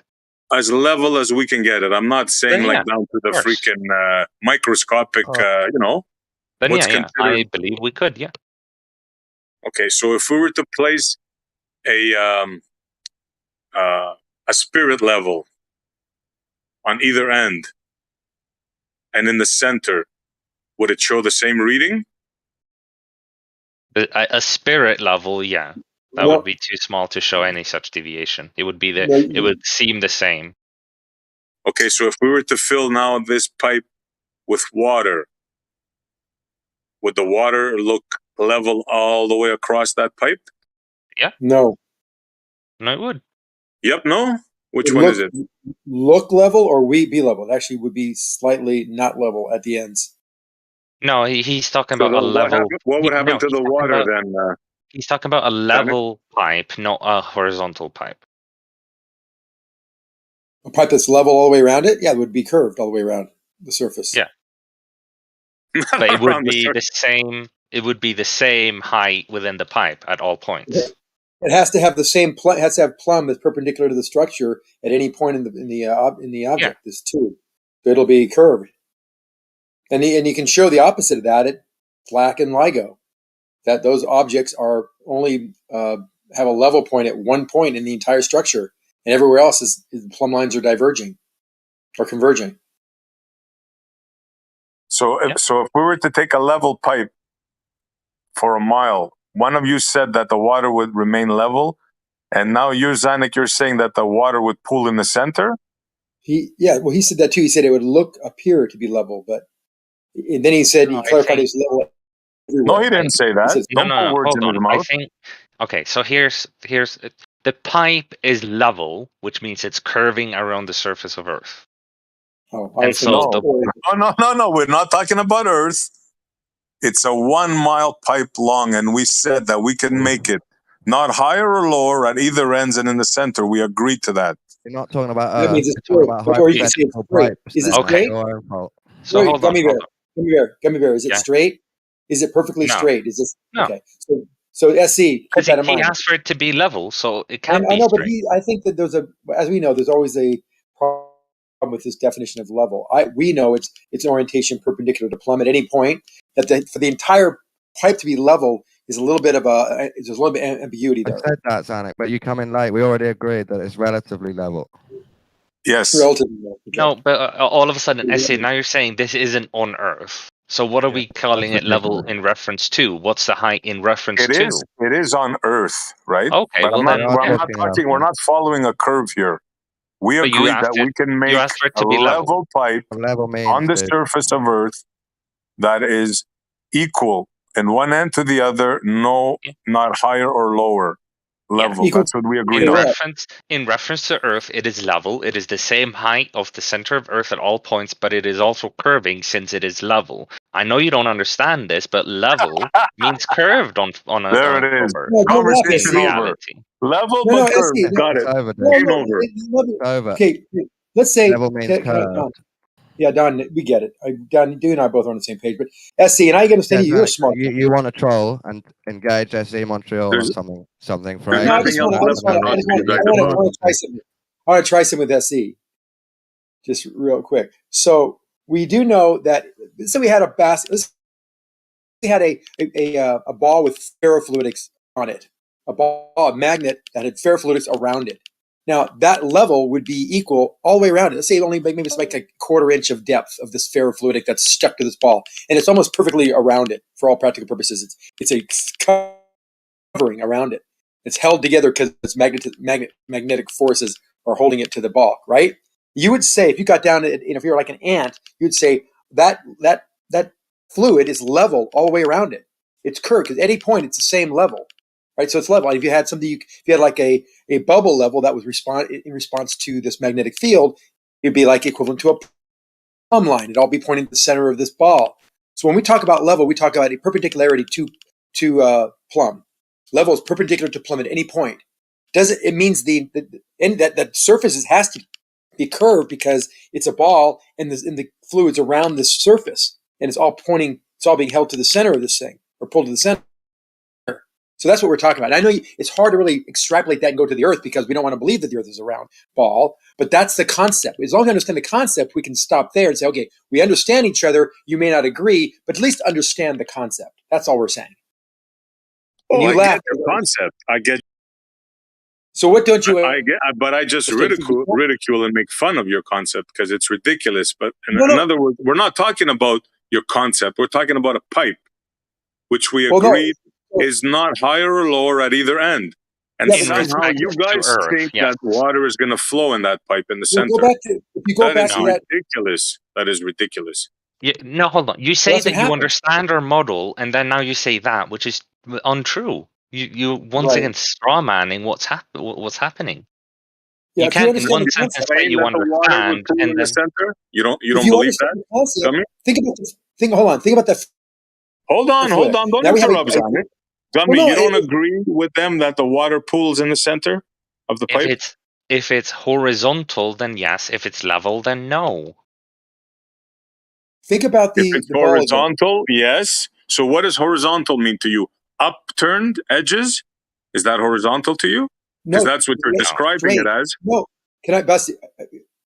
Let me real quick. So go back to that ferrofluidic. Why are you interrupting, Zanek? Because I see a disconnect in your understanding of what we're talking about. No, he just said horizontal means the water flows to a center of the pipe. You can't help it, man. Just let Zanek just finish his thing.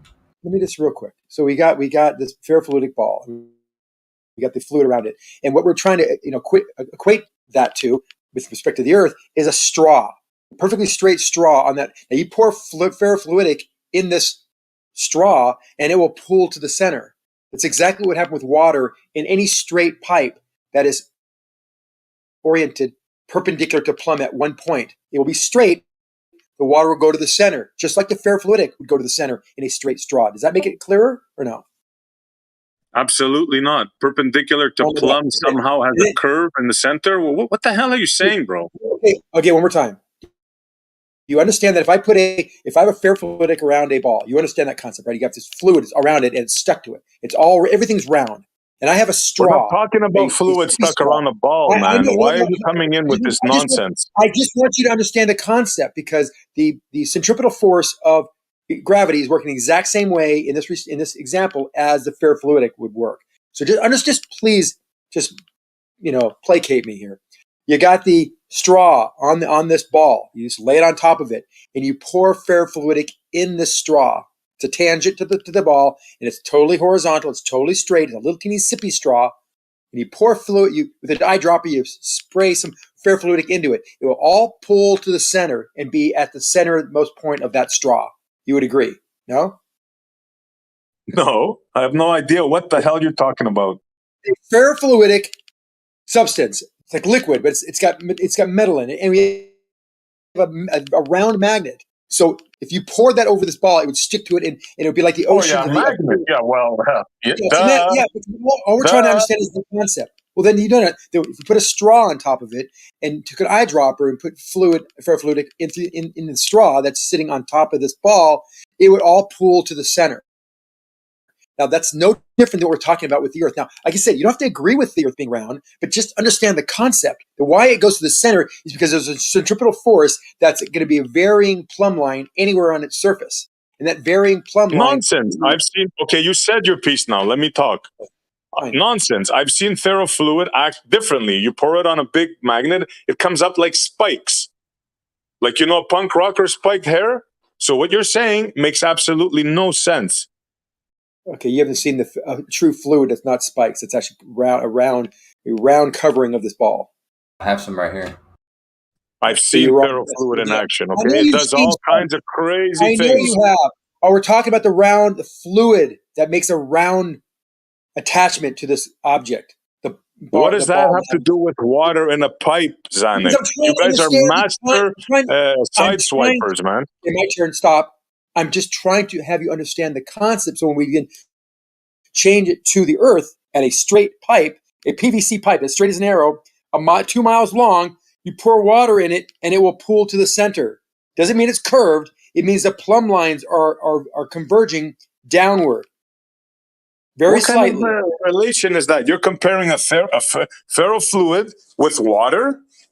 What kind of nonsense is that? Well, I'll tell you why. I'm comparing it because the water is acting analogously to the ferrofluid because the ferrofluid is acting by the centripetal force of magnetism, and the water is has a centripetal force called gravity. Now, we can debate whether there's such a thing, but I'm just saying the concept. Don't you understand what the concept means? We're not having to debate on whether this is or true or not.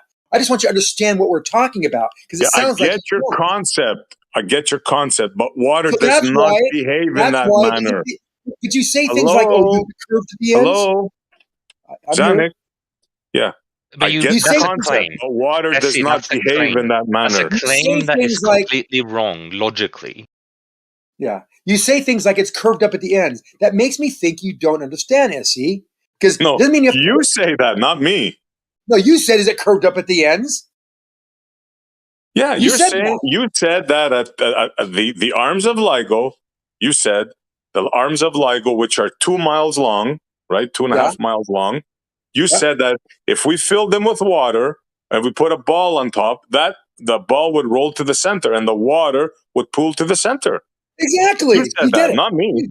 Yes, of course I said it because it's the right thing to say. Okay. If you think that's the right thing to say, bro, if you want to die on that hill, that's on you. Based on the ferrofluidic example, it means you're really either trolling or you're just not getting it. Because what I gave you is a simple explanation of how this works, and you're ignoring it and just denying it, saying that basically I'm disputing it. I'm disputing it. I'm still talking. You said that what are the arms of the tube? Do they curve up? That shows me you don't understand the concept. No, they don't curve up, SE. They're perfectly straight, like LIGO, like the straw on top of the ferrofluidic ball. And you put fluid in it, it all pools to the center because we have a diverging set of plumb lines all around that ball. Anywhere you're on that ball. You think that gravity is pulling the water sideways and pulling it into a freaking hill inside the pipe. And I'm going to laugh at you all day long. That's what's going on. I understand fully your fantasy. I'm just mocking We're laughing at you. We're laughing at you for being so silly. Okay, so you're laughing at me. I'm laughing at you. Touche. Well, yeah, but who do you think is really the funny one here? I'll let you be the judge of that, or the people listening. Let anyone listening. Let anyone with a freaking IQ above 5 be the judge. Sure. Anybody of the Q of beyond 5, you tell them that you put water in a level tube, a pipe, and it pulls in the center, and you see how they react. You see who they're going to laugh at, me or you. Well, you're right. If their IQ around 5, maybe that would be debatable whether they could understand it or not. But IQ of 50, IQ of 50, I could get them to understand. Yeah, so they would not laugh. They would go, "Oh, I guess I get it. I know I'm a little slow. I've kind of been behind the curve my whole life, but thanks for explaining this in a way I can understand." You cannot understand it for You're some late reason. to the party. I told Kosho before he's a good snake oil salesman, and so are you. But there's some people that you can't fool, bro. You're gonna have to accept that. It's so funny because Essie, you sound so flippant intelligent. I have a friend. If you met my friend Alex, he's an amazing guy. He's a philanthropist. He's inventor. He's started companies. He has your same voice. That's why I like talking to you, because you remind me of he's one of my best friends. He has the same voice insinuations, same voice patterns, same tone, everything. The deep masculine voice, and a little bit of accent. Where's your accent from, by the way? That doesn't matter, Zamek. That doesn't matter. I like you. I really like you as a person. What is your accent from? Because he has the same kind of accent. He's He's Cuban, though, not second generation, but his parents were Cuban. But that doesn't matter. That has no issue on thank you for your compliment, but that has no bearing on the conversation. I know, but just come on, making it a little lighter, because we're in Discord having fun. Where does the accent from? I don't think it's going to be any kind of doxing. I'm a married man. Huh? What are you guys hitting on us? Rakia, now me. What's wrong with you guys? Let's keep on topic here. You can like your brother, man. Hey, you're a brother, man. There's brothers here. Where's your accent from? Let's keep on topic here, bro. I know, but just God, appease me. Come on, just give me a break. Come on, I'm trying to be friendly. Tell us how water pools in the center of a pipe. Come on, tell us again, please, Zanik. I don't want to tell you again. You already heard. I don't want to bore you with the details. You understand. Think of the ferrofluidics example: a straw on top of it, filled with more ferrofluidic. Where it goes, that's the same thing happens to a pipe on the earth for the same exact reasons, just different causes. Simple as that. So you disagree with Don that says it's level? He said it comes level before. Level is a orientation perpendicular to plumb. And Gummy Bear is talking about a curved pipe, which would be level everywhere on it. Yeah, but we agreed that the pipe is at either end, level, not higher or lower.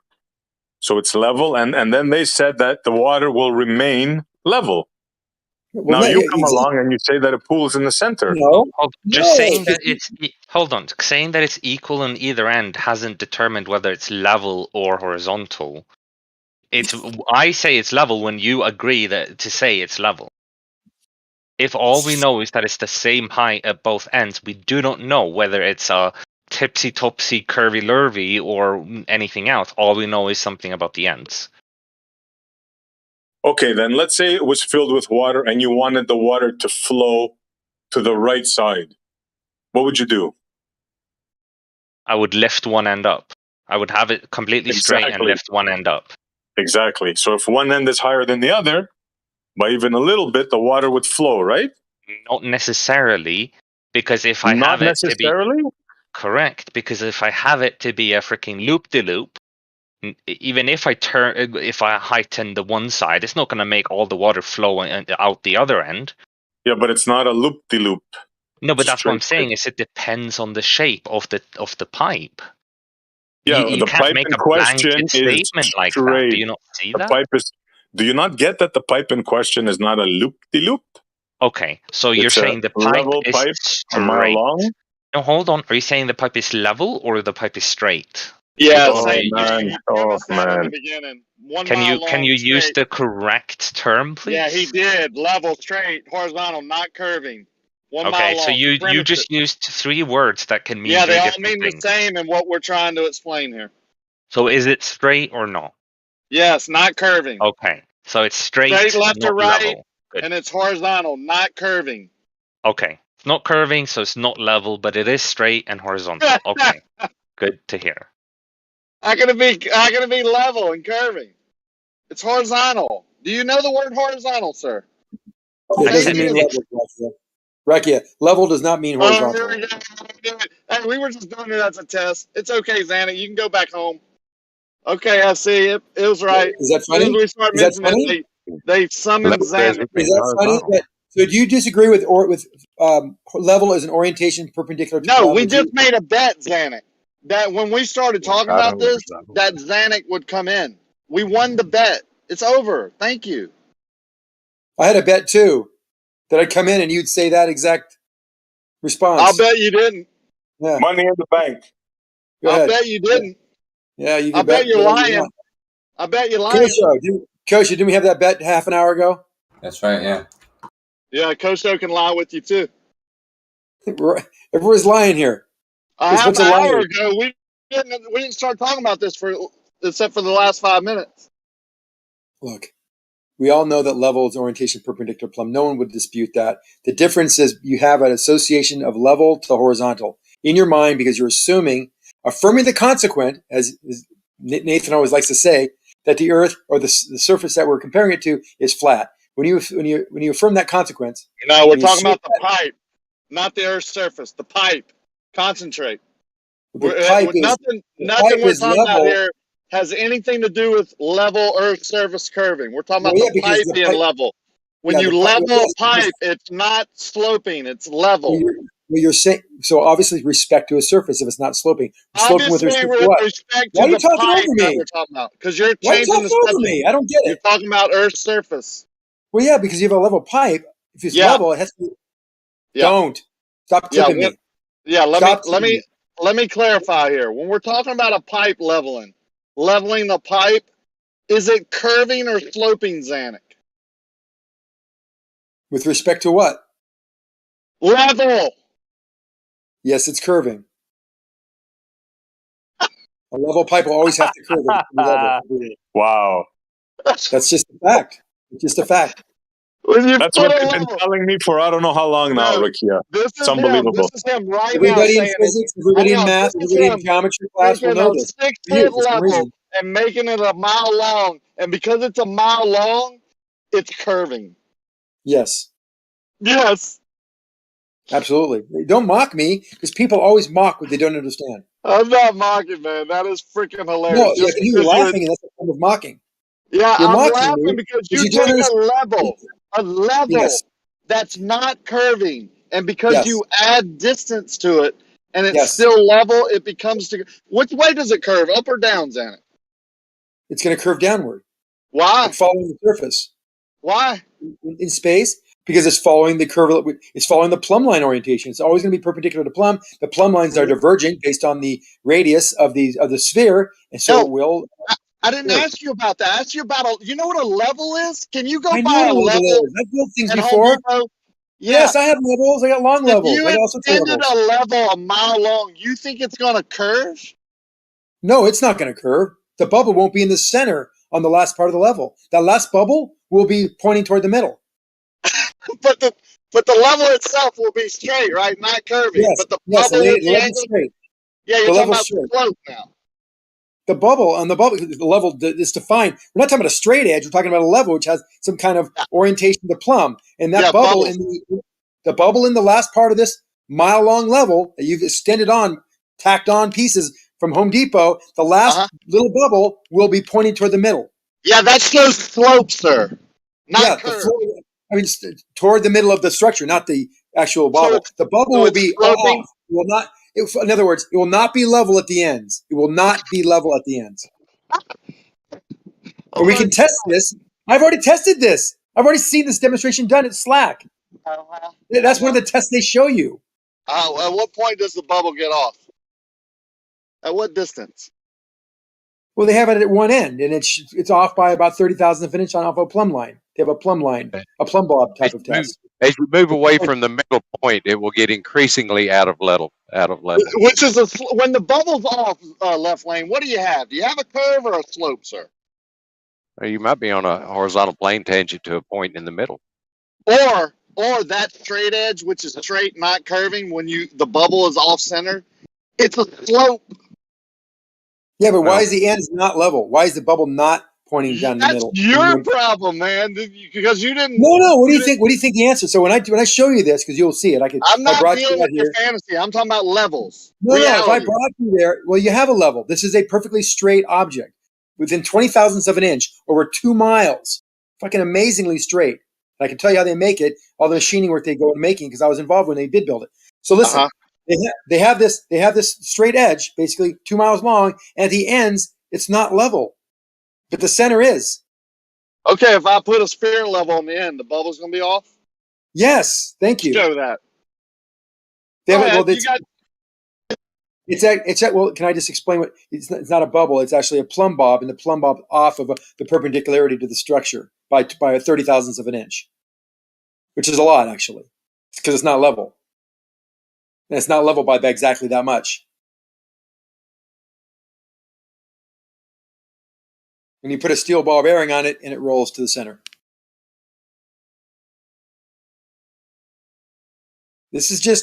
Everybody knows this, but you for some reason. You can't grasp for some reason the concept or the idea that this actually is reality.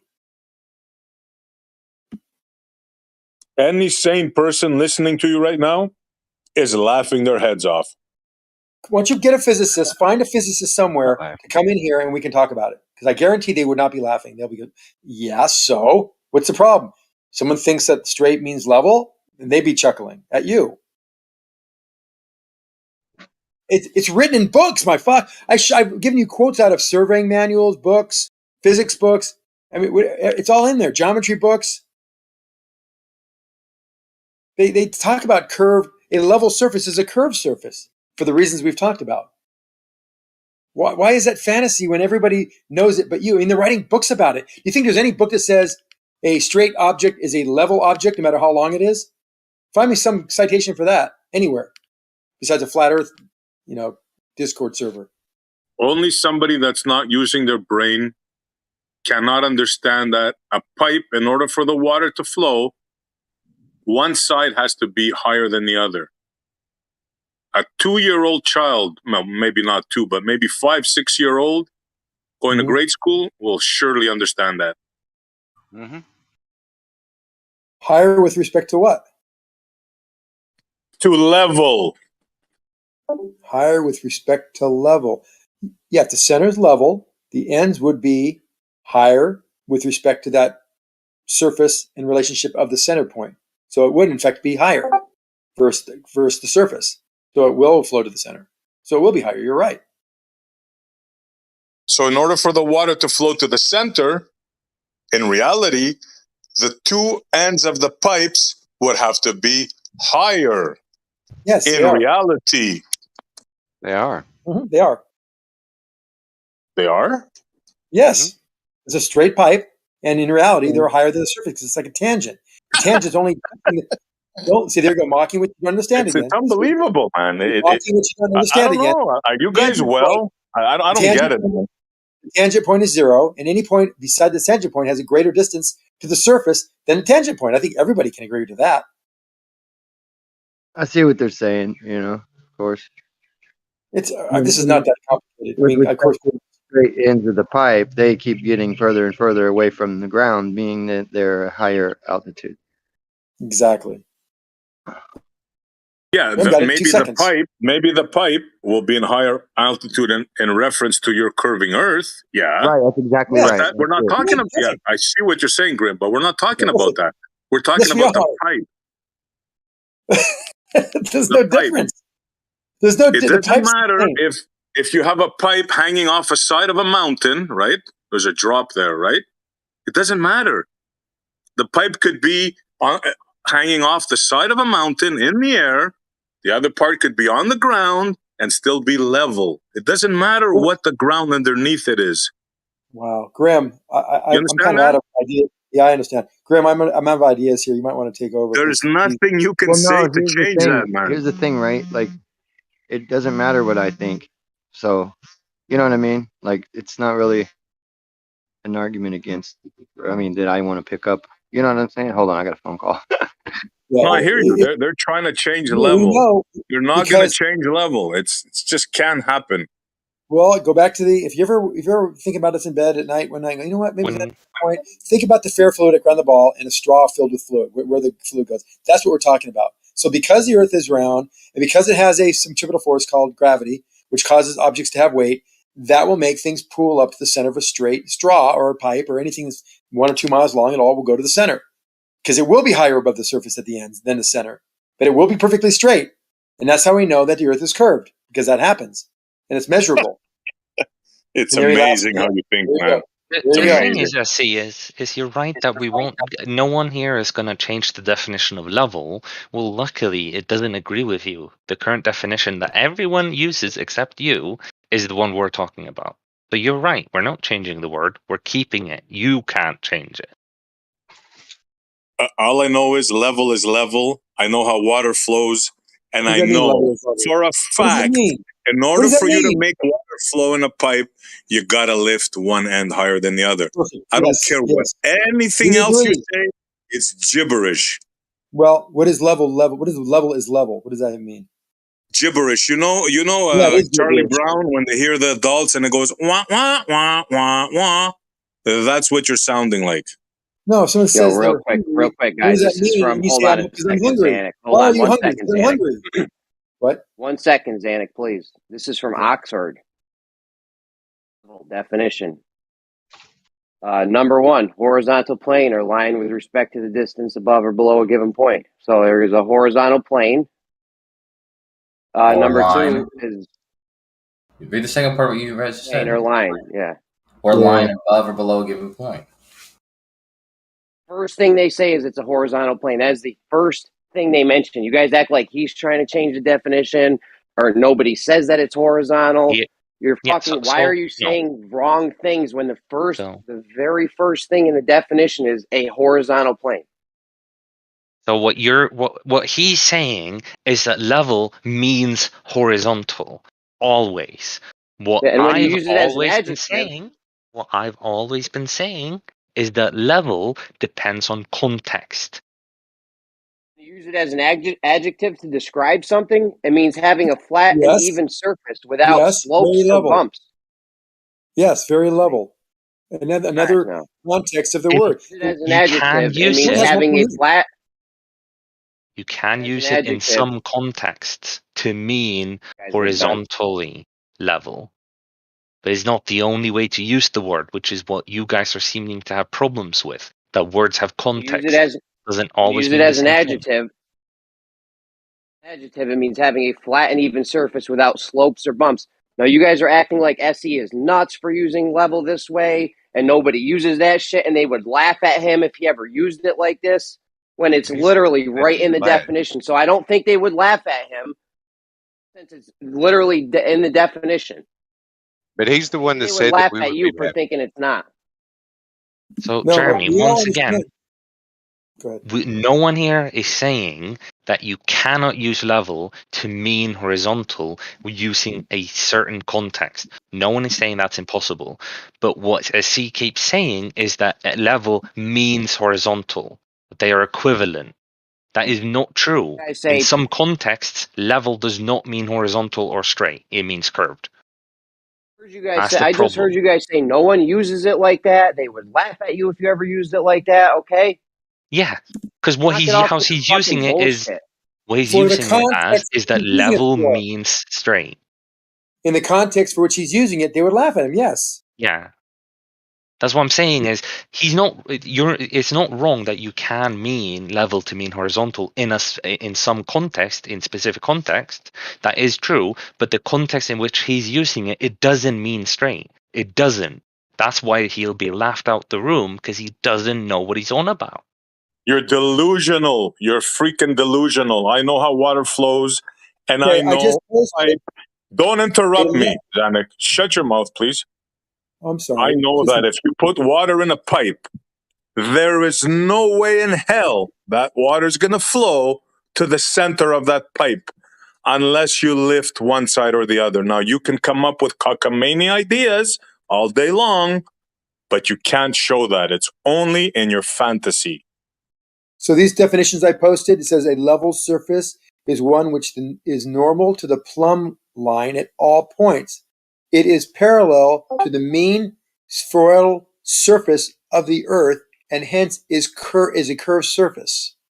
For most doesn't matter what you say. Water does not flow to the center of Why are you interrupting me? Shut your fucking mouth. As using your own vernacular. What? You finished talking, you little prick, and then I continued. I didn't interrupt you. Why would you call me a little prick? That's also rude. Because you told me to shut my fucking mouth. Look. When I didn't interrupt you. All right, listen. No need to be It's simple, bro. Be polite, and I will. So I've always been polite to you. So we have a set of definitions from surveying manuals. Here's one from surveying manual. It's right here. It's in the chat. A level surface, because the Earth is round. A level surface is a curved surface. Although a lake appears to be, you're interrupting me again. No, this is a different person now. This time, Zanuck. Oh. Yeah, but sorry. so look. If you're gonna then start quoting, if you're gonna it's okay to interrupt me then. Yeah. So if you're gonna, listen. Let him read the definition. No, it's not okay. Come on. Let Zanuck finish. Yeah. So no problem. That was funny. So although a lake appears to have a flat surface, it follows the curvature of the Earth. A level surface is a curved surface which any point is perpendicular to a plumb line. That's kind of the term I use all the time too. That's from a survey manual. Okay, hold on real quick. Hold on. Go ahead. So when the science books start defining a man and a woman interchangeably, is that going to be okay with you when they start redefining terms and concepts? Non sequitur. No. Okay, Howard, no one was talking to you. I was asking Zanuck a question. No, he wasn't talking to you a while ago either. Okay, great. Thanks, Howard. Stay in the right lane. So the point. I agree with that. My response exactly. Yeah, non sequitur, and I would not agree. No, okay, Zanuck, it's not a non sequitur. If you the don't left understand lane, the passing lane. Left lane is the fast lane. Yeah. I'm gonna pass you then. So listen. Again, guys, just simply because you're quoting an accepted term in a book that is a technical book used by surveyors, it doesn't mean that it is actually what reality is. Right? Really? Why wouldn't it be? Okay. Well, you were hold on now. Let me take it real quick. Hold on. Go ahead. Go ahead. It wasn't a problem for SE to walk you through this before, okay? Because he was trying to address what we understand the mechanics of water to actually be. Our experience of water is very specific and precise due to its mechanics. Simply because you have a textbook that uses terms to define and outline a conceptual framework for surveying doesn't mean that it is reality. Well, okay, so let me take it from there real quick. I have personally seen these structures where the plumb lines do differ or converge. So that shows that this definition that story, bro. Where is this? It's at Slack. They have it in a demonstration there. When you go downstairs, don't tell me. Don't tell me about it.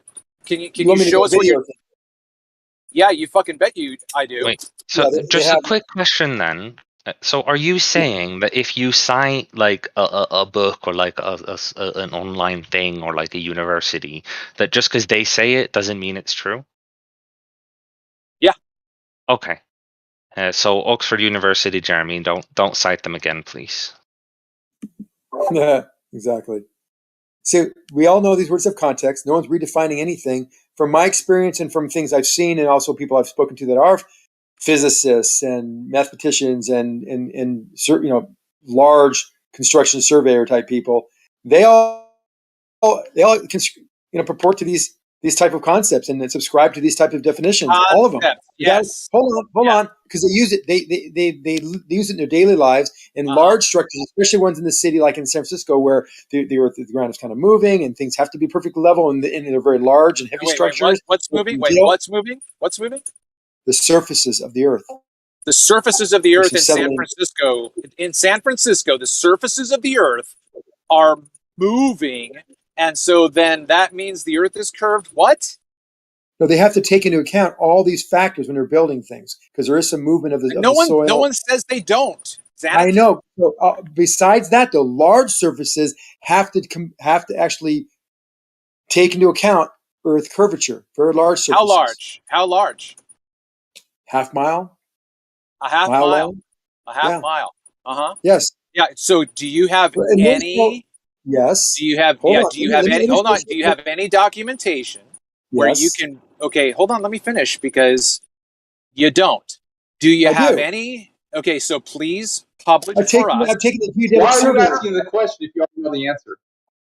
Yeah, no shit. So why don't you just You don't. because all these guys are trolls, and I don't have any respect for trolls. So again, troll. why not? You think you know something. You think you know something you don't. First of all, number two, I've taken a surveyor's test. Where's your evidence for that, Zanuck? And I have known some of the questions, and they are related to things that you're talking about. In fact, that water can actually flow uphill, physically uphill, when the geodetics. Hold on. When the geodetics. See, people always again mock what they don't understand. That's a nervous when they laugh. understand the geodetics. I wasn't nervous at all. When they finish my That's sentence, please. Hey, God damn let me talk. Let me talk for a second. If you look at these Shit, situations where there are little rivers and streams, and they want to see what's the flood characteristics going to be of the stream when the water level rises, they use geodetics. They don't use standard surveying from satellite positioning systems. They use geodetics to do it because they know that water may go up a hill even though it looks like it's downhill. That is what I'm talking about here when it comes to geodetics. And anybody who's ever had a Hot Wheels track growing up as a kid knows that. Right? Because your Hot Wheels track, you shoot the thing down a hill and then it goes around in a loop and then it can, because of its momentum, go up and down hills, no, even in loops. There's nothing about momentum. It's not a river, even a lake. Even like in a water in a lake would rise. Yeah, if you pour water down a Hot Wheels track, it's not momentum. The momentum pushing behind the water. It's not momentum. I'm telling you, it's not momentum. It's actually the level contour with respect to the geodetics. The plumb lines are actually for sure. Yeah. Like some hills you're driving on, it looks like you're driving downhill, but you're still hold on a second. driving the uphill. plumb lines are varying such that the water will move and flow uphill, just like the St. Lawrence River goes uphill by 3 or 4 meters from a couple hundred miles inland all the way to the Atlantic. It goes uphill, physically goes uphill. Now, these are hard concepts for people with simple minds that have not dealt with this technology or understanding before, but it is true, and no one in the field disagrees it, because if it was wrong, Copernicus, they would be challenged, but yet they're never challenged, only by flat earthers. Isn't that weird? No, at all. It's not weird at all, because if you assume a worldview, and you're familiar with that worldview, and you might have an investment in that worldview in a particular field, no, it's not strange that you don't question, that you take for granted, that you assume, and that you possibly have a bias for that worldview, even if it's incorrect. So, no, it's not strange that no one from your side of the fence has ever questioned these things. Okay, well, I have to agree with you. I've never. Well, I don't think it's anyone from our side of the fence has never questioned it. I'm not seeing that at all, because we're not all on our own side of the fence over here. A lot of people do question this shit, right? They just don't find answers. Okay, hold on. Wait.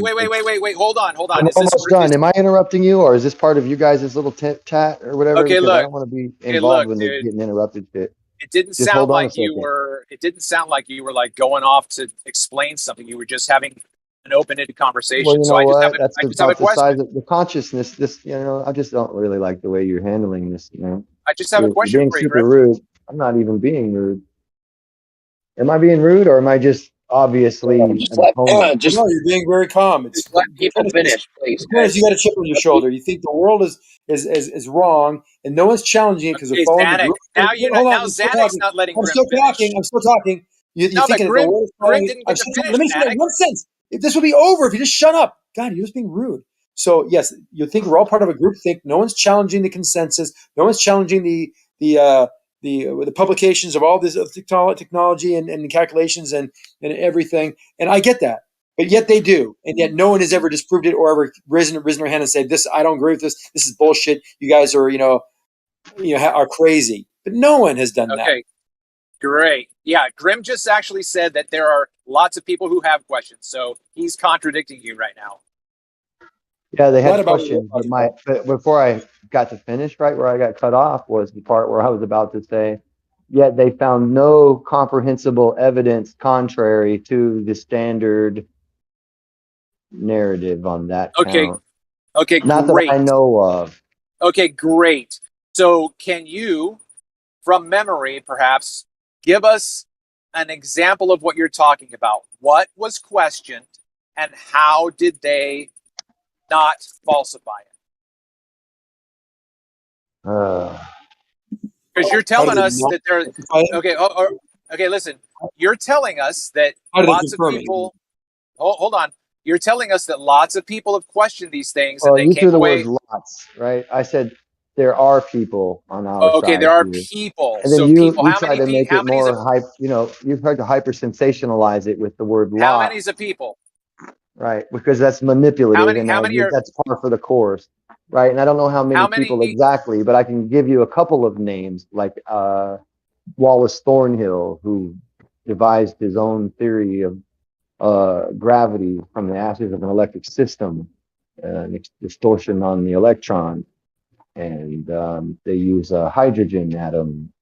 He doesn't, someone else does, trying to convince themselves that he was wrong, but they couldn't do it. So they found his idea feasible with the hydrogen atom. But they talk about different variances of gravity and different occurrences, like I can't remember the name of it, but like the river, the Florence River or whatever that he was talking about, and stuff like that. So there are people, I just don't know all of their names. And a lot of those people, right, they didn't find discrepancies in the observation. They just have their own explanation for the phenomenon. Okay, fair enough. Fair enough. But it was my understanding that Zanuck was actually critiquing flat Earth, not just science in general. Like he doesn't.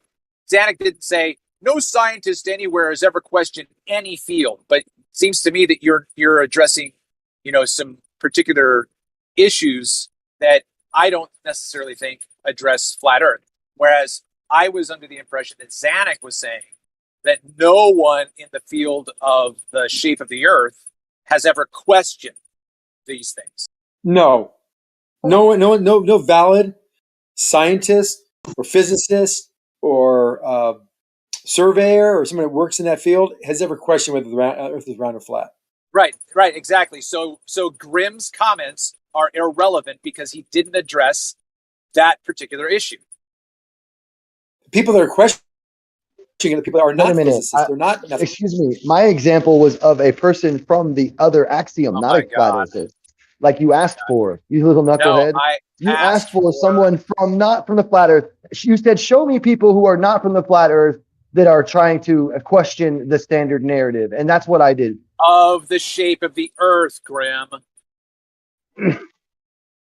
That's what Zanuck was talking we were about. particularly talking about gravity. You really think you're the flat, Copernicus? And the flow of the water uphill. Copernicus, do you really believe Zanuck, do you got Grimm muted, Zanuck? I didn't hear him.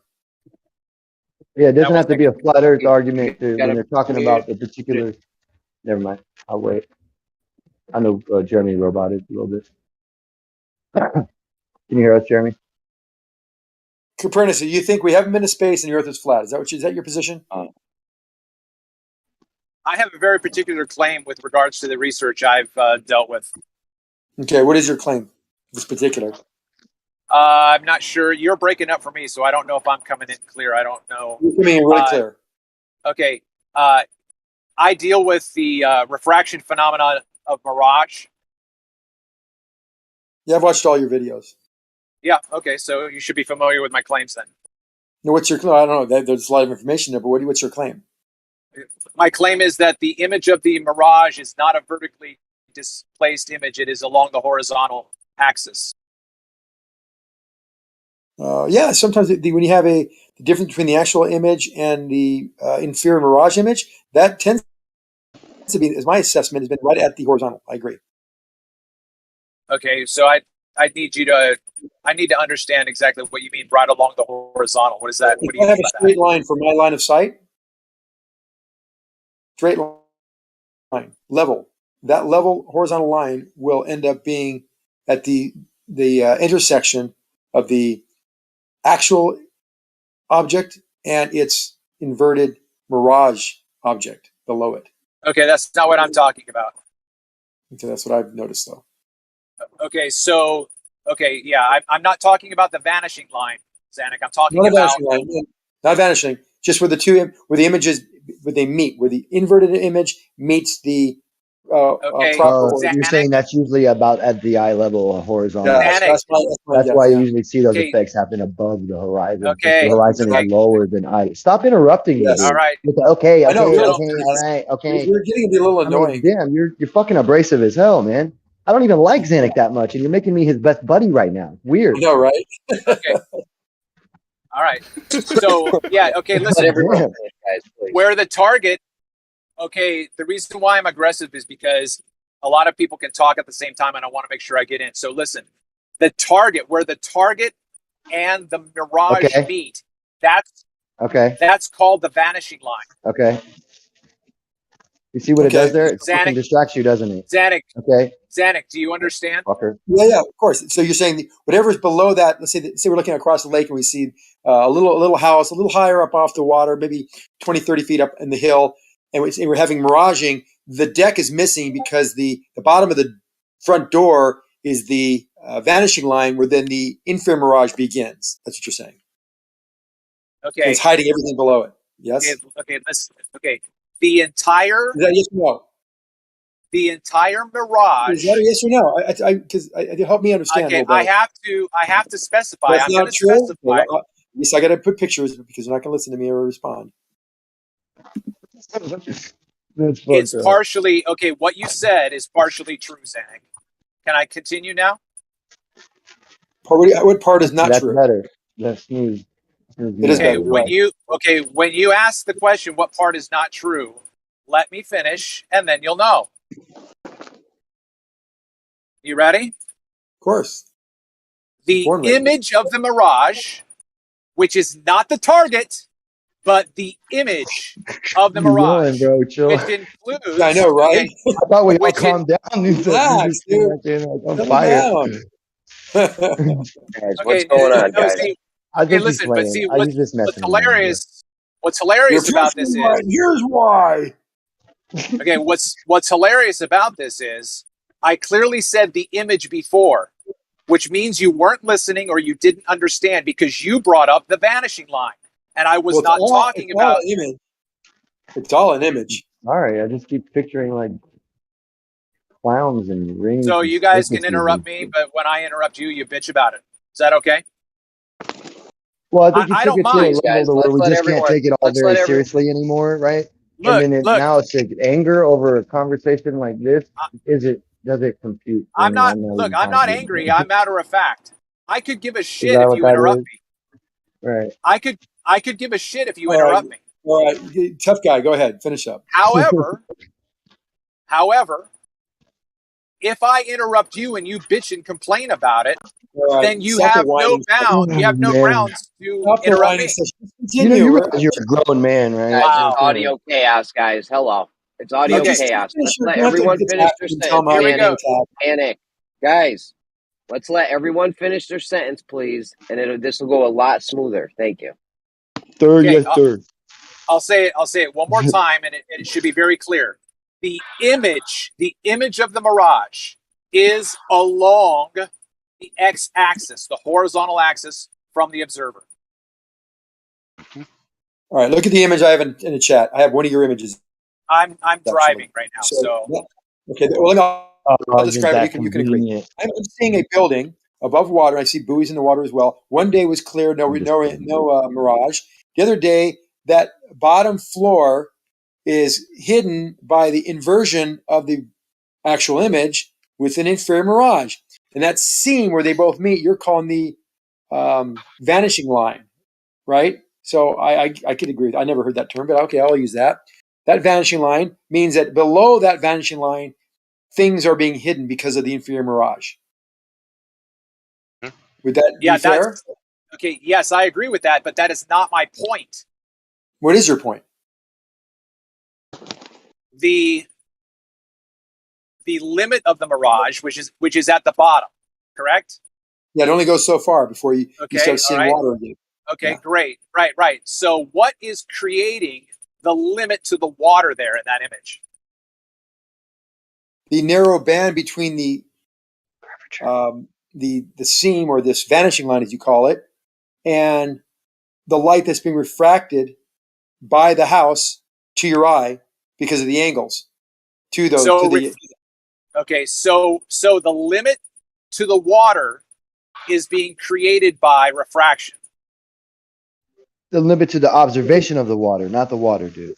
Yeah, the actual image itself, because miraging is caused by one factor. Hold on, miraging is caused by one factor being refraction. Yes, it's a major component of miraging.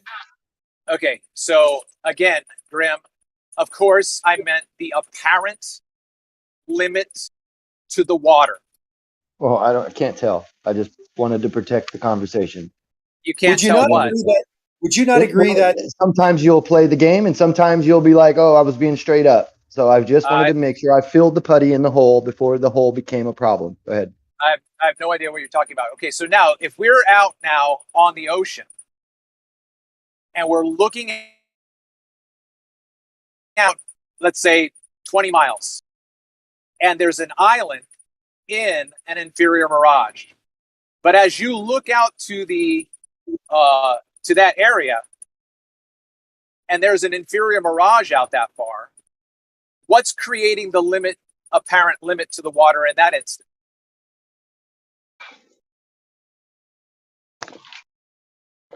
You just said the same thing twice, I thought. In your example, I just want to go back. I see a mirage, and at some point it hides the water. And at some point you see the water.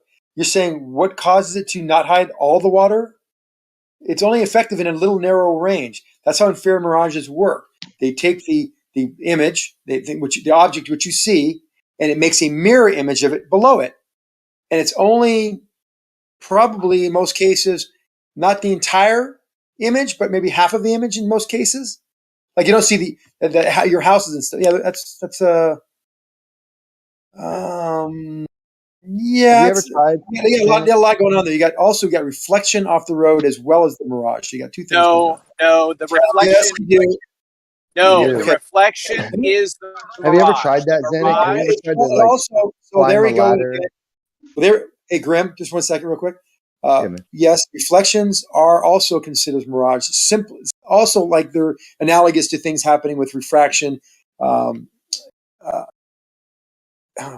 get my train of thought here. Anyway, let me give you an example. Sometimes we see the roads reflect like a car. That's a mirage, but it is a true reflection based on the surface having reflective capabilities. Now, this would happen regardless of any temperature. Incorrect. It's not a temperature or an inch. It can be done on the moon.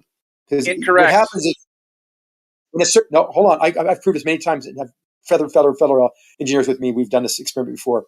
On any surface, if you take a rough plate like sandpaper and you make it and you start changing the angle to make it more parallel with your eyesight, at some point the spaces between the foreshortening of these little surface imperfections, these little bumps, have a foreshortening effect, and they will all become closer and closer together as the sandpaper is tilted down. And eventually, that sandpaper will look like a mirror and will act like a mirror. Not because of any kind of refraction. Yes, it will. Okay, not because of any kind of temperature. Hold on, let me finish. You're interrupting me. I'm trying to explain to you, and you're just disagreeing because you haven't thought about this too. Can you wrap it up? Yes, I'll wrap this. So when you see something like talk slower, dude. You're just making yourself sound crazy talking fast to appease him. Because he's always interrupting. So I speak quickly when someone's trying to interrupt. I'm trying to get it all in. So let me just finish. I'll slow down. So the sandpaper, as you start lowering it down, these little dots, bumps on the paper itself become physically, angularly closer together. Eventually, it'll become a smooth mirror-like surface and will reflect light. It has nothing to do with refraction. That is also called a mirage, and it happens on streets too. I'll show you an example of that in my a winter road where everything's cold. You see the actual reflection, even in the snow. Word mirror is in mirage. Okay, exactly. Okay, are you finished now? And the effect of a mirage is a mirroring effect. Well, I was responding to Grim. Okay, so first of all, the image that you put up there, along with the image that I put up of another road, that mirage is happening above the ground in the air. The ground is not the surface on which that reflection is happening. That's incorrect because you can measure it, and it is true. No, I'm not incorrect. It's absolutely happening. That's the nature of a mirage. You can sit there and have that car stop and measure it with the survey and know that road is where it should be. That road is where it. You're incorrect. Nothing moved. Nothing moved. Didn't loomed up. Didn't go anywhere. It's just a reflective surface. Wait. You're thinking too fast, bro. What are you talking about by saying the road is still there? Like, what are you talking about? That reflection is the road. It's a picture. It's on a mirror or a plate of glass, because that's how it's acting, like a plate of glass. It's reflecting the light. There's nothing refraction going on there at all. That is strictly a reflection. Okay, so the reason why I'm going to disagree with you is if you have a mirror and you place it underneath another object, you don't have a vanishing line. You have a one-to-one correspondence between the target and the image in the mirror. Same thing here. No, it's not. Yes, the bottom. The bottom. Hold on. The bottom of the tires. Okay, if you were to let me finish, Zanuck, I wasn't finished. Zanuck, I wasn't finished. Oh, really? Now it's a back and forth? Now it is? It is. I'm being back and forth with you. I have no problem with talking to you. Okay, then shut the fuck up when I interrupt you, because then that's a back and forth too. Shut the fuck up when I interrupt you. Back and forth. Listen, I'm going to say it again then. You shut up then. At the tires, that is where the road is. And there's no vanishing point. Nothing is being hidden other than the road. Only been hidden because you think it's being hidden. It is the reflection of the sky on the road, which is flat enough to have a mirror-like appearance. Go back up now to the dual image that I posted, one of the ocean and one of the Bonneville salt flats. And it's going to be the exact same reality and phenomenon. The water is still there behind the mirage, extending into the distance, and you're simply looking 20 miles away instead of 1 to 5, which is probably where your road image was taken. My image that's in that is just 1 mile away from me. That truck is 1 mile away from me in an inferior mirage. However, my point was, you cannot see where the tires meet the ground. That is the vanishing line. Where the target, that is hold on, I agree with you. Hold on. That is the place where the target and the mirage blend together indistinctively, which is not what you get when you place a mirror underneath a target. When you have a mirror underneath a target, it is an exact one-to-one correspondence. There is no vanishing line. Right, as I showed with my picture, your picture is different, and there is refraction going on there. That is refractive, called inferior mirage. They're both reflections. See, this is the problem you have a problem with. This is the problem. I don't have a problem with that. Stop. Even Grim. Let me finish. With you a moment ago. Both we have to agree are reflections, because that's by definition what they are showing. One is caused by refraction, and one is not caused by refraction. Doesn't mean they're both not reflections. They both are. One has different causes than the other. That's what I was saying. I didn't disagree with him. I brought up the term mirror to extrapolate that point. They are both. Grim's got this right. They are. You're being very narrow-minded and very close-minded on this. They are both the effects of refraction. Nope. Reflection. You're getting the wrong word. They're both reflections. Right. Exactly. And Grib's got a nail on the head there. He hit it perfect. The one reflection is caused by refraction, and one reflection is not. No, you're incorrect. Two ways to skin a cat. I am correct. You can do this with certain types of services. Okay, is there anyone else? Wait, hold on. I just want to get a consensus from the panel at all. Is there anyone else who would like to either agree or disagree with Zanuck that both of those images are separate? One is the result of refraction, and the other one is the result of reflection. No, dude, they're both reflections. Oh my God! Okay. How are you scrambling your eggs so hard? Grim, really? Okay, hold on. So I have a question for you, Grim. If the one is caused by refraction, what's the other one caused by? The reflection caused by the surface qualities. I was asking Grim, what the fuck? Yeah. I specifically said Grim because I wanted to have his input. Yeah, but all I'm going to do is repeat Zanuck. And that's just having the right angle for the surface to be treated as smooth. That's So it what reflects happens the in a light. mirage. That's what happens in a mirage. Can you see the chat? Can you see the chat? I have a great analogy for you. I'm driving. Grim. Okay, so look, that's the same That's thing that also what happens happens in a mirage. That's right. Okay, so how are you making the differentiation between one or the other? If they both have the same Because the cause, two different mediums. what's the medium? That's right. The What? two different mediums. The refraction, right? The reflection from refraction is happening over a larger distance with a thinner medium. This other one's happening over a much shorter distance with a much denser medium. That's the difference, dude. Okay, listen, you are saying absolutely nothing, Grim. What you just said right now did not answer my question. I asked you for the difference in medium. You just simply described a viewing angle and distance. You didn't describe the medium. Here's my response. Both of those clearly images. Just did. When I'm talking about the road, I'm talking about a much denser, shorter medium. That's where the light interacts to create the refraction for your angle of incidence as the observer. Okay, that's why the road, being a denser with an angle appropriate to the light to refract to the observer, is different because it's not over the gas over a longer distance, a thinner medium.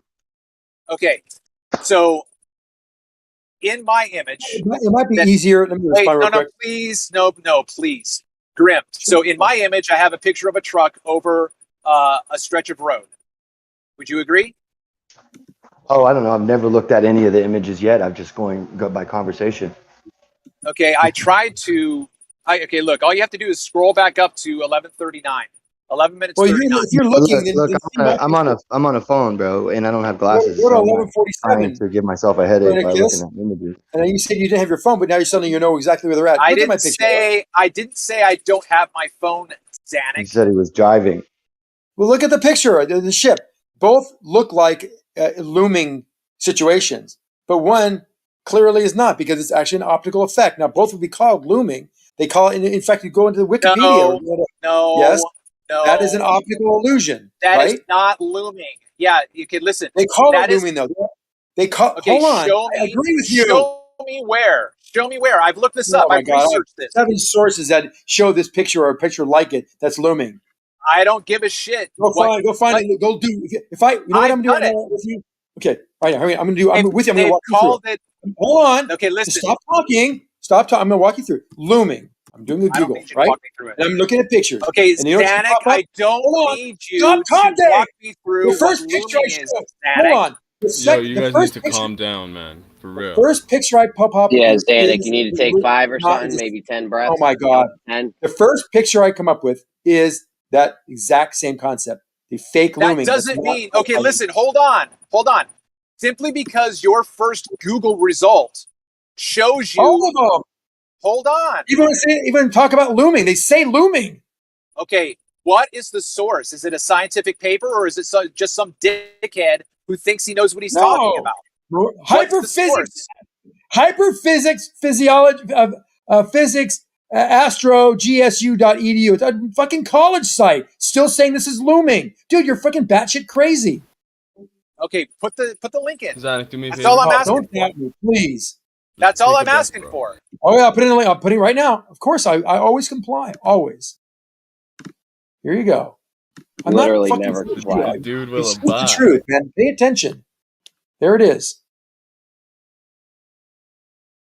Okay, just count to 10 or 20 or something, whatever you need. Relax, guys. But Jeremy, you don't gotta admit, interrupt. I'm not interrupting. He's interrupting everybody else. Okay, Zanuck, where's that photo in this page? I don't see it anywhere. You scroll. I just clicked on a picture and went to this page. Let me see what's on there. Scroll. Oh, there's actually a bunch of good stuff on this one. Yeah, I've been here. I had an article. Yeah, scroll down. I had an article linked to this page until hold on. Sean Hawkins. You asked. Look, you oh wait, asked there's for my name. My name's still there. Okay, fine. Look, you see my name right there? Where's your name? Right underneath the right underneath the diagram of the island, which says warmer water and visual image, blah blah blah. Where's your name? Travis Finley. No, I know what your name is. Where's the? I'm telling you. Okay, do you see that black and white of the schooner? See the black and white of the schooner of the inferior mirage and superior mirage? The black and white. Oh yeah. Oh, the black and white and blue. Gray. Okay. Below that, the paragraph below that has my name in blue, hyperlinked. What, the index of refraction or NIST? What the fuck? My name is Travis Finley. It's underneath. No, I don't see which one you're looking at. Schooner.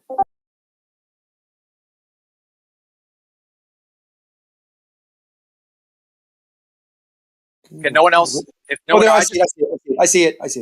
Yeah. Okay, so I've been in correspondence with the guy who's the webmaster for this stuff, so I'm well aware of the information on. Yeah, this but they got it wrong. Go down below. Then go look at it. You'll see if that's true. Look, if one thing is, oh come on, I'm not trying to argue with you. He shows example of false horizons and boats floating in air, phenomena, looming. They refer to as looming, as phantomorganas. They're not. This is something as an optical illusion.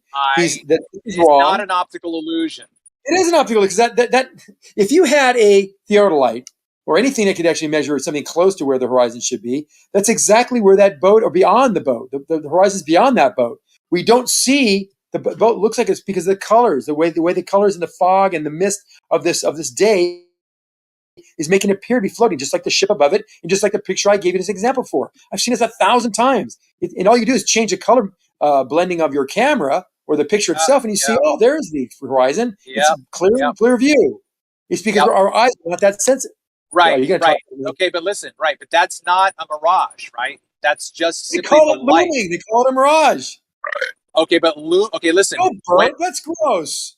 When you have to change the filtration on your editing software, and all it does is deal with the polarization of light, and then all of a sudden you see what's there. Polarization.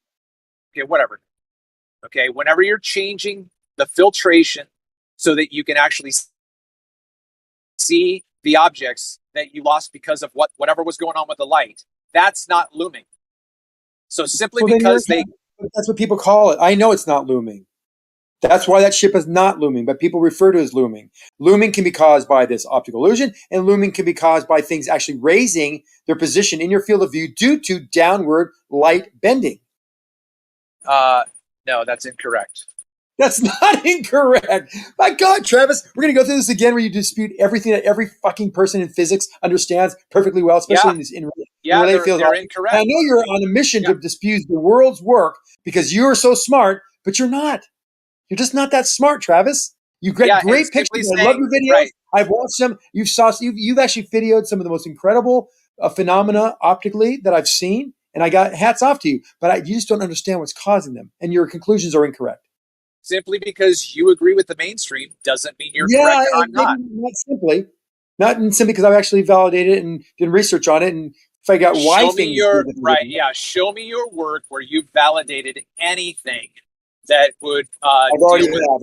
I showed you a boat, and you want me to go back. In fact, every time I go by this, oh my God, you're not going to bring up this fucking sailboat. Every time I go by, well, just hear me out without training me, because it's something that would actually, once I show it to you, you would go, oh fuck, you're right. No, you've already shown me this fucking sailboat, dude. Let me finish.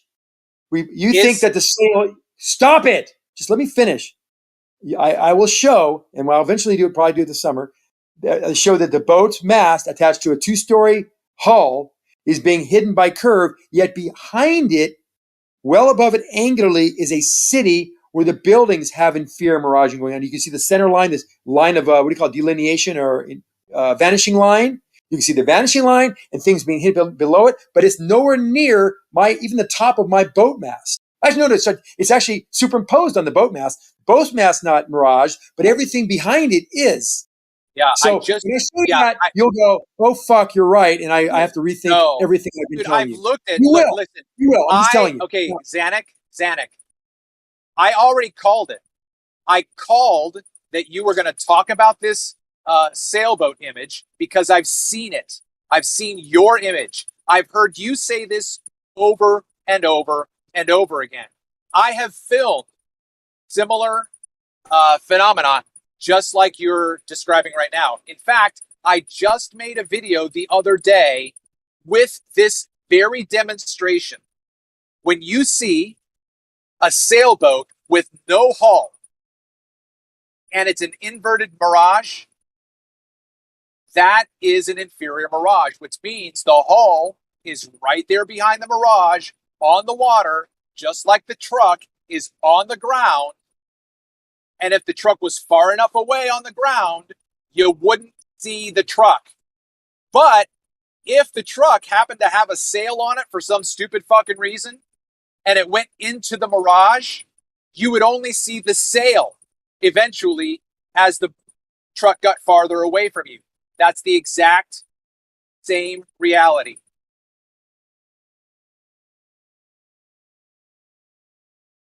Yeah, thanks for that mute. Save. Listen to me yell at Travis. No, it's not the reality, because I was able to look at the boat, see the mirage behind it. Nothing in the water was being hidden, and the hull appeared. The sail's intact. Nothing changed. Yet the mirage is still in the distance, showing the delineation. Hold on, let me finish. I'll let you finish. Actually, I was muted. That's why you finished. But anyway, let me finish. So nothing changed. The water was obscuring the bottom of the boat, not a mirage, and the mirage is behind it, obscuring the buildings 10 miles away. Now, I will promise you to do a video so I can show you rise up and down. You can see the respect of the sailboat, its sail, and the hull with respect to the mirage behind it. So I guarantee your picture is not going to, you'll probably show something a little farther away or maybe a little closer where the miraging is hiding the boat. You don't even know what distance it is. It doesn't matter. It does matter. No, it doesn't. Yes, it does. Because if this boat was out where the mirage was, maybe the whole thing would be hidden. Or the sail would be hidden. Or I could have the boat bottom be hidden because of the mirage, because the sail would be cut in half at the line of vanishing line, whatever you call it, and then everything below it would be missing. Same effect as you're saying, but I know it's not the same effect for mine because I can raise my position of view and see that. Hold on, the sail doesn't change. All you're doing is changing the viewing angle. Stop it! All you're doing is changing. All you're doing is changing the viewing angle. I only went up like 3 feet. I only went up like 3 feet. It doesn't matter. Okay, it doesn't matter. I'm done with you because I'm going to show you the picture eventually, and we'll have this conversation. What the fuck? I've already seen your picture, bro. You're being ridiculous. You really are. But it's okay. If you show you look in that website, you can see also the reflections of the road, not caused by refraction, and all the tires you said are missing are all there. There's no mirage. Show me where. Okay, listen. Show me where the science says that those images are not the result of refraction. No, it's hard to say. Most people they're not scientists. It's not hard to see. Your friend that you contributed to on that particular web link at astrophysics.com, whatever it was, they agree with you because it's common. They just don't care. We care because we want to know what causes it. So I'm very discerning on what I look at. And when I see things that are caused by refraction, I know it. When I see things that are caused by reflection, I know it. Or if they're caused by reflection, it's caused by refraction. I know it. Okay, listen. So right now, you and I are in an impasse. Yes, because you don't accept that the surface can reflect. Hold on. I say that it is refraction. You say that it is reflection. How are we going to solve this problem?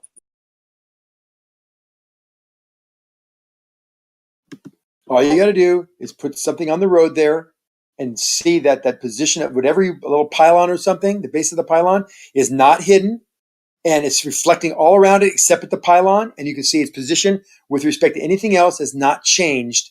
And all you can do is raise your field of view and see the reflection go away. And then, hold on. And its respective position angularly, but trigonometrically, its relationship does not change and comports with trigonometric calculations based on distances. Are you of the persuasion that same effect can be done with a mirage? That you could change the viewing angle and the mirage intensifies or decreases? What I said, I'll start out or say what I start out by saying that the miraging line, this line of delineation or vanishing line. Why do you call it that? Oh, yeah, because everything below it's vanishing. Yeah, the vanishing line is at eye level, and that's one of the primary reasons. That's not the issue, dude. But that's what I'm telling you. It is. Oh my god. Okay. Here's my question again, Sanic. You're describing what you think is happening with reflection to be the result of simply changing your viewing. It's all reflection, right? It's all reflection. Whether it's caused by miraging or not is the question. Okay, how would you differentiate between the reflection of a mirage and the reflection of the ground? I told you, by angular position in your field of view. No, that's not a quantification that makes any sense. It is. Okay? Of course it is. Okay, listen. Okay, so listen. It is. Okay, so listen. Are you okay with my differentiating between a mirage, which is the result of refraction, and reflection, which is the result of a road? I'm going to say one is a reflection and one is a mirage. That's how I'm going to differentiate between them right now. Because is that okay with you? Those reflections are called mirages. So how are you going to differentiate in my discussion when I'm talking about a fucking mirage or your whatever the fuck you want to call it that's happening on the ground? Now you're losing it. Now you're losing it. Okay, settle down, relax. I can show you the proof. How are you going to No, I don't want you to show me. I'm going to tell you right now. I'm going to quantify it. In this picture, the mirage of the orange, it looks like a Humvee or something, and some minivan and a truck in the distance. You see a green street sign that's above both. What are you talking about? I'll put it. Before you guys go on, do you want to define reflection and define refraction for us all? So to see what the hell you guys are arguing about. Well, reflection is the bending of light that causes some mirages. Reflection is just what it says. It's a reflecting light. It's like in a way that, like when you hit a pool ball on a pool table, why it bounces off at a certain angle. That's reflection. It's doing that to your eyes. So it's like having a mirror. Best way to look at it is we have a mirror behind these cars. And that reflection is caused by the surface, not by reflection, not by any kind of refraction. It's caused by a reflection. It Could you show us a simple, obvious picture of refraction and reflection so we can see the difference in like a picture? Well, the refraction causing he doesn't want you to explain it, Zanuck. Usually means I know. Usually means I'll show you a picture, but it means that usually it's inverted.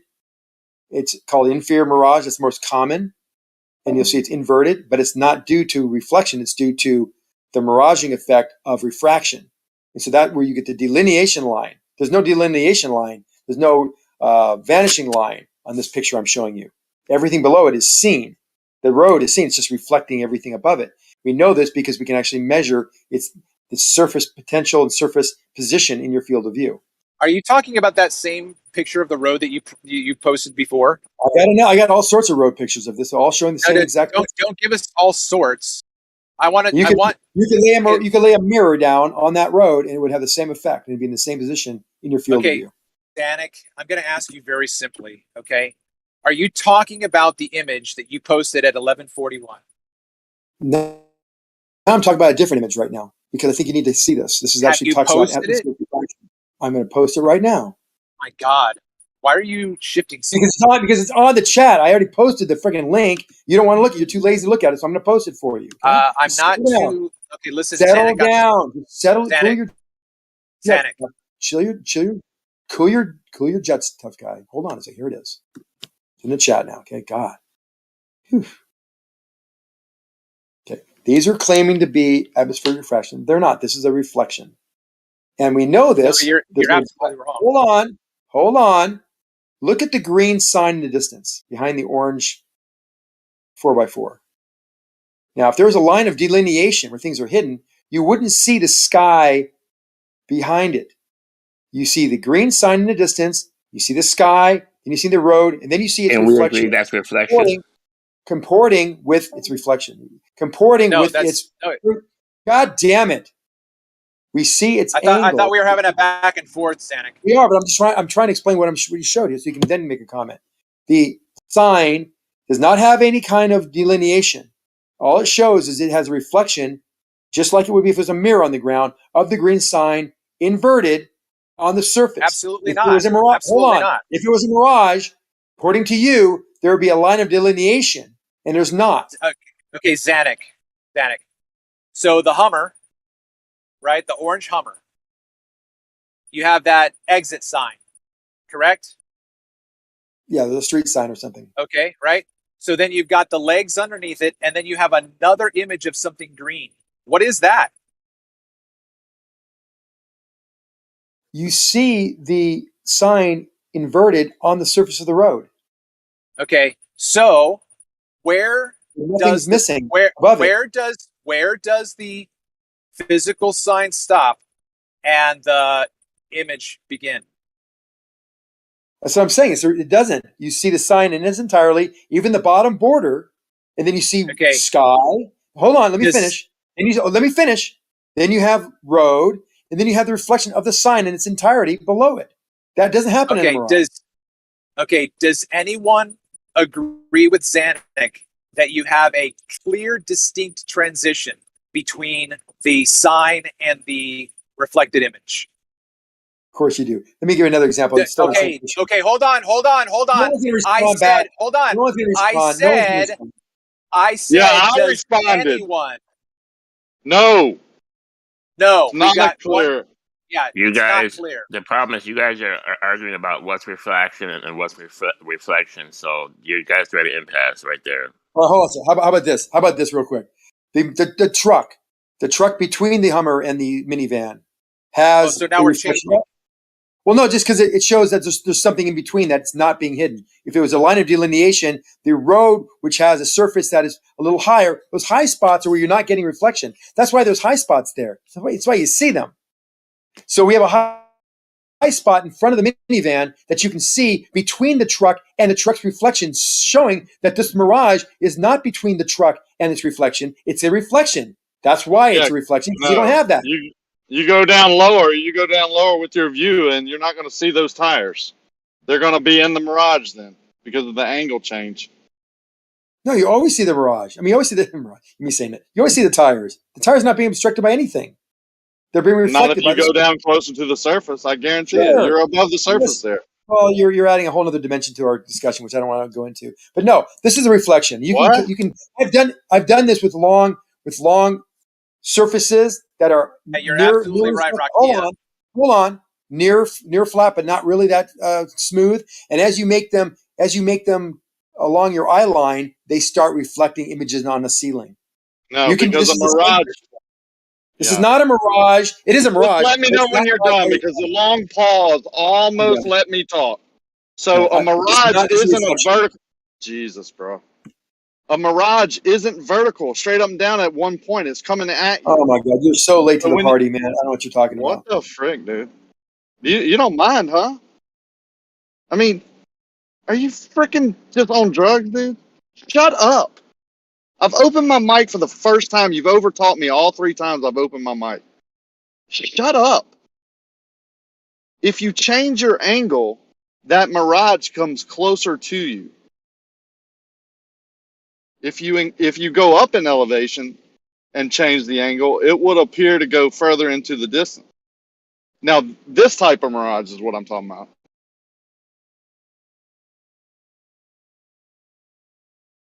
We agree they're all mirages, right? Yeah, they're all classified as mirages, whether it's reflection caused by refraction or if it's just reflection caused by reflection. Doesn't matter. Still mirages. They're still considered mirages because they give you a false image. Zanuck, he asked you a very specific question and you missed it again. Yeah, you can have it, man. I tried. I'm not. No, the mirage doesn't go up or down or further away. It doesn't basically. Yes, it does. Yes, it does. Sure it does. It doesn't. Sure it does. No, it doesn't. Okay, 100% proven that it does. Okay, hold on real quick. Zanuck, I can show you images of the Chesapeake Bay or the Channel Islands. You take your pick. And I can show you that taken from the exact same observer position with the exact same focal length, different inferior mirage phenomena have different positions over the water. Okay? I just showed you a picture. Now, if you want to go into what Rocky is talking about, we've gone over this a million times too, and I'll put a picture real quick so you can understand what we're talking about. Here's his picture, okay? Look at this real carefully. Did you not hear anything I just said? No, it's just nonsense. Were you not here to listen? He's not here to listen to you. He's here to teach you. Yes. He doesn't Thank care you, all of Thank your you. experience and all your knowledge. He doesn't It care doesn't about matter that. when I can show you the He example. only Kind of cares about over talking people and teaching the ones that don't have the knowledge. Correct. Thank that you. he has. Yes. See? Yeah, whatever. So Caprice, I got a picture of Rackius Bridge. And he's calling me arrogant. He's the one calling me arrogant. I got a picture of Rackius Bridge with your line of inferior. It's called the vanishing line. You've made it up. Your line. made up line. I can't remember your terms. Dude, that's a fucking scientific term, dude. It's a scientific term. No, it's not used in terms of refraction or miraging. Yes, it is. Or maybe it is. I don't know. I've never heard it before. Go ahead. So we got your vanishing line there, and the vanishing line shows that everything below the vanishing line is hidden to a point where you see the water. So your contention you were talking about, at what point do you see the water? That's what you were talking about. And that's a narrow range. Look at the picture. That was a question I asked, but that wasn't my point. Well, the point is, yes, the inferior mirage caused by refraction will hide water. The mirage is hiding water, not the bending of light causing the horizon to drop. Okay, so let me ask you this question. Let me ask you this question, Zanuck. If you were to take a boat and put it on the spot where, as best you could put it where the water appears to stop and the mirage appears to begin, how close would that boat be to the Pontchartrain Causeway? I don't know.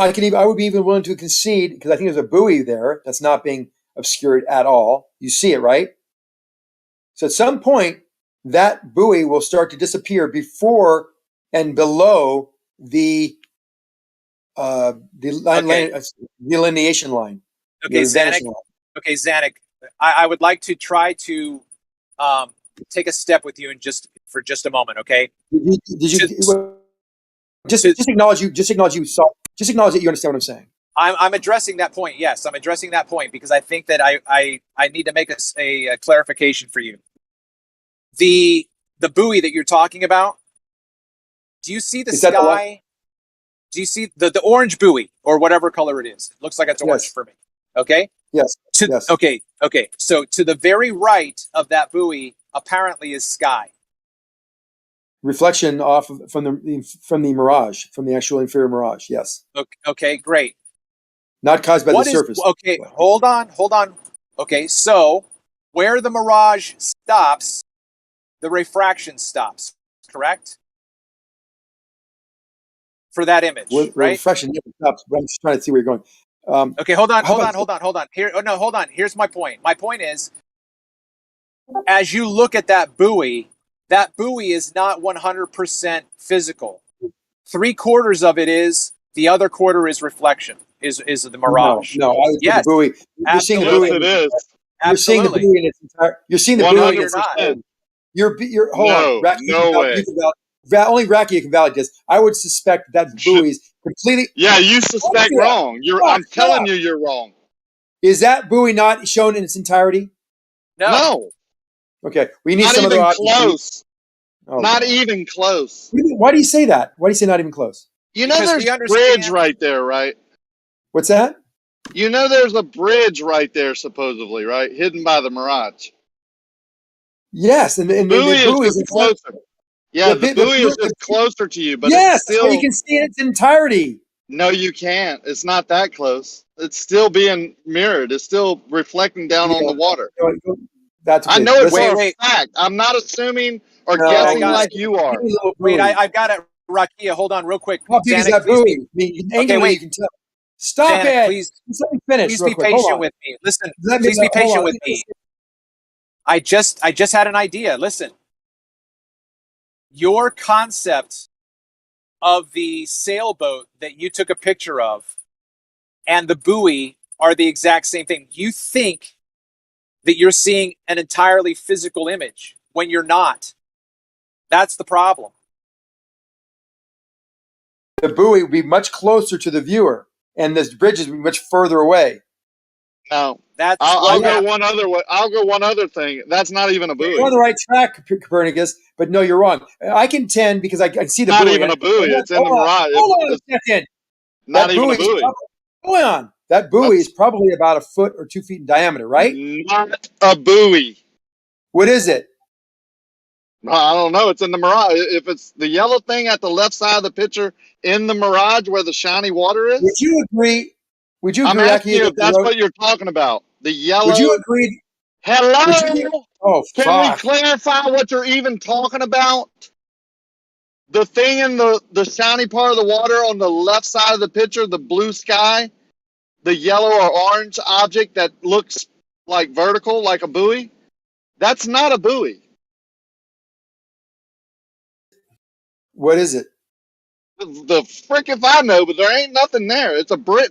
That's where the bridge actually is. There's no buoys. There's no. Sometimes there's boats there. All right, so we don't know what that is. But would you agree though that because the road comes down and then it hooks backward because it's a reflection? Would you agree that the road? Hold on, just let me finish. You don't need to say yes. Would that bridge continue to go to the left? That's straight. If you could see it, if you on a clear day, if you saw it, would the bridge go to the left? Simple I just question. posted a picture of it. I know that. I want you to tell me. I want you to actually agree with me. I did. Yes. I said yes. Jesus, it's straight. God. Yes. It doesn't curve on a normal day. Hold on. It's being hidden by this inferior mirage. Yes. We all agree. We're all on the by same the page. mirage. Correct. Yeah. Optical illusion created by the atmospheric conditions. Yes. Thank you. I'm glad you agree with me because many don't. Oh my God. All right, Zanuck, real quick. Okay, Zanuck, I don't think that you. Same bridge, by the way, Rakia. Okay, whatever you said, I don't know. No, look, you have a tower on the right side, the right hump. You have no tower. Did you not on the hear me? right. I was trying to talk. Well, no, Rakia was different debating whether focal length, man. Not the same tower. Okay, Rakia finished what he was saying, and then I tried to talk. Can I talk real quick, please? The tower is right there to the right side of the bridge. It's barely out of the view of the camera. What are you talking about? It's the same section of bridge there. Oh, to the right of it. Okay. Wow. Jesus, where is it? bro, you have Why do we not see it in the double picture then? Because the angle. It's just the angle. not in that frame. Yeah, it's a different angle. You can see it in the top right. Yeah, we're much more to the right. Yeah, it was further down the cart path. Yeah. Right. Okay. But I have videos of this, and pictures taken from the exact spot every time.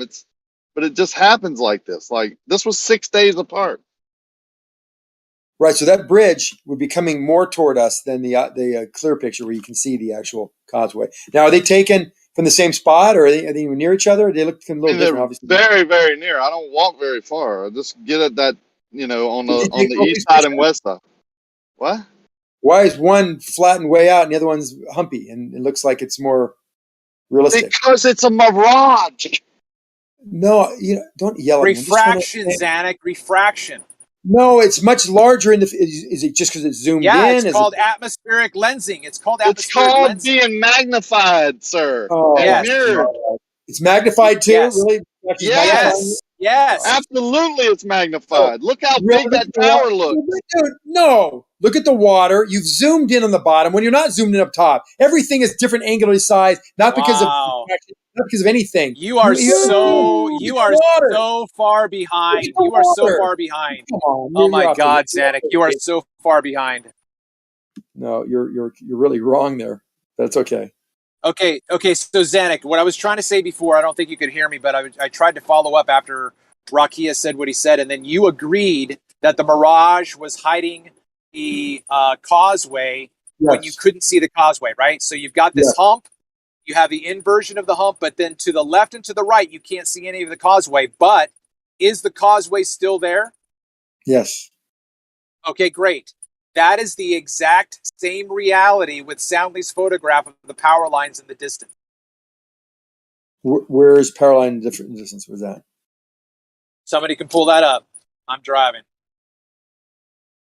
What are you talking about? What was the effect? I don't even know what you're even talking about. Okay, if someone knows what I'm talking about, Soundly's power lines for Pontchartrain is the exact same phenomenon that Zanuck just conceded. Yeah, I'm gonna pull them up now. It's the shiny water, it's the mirage, it's everything. That's exactly the same. Is he claiming that? Is Soundly claiming that it's caused by Earth curvature and it's actually caused by mirage? Yes. Is that what you're Yes. Yes. I don't know the picture. Zanuck, when the moon is low on the horizon, why does it appear to look bigger Stop it. Because the atmosphere is making it look bigger. Show me the picture. We can talk about Soundly's picture, okay? You've never seen the moon appear to be bigger. That's one. That's one. I'm not sure if that's Soundly's, but I'm finding one. He's got the same thing. The shiny water. And what's interesting about that is that the top of the power lines are curving downward, yet the mirage is now cutting into the water and the power lines due to the mirage. I agree. Yeah, you got all kind of shit taking effect there, but it's not reality. We don't have the Earth curve because the Earth curve is being hidden by the mirage. Yeah, it's you don't have Earth curve in the first place. It's just the illusion is created by the mirage. So I think we should stop here because we're just making ourselves go crazy. I like all the videos and things. This is a new video, Caprinas. I'm going to watch that. What we need to show is I need to show my concept, which is vastly different than what we're talking about, where we have both in our field of view, and we know what the things are. We know how far they're away. We know how far my sailboat. Hold on. You know how far my sailboat is. We know how far. We know where I was. We know where that far. Hold on. Everything was known. We know the buildings. We know why they're in mirage, how far they are away, and my sailboat, how far it is away. So once I get that picture and I can start doing a video of my rising and lowering of the field of view, then we can kind of talk about it. Because right now we're just going to be talking. No, Zanuck, we really don't. You don't understand that the atmosphere can create something that will appear to be bigger, like lensing, different. It can appear to be. Work like that. No, doesn't work that way. So when the moon is on the horizon and it looks bigger, it's not bigger. Because why? Why is that? Because I know it's not actually bigger. Why does it appear to be bigger, Zanuck? It doesn't look bigger. It doesn't look because I have a discerning eye and I know angularly what size things are. You can simply put your thumb up to it and see it hasn't changed size. I forgot. Okay, you are the listen, Zanuck, the fact that you just said that shows your ignorance, that you don't understand that the refraction affects the angular size. Zanuck's actually 100% correct. He's absolutely 100% incorrect. I bet you $1,000. Go ahead and measure it today. Measure what? Measure the moon. Measure the moon on the horizon. Then I'm not talking about the moon. I'm talking about the angular size. I thought Zanuck was talking about his sailboat. Was Zanuck talking about the moon? He's talking about the moon. Yeah. Moon, yes. Well, I apologize. I wasn't talking about the moon, but so Zanuck, listen. Yeah, but when you start comparing the moon and boats and bridges, you can't do that. Just so you know, the sailboat was perfectly clear. It was a very clear day, and all I could see was 10, 12 miles away. There was a infrared mirage of the city behind it. Everything in front of me. I thought it was a clear day. It was a clear day. Well, why is there a mirage? Because a mirage happens at a very narrow band of your angular field of view. It can happen on a clear day, right? It happens on a clear day. Sure. And it can happen on different days closer and further away, right? People call it ether band, but it actually happens at eye level at a very far distance. I was not at a far distance. The boat was only 3 or 4, 5, 6 miles away. The shoreline was 12 miles away. Hold on. Let me just finish. Let me just walk through the river. I'm going to give me more than a sentence. Speaking quickly, I want to get this word in. Finish or walk me through. Are you going to finish or walk me through? Hold on. I'm looking at the sailboat. Beautiful sail. Very clear as you can be. Behind it is an infrared mirage. At my eye level, below eye level, because I'm 3-4 feet off the water, is this beautiful sailboat and only see the sail. As I just stand up and go one step on the dock, I see the entire hull, the 2 stories, but the mirage in the back is still there. See, it's not cut. So when I low back down, the boat starts to disappear. The sail is not changing. The mirage is behind the sailboat. There's no distorting of that sail, even though the mirage is directly behind it. And that's what I owe you. I owe you a picture and video of. I agree. I will show. And once you see it, you'll go, fuck, you're right. Seriously. Okay. You want to put money on that? Yes. Okay. Well, like $100. Let's do $100. I'll fucking buy a coupon to your local Jamba Juice, fucking extra large. Send you a fucking coupon. Okay. Well, you draw up the contract. That is, you draw up what you're going to say and what you think my response is going to be as a result of what you think the reality is. Okay. So just real quick. Why would I stand up and not? Why would I stand up just between friends here, between you and me? When I stood up, when that sailboat didn't change at all. When I stood up and that sailboat didn't change at all, what do you think I was seeing? I don't know what you mean by didn't change at all, right? I saw a sail, and as all the I stood change is that I saw more and more of the hull as I stood up. So it did change. So it did change. How did it change? You saw more of it. No, but the sail didn't change shape or form or have any delineation lines or any kind of. You're going to have to prove that. You're going to have to show that. Okay.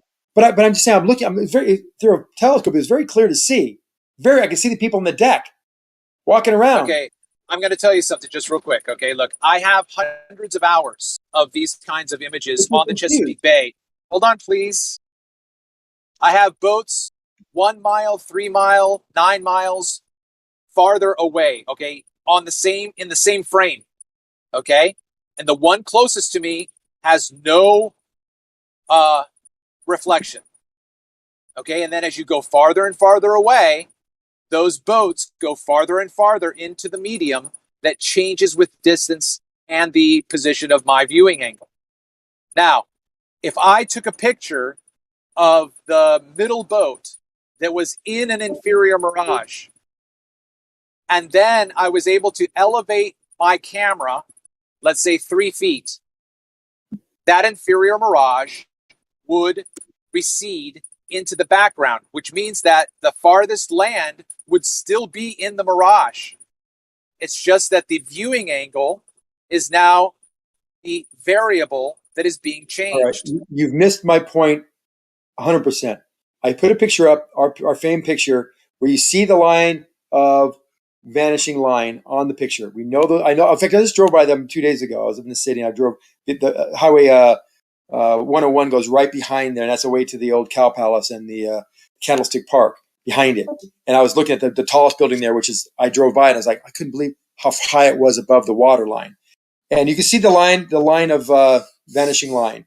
And you say it's distorting the sail, but that sail actually angles down to where it meets the actual hull. So when I stood up, I saw the entire hull. That sail didn't change shape at all, yet the mirage behind it was still intact.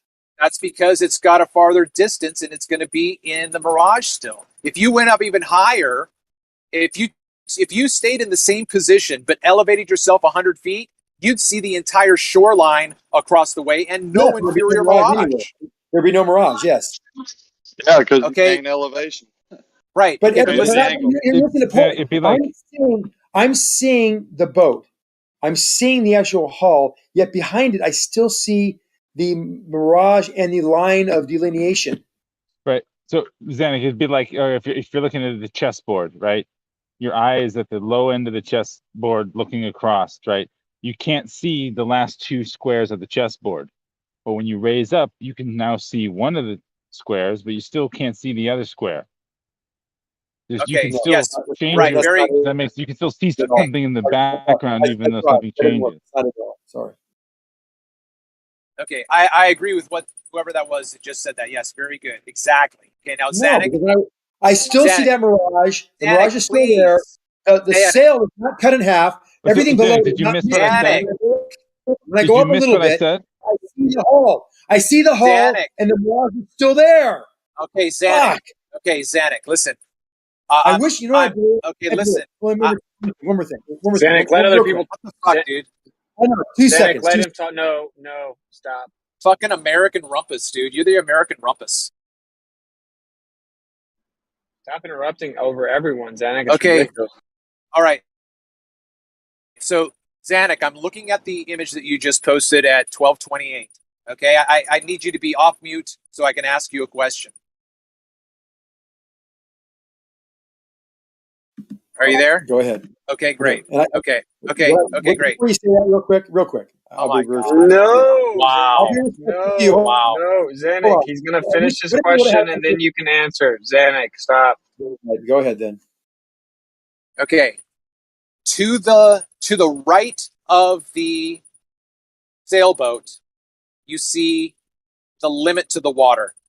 What is creating that limit at that point? To the right and to the left. What is creating the limit to the water? That's the curvature of the Earth.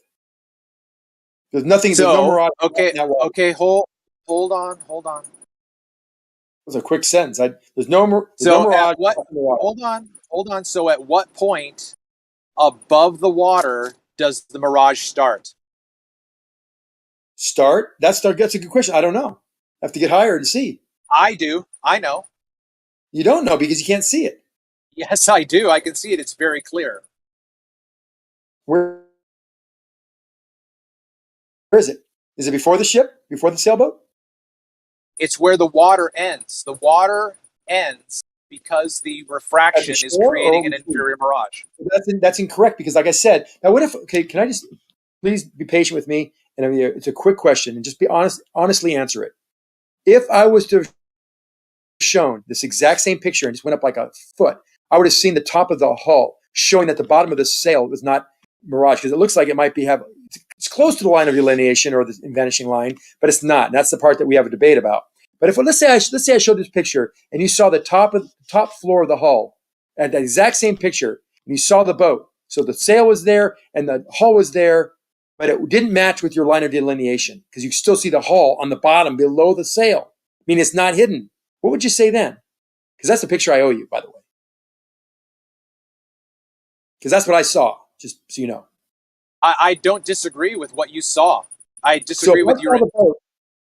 So if I saw the boat and I saw the top of the hull, the captain's bridge, right below that sail, because it's right on top of it, and I showed it in a picture looked just like this, but you saw white below the sail, and the line of delineation was above the hull, what would, because that's what I saw, by the way, why would you say that's not curvature then? Because it's not obviously not hiding the water because we see the boat's hull.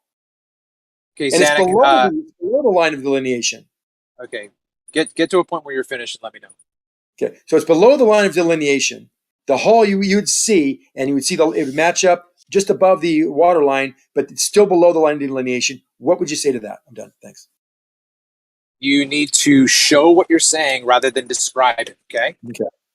But you can envision there is something. You can see the attachment points where the sail is attaching, not the rest of the hull, just a little bit of the boat below that. Okay. So okay. The video that you saw that I posted. I haven't watched it yet. Okay, I know. I'm sure you haven't.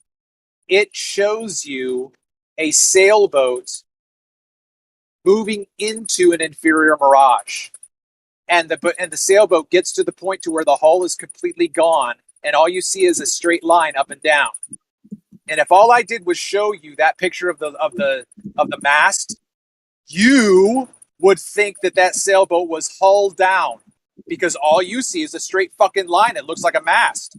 But if I backed up the video and brought the sailboat all the way back into proximity, it would be on the water, above the water, moving into the mirage. That's exactly what you have. The only problem that you have in your image is your sailboat is moving laterally. My sailboat is moving horizontally away from me, so I can have that distinction and differentiation. But it's the same effect. Oh, no. It was pointing toward me. Yeah. This boat is pointing toward me. The boat was like 45-degree angle toward me. It's trying toward me. If he was going the other way, you'd be running into the San Francisco SFO. The airport. It's like the chess piece is like moving from one square to another towards you. It would be sailing, be running aground at the airport if it was going left to right. It's not. It's going toward me. Okay, Zanuck. Then my point would be if you had a video of it, you would watch that sailboat either get closer to you or farther away. But either way, the mirage would be affected, or I'm sorry, the boat would be affected by the intensity of the mirage that it's either moving into or out of. No. And that's exactly what I saw.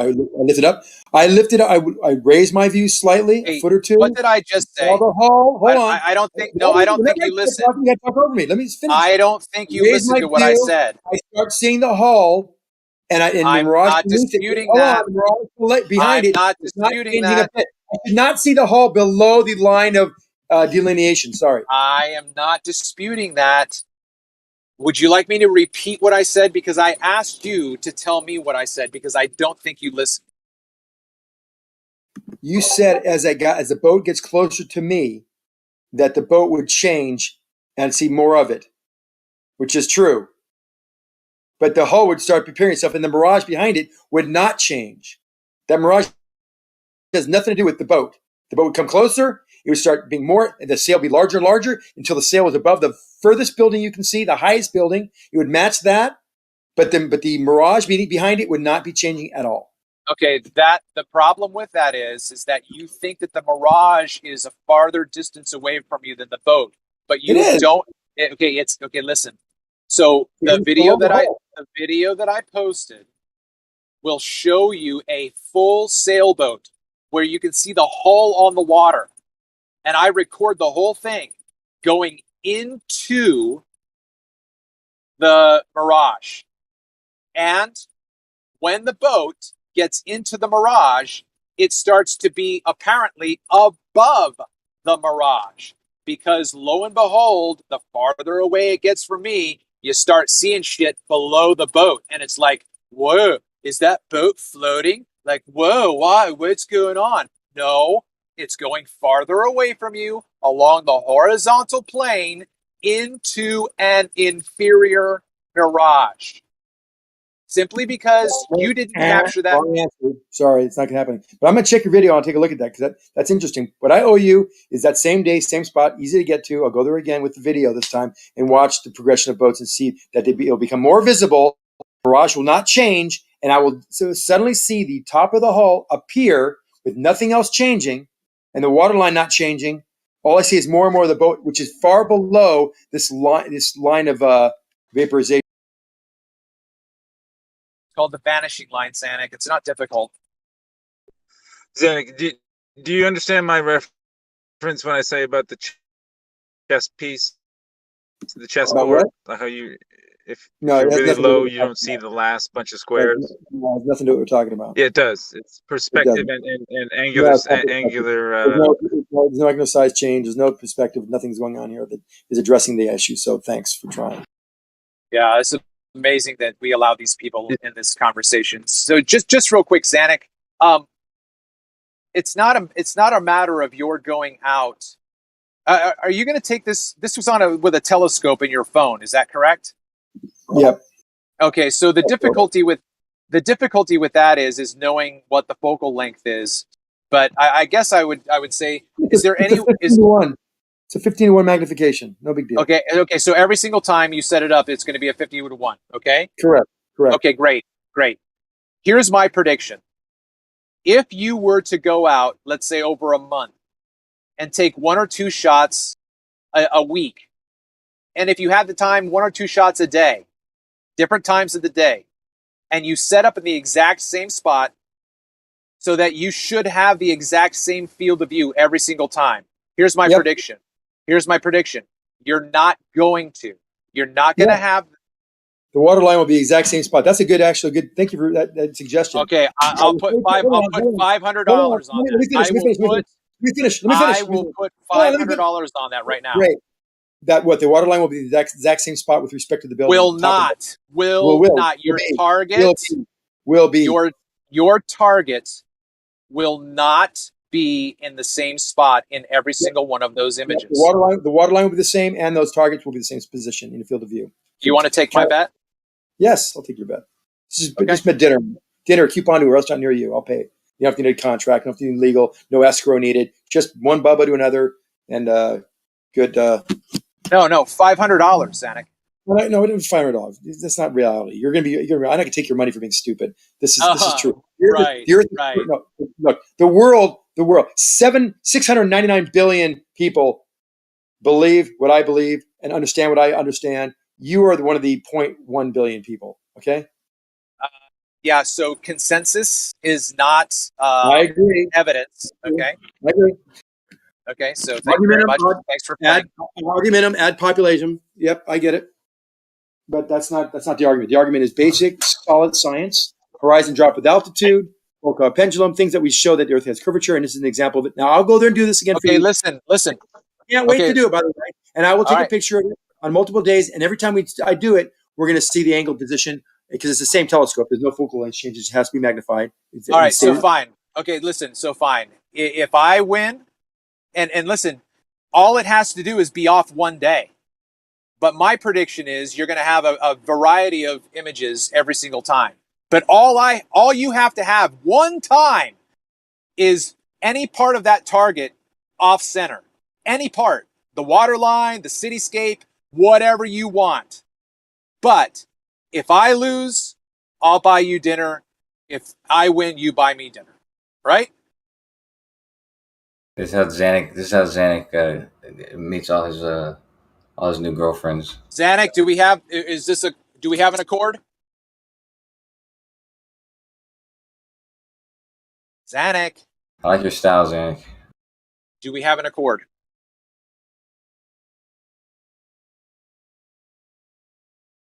Oh, sorry, guys. Had a little interruption there. What was that? Okay. So let us know when you're going to do this. Okay. Just save everything till the end and do like a presentation or something. Okay. But tell us when you're going to go out and, all that kind of stuff. So my statement is all you have to do is have one time where your field of view doesn't match up and I win. Yes. What do you field of view doesn't match up? What do you mean? Some will be a little distorted. What field of view? What object are you talking about? The buildings in the background? Okay, listen. What I would like you to do is find a target that you're going to photograph the exact same way every single time. I don't care what it is, as long as it doesn't move, as long as it's like a fixed reference point. Like, so I'll get more of the airport in the picture. That means because that'll be some fixed stuff there. Whatever. My point is that what about the buildings in the background? They're going to be moving because there's actually obviously there's refraction capability. I wouldn't doubt that something low to the shore there. That's well above the shore, by the way. That's like 50 feet above the shore. Why those things would move? How about the upper buildings, like the upper buildings that in the background, the highest building? Yeah, I don't know why this is now. For some reason, you're convoluting everything right now. This is all. The horizon could also change because if there's looming that day, if I find one day where it's real calm, like the black That's swamp, what I'm saying, dude.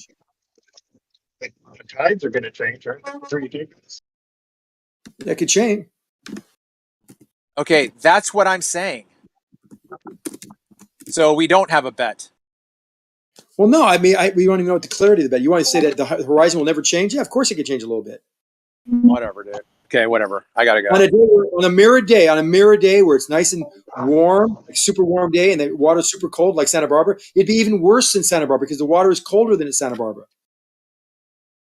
Then you have a temperature inversion. It would make light bend downward, and it could raise the ocean up a little bit. Actually, it makes the problem worse if something's hidden.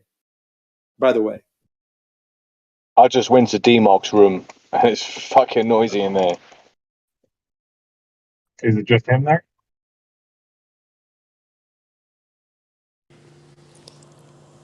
Zanuck, you have to admit that picture that I posted of your picture.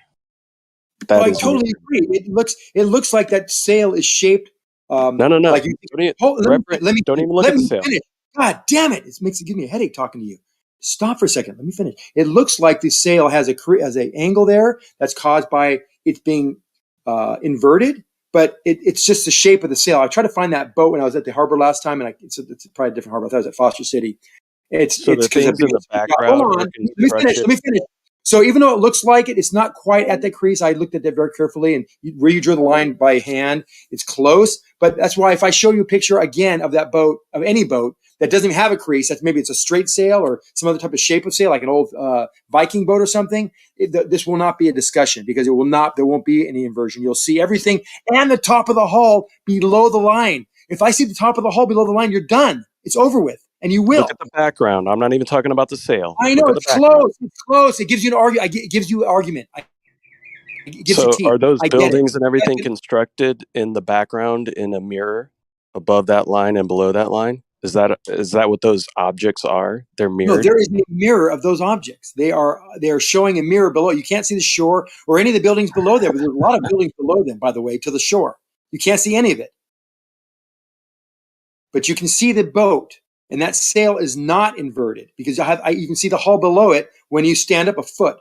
The mirage still stays there. That line you've drawn would still be there, but that sail would have a whole different shape. It'd be higher.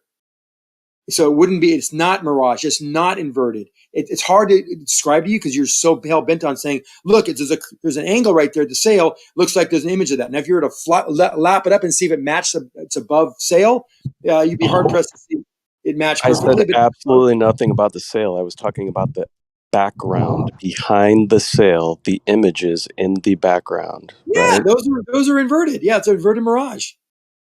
Okay. Then we agree. Yeah, but the boat Where is that not. miraging starts.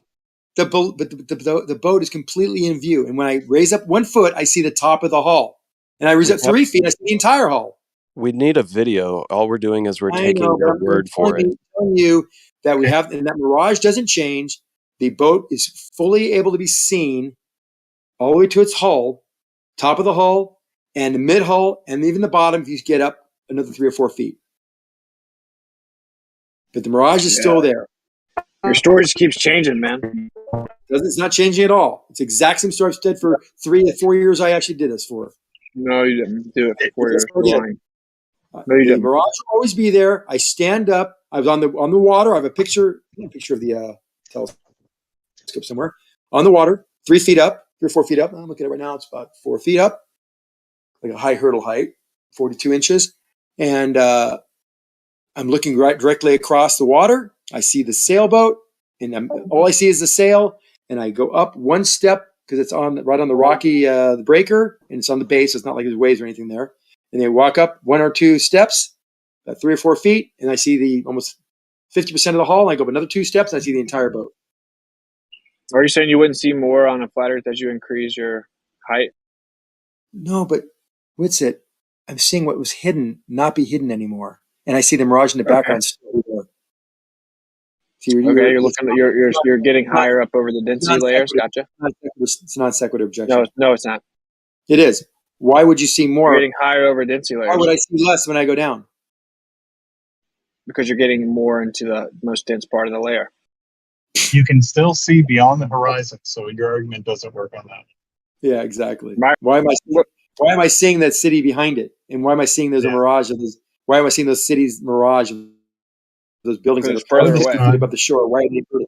What's it? You can't answer when you're talking. You can't answer when you're talking. That's at eye level. I can't answer when I'm talking. You can't answer when you're talking. What? You're talking. You're not listening and answering my question.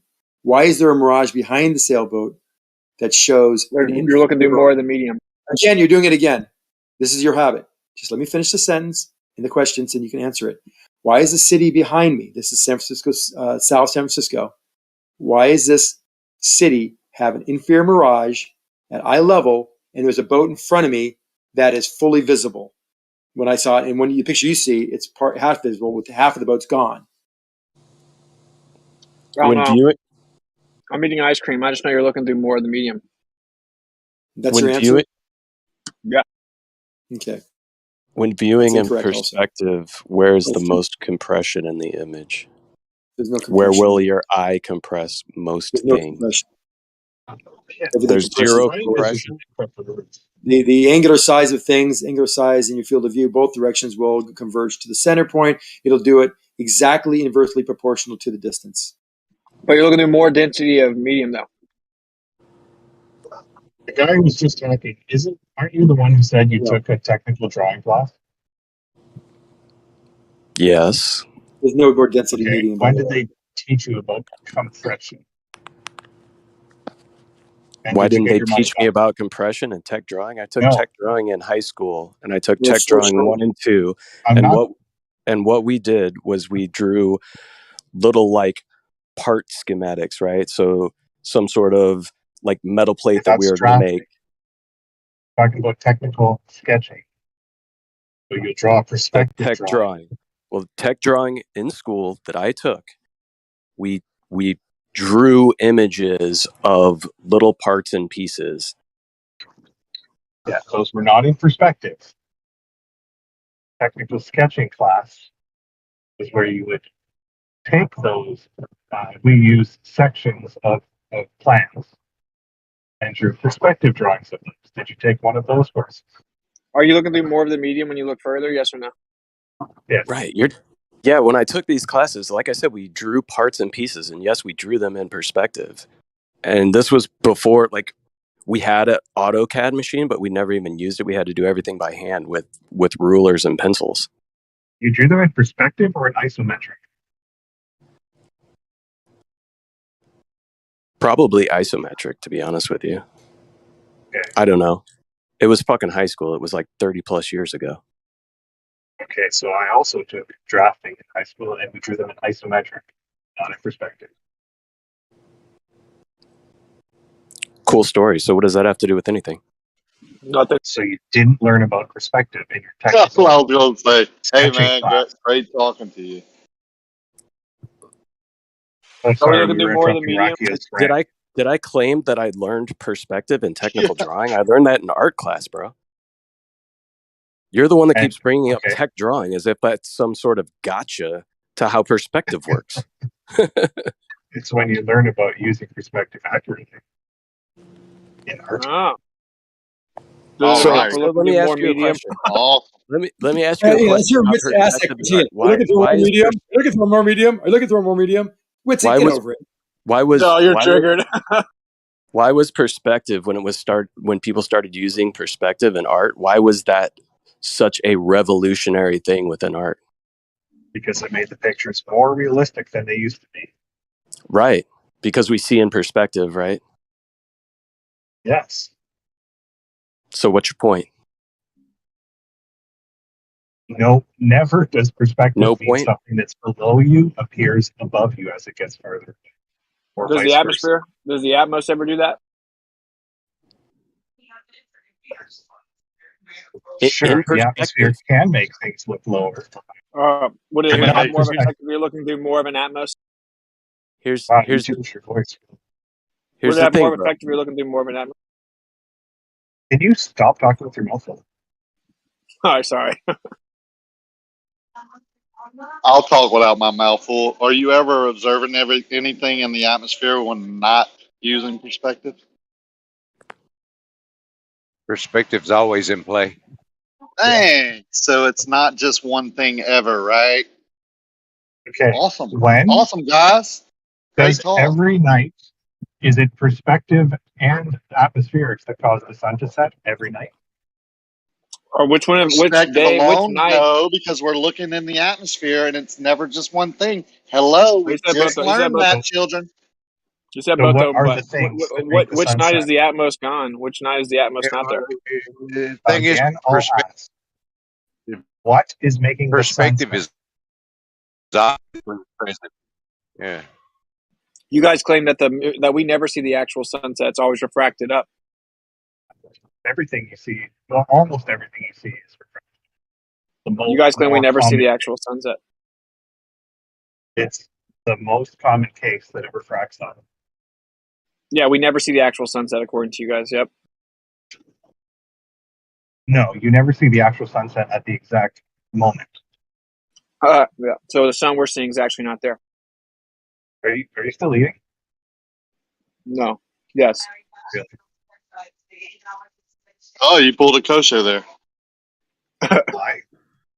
Well, I thought about quitting, but I decided that bite was really good, so I'm still eating. Yeah.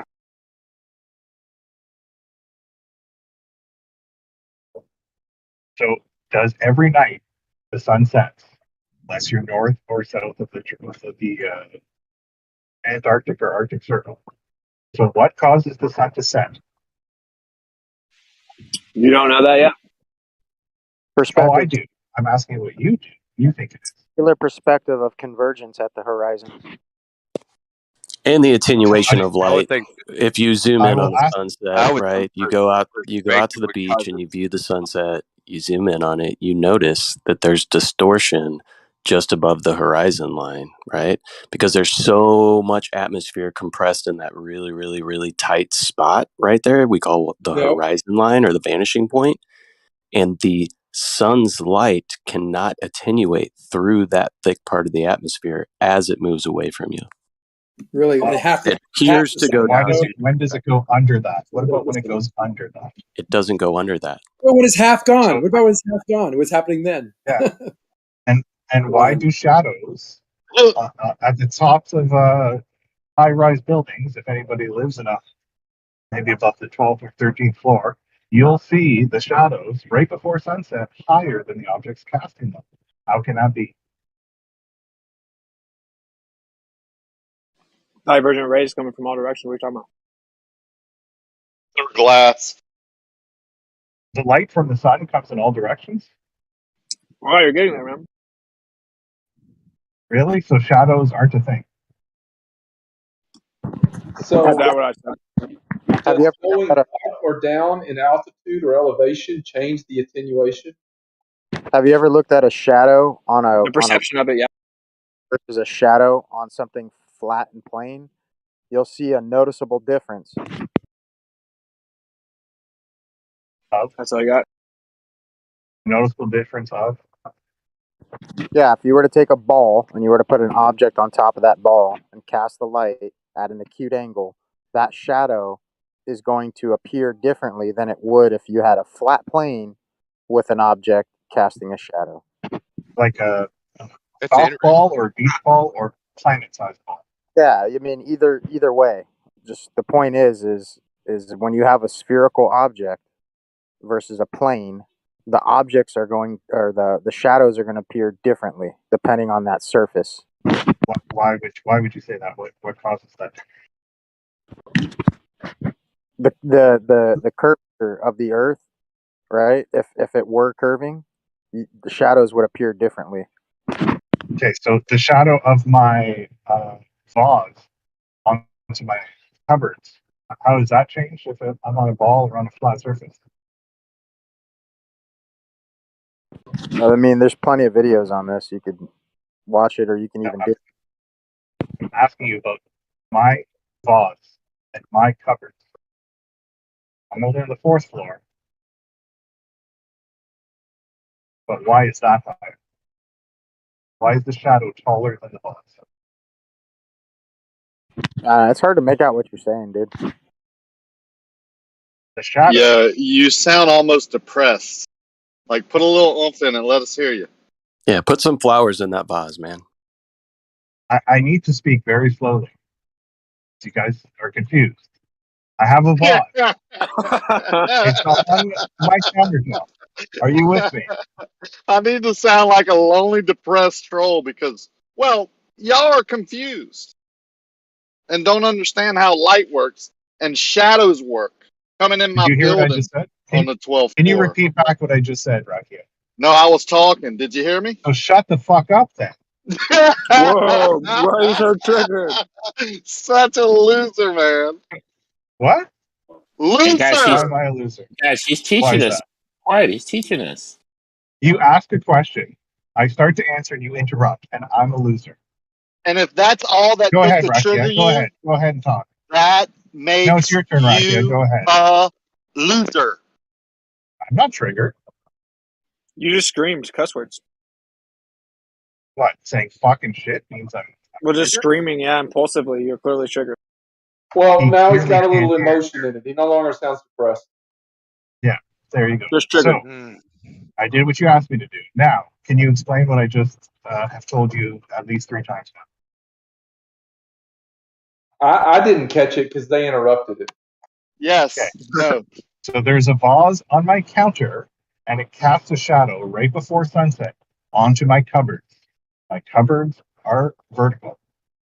Why is the shadow on the cupboards taller than the vase itself? That means the sun is below the vase, right? We're talking about shadows on the surface, not shadows on vertical. I'm talking about the shadows on my cupboards. Maybe you missed that part. It means the light is above the vase. Yeah, I'm not at your house, so it's really hard for me. No, it means the the light light, is below the vase. in order The for the light is light to hit below. the shadow Why is it taller than shining the up on vase, the vase? the light has to be low. Light is Light from the showing vase, up, there would be no shadow. shining up the vase, and it's showing the shadow up in the cupboards up above the vase. Yeah, The light's not a lot, because again, I'm source only on the has to 4th be floor. below it. And it only happens a certain part of the year because the lake I'm on, it has to be right near Superman. So you have a lake. Yes, So you have I a lake got the and answer. I got the reflect. answer to this one. Don't worry, flat earthers. I got this one covered. Because the light is bouncing off the lake down at an angle and up to the angle of your 4th floor. And it can only bounce off the lake if it was a flat plane, not if it was curved. Next. No, because again, I'm on the 4th floor. It does reflect onto the ceiling, but not onto the vase. And it's a different.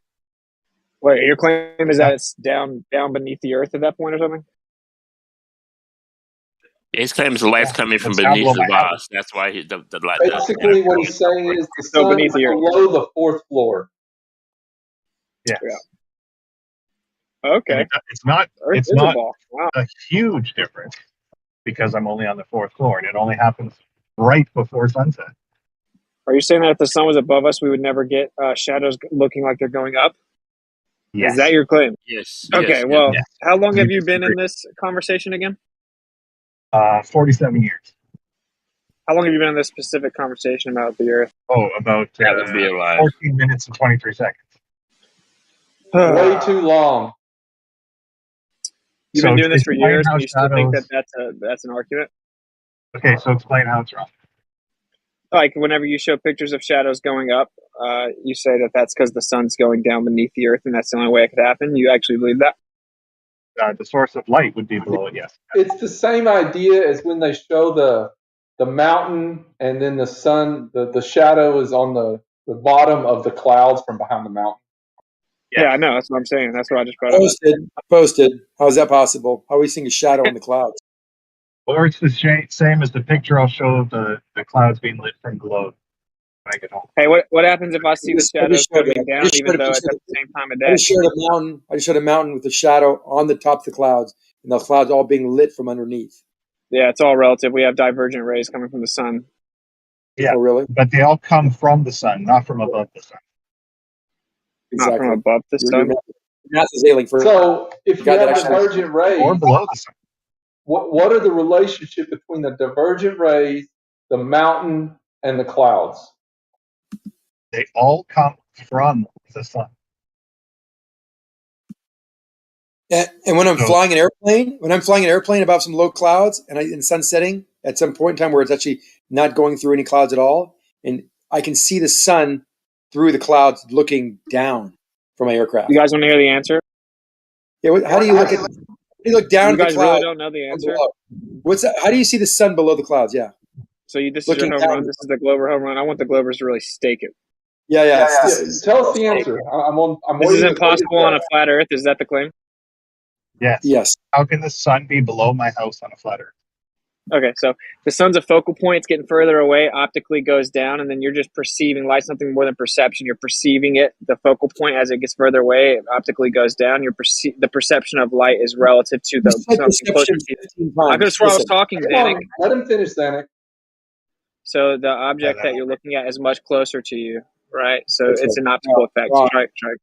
What? Okay. What? So hold on. Let me respond back. So here I am above the clouds and above this light source, which we call the sun. And if you were following the laws of perspective, which you use 15 times in your word salad, you would have known that things at eye level will only go to eye level as they get further away, not go below, not go above. Wrong. No, that's Really? correct. You've been talking about this for years, and you guys still don't understand basic things. No, not only have we been talking about it. All right, let me explain why you're stupid. Oh, this argument's stupid. Okay, Oh, so it's if I go up, you still don't get it. That's why it's stupid. correct. The argument is stupid. You think that the fact that there's you think you think that the fact that there's horizon drop with altitude proves a ball. That is Yes. very, very stupid, Sammy. That is exactly very smart. Because that's easy geometry. Do you guys leave the Easy house without geometry. helmets on? Basic geometry tells us You this. guys, dude, how do you guys cheer, dude? Is this serious? Are you saying we're seeing the actual position of the sun? Are you able to answer the question on the table? Yeah, of course. Yeah, So you're when I claiming go- wait. geometry. You're claiming this is impossible due to basic geometry, but are you seeing the actual position of the sun? It can only be at max a half a degree off. You don't know that. You They've never measured any other way. We know this because it slows down, but what sets that angular velocity slows down as it sets. Another proof point. Zanik, let's say that I'm looking over a flat surface and I go up in the air. As I go up in the air, am I going above what I'm looking out over? Yes, but you're not going above the sun if you're to flat. So the further I go, no, he said the fact that there's a horizon drop with altitude proves zero. So horizon drop. He's way past being able to leave the house unsupervised. You know, horizon is only a sharp horizon is only a thing on a globe. Oh, now we're making more claims that require you to not. I guess it would be a thing on a cylinder Earth too. So, wow, I feel bad for you guys. And you guys have done this for years. Yeah. To answer your question, the right answer. You should be learning by over the years. You've heard this. You're not. You're still obstinately, buddy. You're wrong. You're wrong, buddy. I'm not wrong, dude. Keep on telling me I'm wrong, but you cannot provide any. Well, every time I start to, you guys impulsively interrupt. Right. Because Hold on. Yes. Four degree drop at 35,000 feet. That's refraction. That's why the triggered. Horizon. No, wrong answer. Are you done? So I want to answer. Zanuck, can we get off the horizon and back to him explaining how sunlight goes up? I would like to answer. Goes down and then swoops up. I'd like him to explain that. I would like for you to not be a camera. I guess we all like things. Every time I try to talk, you interrupt me. Witsit, you asked if we are on a flat plane, we go up, we're above it, we go up in elevation, do we go above the things on the flat plane? That is true, but we don't go above the sun. Not the point, though. So I was actually refuting. The reason I said that was I was refuting Zanuck's stupid claim, and then we'll get back to your other. He was actually the claim that he brought up. The question that he brought up as a red herring was what he was refuting. Well, yeah, I addressed that Zanuck's claim he just screams out so much is really, really, really, really, really stupid. So we'll move on to the other claim. What you said was you guys believe this, and we agreed, and then you ran with that because you can't answer the. You guys believe that horizon drop with altitude proves the Earth's a ball. Yeah, you sound depressed. That also is a red herring. How am I depressed? That's what Zanuck said. Dude, it's not a red herring. I was responding to what Zanuck said. He agreed with you as you tried to deflect. Who is this douchebag that keeps interrupting me? What's your name? What's your name? What's your name? My name is Brad. Your douchebag name is Witsit. Well, why do you have to keep interrupting me, douchebag Brad? Can you answer the question? Well, probably if you don't interrupt me every time I start to do that. Go ahead. Yeah, no interrupting, guys. Come on, and no name calling, please. So Zanuck, asshole. Sorry.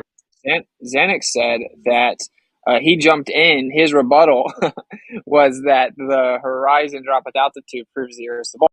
Put on a flat surface, you're going up above what you're looking at. So as you go higher, then what you're looking over across is going further and further below you. It's further and further below you as you go up. That's very obvious. It rises towards eye level. Are you going to answer? You can't do it. Are you going to answer my question instead of the question you brought to Zanuck? No, Zanuck brought that up, buddy. You were lost. Zanuck brought it up. You interrupted me talking to somebody. So you're always lost. You're always lost. Zanuck you took it over. Okay. And then you changed it. So you go. No, Zanuck changed it. Zanuck changed it. You're lost. Zanuck is Zanuck was talking about that. It was long ago. Zanuck acted like it was relevant to this discussion, so I had to address it because Zanuck said something stupid. So now you're mad at Zanuck. Zanuck's not part of this discussion. Ignore his question. You've addressed it and you've made your point clear. Now please answer my question. So all you guys have been refuted. Okay, perfect. So all you guys are refuted when you claim that there's globe exclusivity to horizon drop with altitude. I'm glad you guys are making progress. So now we'll talk about the sun. Okay, the sun's a focal point, and it optically goes down in our view. And if we're looking at something much closer to that, then all we're doing is perceiving that light, the apparent location of the sun, when it's basically converging to a focal point, eventually to a vanishing point, right? So it's effectively, the sun is a focal point, and it's going away from us and optically decreasing, right? And you're just perceiving the light relative to something closer to you in the foreground. So why is it that I couldn't perceive that the light was below the mountain? Can you enlighten me? Did anybody understand that? It would go down optically. What he's saying is, as the sun goes across the sky, it goes lower. Just like street lamps go down into the horizon, the sun goes down, so the light would be lower. Definitely. And the street lamps get shorter and smaller. Yes. And they still have light, and the angle of the light changes because it vanishes into the horizon. Not because the Earth is bending, but because of angular perspective. Next. Correct. I agree with that. That was so difficult. I agree with that. Are you also saying that the sun shrinks into a point? No, did I say that? The sun is The a sun focal is point. different than streetlights. Yeah, the sun is a focal point. The sun is already a focal point. What we perceive as the focal point. Why would it get any smaller? I'm not sure. Can you explain what a point is? What? How big is a point? How big is the point? I don't have to make a claim about how big the point is. It has a radius. How big is a point? Any point. They're all the same size. What? Why is the all points are exactly the same size? I can hear both of you at the same time, believe it or not. Yeah. One sec. I don't understand what you mean by the sun is. I mean, I can see. To me, a point is a dot. I can see a big circle for the sun, so it's not really a focal point. Exactly. Wait, are you saying that focal points can't be circles? Correct. A point is the zero dimension, has no size. The sun has size. We can measure it. No, it's just a focal point. It's not that it has no size. It's like maybe when on the smaller scale, but the sun is obviously not a little laser you hold. So, are you saying lasers don't have focal points? Laser is a point. Do lasers have focal points? Are they circles? Thanks for playing. God, this is how many years? So you think the sun is a laser? Or it's not a laser? It's a focal point. Is it a point? Good plan. Good plan with your move. No, it is not a focal point. The sun is not a focal point. Yes, it is. Okay, let me ask you again. How big is a point? How big is a point? You're going to talk about the angular size of the sun? You don't know? Isn't that one of your main arguments that I just refuted? Yeah. So how big is a point? Yeah, it's a focal point. What is your definition of a focal point? I guess that's what we're trying to figure out. Because to us, the sun is not a focal point, but to you, apparently, is. Often just uses words that sound smart. It's the center of the rays. The sun has a center, but it has more than that. The sun itself is the center. Stuff around the center means it's not a point. No, the sun is the center. It's the focal point. We're talking about a big scale. So let me ask you again, and this is a really easy question. How big is a point? How big the angular size of the sun is. The sun is the focal point. Are you not listening? So how big is the lens flare? Have dimensions then? It's the angular size that you guys always tout. It's the focal point. We wouldn't expect to see any drastic change. It's a focal point. So it can't get any smaller than that. How big is light? Zero dimensions. They have no size. The angular size of the sun. Are you not listening? Yes. So if the sun has an angular size, it is not a point. Yeah, it's a focal point. Yeah, that focal point is what we get an angular size of. Okay. All right. Can you just? Okay. So somebody asked you to explain a focal point. Can you do that? Yeah, I just said the center of like the divergent rays, where the rays proceed from the center point, the central point. But rays came from the top of the sun and the bottom of the sun. They all come. Yeah. Okay. So. Yeah, they're all coming from the central point, which is the sun, the focal point. No, again, the rays of light come from the top of the sun, the center of the sun, the bottom of the sun, every point on the sun, not just. They all come out from the circle focal point. Try again. No, that's why there's a penumbra and a number. Oh. Do you not know this? How long have you been in this conversation? I know your fairy tales about penumbras and numbers, yeah. And you don't, it doesn't happen? I don't believe your fairy tales. Okay. Why do you think that penumbras and numbers don't happen? Well, I just don't believe your space fairy tales about penumbras and numbers. Oh, just, okay. Why should I think it happens? That's very strong evidence. I cannot refute your ignorance. Well, you have proof it happens? Sorry? Can you provide me the proof it happens? There was an eclipse, what? Was that 3 weeks ago? Oh, so if I reify your fairy tale, then somehow I can use an eclipse to say it happens. Wow. So that took a long time. No, but if you witness it in reality, if you observe... All the global home runs have been refuted. If you observe what I claim in reality and you still don't believe it, well, it's on you. All the glower points were refuted back to back to back.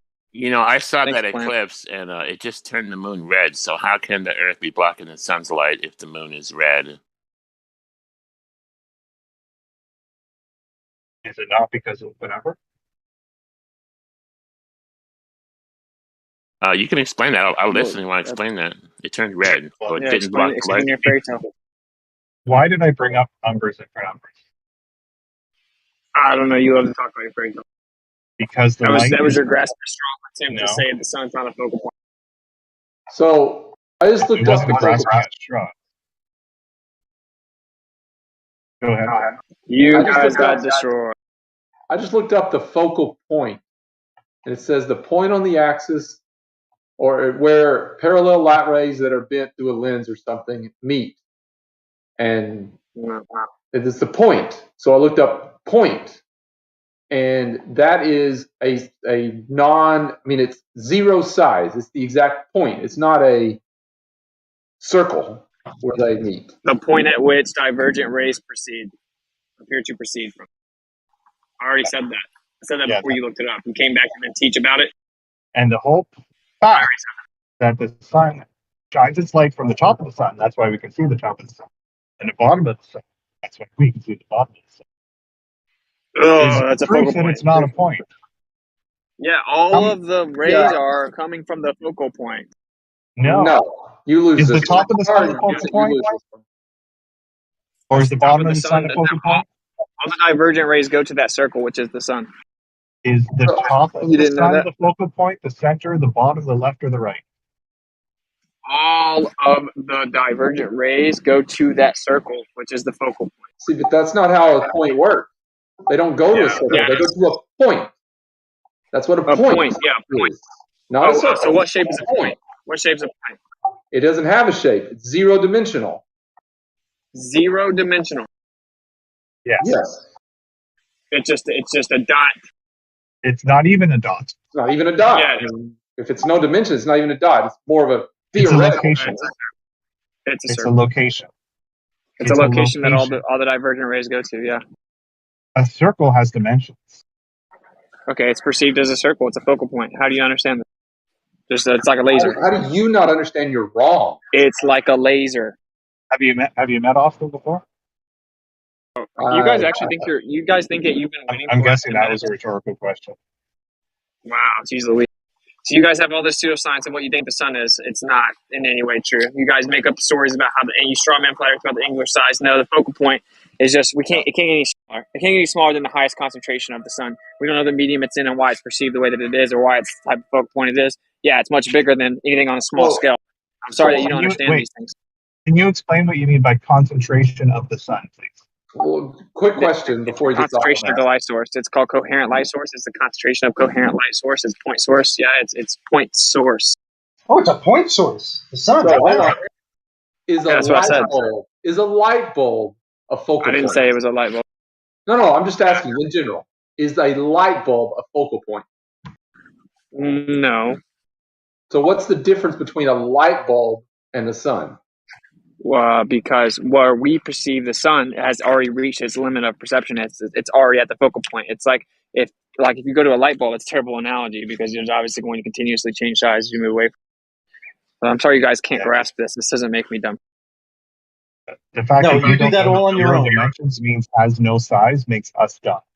I like that. I never said the sun has no size. I mean, for one, I don't claim actual size. This is purely optical. It's a focal point. It's an optical effect of it's a focal point. How do you understand that? Well, isn't everything that you see optical? That was your rebuttal. That's not a rebuttal. That's a point. Different kind of point, but it's still a point. Hey, why does the sun? Why does the shadow go down? Why does the shadow go down in Don's picture right there? I can't see it. I'm driving. But Why is the one that ends above the ground in the clouds? Yeah. What? You mean the one that ends in the clouds above the horizon? The shadow goes all the way down to the ground. What are you talking about? So, hold on. I'm still on this. So, because the sun doesn't change size, that is what makes it the focal point. I'm saying because it's a focal point, it wouldn't be expected to change size.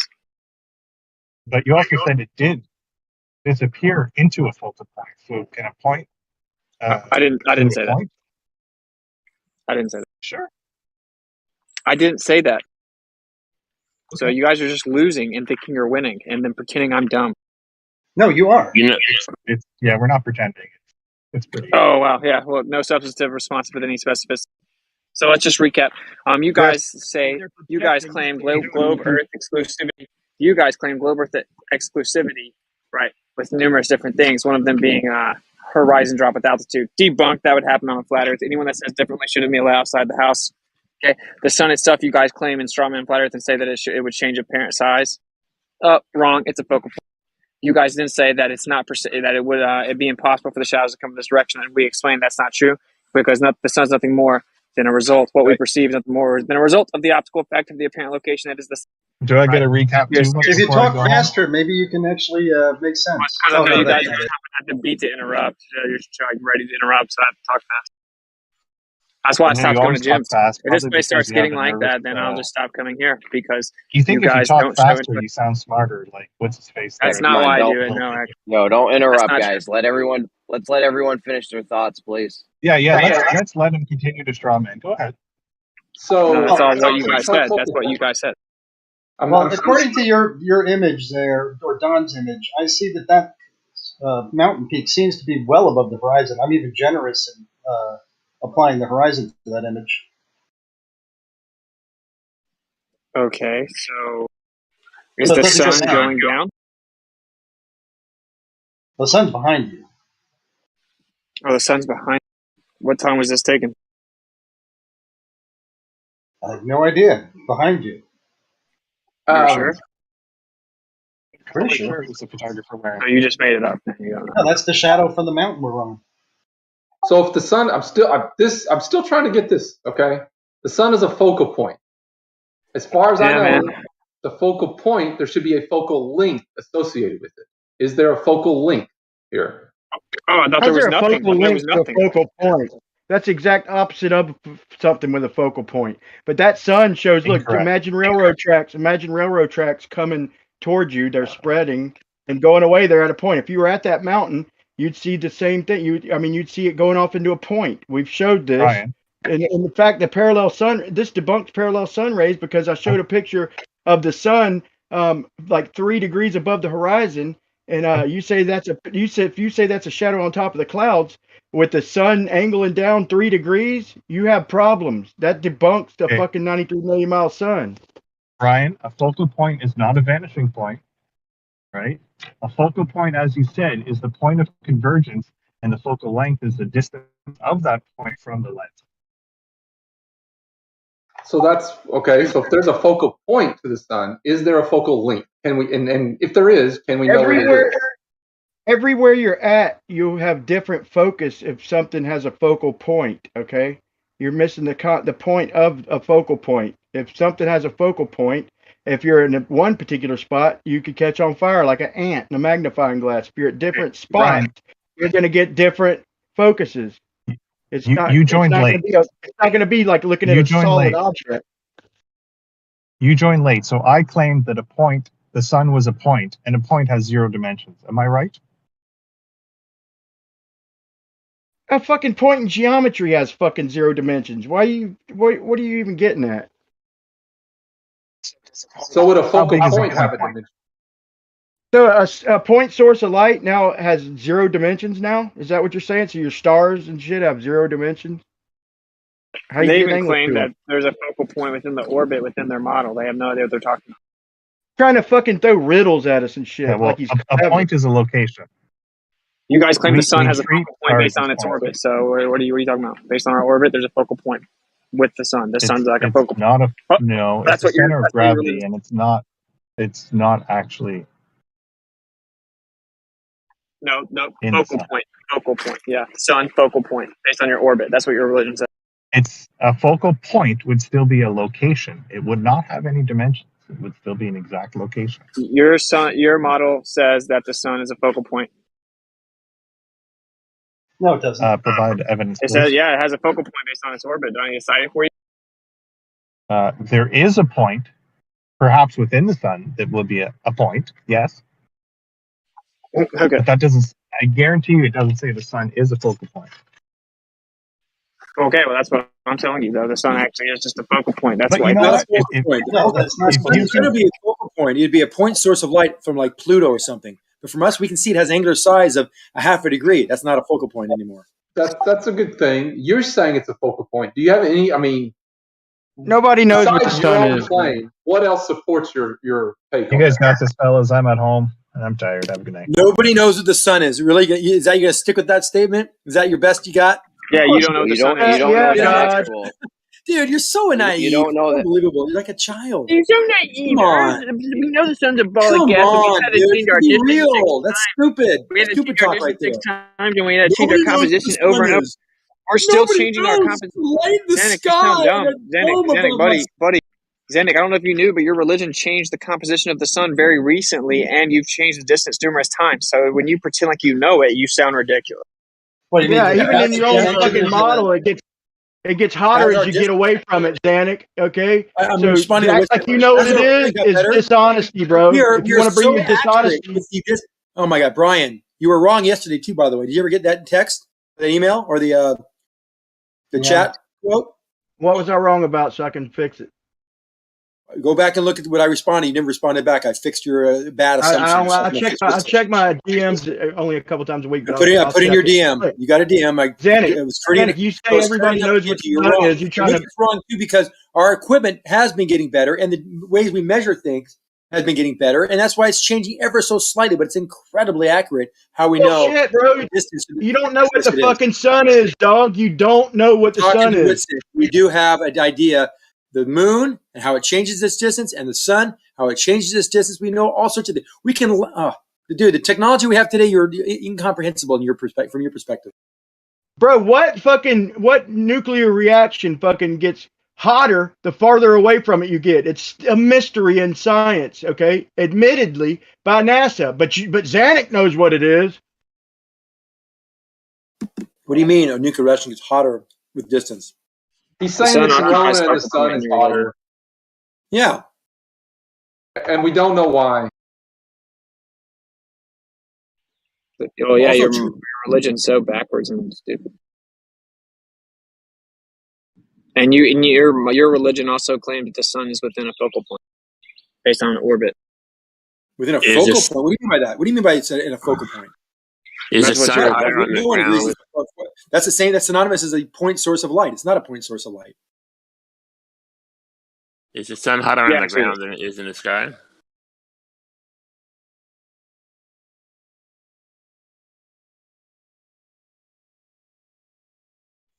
Google intensifies.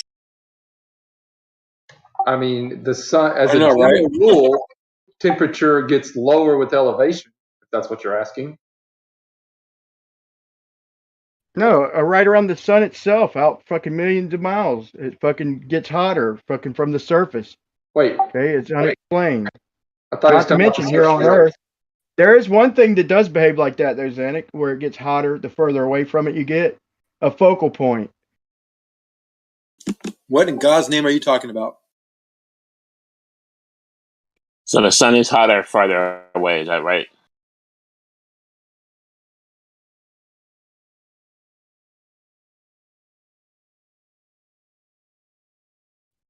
They don't like talking about it, bro. He might. I doubt he'll talk about it, but he knows it. He's just trying to Google. Google his way out of all the stuff. I told you I don't Google. Yeah, you do.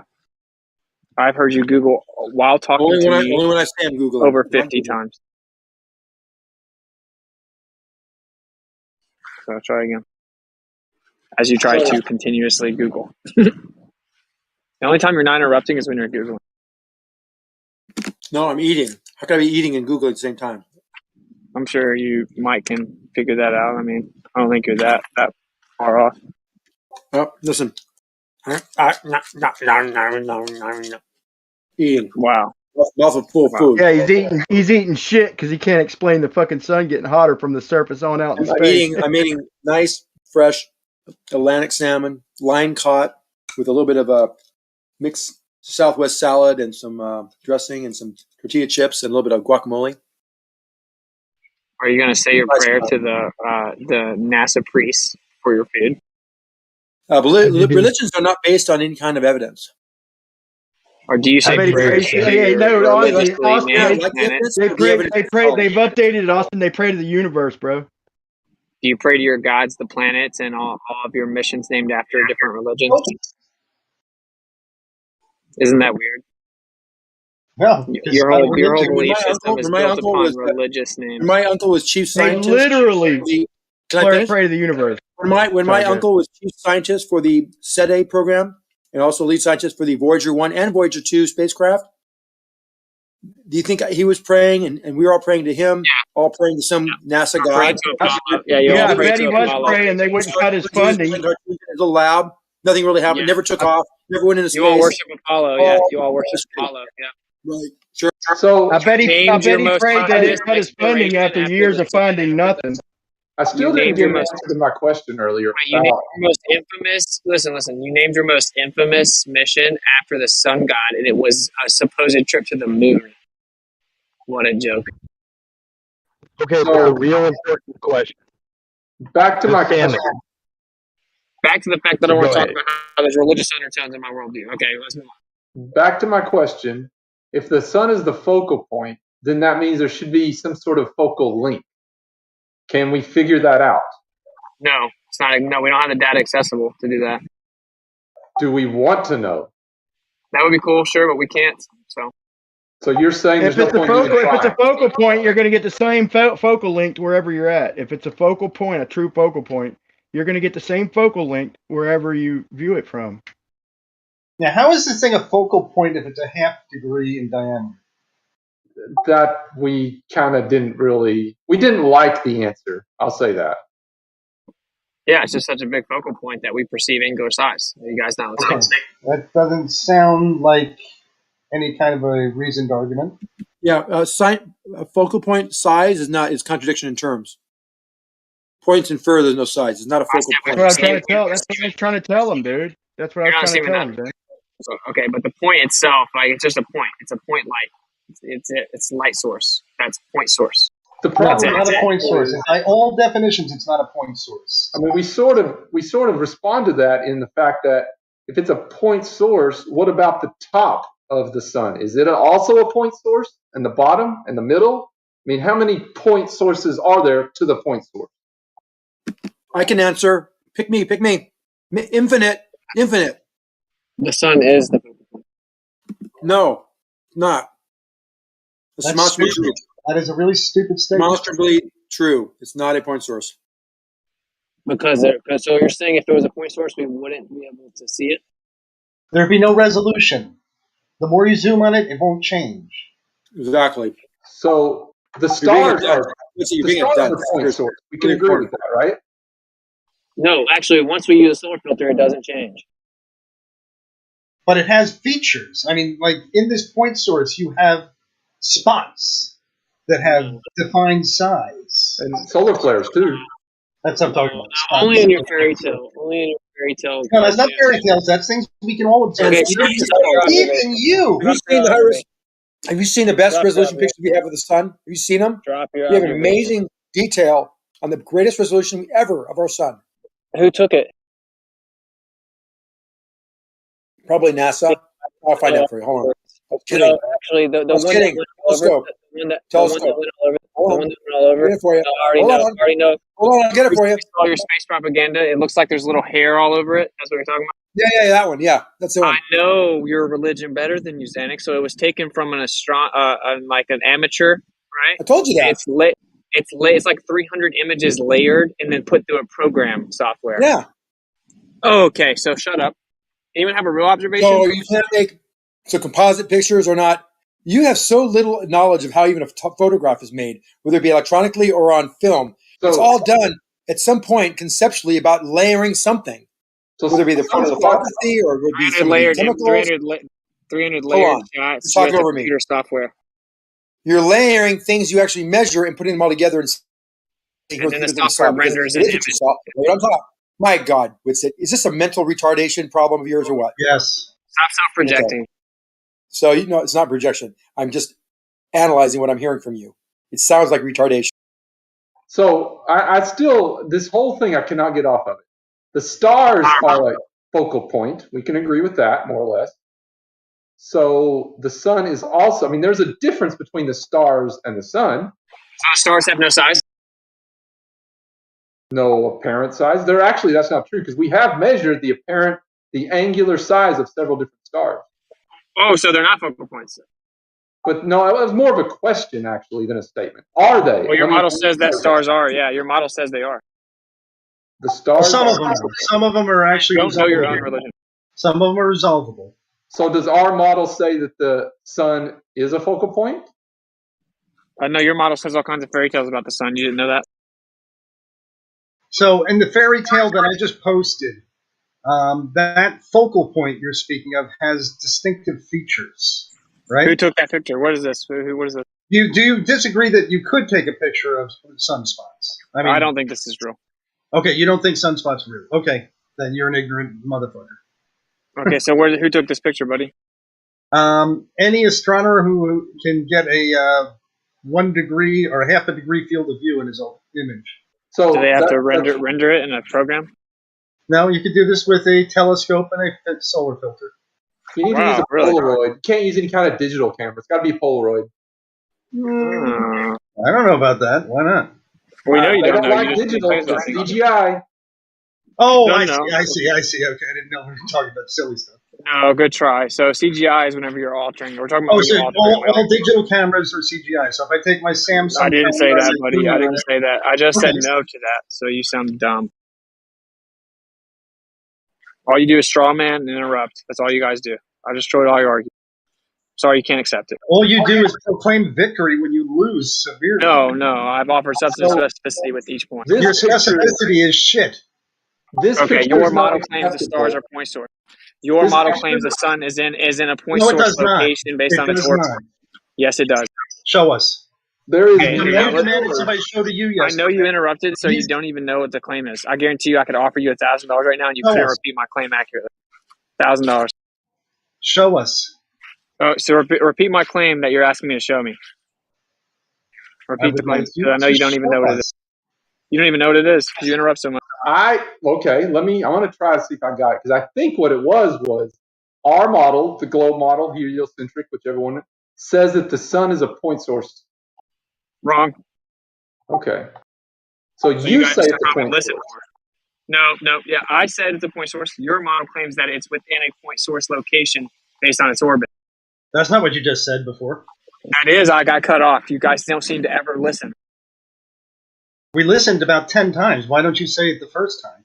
I've said that every time. You never said this. I said it was based on its orbit every time. In fact, that seems like a claim that was forced on you by other people. What? I'm just sitting here walking around by myself. I'm not sitting here Googling and using 7 people to interrupt and try to pretend the earth's a ball. I'm just walking around in beautiful nature. I just ate some ice cream. I'm just chilling, talking on the phone to you guys, destroying your religion. I'm not having to look up anything. No one's telling me anything.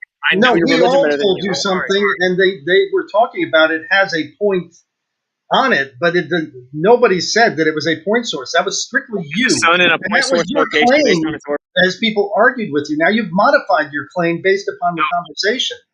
I didn't modify my claim. I've been saying it the whole time that within your model, even within your model, the sun's within a point source location based on orbits. I've said that over 20 times. I've said that for over 15 minutes. You guys don't listen, though, because you just interrupt and make up stuff and say, prove me wrong. No, please show me. You don't even listen. That's why I knew I could offer $1,000. That's why I knew I could offer $1,000 and you wouldn't even know how to say my claim back, because you don't actually listen to it. You don't have any type of interest in intellectual honesty or having the exchange with specificity. You just want to interrupt and then straw man.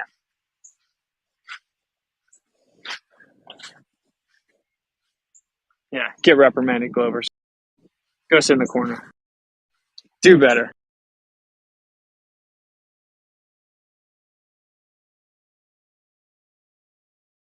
So back to the suns. Are sunspots a thing? I don't think you answered that. Are sunspots a real thing? I've never seen them. I reserve judgment on making a claim about sunspots.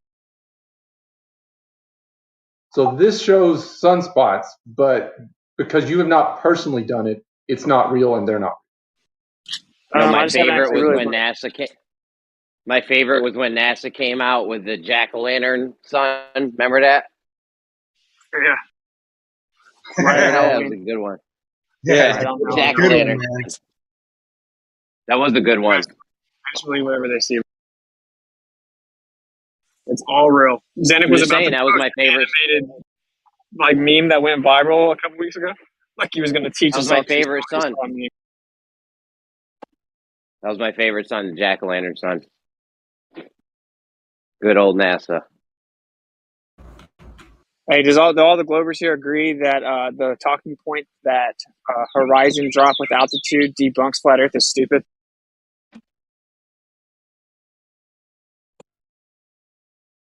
It does. It's exactly what gives you the evidence you need. You cannot refute it, nor have you ever seen it not to be true. Okay, Zanuck thinks it's true. So does everyone else agree with Zanuck? Of course they do. How about you let them talk? Hell no. No, let's let the other Globers talk. Come on. I don't even know what he said. I don't even know what he said, and I don't agree with him. Yeah, Zanuck always says that angular. Zanuck always says that horizon drop with altitude can only happen on a globe. Do all the other Globers agree with that? Dude, they literally don't understand our argument. So, I mean, how could they ever even look into it if they don't even understand it? We try and explain it to them verbatim. They don't understand it. Yeah, they have no intentions of trying to understand it. It's not even that they're incapable of understanding it. They are incapable, like they're incapable of understanding it, but not like intellectually. They're not actually trying to even understand the position. They're only trying to hand wave dismiss it. Well, that is a critique. But yeah, I think That's what you guys do. Zanuck's point with the drop of the horizon, it's certainly an indication that it would certainly be evidence that you're on a sphere. I don't know if I'd use the word debunk or prove or whatever, but yeah, it certainly is a massive indication that you're on a sphere. So there should be no horizon drop on a flat surface. Is that your point? No, I'm not saying that. I'm just saying that I'm in. There's a mechanism missing for that, or there's a reason and a mechanism. Whereas on the globe, it makes sense. There's a mechanism for that. But it makes perfect sense on a flat Earth too. So you just go above the Earth. So the higher you go up above what you're looking over across, the further and further down below you, what you're looking across is, it rises towards eye level. So flat earthers actually misspeak, and they have for many years, and they say it rises to eye level. It rises towards eye level. It's yeah, you based know on what? I thought about this in the past. I remember now. So the only thing that would I be concerned with is if it was an infinite plane or if it was a finite plane. And if it was a finite plane, then this horizon, like lowering, with when you raise up higher, it would happen on a flat plane, but it would also give you absolute definition for how far the edge of the Earth was. It's a function of distance, man. It depends on how far the clarity of the day, and the horizon is based. No matter what height, it's based on how far we could see. It's correct. So it's always atmos and altitude, or elevation, observer height, every single time. But Zanuck runs around screaming that it happens always. You'll never find one situation that doesn't happen. That's only possible on a globe. That's a very, very ignorant claim. That's why none of the Globers will speak up and stamp his claim with any definitive nature. Because it's ridiculous. So there's his home run, decapitated. Angular size change of the sun, that's a bunch of you guys' straw man home run, decapitated. I like to hear your guys' home runs. I'm yet to not be able to throw the slider past you. I haven't seen any home runs. I try this one because people kept quiet last time I brought it up. But the lines of longitude on Earth, we can go over how they're definite positions. Anyways, they converge north of the equator to the North Pole, as you know, and they do so at the exact same rate, going south towards the South Pole. So they get closer in both directions, and every latitude line, north or south of the equator, are all smaller than the equator. So this to me is probably the most unreconcilable evidence. Well, that's just based on our current mapped out land. That's all that is. So, effectively Cartesian coordinates from a central point. So you know how the longitude and latitude was discovered like it's not one central point; it's two: the North Pole and the South Pole. Yeah, well, it's funny because they had to claim that the South Pole is bigger than the Southern Hemisphere is bigger than the Northern Hemisphere. Why would they have to claim that? And what anomalies would we expect to find? I saw your thing on that, Brian, the other day where you linked something. I think it was Neil deGrasse Tyson said it was kind of pear-shaped. Yeah, and the Department of Defense and the Navy all saying. Did you actually look? Did you actually look into the difference in the size that they were saying it was? Like the height of Mount Everest at the equator. Did you actually look into the size difference about how big they said the difference in the size is, Brian? The height of Mount Everest. I'm talking to Brian.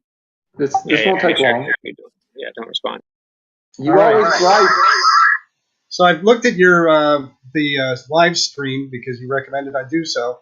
You repeatedly say that it's a focal point. You do not say that it's I say that I think it's a focal point, and then I say that in your paradigm, it's still claimed to be within a focal point zone based on its orbit, based on orbit. So how many times have I had to say that now? I said it. If you actually went back to the live stream, either you're lying, which I find probable, or you heard me say 26 minutes back right now. So you're saying I didn't say that in your religion it's a focal point based on I don't know. orbit? I've still got to watch several minutes to try and catch up within a and focal see where point you based actually on might your have said it and when you said it, but you said it was a focal point repeatedly. Okay, I said the sun's a focal point repeatedly. That's right. I said that within your paradigm, even within your paradigm, it's claimed to be within a focal point zone based on orbit. You guys said no, it's just objective, so we can move on. So Brian, in answer to the question I asked you, I will answer it for you. They actually said the southern hemisphere is bigger by 100 meters. So in other words, it's fucking a perfect sphere. What you're telling me is that it's a perfect sphere because 100 meters would not even be fucking measurable over fucking 10 miles, barely. It is. Wait, hold on. This is their horse shit answer when the fucking Navy calls it a pair, when Neil deGrasse Tyson calls it a fucking pair, when the fucking Department of Defense says it's pear-shaped. They say it's 100 meters bigger. It's a fucking pear. Do you know what a pear looks like, bro? The difference is that if it's 100 meters, that means it's smoother than a cue ball, pal. So you're saying our claim is that the southern hemisphere is bigger. I look into it. Our claim is the southern hemisphere is bigger by 100 meters. So now you're saying they're wrong. It's not actually bigger. So wouldn't that be smoother than a cue ball? If it's 100 meters, that would be smoother than any cue ball on Earth, more spherical than any sphere ever drawn on Earth by proportion. But that's they claim it's 27-mile bolts, though. They claim it's 27-mile bolts. We know it's a perfect sphere. 100-meter difference in the southern hemisphere is different than the difference between the circumference over the poles and over the equator. That's not the same thing. Well, it is when it comes to shape. When it comes to he's bringing up perfect shape. That's why I brought it up. Actually, he's brought him perfect sphere. It's perfect sphere. So yeah, it does matter actually. Right, but I'm saying that's not what he was saying. He was saying specifically that he had a quote from, I think it was Neil deGrasse Tyson and maybe one other, that said the southern hemisphere is bigger. And he's like, well, why is it bigger? So any long distance observations on the equator would debunk the globe for sure then, because there's a 27-mile additional bolts there. So I looked into it, and it said it's 100 meters bigger. So if we say it's bigger, but it's only 100 meters bigger, does that really matter? That's sort of where I'm trying to go with it.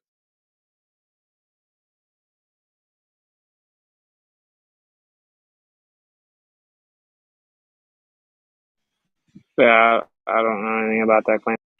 I just know that you claim that there's like a Mount Everest fold. Sphere because NASA's been given its perfect sphere since 1960 to the pixel. Next. I had never heard that one either when he said the southern hemisphere is bigger. And we say this. And so I asked him for a link and he gave me one. And if you actually look into the link, it said, we're saying the southern hemisphere is bigger by 100 meters.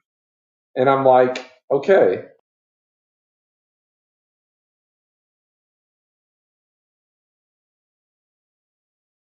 Okay, you said like so many things when I was looking at this clip. It said your model says the sun is a focal point. Your model says the sun has a focal point. Your model has the sun going around a focal point. You basically say about a dozen different things, and then of course you have the sun is a focal point. So I don't know what the hell you said. Oh yeah, we all know what I said. Did you hear me say the word orbit like 5 times? I heard you say all of the things I just repeated. Did you hear me say the word orbit? Yes. Right, I heard yeah, that. so I heard you say it, but I heard you say all the things that I said. So what your mealy mouth word games just are all over the place. You don't seem to know anything about what you're talking about. The sun's in a focal point zone within your model based on orbit. That was one of the things you said. So which one is true? Yeah, that's the one that your model claims. The one that's true is that the sun is just a focal point. Now, I remember yesterday you were really, or maybe it was earlier today, you were demanding that the globe earthers show you proof of something that was being stated, and you haven't yet showed us where our model claims the sun is a focal point. I didn't say it did. It's within a focal point zone. Do I need to cite it? Yeah, that's what I just asked. Okay. That is the language you're speaking, isn't it? It's a focal point zone. Give me a definition for a focal point zone. No, don't question. You're about to feel really smart, Xanax. I'm about to go get it for you. Of course, we have to wait a half an hour for him to finally come up with this. It's kind of annoying. He was really bitching about that yesterday.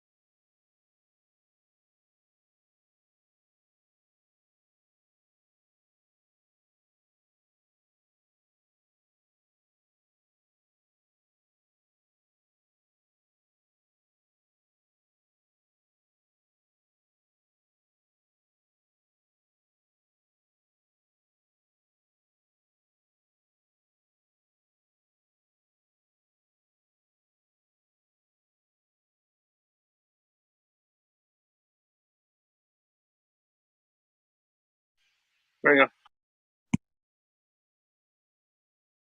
go. One of the theories is based on gravity or something.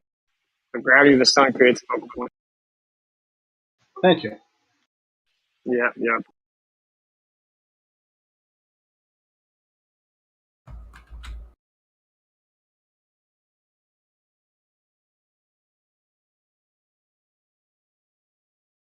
Is Kosho here?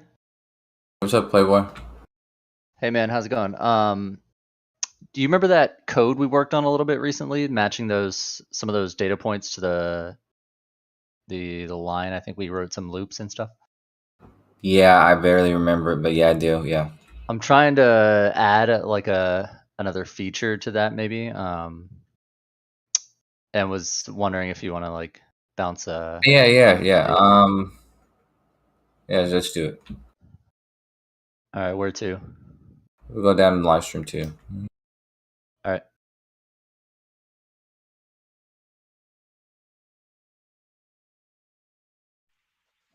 The orbit of every planet is an ellipse with the sun at one of the two foci. The sun is thus located at a focal point of a planet's orbit and not as one might expect in the center. Yeah, that's not telling that the sun's a focal point. You can make your focal point. I didn't say it was a focal point, buddy. Try again. No, you did. You said it over You did, 5 actually. times. You said it, yeah, exactly 5 times. No, I'm saying it is not within your paradigm though. So stop trying to conflate them and No, you pretend you're also winning. said You're that getting You said it's a focal point. It's not a focal point. I said that it is. So that's what I'm saying it is. With the I said proper your vernacular, paradigm. that you could actually make the focal point be the center of the Earth. That's a true statement. Your model claims that based on orbit, the sun exists within a focal point zone. And then also, I just sourced 2 different things. They try to explain. I think that the sun's You're gravity. forgetting one thing. You're Hold forgetting, on. The sun's gravity you're results in a forgetting that the focal point zone would be at the center of the Earth. That's true. So, from what I'm gathering, you're the only one that says, like, you're obviously our model doesn't say the sun is a focal point. You say the sun is a focal point. Does anybody else say the sun is a focal point? I don't care what other people do. Do you not know how? No, I'm just curious. I mean, because to me, if you're the only one that says this, I think the only one on Earth, why would I think the sun's a focal point. I think the sun is a focal point of light too. Okay, there's 2 people. 2 out of 7 billion. Yeah, cool stuff. Okay, the Earth's a dielectric plane, so we exist in the inertial plane. How many people say that? Oh, the military does, but. I'm not going to claim, but I'm not going to claim I know for sure what the sun is. Like y'all, y'all think y'all are God. Y'all know exactly what the sun is. There's just so many anomalies you can't explain, but you know exactly what it is. So I think it's a focal point. I'm not acting like I know for sure what it is. I don't think Austin is either. So quit putting words in his mouth. But even their model admits that it has characteristics of a focal point. He said it's definitely a focal point because he has to say that. Because that's his only way around the fact he just reads an article, he thinks he knows what it means, and then he tries to regurgitate the word and apply it to what's it mean then? What's it mean then? He's talking about there's focal points of where the light from this exoplanet and the other objects are converging. The focal point would be something where it's a point, the center of the object would be a focal point. You said the sun was a focal point. That's not what the article says at all. I didn't say the article said that. There's focal power. There's focal plane. I didn't say the article said that. What's the focal plane? So it's a planet with the same size as the Earth. What would be the focal plane of the sun? It'd be 12.5 kilometers across. I mean, they're using words for specific. Stop talking. There's talking. You just got exposed. Specific meaning. You're bastardizing them to prove some crazy point. I don't even know what the point is anymore. Yeah, you never know anything.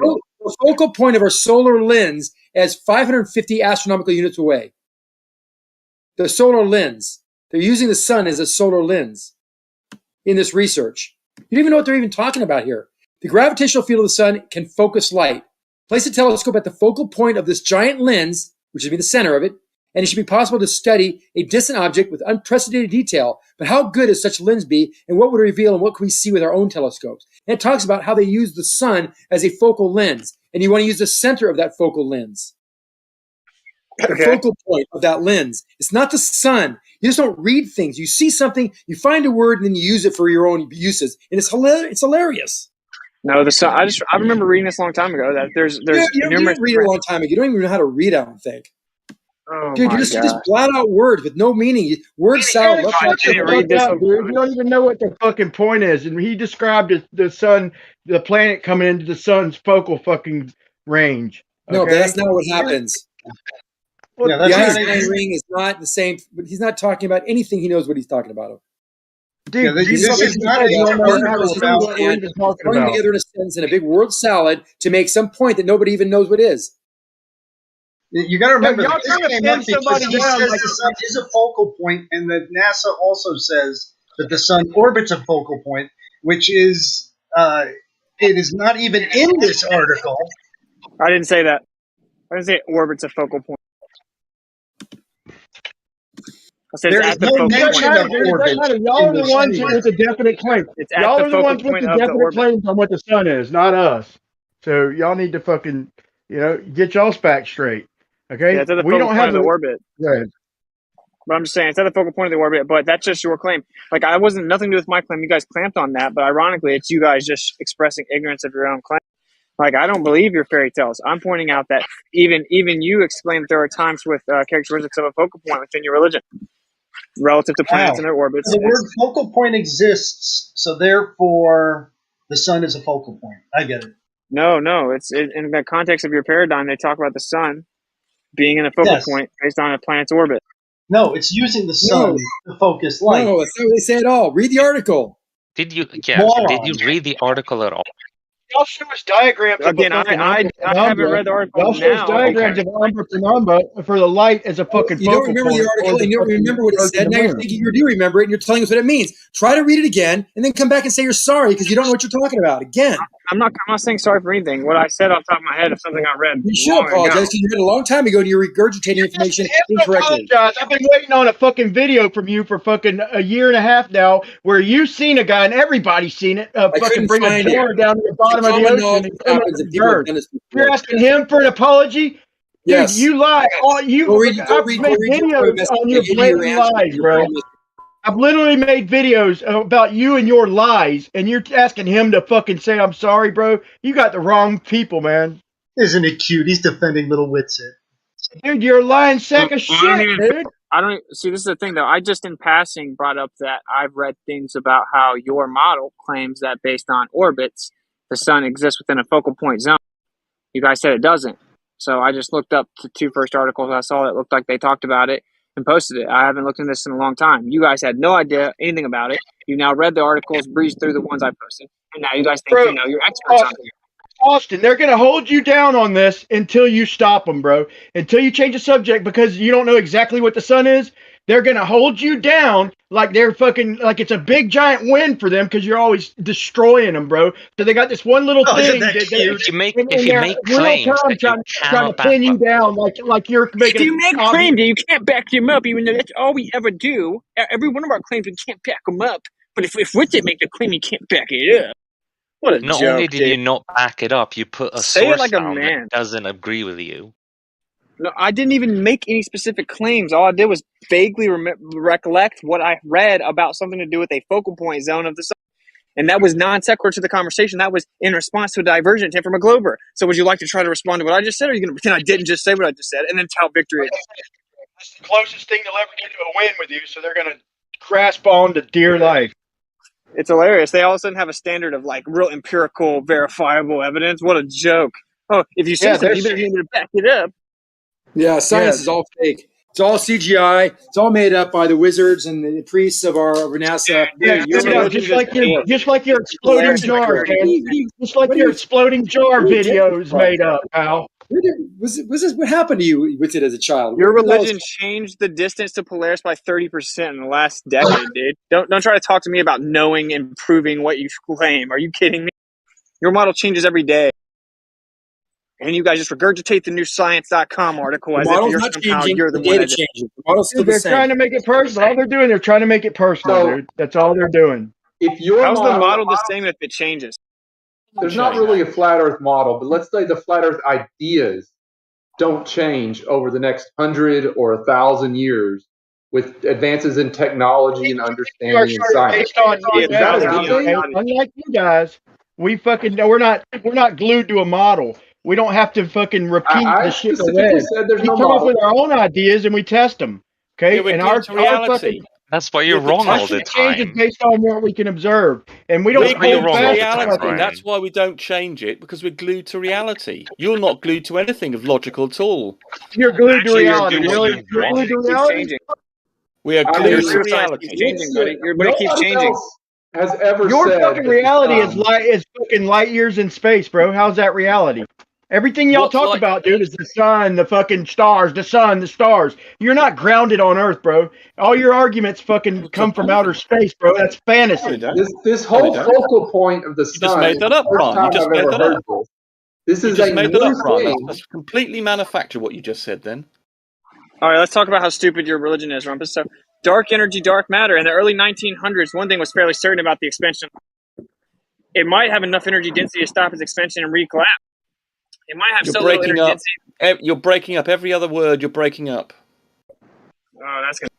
Well, then just read it. I haven't been breaking up the whole time. Hey, Winston, how about we talk about Southern Hemisphere flights? How about we make sure Austin doesn't get to talk about what he's reading, right? Yeah. But you didn't even know. You thought dark energy and dark matter was the same as antimatter because you're completely. No, I didn't. So you did. You claimed. They'd created dark matter in CERN because you misunderstood it to be antimatter because you're a science ignoramus.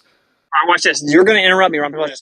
I've heard you make that claim about 30 times. You did. We've got it recorded. You claimed that they've created dark matter in CERN because you thought it was antimatter. Rumpus, I'll mute you if you do it again because you've been saying this lie. I mean, you are actually lying now. Either your memory is defective or you are lying. Which is it? This is your only warning, Let him say his point, Rumpus, and then it's your turn. Okay, because Rumpus has been saying this about me for a long time, okay? I still remember exactly what happened. We were in a room. No, you don't. Listen carefully. Another flat earther made a claim about CERN and dark matter. Another flat earther, not me. And then every time I've left since then, you tell everyone that I thought antimatter was dark. You did. No, it was a different person that said that. Rumpus. You're lying. The recording on you, Rumpus? Yeah, drop the recording. So you're saying you did not make the claim that they'd created dark matter in CERN? No, and you're claiming there's a case of mistaken identity here. Created dark matter? I don't remember. How could they exactly create? Okay, tell me what you think the difference between dark matter and antimatter is. No. You said you have a video. Let's see it. I know you don't. I know for a fact someone else said it. Okay, so hold on. So you're saying I've mistaken. There's a case of mistaken identity. That's exactly correct, what and I've he's heard saying. you lie about it like 20 times. He's calling you a liar, Rumpus. You should just drop. Well, no, it's a case. No, he's not actually calling you a lie. He's saying it's a case of mistaken identity. Okay, I find that. I must admit, I'm 95% sure that it was you, and certainly you had your voice, and you were the one who was talking to me. I mean, I suppose it's possible. Multiple people were talking, so drop the video. Okay, so let's just do a recheck then. So, what do you think antimatter is?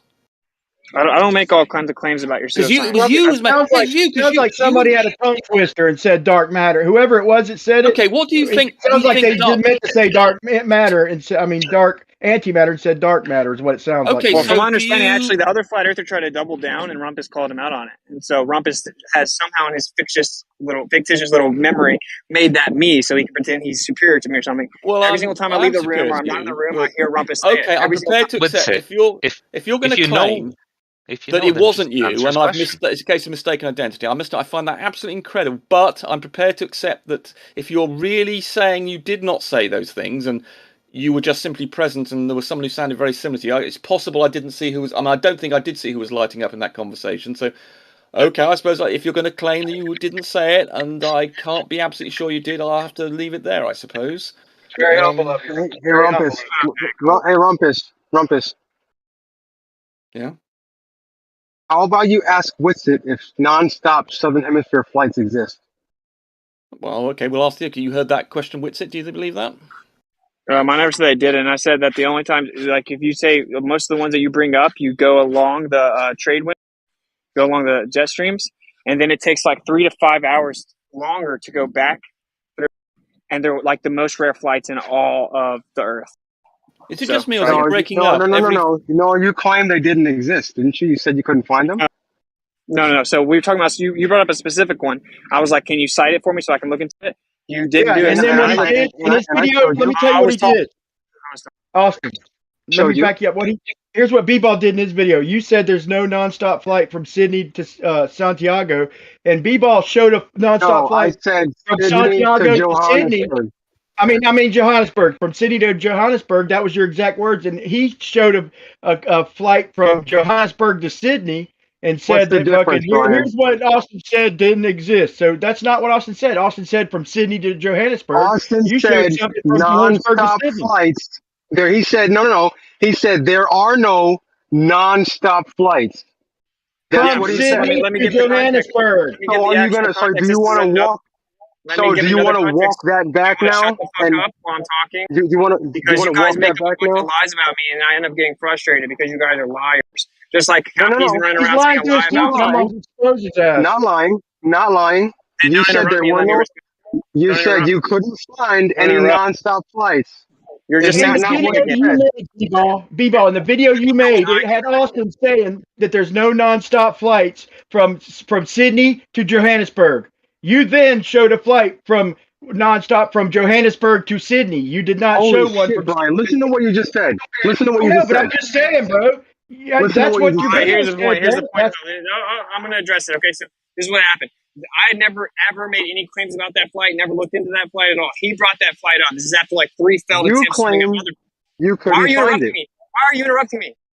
Because you know I'm about to Go ahead. expose you for lying No, about me. yeah, I That's why. can't wait till you expose me. Go ahead, expose me. Go ahead. Stop interrupting me. It gets worked up because you guys are ridiculous. Okay, so the truth is that I then said, okay, well, can you cite it for me so I can look into it? And then no one did anything. So then I went around looking for it, trying my best to find one that doesn't have any stops. I couldn't find one. I took a screenshot of them and I looked at like 3 different websites and none of them offered a nonstop. So then I dropped the screenshots. I'm like, okay, all I see is this. So this is once again, it seems like another story that you guys have made up. Okay. So do you want to walk it back now and say they do exist? Well, I'll have to actually look into the plane tickets now. But the point is, you've been lying, saying that I said that I brought it up and knew there was none. No, that's not what happened. It's You claim took out they what I'm. no. You took out what I'm You saying claim it and didn't misrepresented. exist. Then you I claim said, that every time we bring up this subject, we get real quiet and we try and bring up another subject. Bro, you still don't know. You still Why are they so hard to find, B-Ball? Why are they Hold on so a second, scarce and hard to find, B-Ball? And why do they go up through the Listen to me. northern fucking They hemisphere? don't, Brian. Listen to me. You still don't know if they exist or not. All you have is Yes, some they do, shit on a because Globus. website. You know Globus, If you say Jeremy? unicorn, Do you know come on, Globus? man. Yo, B-ball. What the fuck, dude? Do you know You still Globus? don't know if they exist. If I They find do it, exist. if I find Because a someone, all because right, No, I'm someone fucking is. done with you. B-Ball, just I'm let done. Jeremy finish. Never mind. Just let Jeremy Yeah, but finish. Never Jeremy, mind, he B-ball. was I trying to can't give you talk to some you because rock. you interrupt He was nonstop. trying to give. He was trying to give you some rock solid evidence. I think that someone he knows has actually been on one of those flights. I think that's what he was trying to say. Waiting on Jeremy to start Yeah, talking and but then start mumbling Jeremy into doesn't him. know that yet. It was supposed to be a surprise. Come on. B-Ball does this as a You guys tactic. are supposed to let Jeremy Rewind and finish. listen to B-Ball in other streams. He'll wait for you to start talking, and then he'll start fucking trying to butt in. He don't say nothing Yeah. until you All right, start talking, and then he'll butt in. That's Let me his get tactic. this out real quick. Let me get this out Can we real let quick. Jeremy finish now? Go ahead, Come on, Jeremy. man. I think it was because Earth is Life. It just had some really rock solid evidence, and he wanted to quickly get to it without We know, wasting Rob. everybody's We time. know. But let's let Jeremy go ahead if he still wants to go. Well, Are Jeremy's you going there, to say Jeremy? there aren't any flights. There's no evidence for it. And then we know that Earth is Life is going to say he's got a friend who's been on one of these flights. We all know what's going to happen, Rumpus. Very Just let good, it but happen. here's my If question. Jeremy's Here's not my quick there, question. then let B-Ball present the evidence. B-Ball? If Jeremy Well, doesn't I want know to you join, lied about. let me word up for him. Why are they so hard to find? Because I was They're trying not to find hard. some yesterday. Yeah, They're they are not hard to find. Brian. Why are they so No, they're not. scarce, B-Ball? Why are they so scarce and hard to find? There only Why has do to they be one, Brian. Brian, there only has to be one. Let me hold on, Rumpus. Let me go Why ahead do and say they this. ever go up through the northern hemisphere? Ever? They do They not. don't go Right. back. Let's make this clear. You've just made the claim. You've just made the claim, Brian, that these flights across the Antarctic or in the southern hemisphere go across the equator. Is that correct? Is that your claim? Why do they ever go up to the northern hemisphere? Ever? Right. So they what? So you're making the claim that flights, I'm asking a question.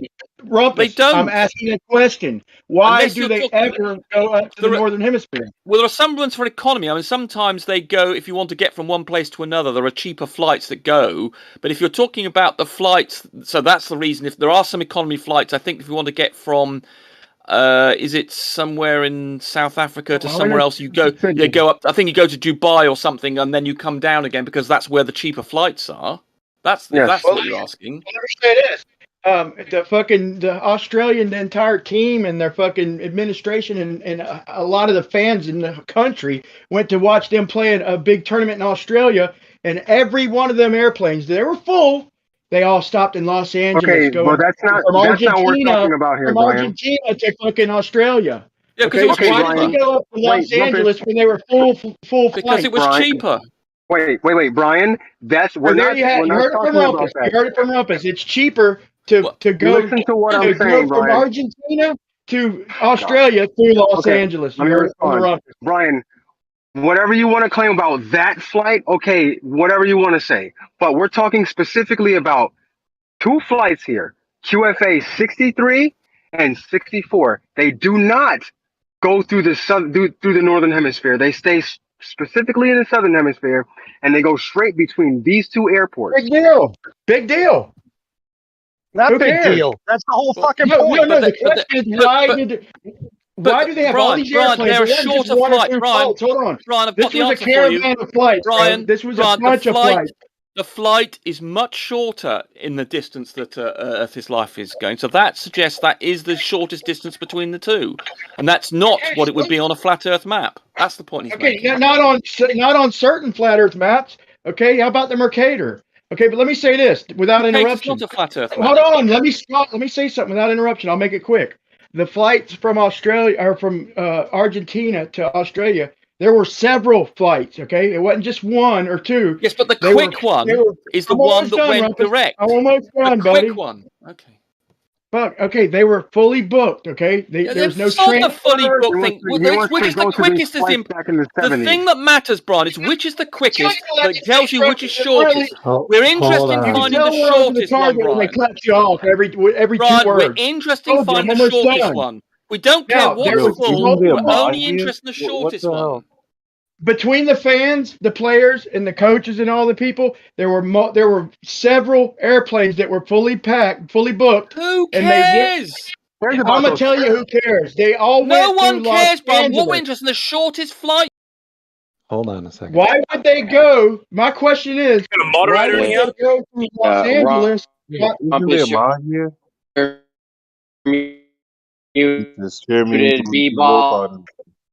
not talking. Jeremy, you roboted. Jeremy, you're roboting. Everyone, please stop interrupting each other. It's getting ridiculous. Jeremy, you're roboting. Everyone's clipping each other and being impulsive and interrupting, and it's just a shit show to listen to. So can everyone please calm down for a minute? I'm just going to mute you temporarily since you can't control yourself. Jeremy, who are you talking to? Get it together, bro. Well, we would have heard if he wasn't roboting, which is fine. We'll just move on. Right. Yeah, if I could just get the full sentence out, then I could wait and hear y'all respond. But my question is why did all these flights that were booked, no change of passengers, no nothing, why did they all go to Los Angeles and on their way to Australia from Argentina? That's insanity. Right. So if I may explain in full, the flights that are direct from South America to Australia are rare because there aren't enough people to constantly want to go directly that way from South America to Australia. On the occasion where a bunch of people suddenly need to go, they go on the routes that are already set up, which is the routes that already have a bunch of people going in that direction, which is people going from South America to the United States. So economically, there's a reason why the direct flight is not flown very often. But I understand that, but I'm asking all these booked flights with no exchange of passengers, why didn't they route it from Argentina? It turns out being farther from Argentina to Los Angeles, damn near, than from Argentina to Australia. I mean, it's the halfway point is almost more than the single flight, and I'm asking why. I understand that if there's not enough passengers or this and that, I understand that if they're trying to fill a plane or all that. These were full flights. Why did they go to Los Angeles? Right, the flights were full from South America to the U.S. because that's a common flight, right? That the flight from South America to Australia, any other time where there's not a football game going on, or soccer, if you want to call it that, then that flight wouldn't exist. So they didn't have, and it's also more expensive because of the fact that the flight doesn't happen very often, because the demand would then offset it. It's a weird situation. It's down to economics. Just remember that the direct flight is shorter, which is what is the whole purpose of the discussion. My point is the economics. You know the enormous amount of money wasted going to Los Angeles with full loads, multiple loads, not just one plane, not two or three, several, all the fans. Okay, Australia's hosting this big tournament. One person. John, there was not one person on that plane that was going to the U.S. No, these are full flights going to a tournament in Australia. Okay, That's not how you book not flights. one person. No, Are not these one charter person. flights? They're not charter flights, so not one person. How do you know that? What would Because they do? Out of all out of the couple dozen fucking flights, they've just taken and throw a fucking passenger going to the United States, 1 or 2 on each flight. No, this was not a charter. Was this a charter or was this a commercial flight? It was fucking an airline. Okay. Now, if you have a full flight, if you have a full plane going to Australia, wouldn't you route it to Australia? No. I don't think you get to reroute planes and choose your own routes just because they're No, convenient. you're right. I don't. So, I mean, I don't know for sure, but I don't think that Flight 297 has the right to go into other municipalities and countries. It's got to follow the route that it's been chartered for, or that it's allowed to go. It doesn't just get to be rerouted. Okay. That's your answer. It's got to follow the fucking flight it was set up. Okay. That's fucking wonderful, dude. Okay. Well, anybody with a little bit of sense and know that they're not going to spend double the fuel to go out of the way and for a longer flight with several booked fucking airplanes, bro. That doesn't work for most people, bro. It might work for you. It doesn't work for me because I know with my common sense, if I've got a full load going to Australia, if I know exactly where it's at and how to get there, and I know the terrain so good, I'm going to take the shortest route there, or at least close to it. I'm not going to double the flight time, go out of the way for no reason, for nothing, just the money wasted doing that. That's insanity, bro. That's not the way. The airline people, they're cutthroat. They're cutthroat, man. They pinch pennies, man. They're not going to do that. Yep. I don't know. Like I said, I need to know whether, first off, there was no passengers going to the U.S. I mean, these planes, they're normally commercial airplanes. If these are on normal commercial routes, then I'm guessing there were some people on there on this booked plane that were en route to America naturally. Bro, there were thousands of people taking the flight, bro. I don't know how many times and that's why you have 3 flights. Thousands of people, okay? Yep. Not just 1 or 2 or 5 planes, bro. Bunches of planes, bro, doing the same dumb shit. And all of them had to book themselves a ticket for a flight that already existed. The problem is that the airline, without having already established a relationship with the airport that they intend to fly to. A route, say it, a direct route, say it. Without having established a direct route. I'm in the middle of talking, just hold on. The airline that hasn't already established a relationship with the airport that they intend to go to isn't going to suddenly establish that relationship and all the paperwork and all the politics involved just for that one event. Bro, you make it sound like it's a fucking automaton fucking piloting the plane or something. If they had a clear route from fucking from Argentina to Australia, they would have fucking took it. They probably didn't have one at the time, or fucking, whatever. These excuses are weak at best, but maybe I'll give you that. I concede to the small possibility that maybe they'd go fucking 30 hours out of the way to just because that's the routine. Right, but you said the pilot is not. You said the pilot is not. You said the pilot is not an automaton. The pilot, however, has to follow the flight plan that they've already established. The flight plan is established by the airline. The airline is going to tell those planes where they're going. The pilot isn't going to just decide, I know all the people on my plane are going somewhere else, so I'm going to go that way. He can't do that. He's not allowed to, Brian. Brian, you do realize that these flights happen several times a week, right? So there was a guy around yesterday, Globus, that said he's personally been on the flight. Yes, that's what I was trying to get to earlier. We seen a flight. A guy brought a compass on it. It proved a flat Earth. It did. His compass. He showed it live. He showed what route the plane said he was going, and then he showed his compass. Okay, it did not conform to a globe. I'm sorry, bro. I'm sorry. Brian, I'm gonna go again. You do realize that these flights happen several times a week.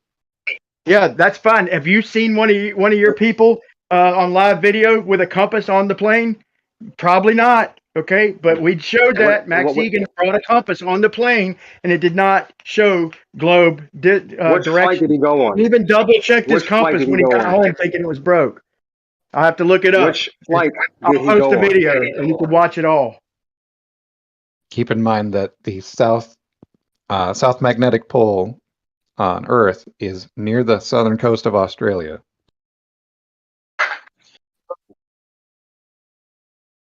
So if he's using a magnetic compass, that's a problem.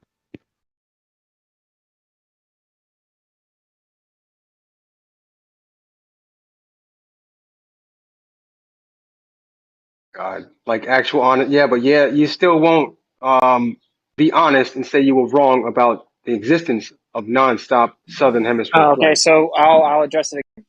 So when someone brought up, first they said Sydney to Santiago. Johannesburg. No, that wasn't how it started. So we talked about like 3 or 4 flights. Then someone brought up Johannesburg. I had never heard that one specifically. I'm like, I don't know. Does that flight exist? And then someone said, there's a difference in direct flight, nonstop. Because they can say direct because it's just going to that destination alone, but they still make stops. So the Globers fought that, then admitted, okay, yeah, there's a difference. So then I asked, okay, can you just cite the one where it says no stop? And then none of the Globers could. I said, have you guys ever looked into it? And they said no. They said they hadn't even looked into it. I'm like, so why are you making the claim about the flight if you haven't looked up to make sure that there's a nonstop? And no one answered. And I said, no, this is what happened objectively. No one answered me. And then I'm like, okay, can someone just provide the screenshot? Should be easy just to look into this nonstop flight so we can go from there. Still no answer. So then I went and tried to look it up. I looked up like 3 different websites, and every time I went down to the specifics, it kept on saying that there was a stop. Even direct flights, they're sold as direct flights, but it kept on saying 1 stop, 2 stops. So I took a screenshot and I said, everyone that I've seen shows stop. I said, does any of the Globers have anything else? No one responds again. So then I'm like, okay, just for the flat earthers know, don't get real nervous and scared when they bring up flights like they have some home run, because oftentimes, just like this, they end up getting refuted and they get real quiet because they don't actually look it up before they make the claim. That's the actual Are we getting context. refuted right now, though? I wasn't claiming that there was or wasn't. I'm saying I couldn't find any, and I had just looked into it. Admittedly, during the conversation, I said I'd never looked into it before then. And you've gone around, clipped me out of context, and strawmanned me, just like Rumpus strawmans me because you guys have to lie about it. Okay, so now do you want to walk it back and say that you were wrong about the existence of Southern Hemisphere flights? I never said anything about Southern Hemisphere flights as a whole. I already said that I've seen the Sydney to Santiago. I said I had a supporter offering to pay the $7,000 for the plane ticket. It wasn't actually available. I was going to fly there like 3 years ago. You couldn't book it. I'm like, it seemed like a super rare, hard to get flight for one, because I was actually going to go on it. The difference is I actually want to know the truth. That's why I just now map this out on the globe. I'm going to then compare it. I'm going to compare the different possible routes. I'm going to see the frequency of the path and both ways, etc. Because I actually want to know the truth. I wanted to get on the flights and actually want to know the truth. You guys just believe things before you even look into them. No. Trust me. I have looked at this, and I've looked into this very extensively. The distance between Johannesburg and Sydney is 6,800 miles. 6,800 miles. 6863 to be exact. The flight takes the flight takes between 11 and 13 hours, 10 and 14 hours. They're depending on which direction you're flying. Now, if you do the math, it always comes. Hold on, Brian. Wait, Brian. If you do the math, it always comes out to about 12 and a half hours. No, but one you're is looking at travel time, bro. Sorry, go ahead. But anyway, so what's the difference? Formulate your point like an actual debate. The difference between the going which direction, of course, is the jet stream. It takes longer to go which way. This flight wouldn't be possible on the map that you guys claim where flights make more sense. Formulate it exactly. Formulate it. Why wouldn't it make sense? Formulate it like an adult. Because you claim that there's flights that make more sense on a flat Earth, right? Which flights are those? Okay, which flights are those? I already showed them. Just like there's 13 emergency landings that don't make any sense on a globe, like when they land in Alaska, etc. Okay, but these flights specifically, do they make sense on a flat Earth? Let me show you one that doesn't. I just posted it. Wait, Brian, wait. You asked a question. I'd like to answer. I'm talking to Wixit right now, Brian. Please. Yeah, but you asked the question. Brian, I'm asking answer. Witsit right now. Brian, I'm asking Witsit right now. Does this flight that, make more dude. sense? This is a group on flat Earth? conversation, man. Brian, hold on. Witsit, does this flight make more sense on flat Earth or a globe? Make more sense. Depending I on don't the know. Like distance. the okay. So well, when you look at a flat Earth map, you see the distance between these two airports, right? well, you have to apply a scale to the southern hemisphere, which you guys don't do. And so, if it actually goes along the jet stream, then that still kind of makes sense. I mean, how long are you saying it would take? I want to know. I don't know off the top of my head. I don't know the distance off the top of my head. So, if you want to tell me what the difference is. The distance on a globe is 6,863 miles.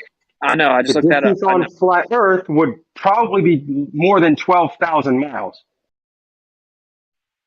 Hold on. Probably be more than 12,000. Because if you look at now my turn. You just brought up a good point. My turn. Brian.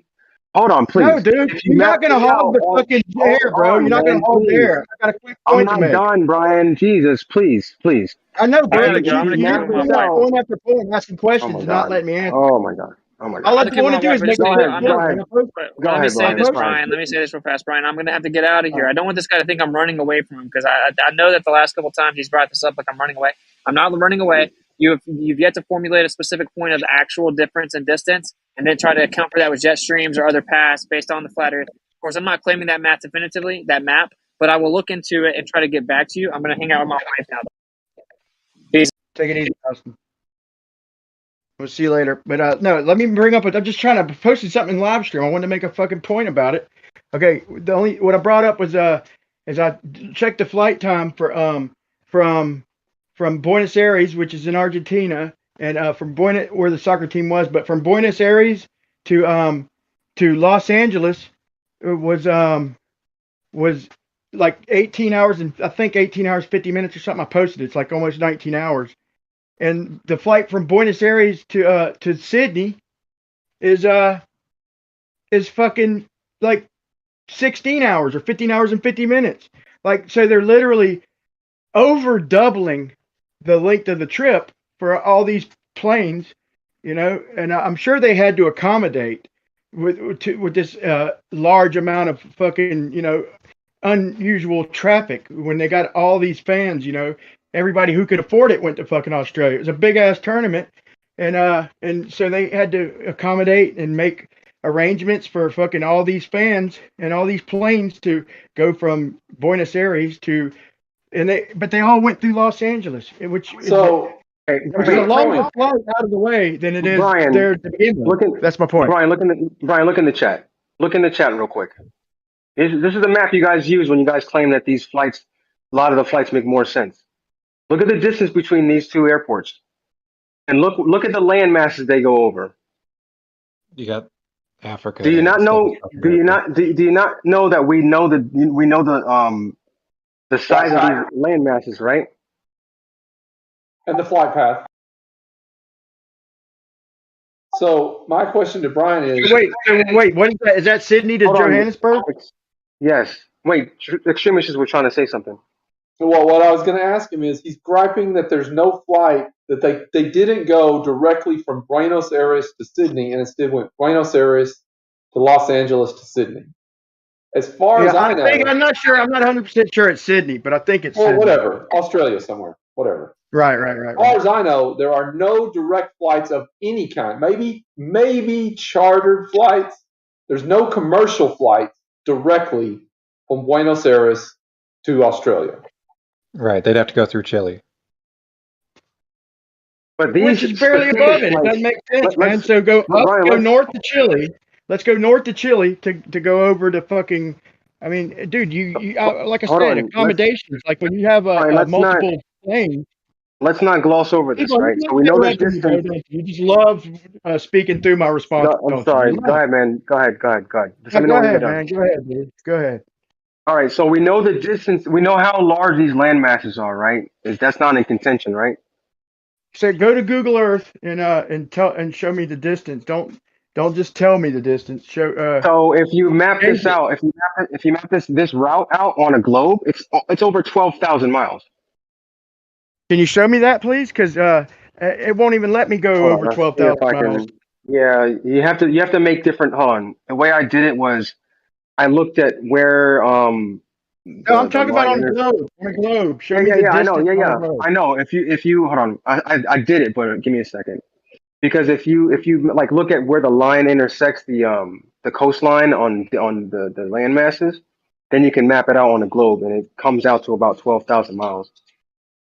Let me see if I can find it. But again, we know this flight didn't travel 12,000 miles. You know, going 550 miles per hour and getting there in 13 hours. We know that didn't happen.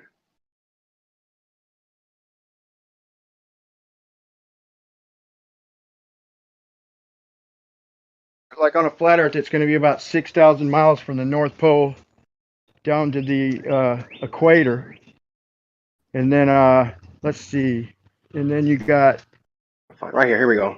You got about another couple thousand miles from the equator down to almost Sydney, and then right here. and then some. So almost. I'm sorry. Go ahead. Go ahead.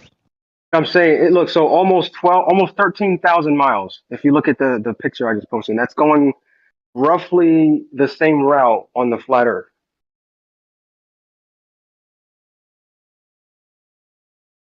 So a flight that made a trip in between 11 and 12 hours, going Wait, on a globe? 550 miles per How far hour. did you say it was on a globe, B-Bomb? I'm sorry. How On far a did you say it globe, was on a globe, it's 6,863 miles.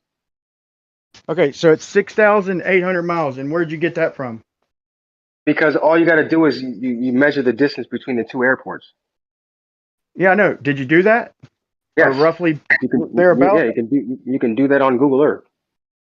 So you say it's how far? 6,800 miles? 6,863 miles. 6,600. All right, give me a second. 6,800. 6,863 miles. 6,863.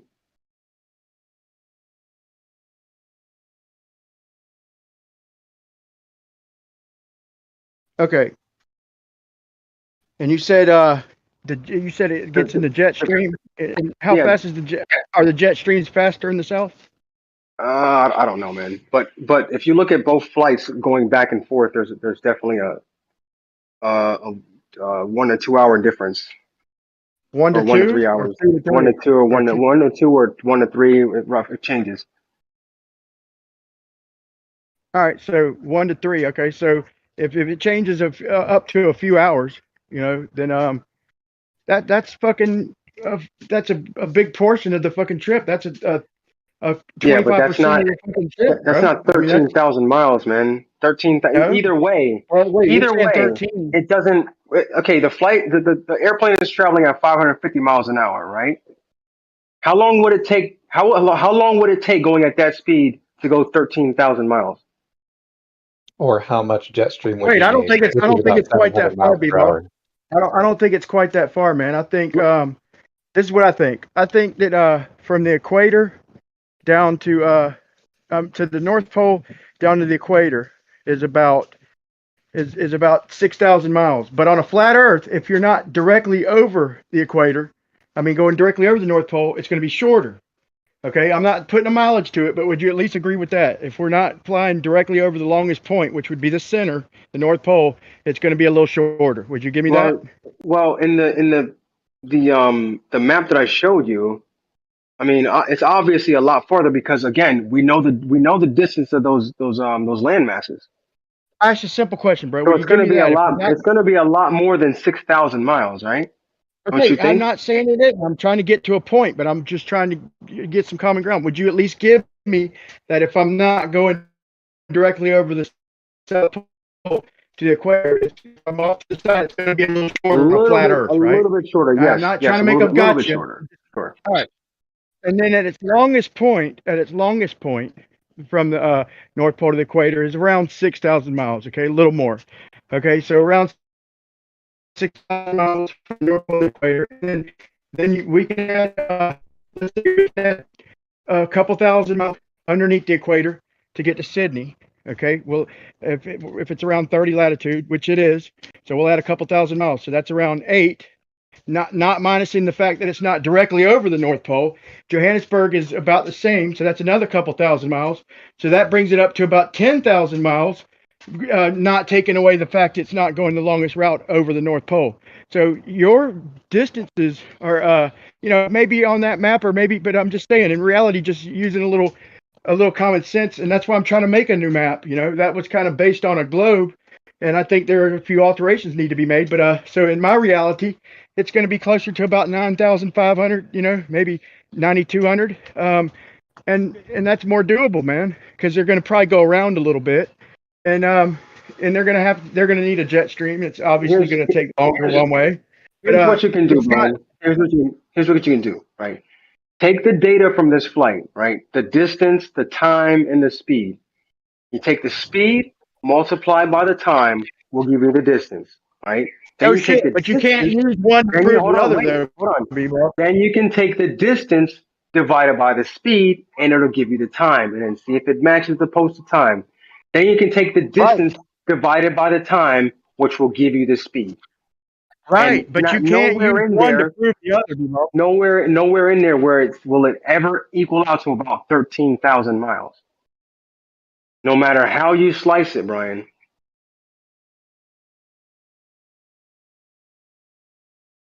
The math doesn't lie, Brian. I'm sorry. People, can you hear me, dude?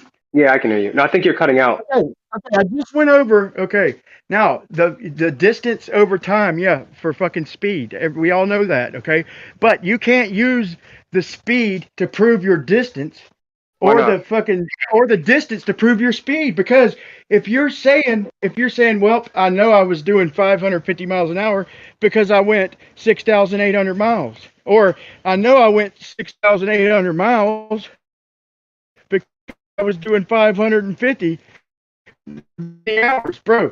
You got to prove that distance, okay? To prove that speed. My whole point is it's longer. So fucking they're fucking going slower than they're saying. And in reality, they're going faster. But here's my point. Here we go. Now we're getting to the point. Go ahead. No, this is my point. You made your point. Let me make mine. Okay, so now when we seen one of these flights, hold on, let me make my point real quick, guy. I'll make it quick. When we seen one of these flights in real time, the only one we can confirm that I'll concede they exist. But when we seen a live compass, a dude with a compass during the whole flight, not the whole flight, but a lot of the flight, and it's showing different distances than the globe fucking entails.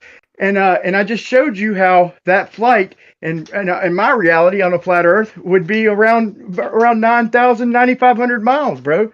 Logically, compasses don't show distance. But we know these two airports are not 9,000 miles apart, Brian. So I'm sorry. How do you know? Because of the Tonga volcano. No, that flight takes about 15 hours. No, it never takes 15 hours. Yes, it does. When the last time I looked up one of them, it said the flight speed was 484 miles an hour. Do you believe that, B-Ball, that it's doing 484 miles an hour? Yes, I do. Well, that's you, okay? These long haul flights are fucking dressed. These planes are dressed to go faster and fucking and fly fast. No, they don't. Yeah, they are. Yeah, they are, buddy. You can't, Brian. You're not allowed to. They don't. You're not allowed to. He butts in the conversation to say you're not allowed to, people. So Brian, are you claiming that the FAA to break the sound barrier because you are not allowed to? I'm claiming that you saying 13,000 miles is a straw man, and so why you make that point when nobody's around to defend it? But I just told you how fucking something 30 south to 30 south, okay, is closer to 9,000 miles. No, Brian, I measured that out by using the distances on the land masses. Right? We know how big Africa is. We know how big Asia is. On a globe projection, is that something we haven't figured out yet, Brian? On a globe projection, bro. Like I said, man, I like to use the AE map for certain references, but that is a globe projection, and you're using and it's not even 13,000 on the AE map. You added on about fucking 700 miles, which is already a little bit fucking. I mean, I'll give you that adding on, but look, the fact of the matter is is about 6,000 miles from the North Pole to the fucking equator. Okay, if we cut beside it, it's going to be a little bit shorter. Okay, it's 2,000 miles on any model from the equator to 30 fucking latitude. All right, Brian. Would you agree with that, B-Ball? You could do it this way. So you can measure from each airport to the North Pole, get an angle, right, and then solve for the baseline. Then find out how big that baseline is. So on your globe, right? You want me to do that on your globe, right? Or you want me to do that on your globe? No, you could do it on the globe, or you could do it on the E-map, whichever one you want. No, I'm not using either. I'm not using either map. That's my point. Okay, so why is it that you guys claim that a lot of these flights make more sense on a flat Earth map then? Because we brought compasses. Because we brought compasses on flights and they don't match a globe. I'm sorry, didn't match a globe. Your long haul, the only thing. Cut out, Brian. Yeah, and compasses don't show distance. He said that earlier, that the compass was showing a distance that didn't match, which doesn't make any sense. Yeah, how does that even work? I don't understand. Well, he's saying that based on the plane taking a different route, it would be a different distance. Yeah, but all we have to figure out is which flight did he take, and how long did it take? Dude, all we could do is bring a compass on one of these long haul flights. We did. It didn't match the globe. Now you got to deal with it, bro. I'm sorry, but deal with it. Brian, which flight are you specifically talking about? Like, which one are you? From Santiago to Sydney. Okay, I'm pretty sure. Which I'm not flight was it? Sure. I know it was from South America to Australia. Okay, now I'm gonna post a video. I meant to last time, but he shows the compass live. He shows what it shows. It shows the direction that it shows you're going. And I'm not just talking about the right by Australia and the fucking South Pacific anomaly or the South Atlantic anomaly or the anomaly over Africa. Everywhere in the South, there just happens to be a fucking anomaly, which should get you thinking right off the bat, why is all the coastline in the South anomalous? But besides that, he brings the compass on. It doesn't show globe directions. Yeah, but like Brian, I said, you're going to have to deal with it. Brian, okay? What was the time, his flight time? How long was he in the air for? Like 15 hours. I'm not sure. Okay, the distances don't matter. We can refine maps, bro. Absolutely, we can refine maps. I can make it work on a globe, but I can't change the direction, can I? Well, really depends on what route they took. But if this is the one nonstop from Johannesburg. Yeah, it shows the route. It shows the route on the screen at his seat. And unfortunately, it doesn't match reality. And that route, was that on a flat map? In other words, was it adjusted for the, was that a Mercator map? It matches a flat map, but I'm not sure if it was a Mercator. But the compass matched the AE map. I'm not sure what map the thing was on, but I'll tell you what, it doesn't match Earth. It doesn't match a globe or Google Earth. Doesn't have a map. What compass are you talking about? Did the distance and the time match the flat Earth map? That's the question. The distance and the time. Yes. Which puts the fucking speed in contention. I'm sorry. Say that again. You broke up. The distance is in contention. You're breaking up real bad. He's saying essentially all we know is the time. I'll drop and rejoin. That's all we know is the time. If the distance is disputed, then the fucking speed is in contention. But the distance isn't disputed, man. The distance is not disputed. The FAA. Then what are we arguing? Then what are we arguing? You're the one that thinks the distance is in contention. Yes, I think the distance is a little longer than the globe is showing. Yes, I absolutely think that. So you think which would mean they're flying faster. So you think the FAA is lying whenever they post the speed and the distance? No, I think their gauges judged by the fucking distance they're covering and the time it takes to get there. So if the distance is greater, it's going to show them a slower speed. That's why it showed 484 miles per hour Are you from sure? Johannesburg to Sydney. Are you sure it didn't say knots? Probably So not. would 484 would you knots even would be a little concede it's closer. possible? Would you concede that it's possible? Would you concede it's even possible that they were doing faster than 484, but just No, going I don't farther? think so. So No, see, so I don't that's think so. you're stuck married to a Because then that ball. would mean somebody's being deceitful in the FAA. No, it wouldn't, dude. It wouldn't be deceit, B-ball. If the fucking gauges said that you were doing, if you're fucking going certain distance, they can't dispute the distances. Okay, they've got it modeled.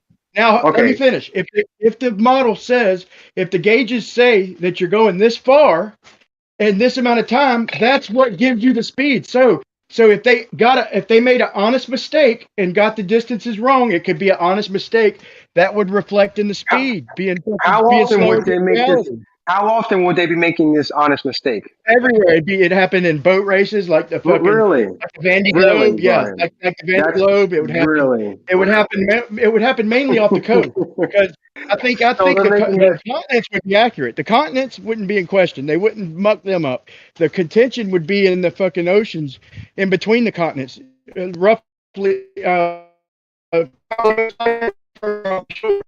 if they got the distance wrong, hold on, Brian. If they got the distance wrong and they were trying to gauge how much fuel they needed and they got the distance wrong, don't you think that'd be a little dangerous? If they got less fuel than they needed? Yeah, just hold on a T-ball. second. They got the distances, I mean, the fuel they needed based on the fucking time and speed that it took them to get there. That's reality, bro. The speed is going to be based on the fucking time and the distance. That's because they know the distance. All they know is that fucking it took them this long, okay, and this is how far the map shows. So they're gonna fucking whatever the case, whether it's a little bit longer, whether the jet stream's in their favor, whether it's against them, okay, they're gonna fucking they're gonna go by reality, bro. A map that, by the way, I validated 100%. The globe numbers are correct. The distances and position of continents. I verified every continent and their distances apart with the Tonga volcano. Right. And somehow, instead of 6,000 miles, they're actually going 8,000 miles. What are you talking about? 6,000 miles. What's 6,000 miles? The distance between Johannesburg and Sydney airports.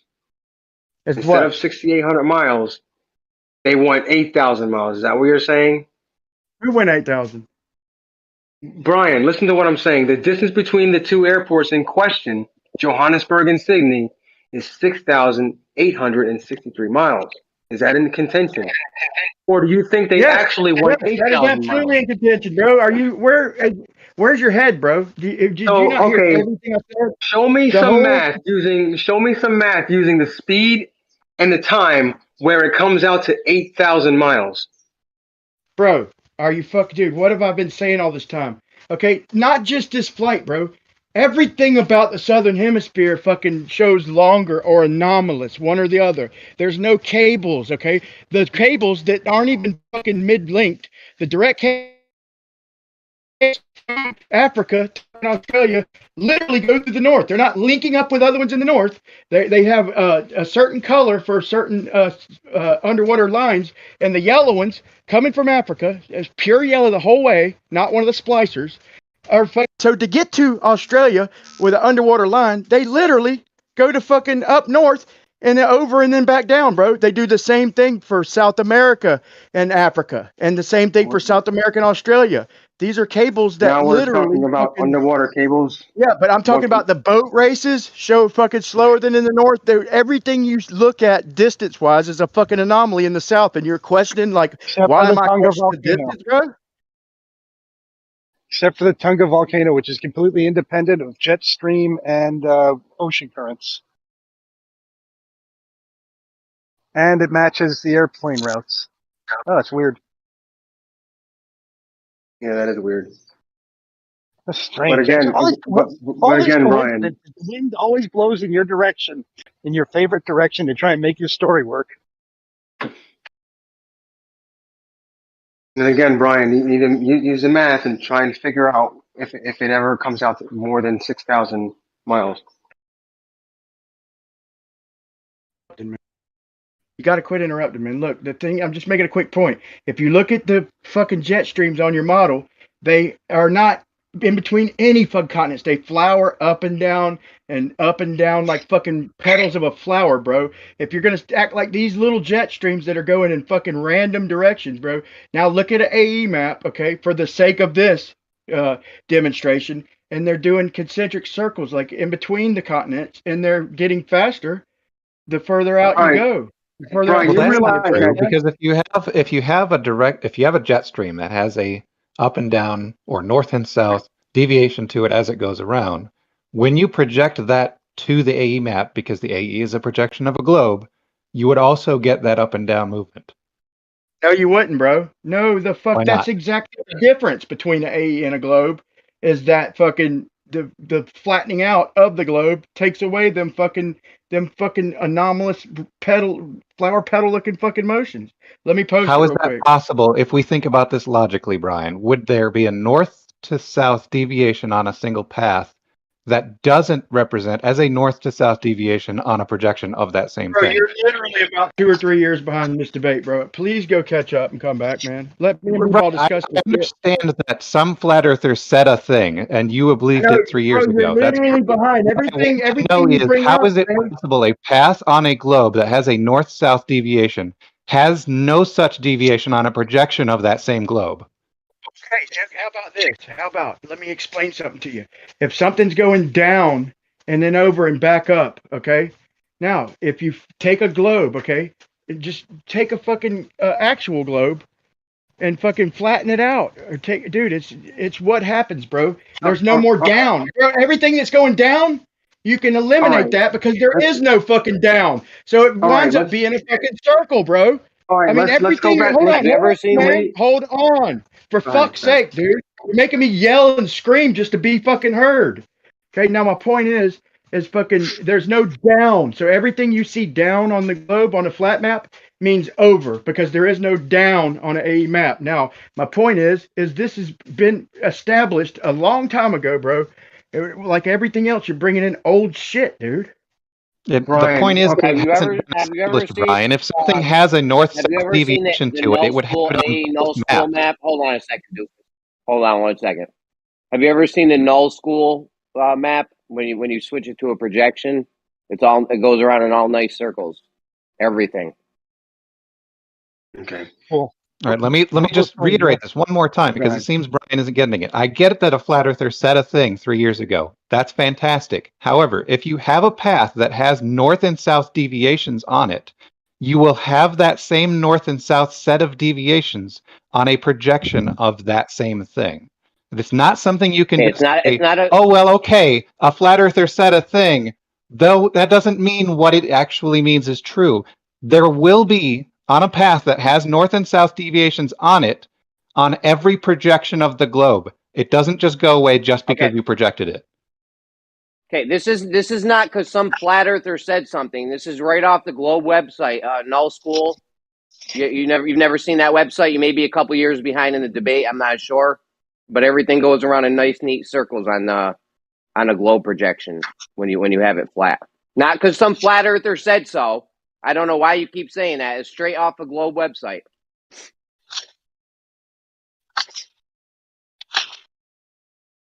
Okay, great. So, Brian, are you claiming that the flight path actually took the path that I projected onto the flat Earth map?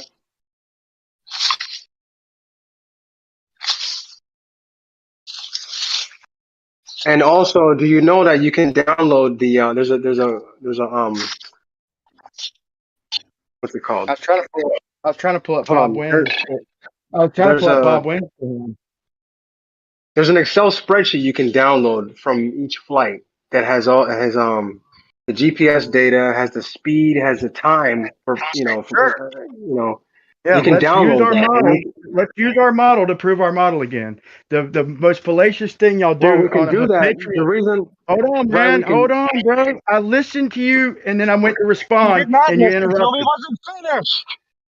For the fuck he wasn't, you fucking little 2-bit fucking side chat asshole. He was finished and I was responding. He asked me a question. You fuck.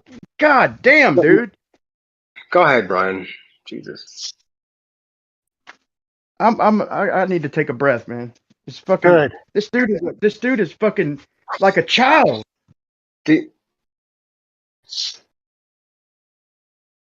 Like yeah, you really do make it really hard to. You really make it very hard to interact with you, Bebo. Well, not necessarily. I let him finish. Bro, but dude, Doofus is like a spoiled brat, dude. Who he ain't getting his way. He's got to pitch a tantrum or something, dude. It's unbelievable, man. You never shut the fuck up, man. And you interrupt when you're not your turn. You babble and then you take over a conversation in the middle of the conversation. Don't ask me questions if you don't want a response, you fucking prick. Wait till the question's asked.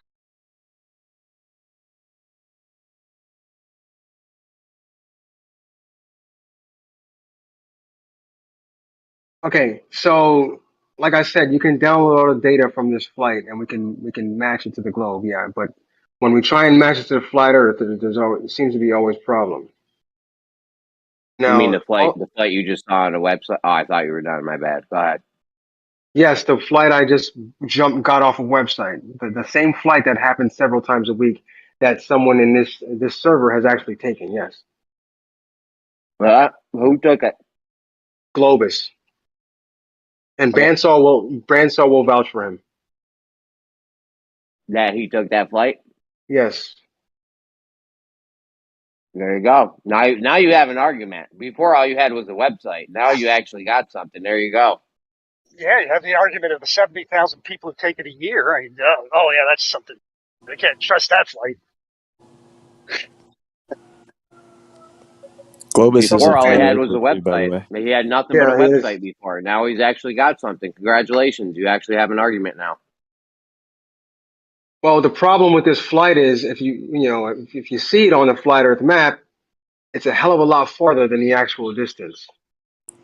What no doubt. How far is the same flat Earth map? The same flat Earth map that you guys claim certain flights make more sense on. How far is the flight? Are you using the scale on the map? There is no scale. Yeah, the scale makes the southern latitudes shorter, which a sphere would also do. I want to also bring up that Brian Leakey and Jeremy, both of you, if there's something that has a north-south deviational path on it, and then I project the thing that has that path onto a flat surface, it still has that north-south set of deviations. The flowery thing that was on a globe is also a flowery thing on a flat map, too. You can go check the Globe website, the AE Null School, and you can see all the ocean currents, all the winds. Everything is going in nice. Everything's going in nice, neat concentric circles on that map. They took the AE projection off of that one, so I posted the one that still has it, which is called Bob Wins. I know you wanted to act like it was because some flat earther said so, but we literally got this from a Globe website that they took down. Maybe it was embarrassing for you guys. I don't know why they took it down, but either way, didn't it come from a flat earther like you were suggesting? You said no school has this thing. The globe has a flowery path and a flat Earth map doesn't. However, when I actually did it, all right, I'm almost done. Yeah, it didn't come from a flat earther like you had suggested. It came straight from a Globe website, so don't try to do some weird thing where you act like it's just some bullshit some flat earther said in the past.